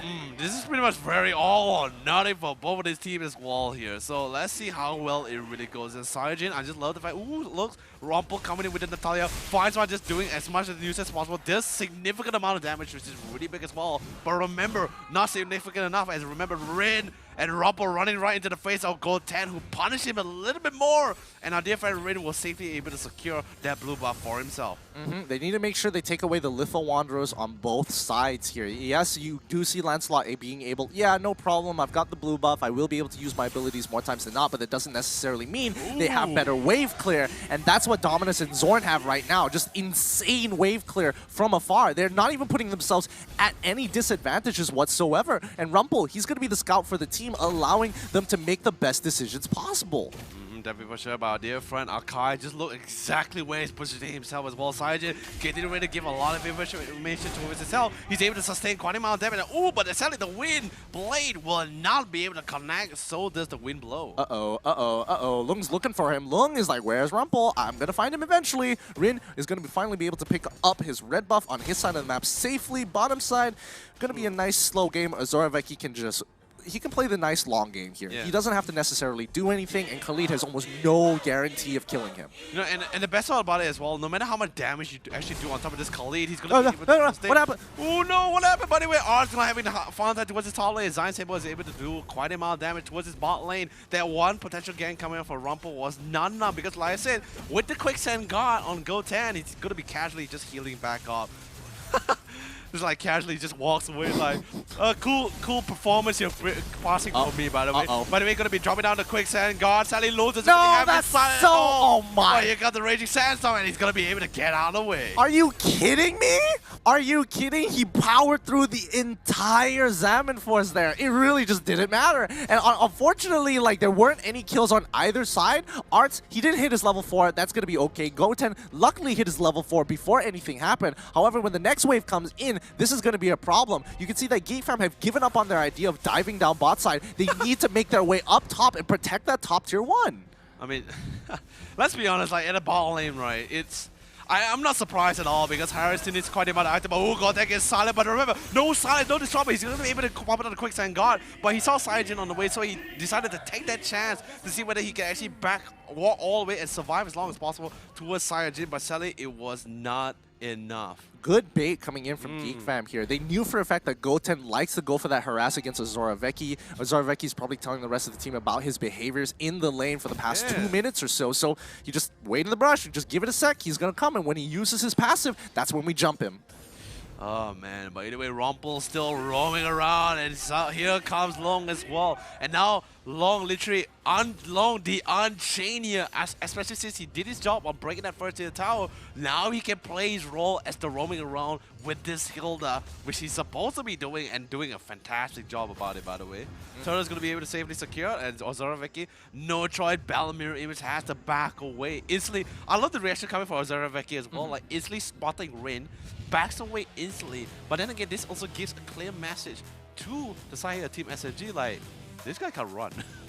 I mean, that's the beauty of Claude. His Battle Mirror Image is one of the most nonsensical greatest abilities of all time. Like, it's not the fact that you can put a Battle Mirror Image to go forward, it's the fact that you can take it back as well. Yeah, but this is why I'm saying it's such an amazing spell, and he already used it this early. And remember, Long and everyone is slowly, they just took Turtle, by the way, rotating towards his bot lane. He's alone. No Battle Mirror Image. I think he's a dead guy. It's kind of hard to say because do they have the right engage tools to actually go for this dive? You would say yes if you land the Raging Sandstorm, but if you land the Raging Sandstorm, he's dead anyways. Why would you need the Raging Sandstorm? I mean, yes, Raging Sandstorm will be great to land, but do you really need it if you have a Hilda that's actually tanking the tower and then you just land some just jumps in with a Phantom Execution? I don't know, because I need to look at the map again, because I think when he preemptively used the Battle Mirror Image, there was quite a bit of distance, and I don't think Hilda can close that gap as quick as most people would imagine. I mean, yes, she does get the movement speed, but again, it's like quite a distance. Of course, I'm just talking on an assumption where he doesn't leave the tower. Like he's that's a good point. But luckily, we're going back in game, so let's find out here. Okay, yeah, look, smart. he's already getting ready, and Azora Vecchi's like, nah, don't want to deal with that whatsoever. Very smart play. He had to leave the tower. He knows his die was already inevitable as well, and he knows he will never survive it since he doesn't really have his Battle Mirror Image either. And remember, he doesn't really have Flicker too, so he only has to Purify. So really smart, really great play, and also just map reading coming from Azora Vecchi. Really well played. Yeah, really good game sense overall, you know. And you know, with the help of his with the communication with the team, at least he can get a better idea of what's the situation on his side of the map, so he can make the best decision possible. Right now, I mean, I really want this game to keep on going because, like, we're trying to see whether or not GeekFam can get out of this rut, because they've been in this rut for a long time where they can't seem to make anything click. Like, yes, you can see moments of absolute opportunity and brilliance and some great individual plays, but we haven't seen them effectively work as a team to win these games, these best of threes. I mean, now at least there's a little bit of a matchup change here, right? So seeing Azora Vecchi bring him first, we saw him with the 1-1. Now with the Claude, I'm like, hey, you know, it's really cool. The fact that you're actually playing. I mean, yes, you can definitely play amazing other marksmen fantastically for sure. But when it comes down to the playoffs, the only marksman he actually only close to playing it was the Popol and Koopa back in regular season. Yeah. So seeing that this nice change up as well sort of fits in this kind of thing. So it's really cool. But of course, with the amount of aggression coming from the side of SMG, can he last long? Remember, he's playing a Claude who needs a lot of items. more items than usual. Well, I mean, somebody has to bite the bullet here, and right now he isn't going to be covered by the rest of his team. Yes, because everyone's going to be farming.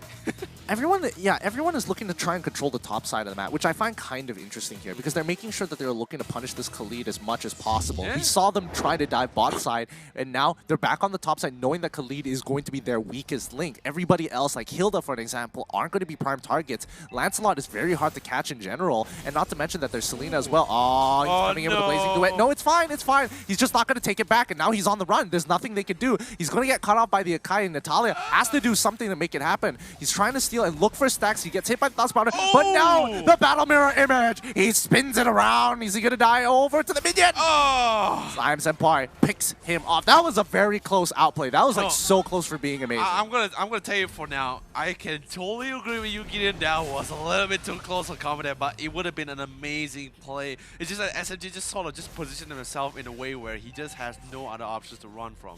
Yeah, which is unfortunate to say the least, but what can you do? Bot lane is going to be destroyed. That's going to be 2 towers to 1 in favor of Team SMG as they continue to look to dominate this side of the jungle. I mean, he could have prayed. I'm just thinking about it. I don't think that's going to help him in game. I mean, you never know. Maybe just like they were like, oh, he prays. But anyway, beautiful, not a beautiful execution for Rin as he sends Ozoroveki the second time back into the base. Yeah, this is rough. Ozoroveki needs to kind of go around with his team. Somebody needs to be able to babysit him at this point in time. They are taking way too many blows and not getting enough off the edge of the map. And Arts, he comes in trying to look for an opportunity to get on top of someone. Doesn't really get on top of Long just yet. Rumpel's still scouting out for where everybody is. And once they find them, then maybe? Whoa, what's up with Akai? Okay, all right, now he's back to normal. I mean, Sayajin just dropping them beats, you know? Because I mean, they don't call it 1,000 pounder for nothing, right? Yeah, that's true. Rap Battle coming this summer. That's to cinemas near you. Step Up featuring Akai. Oh my god, Step Up, the last stand. Oh, I'm losing my mind here. I'm losing my mind too, but look at this. A lot of dominance. They have SMG pretty much has total control pretty much of the bottom side of the jungle. And pretty much, like, although yes, the top side is free for the rest of the team to farm, but look at how greedy the entire lineup they had to go for, Geekfan has to go for. It's not enough. And outside just comes in with a beautiful 1,000 pounder with the Hurricane Dance. Gonna be locking out dear friend dominance towards the wall. Urstone dominance on top of him as well. Ensuring he will never be able to get away. Goten, however, gets punished and traded off for it, but that is gonna be for a tower. That's looking pretty good here. Oh no, Ozoroveki is taking... That was including his shields.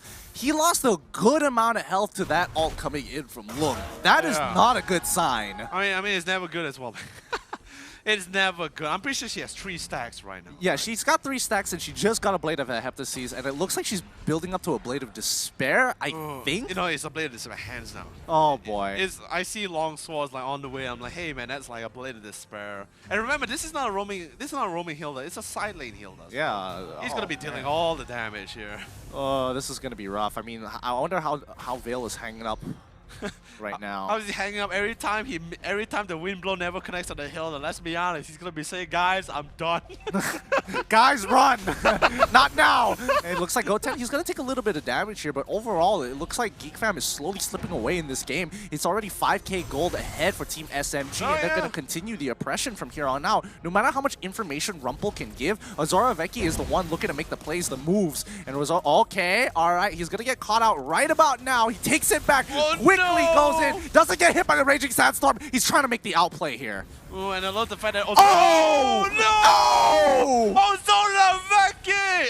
Oh no! Zion Senpai! You're a man! Although yes, I agree, that could be just locked up anyway. Beautiful lockdown coming in from our dear friend Sayajin on top of Zone. But then again, here comes the rest of the team with the wind blow, and the wind blade is gonna be able to do a significant amount of damage, forcing melting down both Saiyajin and Long. Really great play, but not as insane as Zion Senpai landing that blind abyssal arrow on top of Zoraveki. Ooh, this is going to be a lot closer of a game than we initially thought it was. Geek Fam finding their stride here. Zorn, he's still able out, but here comes another pause.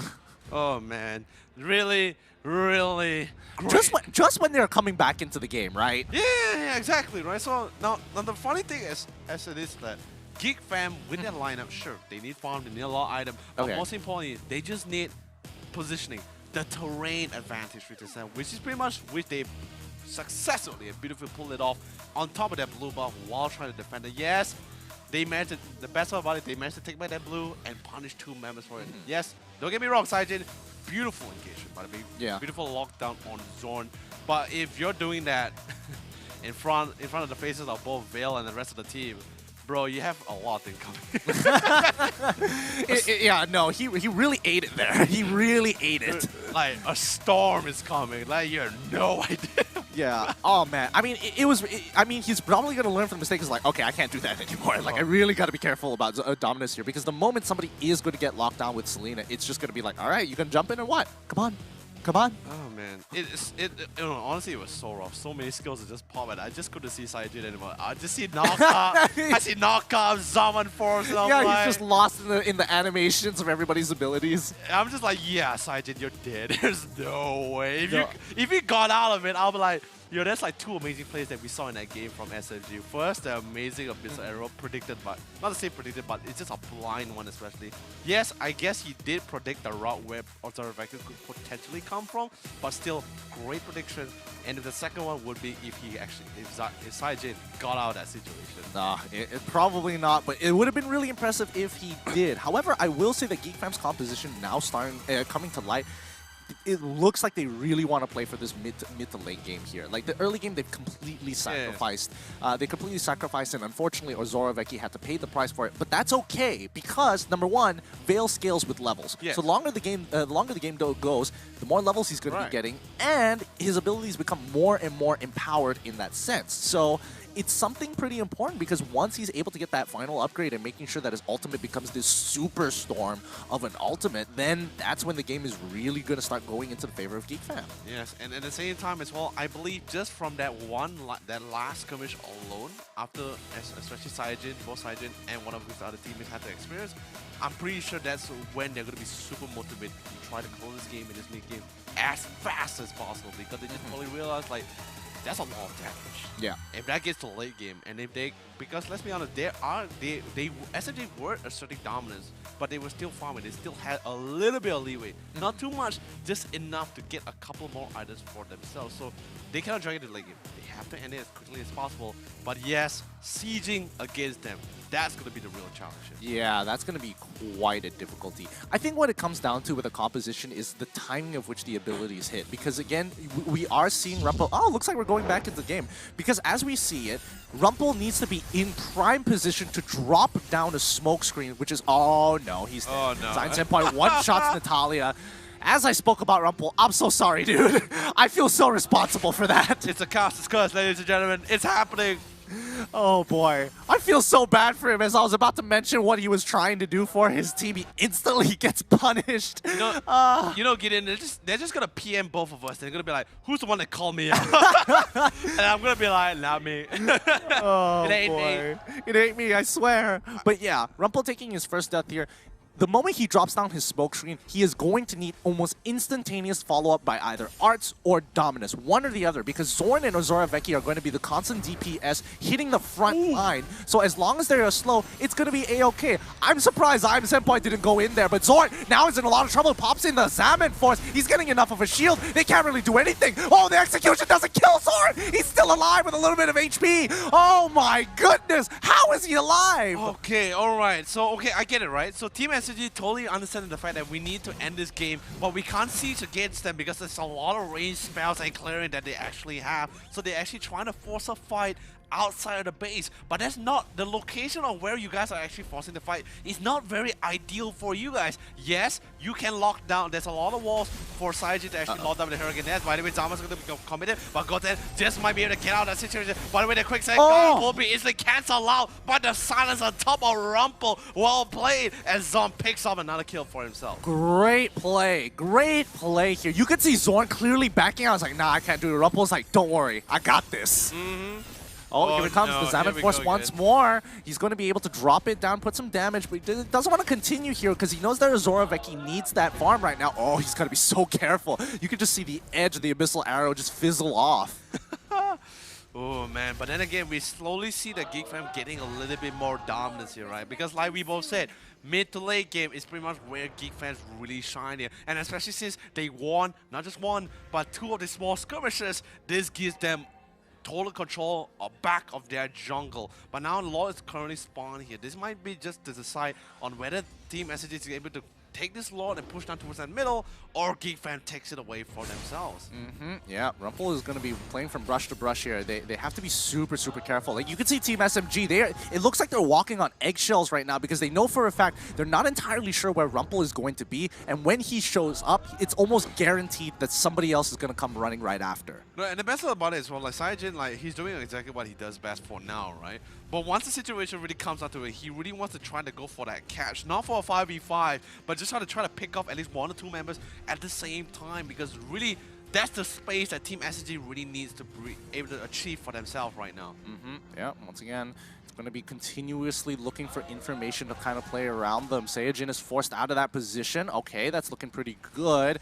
Zoraveki is coming into the side. Rumple is trying to attract as much attention as possible. And here he comes with the Blazing Duet. Zoraveki already chunks out. Zyme Senpoi pretty low here. Arts is going to look for anybody he can disrupt up. Unfortunately, Rin, where is he going? Where is he going? Why did he go back into the team with the Phantom Assault? Oh my goodness, I can't believe it. And now they're trying to pull through, but it's not looking good. The Raging Sandstorm is going to talk out Dominance as well. The Hirebringer is not here. Rumple's trying to get on out. Zorn still, he's able to get some damage down. What in the what was that fight? Dude, honestly, yes, it's going to be for a 2-for-2, but then again, it's more leaning towards in the hands of Geek Fam. But anyway, Lowe's going to be jumping right into the mix as well. He's quite tanky, but remember, he's not that tank anymore. He actually built pure damage, and instantly, Zorn getting a killing spree, were instantly able to nuke them down, break down that mid-tier 1 tower, and open up the map back in towards their favor. I don't know what I just watched. I have so many questions. I mean, not just you. I have a lot of questions. I have so many questions. Like for starters, right? Like, okay, I get it, right? Maybe in that earlier engagement as well, Rain got greedy when he saw Zorn being caught, right? Getting a little bit low as well. He went for the right side, but I think by the time he turned right, he saw the Black Dragon coming in, and it's like, yeah, I can't run anymore. Yeah, I'm not entirely sure. I'm not entirely sure the decision making. It just could be a misflick or something like that. And that's what I'm going to go with for now. But you can see Zoraveki, he is done with getting one shot. He bought the Twilight and he's like, I'm sick of this. I do not want to get one shot again. Yes, but then again, now this gets a little bit more scary because right now Geek Fam already catch up in terms of net worth as well. 34k, both very even on each side here. And Tower, ooh, Zoraveki jumped to the mix of Saiyajin, but he actually baited it out, and Zoraveki has no chance, but actually has to fall back with the Battle Mirror image. Rumple gets into the mix of the Thorn Rose, does quite a amount of damage, and now Long, feeling the pressure, the fact that he actually went for pure damage here, doesn't really have enough sustain to really outtake the amount of burst coming out from Geek Fam. Yeah, this is pretty genius here. Like, honestly, he bought the Twilight armor. He goes into the middle of them by himself using the Blazing Duet. Saiyajin tries to disrupt him with his ultimate. Doesn't exactly get it. He just played that almost perfectly to the T, and then he just takes the Battle Mirror image back. That was so smart. It was really smart. By the way, Luminous Lord pushing towards his top side. This is going to be the real play here.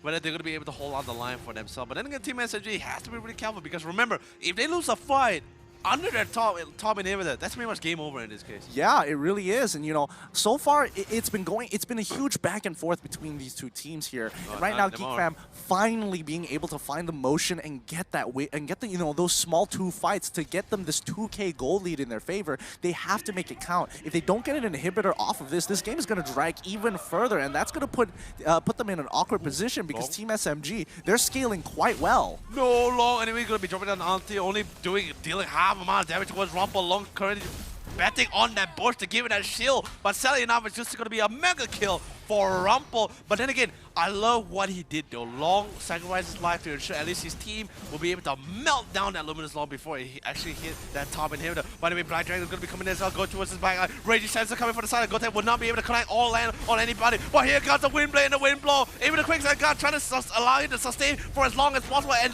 thankfully enough, Team SMG will hold. Dominus dropped the ult really late there.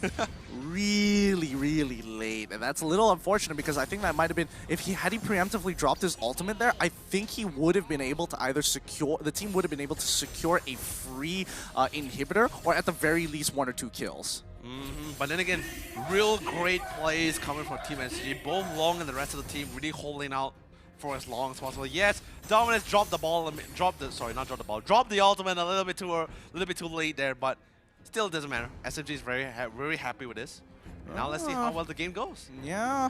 Looks like they have to wait for another minute plus until Lord comes back up. Yeah, this is the point where everybody starts to get to, enjoys the scaling part of this game. Team SMG is just going to be, holding on to whatever they can. They're going to hit their power spike, and so is GeekFam by the end of it. But GeekFam have... Oh, okay, here comes another pause. Oh, man. But at the same time, you can also think about it this way, right? Yes, agree, like we both can sort of agree, whatever GeekFam actually went for inside this game was very greedy. But the fact they actually managed to hold out, play the long game here, managed to get all the necessary items they need. By the way, they're almost fully stacked, by the way. And in this case, it's now slowly backfiring SMG because let's be honest, the only main damage dealer is pretty much Rin, and that's pretty much why we see Long. Yes, arguably he is the side lane playing the healer, so he wants to build a lot, he wants to build pure damage. But you also understand the fact that if Rin dies, then we pretty much has no damage at all. That's pretty much why he tried to build up in a way where if Rin is not able to deliver, or at least I will deliver, and then he just ends it there, that kind of thing. Because I'm just trying to think like if Rin dies, that's pretty much game.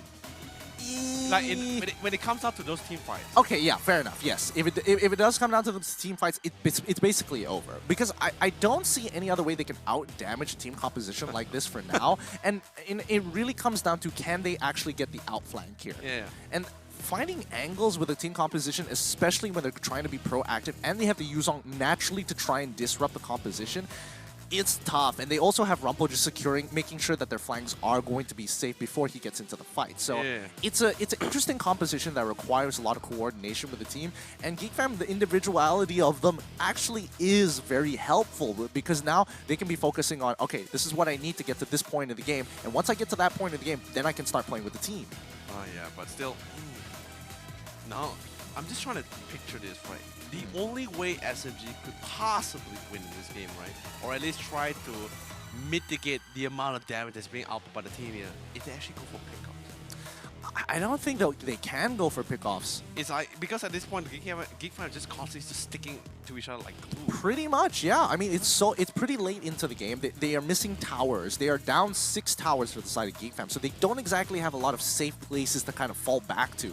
And now that you don't have that, you're very dependent on Rumple looking for information while sticking with your team as much as you can, unless you're a Zoraveki who is naturally wanting to bring the enemy team towards him to bait them into a fight that they might not necessarily win. Then what do you think about solo pickoffs though? Because like if we're talking about like just like both teams just trying to scout for themselves like 5v5, then yes, we definitely know how that's gonna go for sure, right? But if Zai Senpai was able to get a beautiful pickoff by himself, a solo pickoff for himself, will that really change the tide of this battle here? It depends on who he picks off.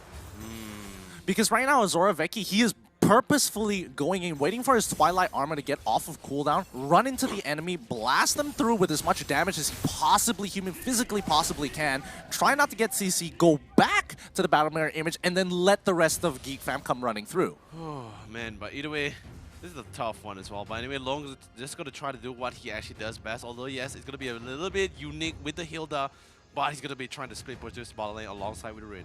Yeah, I think this is a good idea. You're forcing GeekFam onto positions where they're not necessarily in the most comfortable. They control the bottom right side of the map, while GeekFam control the top left side of the map. Oh, even Dominus is like, I gotta get myself some Twilight Armor. I mean, everyone's gotta get it right, but either way, Law's gonna be coming on in exact 30 seconds here. Bottom lane's being pushed in, but it's gonna be easily cleared up by Zoraveki. Our dear friend Rumple not too far behind either. And I love the fact that Long still hugging around that River Brush because he just knows that, alright, I just want to push out this bar lane. At least that way, if a Lord fight comes down, Geekfam on the side of Geekfam will at least be one man short. Oh yeah, they would be. Yeah, no, you're right. But look at the way the Geekfam is looking to try to enter the jungle here. They look for a little bit of Oh, Zarn. Arts already with the Black Dragon. Do they find the pickoff? No, they do not. Long all by himself, but Rumple does not want to mess with Long. I'll be definitely for sure. But then again, now at least they know that there is no Black Dragon, especially when it comes down to this long fight. But let's be honest, Black Dragon is definitely going to be coming off cooldown pretty quickly here. Yeah, I don't have any doubt in my mind. And right now, Geekfam, the most ideal situation is that Team SMG starts off the Lord by themselves. But yes, naturally they aren't. Yeah, Team SMG knows what's up. They will never do something like this. Never. They will at this point, especially since this is just potentially their last game as well. They cannot make even the smallest mistake here. Yeah, so they're going to send Azura Vecchi to push by himself. Hilda's going to see this. Hilda's going to notice this. She's going to start responding. Yep, she's already walking up towards the wave. And you can tell that Azura Vecchi, he is not afraid of Hilda anymore. He's going to force Team SMG to do something about it. If not, Hilda can't do this by herself. I mean, definitely for sure. By the way, here comes the rest of the team going for the rotation as well. Azura Vecchi doing quite the amount of damage. And then, don't forget as well, there's 2 Siege Tanks as well. Going to be doing quite the amount towards the tower too. But Reggie says it's going to be able to connect on top of Dominant, on top of Rumble. That's going to be pretty big as well. But then again, Gold 10 going betting on the quicksand, guard to sustain as long as possible. But with the wind blow, he's just get knocked out, disrupted, and instantly melted down. And now without the existence of Gold 10, taking this Luminous Lord will be an easy pickup for themselves. And Azura Vecchi almost cleanly and smoothly take down the bottom tier tower. Yeah, 3 of them can do it by themselves. They just have to keep running around just like this. But both of them together, it's going to be so unstoppable because, again, literally Rumple is working as a living ward, feeding information over to the rest of the team. And as long as they've got to push down on bot side, there is nothing much that they can do because they will guarantee win this 3v2 situation. Rin, he's got to make it happen here. He's got to take out Zorn in one fell swoop. By the way, Zorn gets a little bit down low, resets it, Ars comes in with the Black Dragon, but then again, Zorn, he really gets silent, but still able to get away out of that sticky situation. Silent Standpoint, not too far apart, throws out the missile arrow, there will be no connection. But then again, this is pretty much what he tried to aim for. Sadly, he was not able to go and melt down Zorn, but he's able to reset that Luminous Lord, buying a little bit more time. At least this way, Gold 10 will be respawned. At least they have the full 5-man team. Somebody needs to commit to something here. Both sides just refuse to initiate the battle, and when they do, they just back off because they know it's not on their terms. So it's, again, somebody is going to have to force the situation. I'm not sure who it's going to be, but right now, Geekfam very happy to initiate these situations, but it can get very dicey if it doesn't work out. Oh yeah, definitely for sure. And now, just also, and the worst part about it, because this game is like pretty late as well, everyone is super stacked, like unbelievably. Although yes, our dear friend Natalia or Rumple in this case still has like 1 or 2 items to really come back to really catch up with the rest of the team. But it doesn't really matter because the rest of the team just doing so much more damage in this place here. Yeah, once again, Rumple's just holding on. Akai's gonna walk up, see what's going on here. Oh no, he gets hit by the Abyssal Arrow. Their living ward is gone. They have to back off here. There's nothing they can do about this situation any further. They're just gonna stick around, stay nearby, make sure that the moment they start, they can actually commit to something here. But as of yet, you can see, you can already see Azura Vecchi, he's making his way towards the safe side of the map. Again, Zion Senpai. Oh, they find the catch. This is it. And now he is down, instantly shutting down Zorn. This is the fight that they've been looking for, the pick that they were looking for. Team SMG lose 2 for 2. Wow, everybody's just getting one shot. Yeah, everyone's just getting one shot because that's just how much damage the fact that Geekfam really has. And now at this point, they just totally understand the fact like, we just got kill 1. We need to have a pure, clean wipe if we want to try to end this game because the fact that each of these players is doing so much damage is super hard to do it. Anyway, Ars finds the fact that Rin is going to be something to the Lord as well. They easily have to back off Azura Vecchi. There goes the wind blow and the wind blade. Gold 10 just has to commit the Raging Sandstorm even with the Quicksand Guard just to try to to sustain, and they have no choice but to let the Luminous Lord go. Yep, but once again, back to the stalemate. Both teams refusing to go further than this, waiting for the perfect conditions to make it happen, yet not forcing these conditions. You have to admit, though, Zion Senpai has been landing some pretty insane arrows on blind targets. You know, he really has, but in this case, he really needs to become a godlike in this case. He has to be like Moon from Dota in this case if he really wants to pull the win against GeekFam right now, because that's just how strong GeekFam is inside this game. Yep. It's really, really terrifying how quickly Zion Senpai just disappeared from the map. And that's just from Azura Vecchia alone, by the way. Oh boy. Without the Blazing Duet too, by the way. Yeah. Now this time they're actually changing up the strategy. They're allowing Rumble to get the push down on bot side, Azura Vecchia to kind of hover around mid side without committing too hard, while the rest of the Geek Fam is just camping around this Luminous Lord. The moment the push starts to happen, they could look to intercept whoever comes through the jungle. Are they gonna do it, Goten? No. Because of the fact that Azura Vecchia is able to take this blue for free as well, so he just totally understands the fact like, alright, no one's gonna come to the jungle. Gota is still in the lane, and now finding anyone who comes to the jungle right now is just pretty much our dear friend Long. Man, they really need to get rid of this Akai here. Saiyajin is just getting too much information, and he always camps there.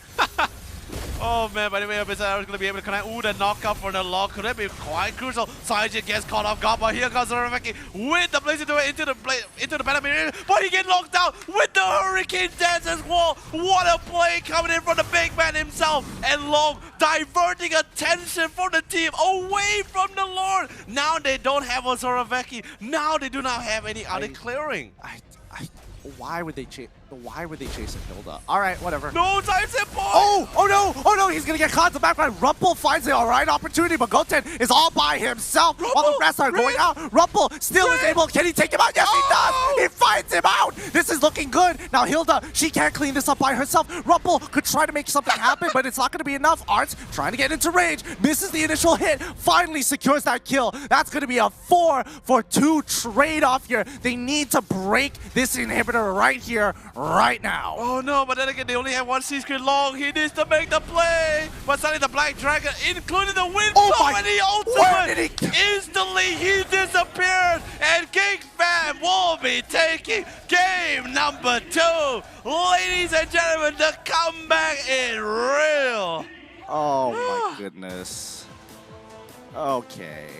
Wow, what a game this has been. Geek Fam versus Team SMG. 1-1 is the score as of right now, but holy, what a game that was. Oh, it really is such an amazing game. You can never ask for a more better start as well. And the craziest part as well, we were just, let's be honest, we were not wrong. That was a very, very greedy lineup here.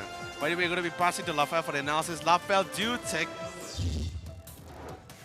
Okay, not gonna lie, my heart cannot take that because that Lord situation was, oh my god, there was so many things going on. Like you don't even know, like, was this good? Was this bad? Was this good? Was this bad? I'm not sure, but apparently Geek Fam won, and I like their mentality. It's like the best defense is the better offense. So honestly, props to Geek Fam. Crazy draft, you guys made it work, but for us to explain even more, I'm speaking full English. So sekarang kita akan transition balik kepada Malay. Kita akan tengok highlight yang dibawakan khas oleh Yudu untuk nampak apa yang terjadi dekat dalam game tadi. And early on in the game, kita nampak di mana Team Geek Fam diorang banyak menerima kekalahan, especially dekat bahagian lane disebabkan diorang punya hero power spike early game tu basically tak ada. And Team SMG, mereka exploitkan advantage dekat sini. Tetapi beberapa kali, Geek Fam berjaya untuk mendapatkan kemenangan dekat bahagian tempat-tempat yang sempit. Dan itu yang jadi kita punya main priority dekat bahagian geography of the map. Di mana tempat-tempat sempit, Geek Fam berjaya untuk menang. And kita akan pause kat sini disebabkan apa yang kita nampak dekat bahagian kosong ini is dekat dalam bahagian yang sempit, Dominus dapat mengeluarkan dia punya skill jauh lebih senang and memberi masa Rumple untuk pergi kepada belakang and dapatkan dia punya priority target, silencekan diorang and then try keluarkan seberapa banyak damage yang boleh, yang menunjukkan Geek Fam diorang menang diorang punya team fight bukan sebab setup daripada mereka sendiri tetapi mistake daripada Team SMG. Jadi ini seperti Geek Fam. Diorang dah reverse kan diorang punya psikologi di mana kalau kita punya engage tak bagus, kita paksa enemy buat engage yang tak bagus. Which I kind of like. So kita akan teruskan klip dekat sini yang kita boleh nampak beberapa kali akan dapat kemenangan untuk Team Geek Fam dekat bahagian tempat-tempat yang sempit, and probably also disebabkan Team SMG a little bit disrespect kepada Team Geek Fam yang lagi satu fight dekat sini di mana kawasan yang sempit lagi sekali and dua orang terkena ultimate daripada Dominance, so big burst damage, and Arch pun senang untuk hit dia punya skill untuk dapatkan knock up and also the AoE damage. Kemudian Ozraveki dekat dalam game ni dia lebih kepada distraction, tak nampak seperti dia in the late game carry punya form, dan dia lebih berikan impact yang besar kepada Zorn yang cakap, Zorn, kau jungler, kau pakai Harit, kau carry late game. Aku Claude, I clear lane, I pastikan tak ada sesiapa boleh split push, and then I akan kecilkan nyawa semua orang for you to eventually come in. Geek Fam, honestly, a few decisions yang make me a little bit macam merisaukan, but eventually diorang berjaya untuk menang. Tetapi kalau mereka boleh bawa balik draft yang sama untuk game kedua, I'm not too sure. Sebab I rasa Team SMG diorang dah boleh expect, sebab game yang pertama ni diorang lebih pada terkejut more than anything else. And Ozraveki dekat sini kita boleh pause, and Ozraveki masuk dalam, which I rasa Ozraveki masuk ni dia dah faham. Dia completely akan mati. 100% boleh mati. Sebab dia masuk dengan Blazing Duet, dia dah tekan Purify awal untuk okay, I'm not gonna get stunned. I will go in, I will die for my team untuk dapat Lord. And what does my team do? My team let go Lord go somewhere else. Very clever team coordination dekat sini. But it worked out eventually because for some reason, Rumple, tank player, dapat lawan dengan Team SMG. Mind you, Rumple tank player guna Natalia kalahkan Rain menggunakan Lancelot. Kita continuekan klip ni and kita tengok betul-betul. Remember, Rain, Lancelot, and Rumple dekat bahagian belakang. Dia masuk, dapat Selena. And then dia terus 1v1 dengan Rain. Rain tak boleh nak buat apa-apa and Rain mati dekat situ. That's impressive. As a tank, I like that. I respect that. Rumple, you did okay. You did pretty good. Kalau you dapat MVP, you know, good for you lah. I tak tahu siapa yang akan bagi MVP ni. Tapi I rasa memang you patut deserve. Maybe orang yang bagi MVP tu is a little bit biased kepada tankers, but either way, kita akan tengok itemization daripada kedua-dua team, and kita tengok itemization daripada Rain. Dia dah full item, dia dah Blade of Fantasies, Endless Battle, Sea Helmet, as well as dia dah ada dia punya Queen's Wings untuk pastikan yang, HP I sedikit rendah, I still boleh lawan balik. Arts, walaupun dia menggunakan Execute, pada majority of the game dia kosong kill. Jadi Execute ni dia execute awal and then dia bagi kill kepada Rumple. Very nice. I suka bila orang bagi kill kepada tank player. Walaupun game ni tank yang menggunakan Assassin. Speaking of Rumple, kita tengok itemization dia. Dia ada Blade of Despair, dia ada Blade of Heptasis as well as Berserker Fury. So dia punya on-hit damage is very high. Menyebabkan bila dia invisible, bila dia dalam the form the hunt, mana-mana initial damage yang dikeluarkan is going to be very high and boleh menyebabkan banyak kemenangan team fight. Now we can see that Ozraveki dan juga Zorn, dua-dua ada Twilight Armor. So every time Rain ataupun Long datang, good luck nak try bunuh I tak ada tank. It's okay, I tank. I jaga diri sendiri. You try kill me, I dare you. Dominance pun menggunakan Twilight Armor. Arch pun gunakan Twilight Armor. So, kalau you guys tak ada tank dalam you punya team, just build Twilight Armor. It will work out. So, ini dah ada itemization, and itu yang paling penting you guys kena dengar is Twilight Armor ni. Now, we will look at the post-game stats untuk nampak the damage numbers from both of these teams. The goal difference doesn't matter. Tower 8 berbalas dengan 6. Very close. Lord 1 untuk Geek, 0 untuk SMG. Look at the damage numbers of Team SMG. It's actually quite low. Damage paling tinggi is the Selena dengan 48,000 damage, and the second highest is Hilda yang digunakan oleh Long, 45,000 damage, and unfortunately Lancelot 26,000 damage saja, which means that Rain kat dalam game ni tak boleh nak lakukan apa-apa. Untuk Team Geek Fam, Natalia 40,000 damage, dan damage yang paling tinggi adalah Ozraveki dengan 80,000, as well as follow-up dengan Harib dengan 72,000. So speaking of that, kita tengok Rich Guy dan juga the carry akan diberikan kepada Ozraveki. 648 gold per minute, 80,000 damage yang dia dapat dish out. Sandbag, Goten 179,000 damage yang dia absorb.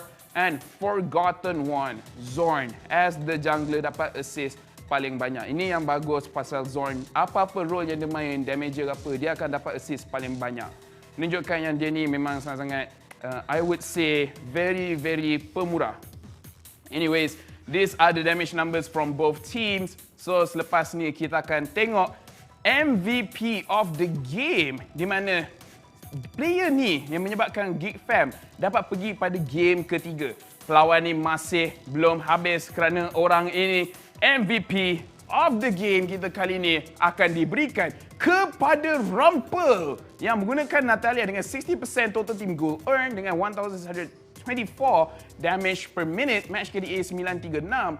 Bila dia 9 kill and damage per minute you hanya 1724, bermaksudnya dia ni banyak KS. I tak tahu siapa yang bagikan dia MVP, tapi memang I rasa dia bias sedikit sebab dia nampak Natalia dapat kalahkan Rin punya Lancelot and orang yang main Natalia itu adalah tanker. I don't know, I tak tahu siapa bagi. But anyways, congratulations kepada Rumple kerana dia punya impact bukan saja pada kills, tetapi dia punya silence is very, very useful and dia dapat scout around the map, bagi berapa banyak vision yang boleh silence the priority targets, menyebabkan Team SMG tak boleh nak lakukan apa-apa. So congratulations kepada Rumple, berjaya untuk mendapatkan MVP sebagai Natalia dengan kill yang banyak di KS.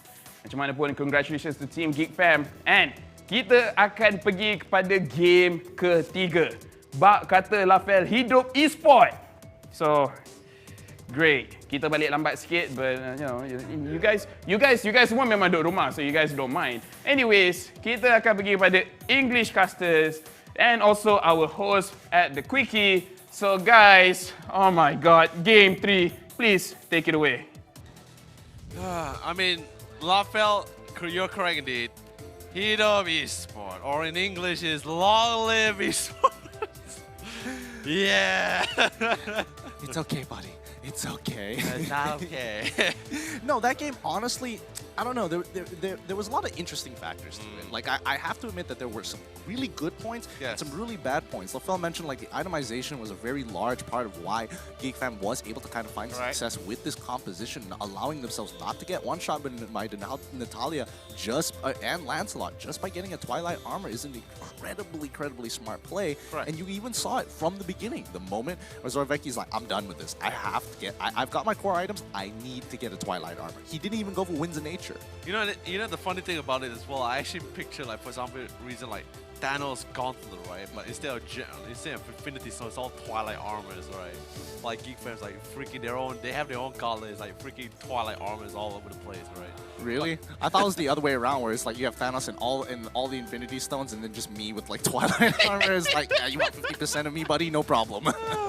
But either way, yes, the three things which I think was awkward that played a really big role here is definitely one, itemization with the Twilight Armor, really ingenious, especially understanding the fact that they're not that tanky at all. Very obvious, by the way. Second, the fact that it's just Rin just made that one mistake, which it may not have turned. It may not sure how that will turn the fight if Rin should be alive, especially after that one clash. Because let's be honest, Rin right-click damage, I believe, is way stronger. Right-click damage? Sorry. Auto-attack. His auto-attack. Or what do you call it? The attack button, okay? He's basically his own damage, his own personal damage. Not skills alone, just his own auto damage, right? It's way stronger compared to the long. It really is. And I'm just like wondering, like, why were you just slapping him with that lance of yours? It's pretty funny because, you know, it really shows like how certain status effects are significantly more powerful than others. Like, for an example, you can say like, oh yeah, silences are great. Yeah, it works great on people who rely on their abilities to get the damage out. However, it's the other way around. Like, let's say, oh no, Zorveki got hit by the silence. What you gonna? Oh yeah, that's what you're gonna do. Oh, all right, I get it. Okay, fine, I'm dead. Yeah, that's what I thought too, right? And I'm thinking like, oh yeah, I got like, why am I? It's like, oh no, Long's behind my back. Like you said, oh no, Natalia's behind my back. Oh, oh wait, check out my lance, my really long lance, which I used to pierce people with. Like, take a whiff at it, right? Yeah, that would have been the end of it.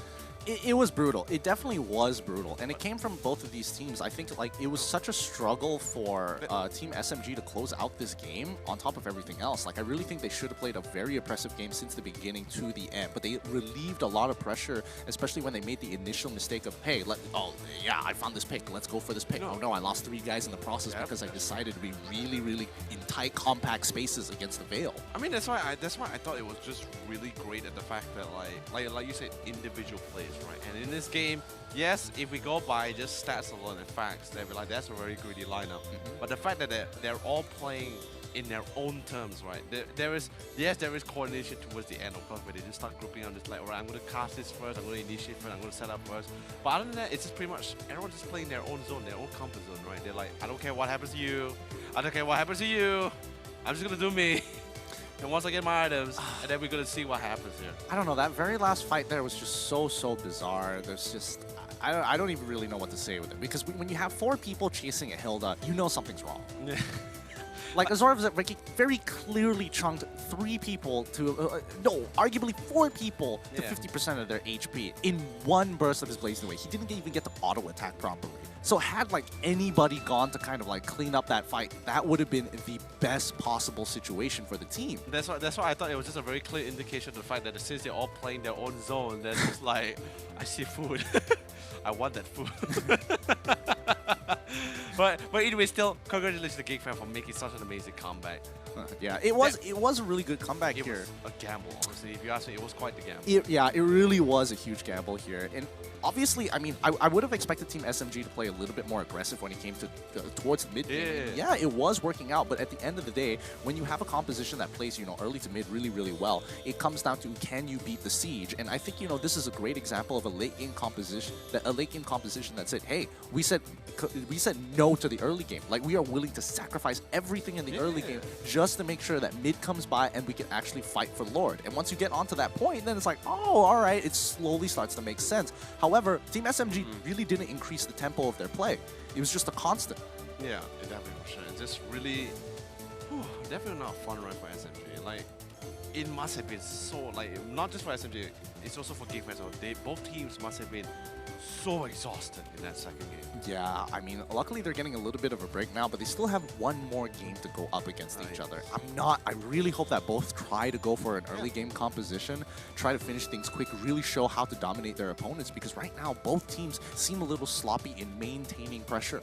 You know the funny thing is, as it is, like, we were both like mentioning back during regular season, right? We were saying like the team had to do something that was really out of the box, very so unorthodox, to actually try to throw your opposing team like off guard. And I think this is by far one of the things that really throw us off guard. Definitely it's not a Franco mid or anything, but this still surprises me until today. Like, all this, literally that one lineup alone by GigFam, just like, wow. Yeah. That was out of the box for sure. Unorthodox, very greedy. I love it, but then again, this is playoffs, and thank God the gamble pulled through. Yeah, now that they brought it to 1-1, I don't know how Game 3 is going to look like. Like, I really don't know. I'm not sure about the mental state of the players. I don't know if they shattered the confidence of SMG to be like, you know what? Okay, our early to mid game didn't work out so well against their composition. What are we going to look for? Maybe get some scaling, and maybe hopefully we could win this game. But even so, I think, you know, when it comes down to it, it's really showing that the meta hasn't been completely figured out just yet. I mean, definitely for sure. But at the same time, like, if you're just looking at their composition alone, like probably what they were lacking against like GigFam in this case, possibly maybe those kind of heroes that just like instantly gets on top of them, right? The kind of hero that's just really great sustain. Because let's be honest, Hilda late game, especially, like, totally understandable the fact that Long in this case is totally understandable the fact like, alright, if I build tank, I may not be able to out tank. Like, if it's just 1 or 2, then maybe potentially, if he built tank, he could have, like, out-tank that damage. But we're talking about, like, 4. Like, 4 a lot of insane amount of damage. Yeah. And even their last clash, let's be honest, that was not a full combo from the Veil. That was just the ultimate alone.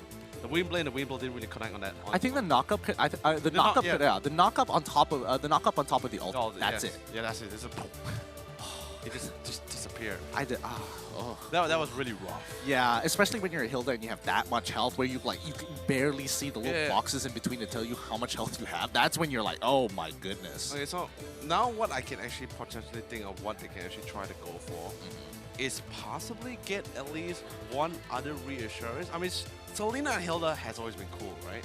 Has always been such a cool early to make it transitioning, right? But the fact that if you totally understand the fact like, alright, I can't close this out with make it even with these two early game composition, then I might have to potentially just take one and then take at least another one that at least scales with the carry. Because just having one main damage deal alone, if we're just talking about team fight base only, right?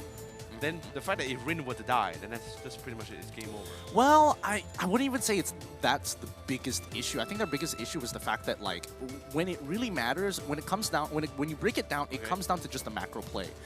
Like yes, they were oppressive, yes for sure. But how do they get into the inhibitors? They have one of two win conditions. Either they wipe out the entire team, breaking through the inhibitor, or the second win condition is going to be Lord. The problem is that once you get on top, like trying to take Lord is already a problem in itself because your whole team groups up. And even if you do get Lord, the respawn, and like they were dominating so early on into the game that the respawn timers weren't enough to really say, okay, this guy is dead, I could literally get Lord and push all the way to the end. They couldn't do that. It's just impossible. And if they do, they can only get one inhibitor at a time because, again, with the lineup that GeekFam pulled up, that wave clear was just ridiculous. They would use ults on the wave if they have to. And like seriously guys, like when we mean it's impossible, it's literally impossible. It's so hard to siege, especially like you said, a lot of wave clear, and just having one veil was difficult to deal with, but with the rest on top of stacking it, it's absolutely crazy. By the way, still what? So did it change to 90% now? Yeah. Oh 90%. boy. So we're looking from just now from 89% to 12, and now we're looking at currently 90 to 10. Wait, 89% to 12. Sorry, 98% to 12. 88 to 12. Yes, correct. Thank you for correcting me for that. Yeah, I'm just really tired. Don't worry, 101% of your audience agrees as well. By the way, so just look at the fact that the voice is just shifting more like shifting. Not to say insane. Okay, to be fair, at least it does show the dedication of the fans where it's just like, you know what? GeekFam might actually have an opportunity to beat SMG in this matchup and make my predictions right, so I'm on board with that. Yeah, that's true, but then again, I know you're also so down to make sure he gets it wrong. Because that... Who are you pointing at? I'm like really worried about that right now. I was like, where is he? I know LaFell somewhere around here, just like, peeping around the corner. It's like, what? Did somebody say wrong predictions? No, yeah, that's exactly what like Iketo and San and I, we were talking about it on the BM side. Right? We were saying like, if like GeekFam wins here, we're just gonna like just pop out LaFell's head. It's just gonna be like so his fault. Oh boy, oh boy. I don't know. It's interesting because for once we actually have differing opinions on the particular team. In most cases, and even the previous predictions, we were pretty much on pretty much the exact same thing the entire way until right now. So it'll be interesting to see how this is gonna play out. Speaking of which, Game 3, what do you want to see? From both sides, by the way, not just one. I want Barat. Really? Well, I feel that's the one, that's like the answer to all things. Like, he's a tank, he's sustain. Deal too much damage? There's a lot of damage. If you want a guy to just walk in, like even with the existence of both Harry and Vale, you want a guy that can just walk in like a champ. Barat's your man. Oh, not enough damage? Barat. Not enough tank? Barat. Not enough assassins? Barat. Like, he's the answer to all things at this point in time. You want to catch anyone? Also Barat. Yeah, it's really frustrating. Okay, besides Barat, like, what are we... I'm thinking of, like, compositions rather than individual heroes. Jawhead. Jawhead? It has to be Jawhead. Why Jawhead? Like a pick composition with Jawhead, or what are we talking about here? No, because like just in particular, just Jawhead. It doesn't matter like what kind of composition you want to go for, right? It could be early game or mid game, right? Just slap Jawhead in. You just slap Jawhead because I believe like in so many in that situation, right? One flicker ejector just puts everything out of this ring so many times, regardless of who it is. Like in that early mid game, even it makes sieges a little bit more easier in this case here. Really?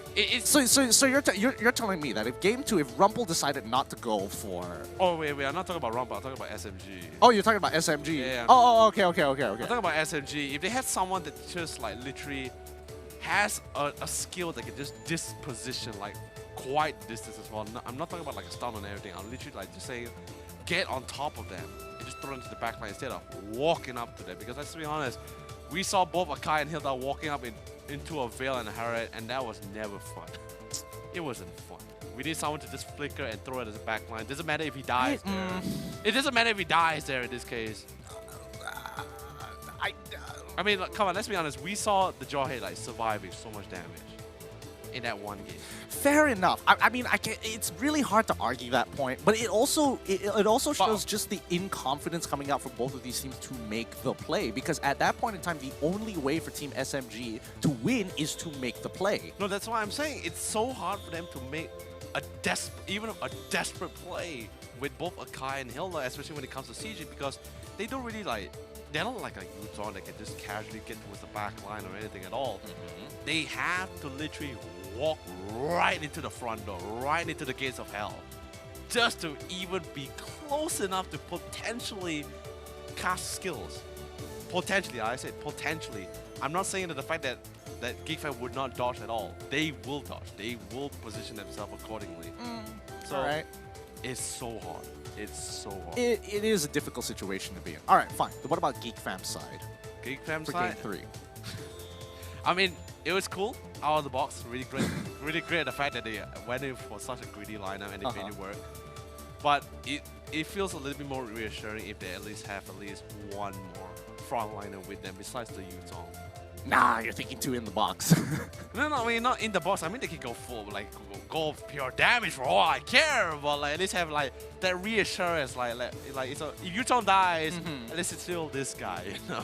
Honestly, the value that Rumpel brought in with the Natalia by itself, I think is more valuable than a tank, because the only problem that SMG had was the fact that they couldn't outflank their opponents. They couldn't get into the right positions because they were always spotted out by Rumpel. And I think even if Rumpel was a regular tank, he wouldn't be able to do that unless he was Natalia. I mean, you could try to do it with the Bubble Cooper.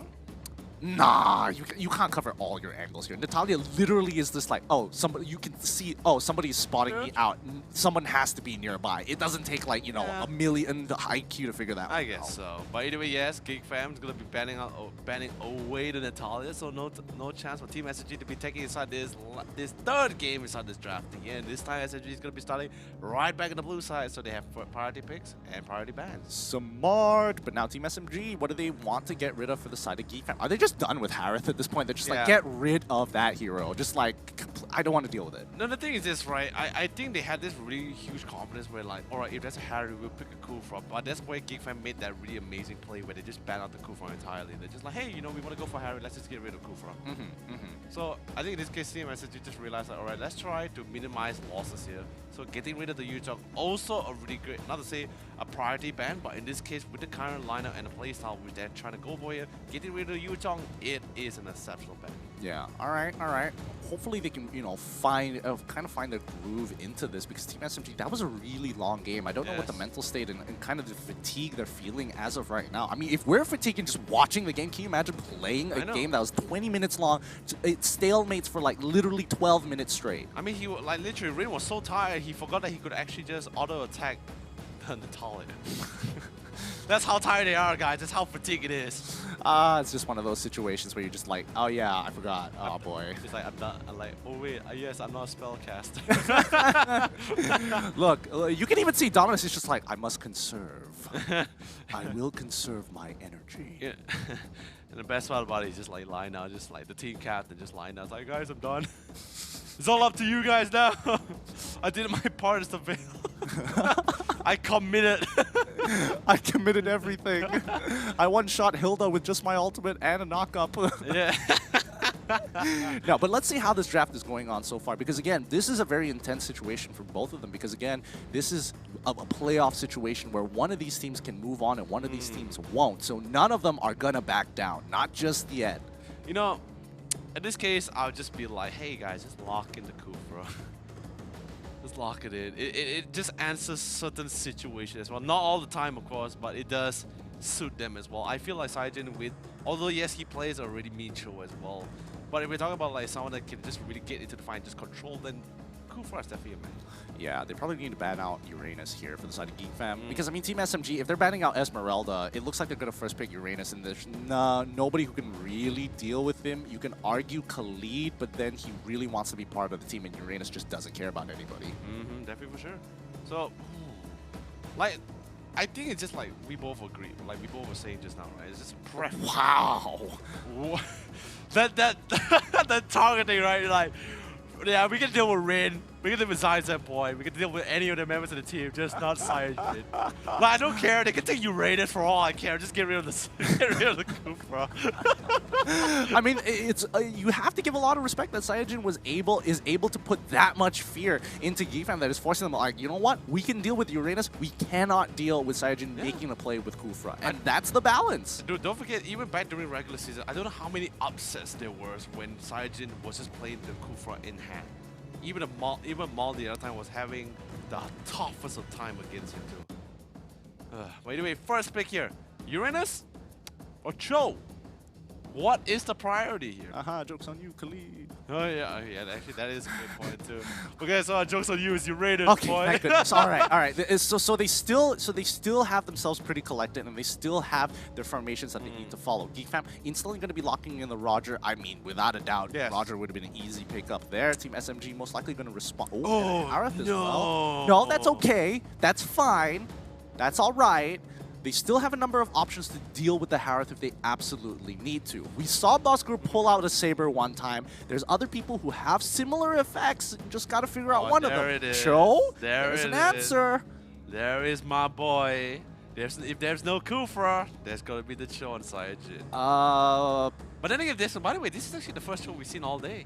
Yeah, that's actually pretty surprising that it's the first Cho we've seen all day. Oh, and the Pharsa as well. No, this is great. This is literally their way of saying, like, I don't care. Like, Cyajin, you catch anyone, just bombard them. No, this is a really smart. I mean, we've seen. I say it's like a really smart idea. Like, this is the first time we've ever seen this before in the league. But this was what everybody was kind of playing. This style of composition from Team SMG prior to the next patch. And the best part about it as well, fun fact, first time we're gonna be seeing Pharsa in game. Hey, oh, okay. That's gonna be Arts. I think Arts is happy. It's just gonna be like, I got my Thamos finally. Yeah, I'm settled. I'm done. I got Ruby. I got Yuzhong. It was weird, but I got my Flame Boy. I got my Devil Boy. It's fine. Got the spiciest boy in town. Oh, I should have said hottest boy. That would have been better. Yeah, that's I slipped it. I messed it up. That's what I was thinking. Spiciest boy in town. His mornings in the toilet must not be fun at all. Literally a new meaning to molten hot lava. Breeding fire. Alright, Team SMG, they're going to be getting rid... Oh, interesting. They're getting rid of the Selena this time round. Alright, fair enough. They want to get rid of counter picks for the Pharsa. Yes. GFAM, on the other hand, get rid of the Lancelot.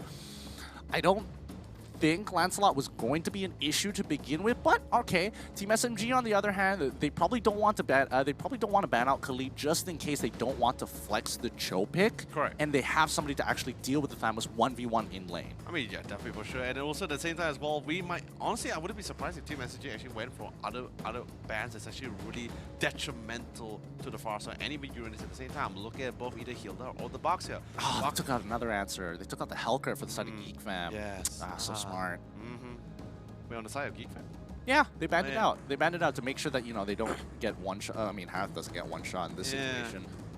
Yeah. Oh, man. Now, I'm so fatigued. I literally got confused for a moment. I'm like thinking, like, GeekFam, I thought it was SMG. And I was like, oh, wait, no. I forgot SMG's on the blue side. You're still seeing flashbacks of Game 2. That's what's happening here. Okay, but either way, final ban, though. Do you think SMG wants to go for the ban that not only is able to has a really good gap closer on top of the Pharsa, at the same time also like more not on a direct counter but slows down the healing on the Uranus like a Boxer? Or do they just want to just ban out every early game hero like a Hilda? Okay. Get rid of an animation. Honestly, I think that's fine. Considering what GeekFam pulled out last game, like it doesn't feel too far off. Yeah, it's... They still pick Veil. They still pick Veil for the side of GeekFam. I mean, it's not wrong. I wouldn't be surprised if it is. Honestly, I wouldn't be surprised if they don't go for any tanks at all. They just be like, Thamos is the tank. He's the one building the tank item. The rest of us will just build our Twilight shields again. Just give me the Twilight armor, okay? As long as we get that, we're good. Oh man, Twilight armor is such a beautiful item. It really is. Next you know, we can see Moon to just like patch next week, right? They change it to like, okay, the damage cap is now like 800 damage. It's like, ah, great. With Team SMG so far, I don't know. I'm looking at their lineup. It's looking very classic here. But more importantly, I don't think they have a natural answer to Harith just yet, other than the fact that they want to make sure that they get the kick with Cho. But is that going to be the most reliable way to do so? I'm not entirely sure. I mean, definitely they want to try to pick up someone that can actually really follow up with it. But either way, like what I said as well, either they want to try to opt to go for the ban, either Boxer or Hilda, because really getting on top of this far stuff for sure. But anyway, figuring out after witnessing the second game, the potential, the fact that Geekfam could just go plain damage here. They ban out the Kalida for good measures, but then again, that just leaves the opening for Hilda. I mean, the moment that Hilda comes in, like for the side of Team SMG, like Valir kind of falls out of the picture really significantly because he just loses all his greatest weapons. Like his greatest weapons are the early game and the fact that he has a good form of crowd control at level 1 or level 2, depending on whether you up the steering for him. Wan, this is interesting. This is very interesting. On top of the fact that they have Harley as well. Okay, all right. Like this is not the first time we saw Harley. We saw the first time we saw Harley was when I was mentioning that one of the cool junglers into the game. This is matter to them, right? Oh boy, yeah. I was thinking it's like, but if they pick Eudora, they're kind of boned, aren't they? And yeah, they kind of are. I would lean more towards Geekfam's draft, but I mean, Zion Senpai has to play. Lung and Zion Senpai have to play out of their mind this game. Literally, they cannot miss an ability. Man, it's going to be a really hard one for them as well. But either way, I'm having my full faith in Saiyajin. He has never failed me. That will not fail me now. Especially when you see him either having both Cho or Kufra in his hand. Let's see how well he really pretty much set it up for his entire team here inside this last game between both Team SMG against Team Geekfam. Literally, all or nothing in this case, Gideon. All or nothing. It's all on the line. What a way to end this day with one epic battle. I mean, Leonard here already has MLPTSD, so this is only one way to reinforce that one last time to remember it for the rest of the year. It's time to settle the score between Geekfam and Team SMG. Let's get into the Line of Dawn and get this game going. Really great stuff, man. Land of the Dawn, thank you so much for the graphics, by the way, production as well. Production really did an amazing job, by the way, for this playoffs here.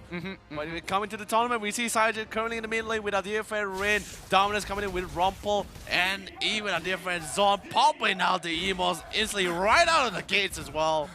They're like, we're totally down for it. And look at that, they're going straight for the invasion. Yeah, because they know for a fact that Roger needs to get ahead. Zoraveki's like, all right, looks like I'm gonna be here again. I'm gonna take all the bullets for you guys. And yeah, they're doing a good job at doing so. Dominus is by himself. He's gonna get chunked out here, so they need to make sure that Rumpel... Oh, no. Luckily, Dominus didn't actually get hit by the stun. Really nice play coming in, but Team SMG, can they steal this away? Yes, they jack away the red buff, and that's gonna be a huge win for the side of Geekfam. But they're not done just yet. They want to kill him just before anything else goes down. They trade 1 for 1. There goes the buff, and now Zorn in trouble falls to the rest of the damage of Team SMG. Not the best of starts in this game coming in from Geekfam. It's not great. It's not really great at all. Flicker coming in, dropping down the ball on top of them as well. But sadly enough, they weren't able to secure the blue for himself. But Dominus trying to tie things out with the 3-3 here. But sadly, he's going to end up with a kill score 3-2. And of course, first blood is going to be secured by Goten on our top lane as he wins that 1v1 trade against Arts. I swear, I've never seen Malaysian teams this eager to throw their lives away for the good of the team. Like, literally, I have not seen that happen too often. These guys have no disregard for their own life. If you're gonna die, you're gonna trade, we better be trading up. Yeah, but then again, not sure whether it was going to be an even trade or not. I mean, look at literally 2-2 here. Both busts was able to secure from both of the teams here as well. So well, hey, at least it's not 3-1. True. Very true. So, well played coming in with Dominus with that flicker combination. Really well played stuff. Well, let's see how far this can go. Right now, Zorn is taking a good fight against Goten, but Goten, he really doesn't care. He doesn't have enough items. Oh boy, Saiyajin is in trouble. He takes the full brunt of the damage here from the rest of the team. Even with the full combination, it isn't enough. Rumpel is on the run, and unfortunately, that's going to be Eudora as well. Dominus bites the dust. Definitely bites the dust for sure. And then we Goten got it with the rotation towards his middle lane to see not only does he want to clear the waves, but he want to try to see he can force out this zone away from that mid lane. They're gonna have to. I mean, we're all looking at the bottom of the map, and we can all see Team SMG like, we're gonna dive, we're gonna do it, boys. I mean, that's pretty much why we were both humming, right? We were like, looking at the minimap, like, just waiting for the observer to look towards that bot lane to see what's going on. Yeah, it's really suspicious when you see movements like that. Like, are they really gonna commit to it? Oh no, Goten might be in some trouble here. Dominance, if he lands this stun, he doesn't have the flicker this time. He is literally 8 seconds off from his flicker. Yeah. Oh, really unfortunate. But then again, Saiyajin finally hitting the level 4. The Warrior Dragon is currently online. Here comes the rotation again coming from the rest of Geek Fam. He's transcended the wall towards the back line, but sadly it's not going to be good enough instantly because it's just too much damage coming out from Zorn, the Wolf King. Yeah, they timed that really, really well. Dominus really held his patience there. He didn't instantly throw out the sun. He knows that Goten has an inbuilt Purify inside of him, so he's just waiting for it to show before he locks him down. And now Saiyajin is in trouble. He takes the full brunt of the damage, but manages to take that on out. Rumple wasn't able to pick him up even though he walked right past him. They trade nothing so far, so low, yet so far away. Dude, first thing, I'm going to say 2 things first, alright? Turtle being stolen, very cool. Second of all, Saiyajin got out of that situation alive. Oh boy. What a man. What a man. Oh. I told you, fool, when it's a Kufra Cho, it was in the hands of Saiyajin, leave it to him. Hey, you're talking to the likes of Zorn here, boy. Oh, wait, Time Zenpai, he's in trouble. He needs to get on out of there. The Feathered Airstrike comes rushing on through, but it's not going to matter for too long here. How much damage can Long get out before Harris turns on the Salmon Force? And that's all he needed. The kill switch to secure Lung in the bag. Oh, man. Speaking of bags as well, if Rin is not careful at all, he's going to be the next one to get to that bag, too. He's got the rest of his teammates. Rumple and Dominus, they'll keep him safe. Ooh, there's a lot of damage coming in, Saiyajin. Well, I was just wondering why are you so close to the Eudora? Why did he stop moving? Oh, Zion Senpai, he's gonna get hit by the lightning pounce. Zorn continuing to play on his own, finding the right kill. He's rotating up topside. Goten is dead. No, Goten is confirmed gonna die here. Look at Hilda, he's like a National Geo documentary right there. I thought you wanted to try to cue in some classical music like da da da da da. No. I'm not comical in that way. Oh wait, hold on. Looks like Zoraveki taking a good amount of damage. Gets hit by the way of the dragon here. Does he want to pop this? Oh no, he doesn't have the Salmon Force anymore, but he still manages to survive. Dominus able to get a full brunt of damage. However, the poker trick coming in hard. Rin, Deadly Magic isn't going to be able to secure that kill, but they do secure bot tier 1. Pretty cool stuff, pretty cool. And although yes, Geekfire is currently in the lead for the kill score as well.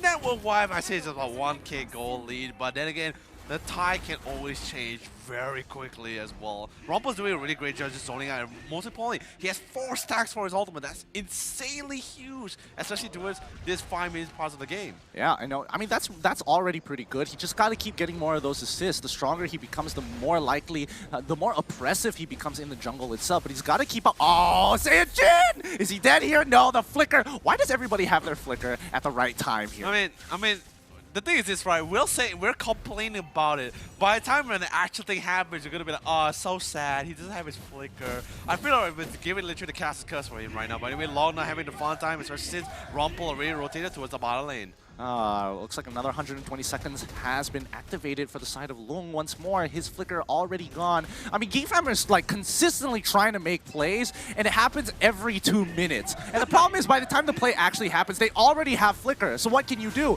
But now in the mid lane, Saiyajin takes the full brunt of Dominus's damage. However, the top side still forcing himself, Arts to be on the top side. Oh, is Rumble gonna die here? No, he should. No. He's very tanky.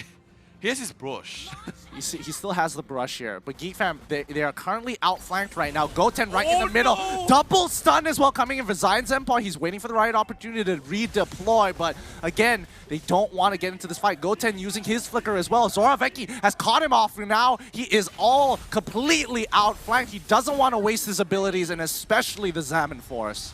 Now, and the crazy part about it as well, Zorn is going to be able to pick up the wind talk as well, so it's going to be just as fast as it's supposed to be as well.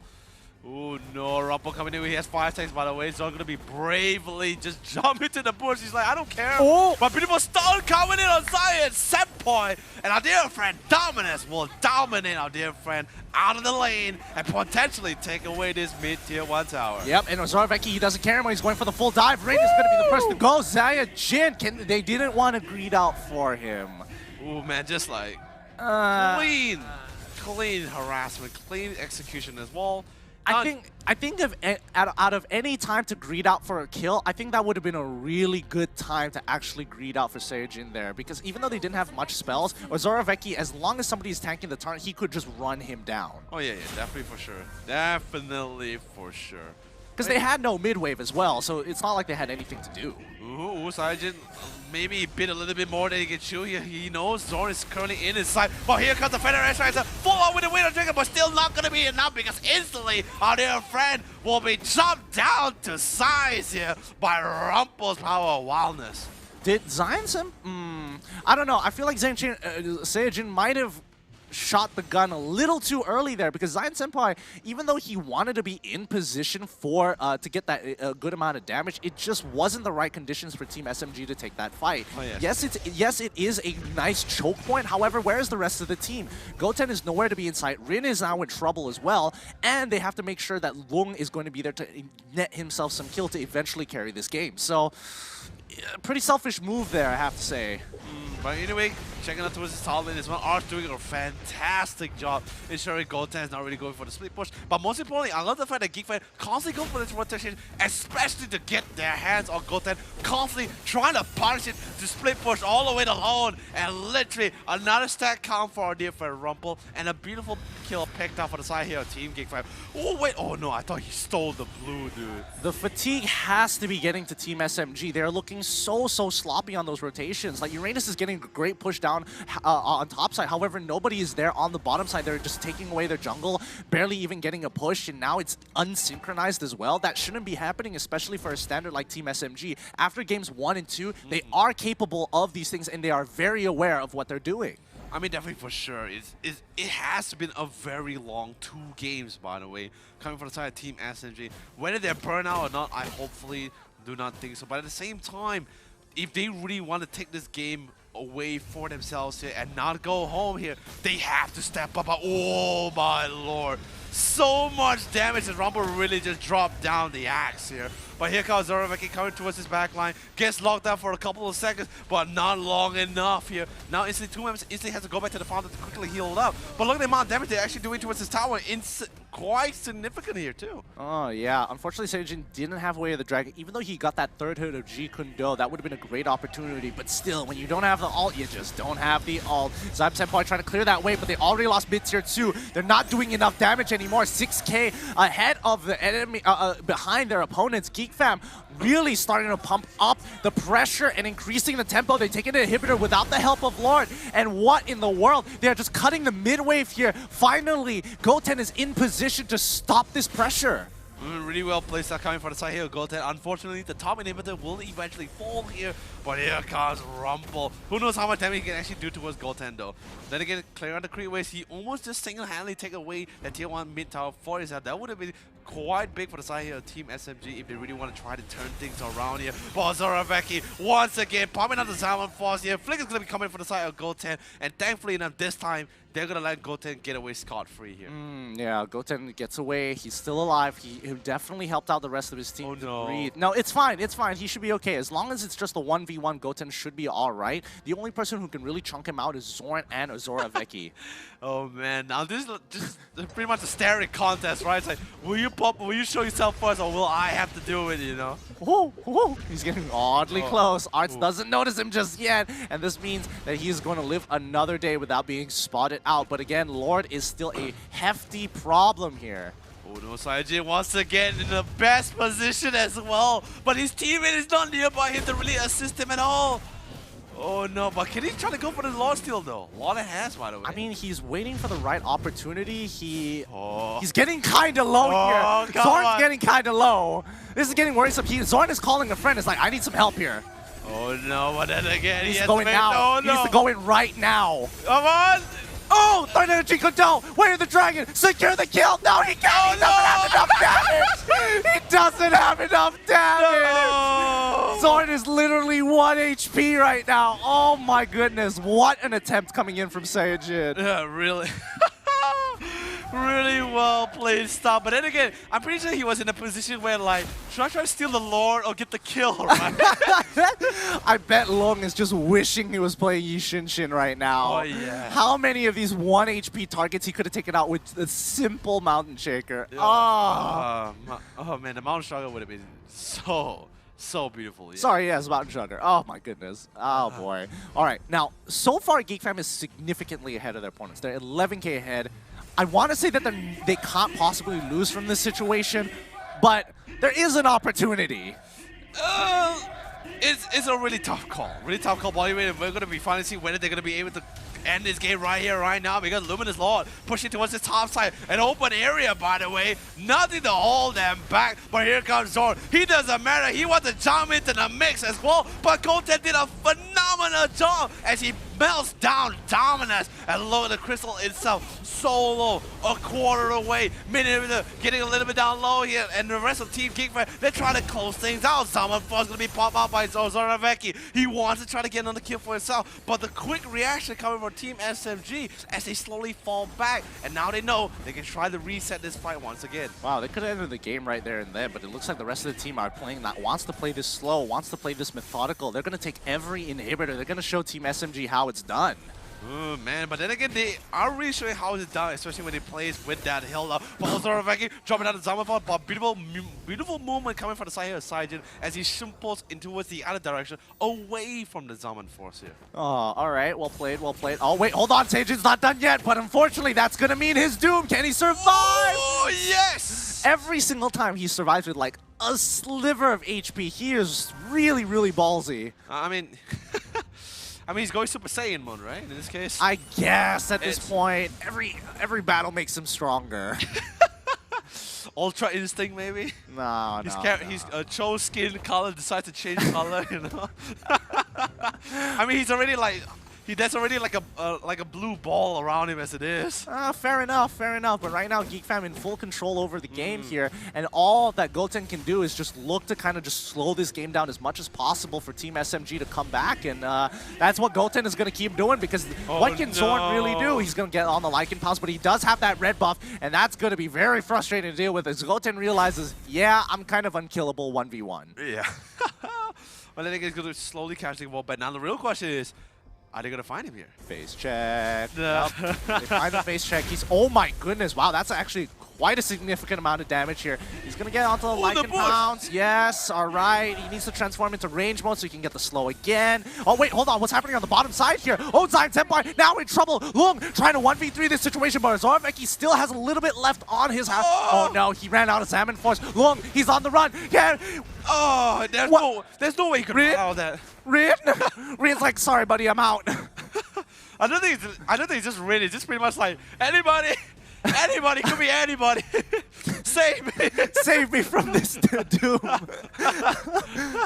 Oh boy. All right, so this could be an endgame scenario here. It really is, but then again, Goten is coming out in exactly 50 seconds. How fast can they do this? Well, they're just jumping straight on top of the crystal as well. They're trying to hit it from all angles. Saiyajin trying his best to go with the way of the trend, locking down one person, managed to clear out the minion waves. Well played, buying the time. Winter Trunk is going to be coming in as Dominus trying to stay alive as long as possible. Shunpo comes in with the Chikudo, knocks out. There's the defense, there's the holdout, and now Long coming out in exactly 3 seconds. So dropping down the Salmon Force, dashing back and forth. But this is Goten we're talking about here. It's going to take a lot more. You need the Wolf King to melt him down. Sorry, scratch that, because Dominus is still alive. Dropping down the ultimate instantly, shocking away Goten's misery. Geek Fam is just farming right now. They are just farming. Oh, they finally actually get the kill. Rin is actually really strong. He just bought a Holy Crystal. This might be a good opportunity. However, Zaman Force is such a pain in their sides. Zoraveki is so unstoppable right now unless they all focus their attention on him. But Geek Fam, they've taken too many casualties. They back away. I mean, there is not. They have nothing to lose if they back away right now. They literally broke every tower on the side of Team SMG. They still have multiple tower standings on their side as well, including inhibitors. So they don't really have nothing to lose if they choose to back off right now. Plus, Luminous Law is currently out as well. They can casually take it for themselves and just end this game in the most natural way possible. I mean, they have to be careful because Rin is at full build. He can one-shot certain targets. Like, Dominus needs to be extremely careful, and the same can be said about Zorn. Yeah. Getting hit with a full burst from Rin is going to be enough, but the fight is going to start with the Oh, no! That's going to be Rin going down. Lung is on the run. He flickers back into the safety of his teammates as GeekFam continues to be taking it out. This game has put everybody on a knife's edge. Oh man, you know, we were both like this. We were like thinking about Rin. We're like, all right, Rin is gonna make the play, and then instantly gets nuked away by Ozora. Hey, sometimes it happens, man. Yeah. Sometimes it happens. It really does happen, and it's really unfortunate as well. What a way to go, by the way. I mean, he's coming back in about 17 seconds, and that's going to be plenty of time for GeekFam to, you know, muster their forces. And the Lord, by the time Lord actually reaches them, Rin should be back up to fight. Yes, but also you must also take into account as well, like they have no inhibitors. It's all super minions in this case. Luminous Law pushing down, and on top of that, you have 5 heroes that's like super jacked up as well. It is going to be the defense of a lifetime. It really is. I don't know how strong Lung is right now. I just saw him buy a Malefic Roar, and that's not exactly one of those items you buy second. But I mean, doing quite a amount of damage towards this Lord. This is going to be pretty great as well. Lord instantly disappears from the Land of the Dawn instantly. Cool. But still, great defense coming for the Team SMG. But that's just the first wave. Here comes the second one. Because Ozora is going to be diving into the mix as well. Dropping down the Zamba, going with the corner dash. And there goes Rumple. Dropping down the axe. Instantly hammering down Rin. And now Rin totally out of the picture here. All comes down to dear friend Saiyajin. But then again, Ozora and the rest of the team, they don't care about the fights anymore. They just want to hit the throne. And GeekFam will end the game for the first day here with 2-1 here. GeekFam will not be the team that goes home tonight, folks. Let's go. GeekFam finally taking it out of this game. You will see both Odds and Rumple, they are happy about it. They're like, oh, thank God this is over. Let's throw it over to the analyst. Thank you so much, everybody, for the final time. Good night and goodbye. Lafel, take it. Oh, kepada semua fans GeekFam, dorang mesti macam, oh, jangan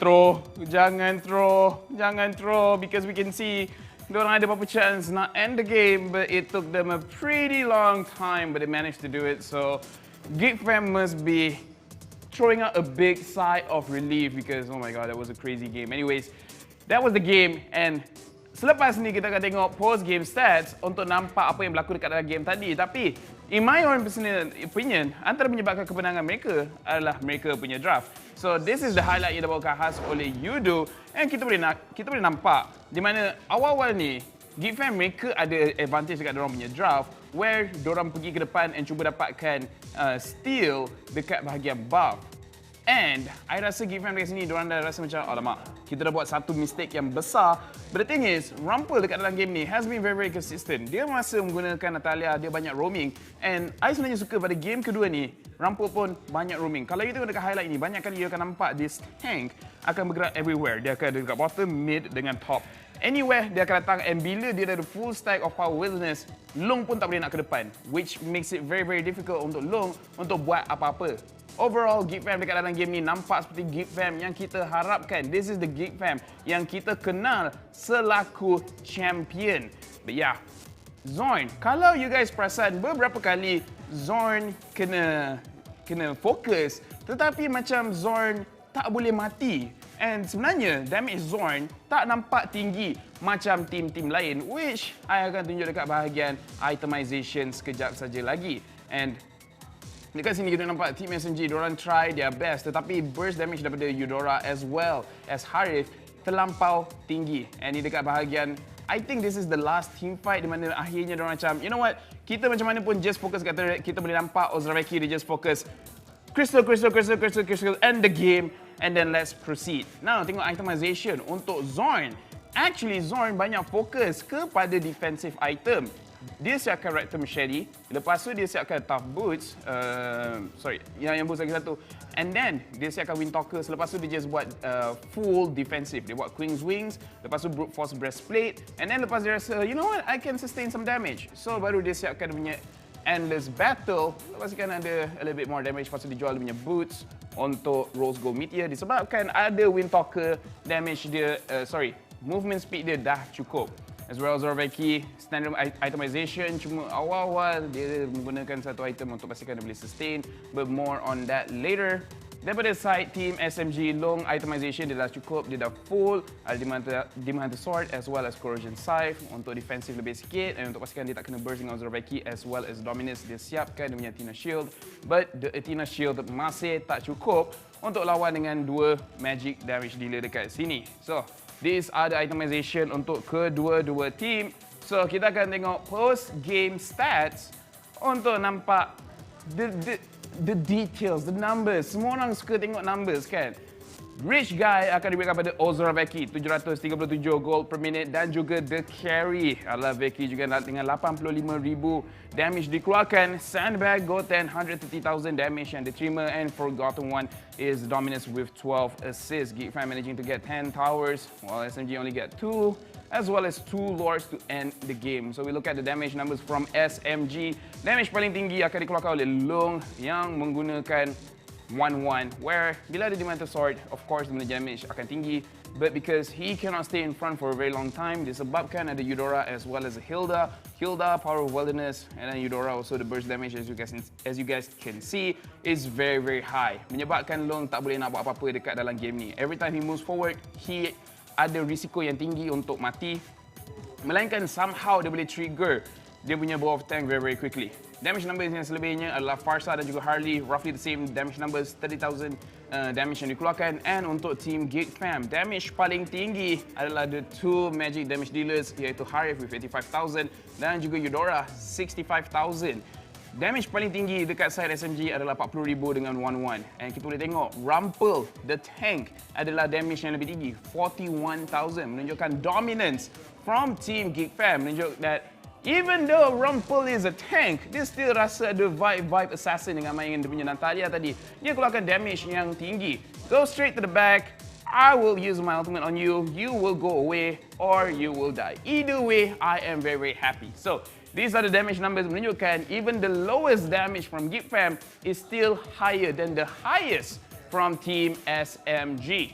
So, congratulations Team Geekfam. Selepas ini, kita akan tengok MVP of this game untuk menunjukkan siapa yang membawa kemenangan ataupun siapa membawa impact paling besar yang menyebabkan Team Geekfam menang game tersebut. Honestly, MVP tu boleh beri kepada sesiapa saja because everyone did pretty well.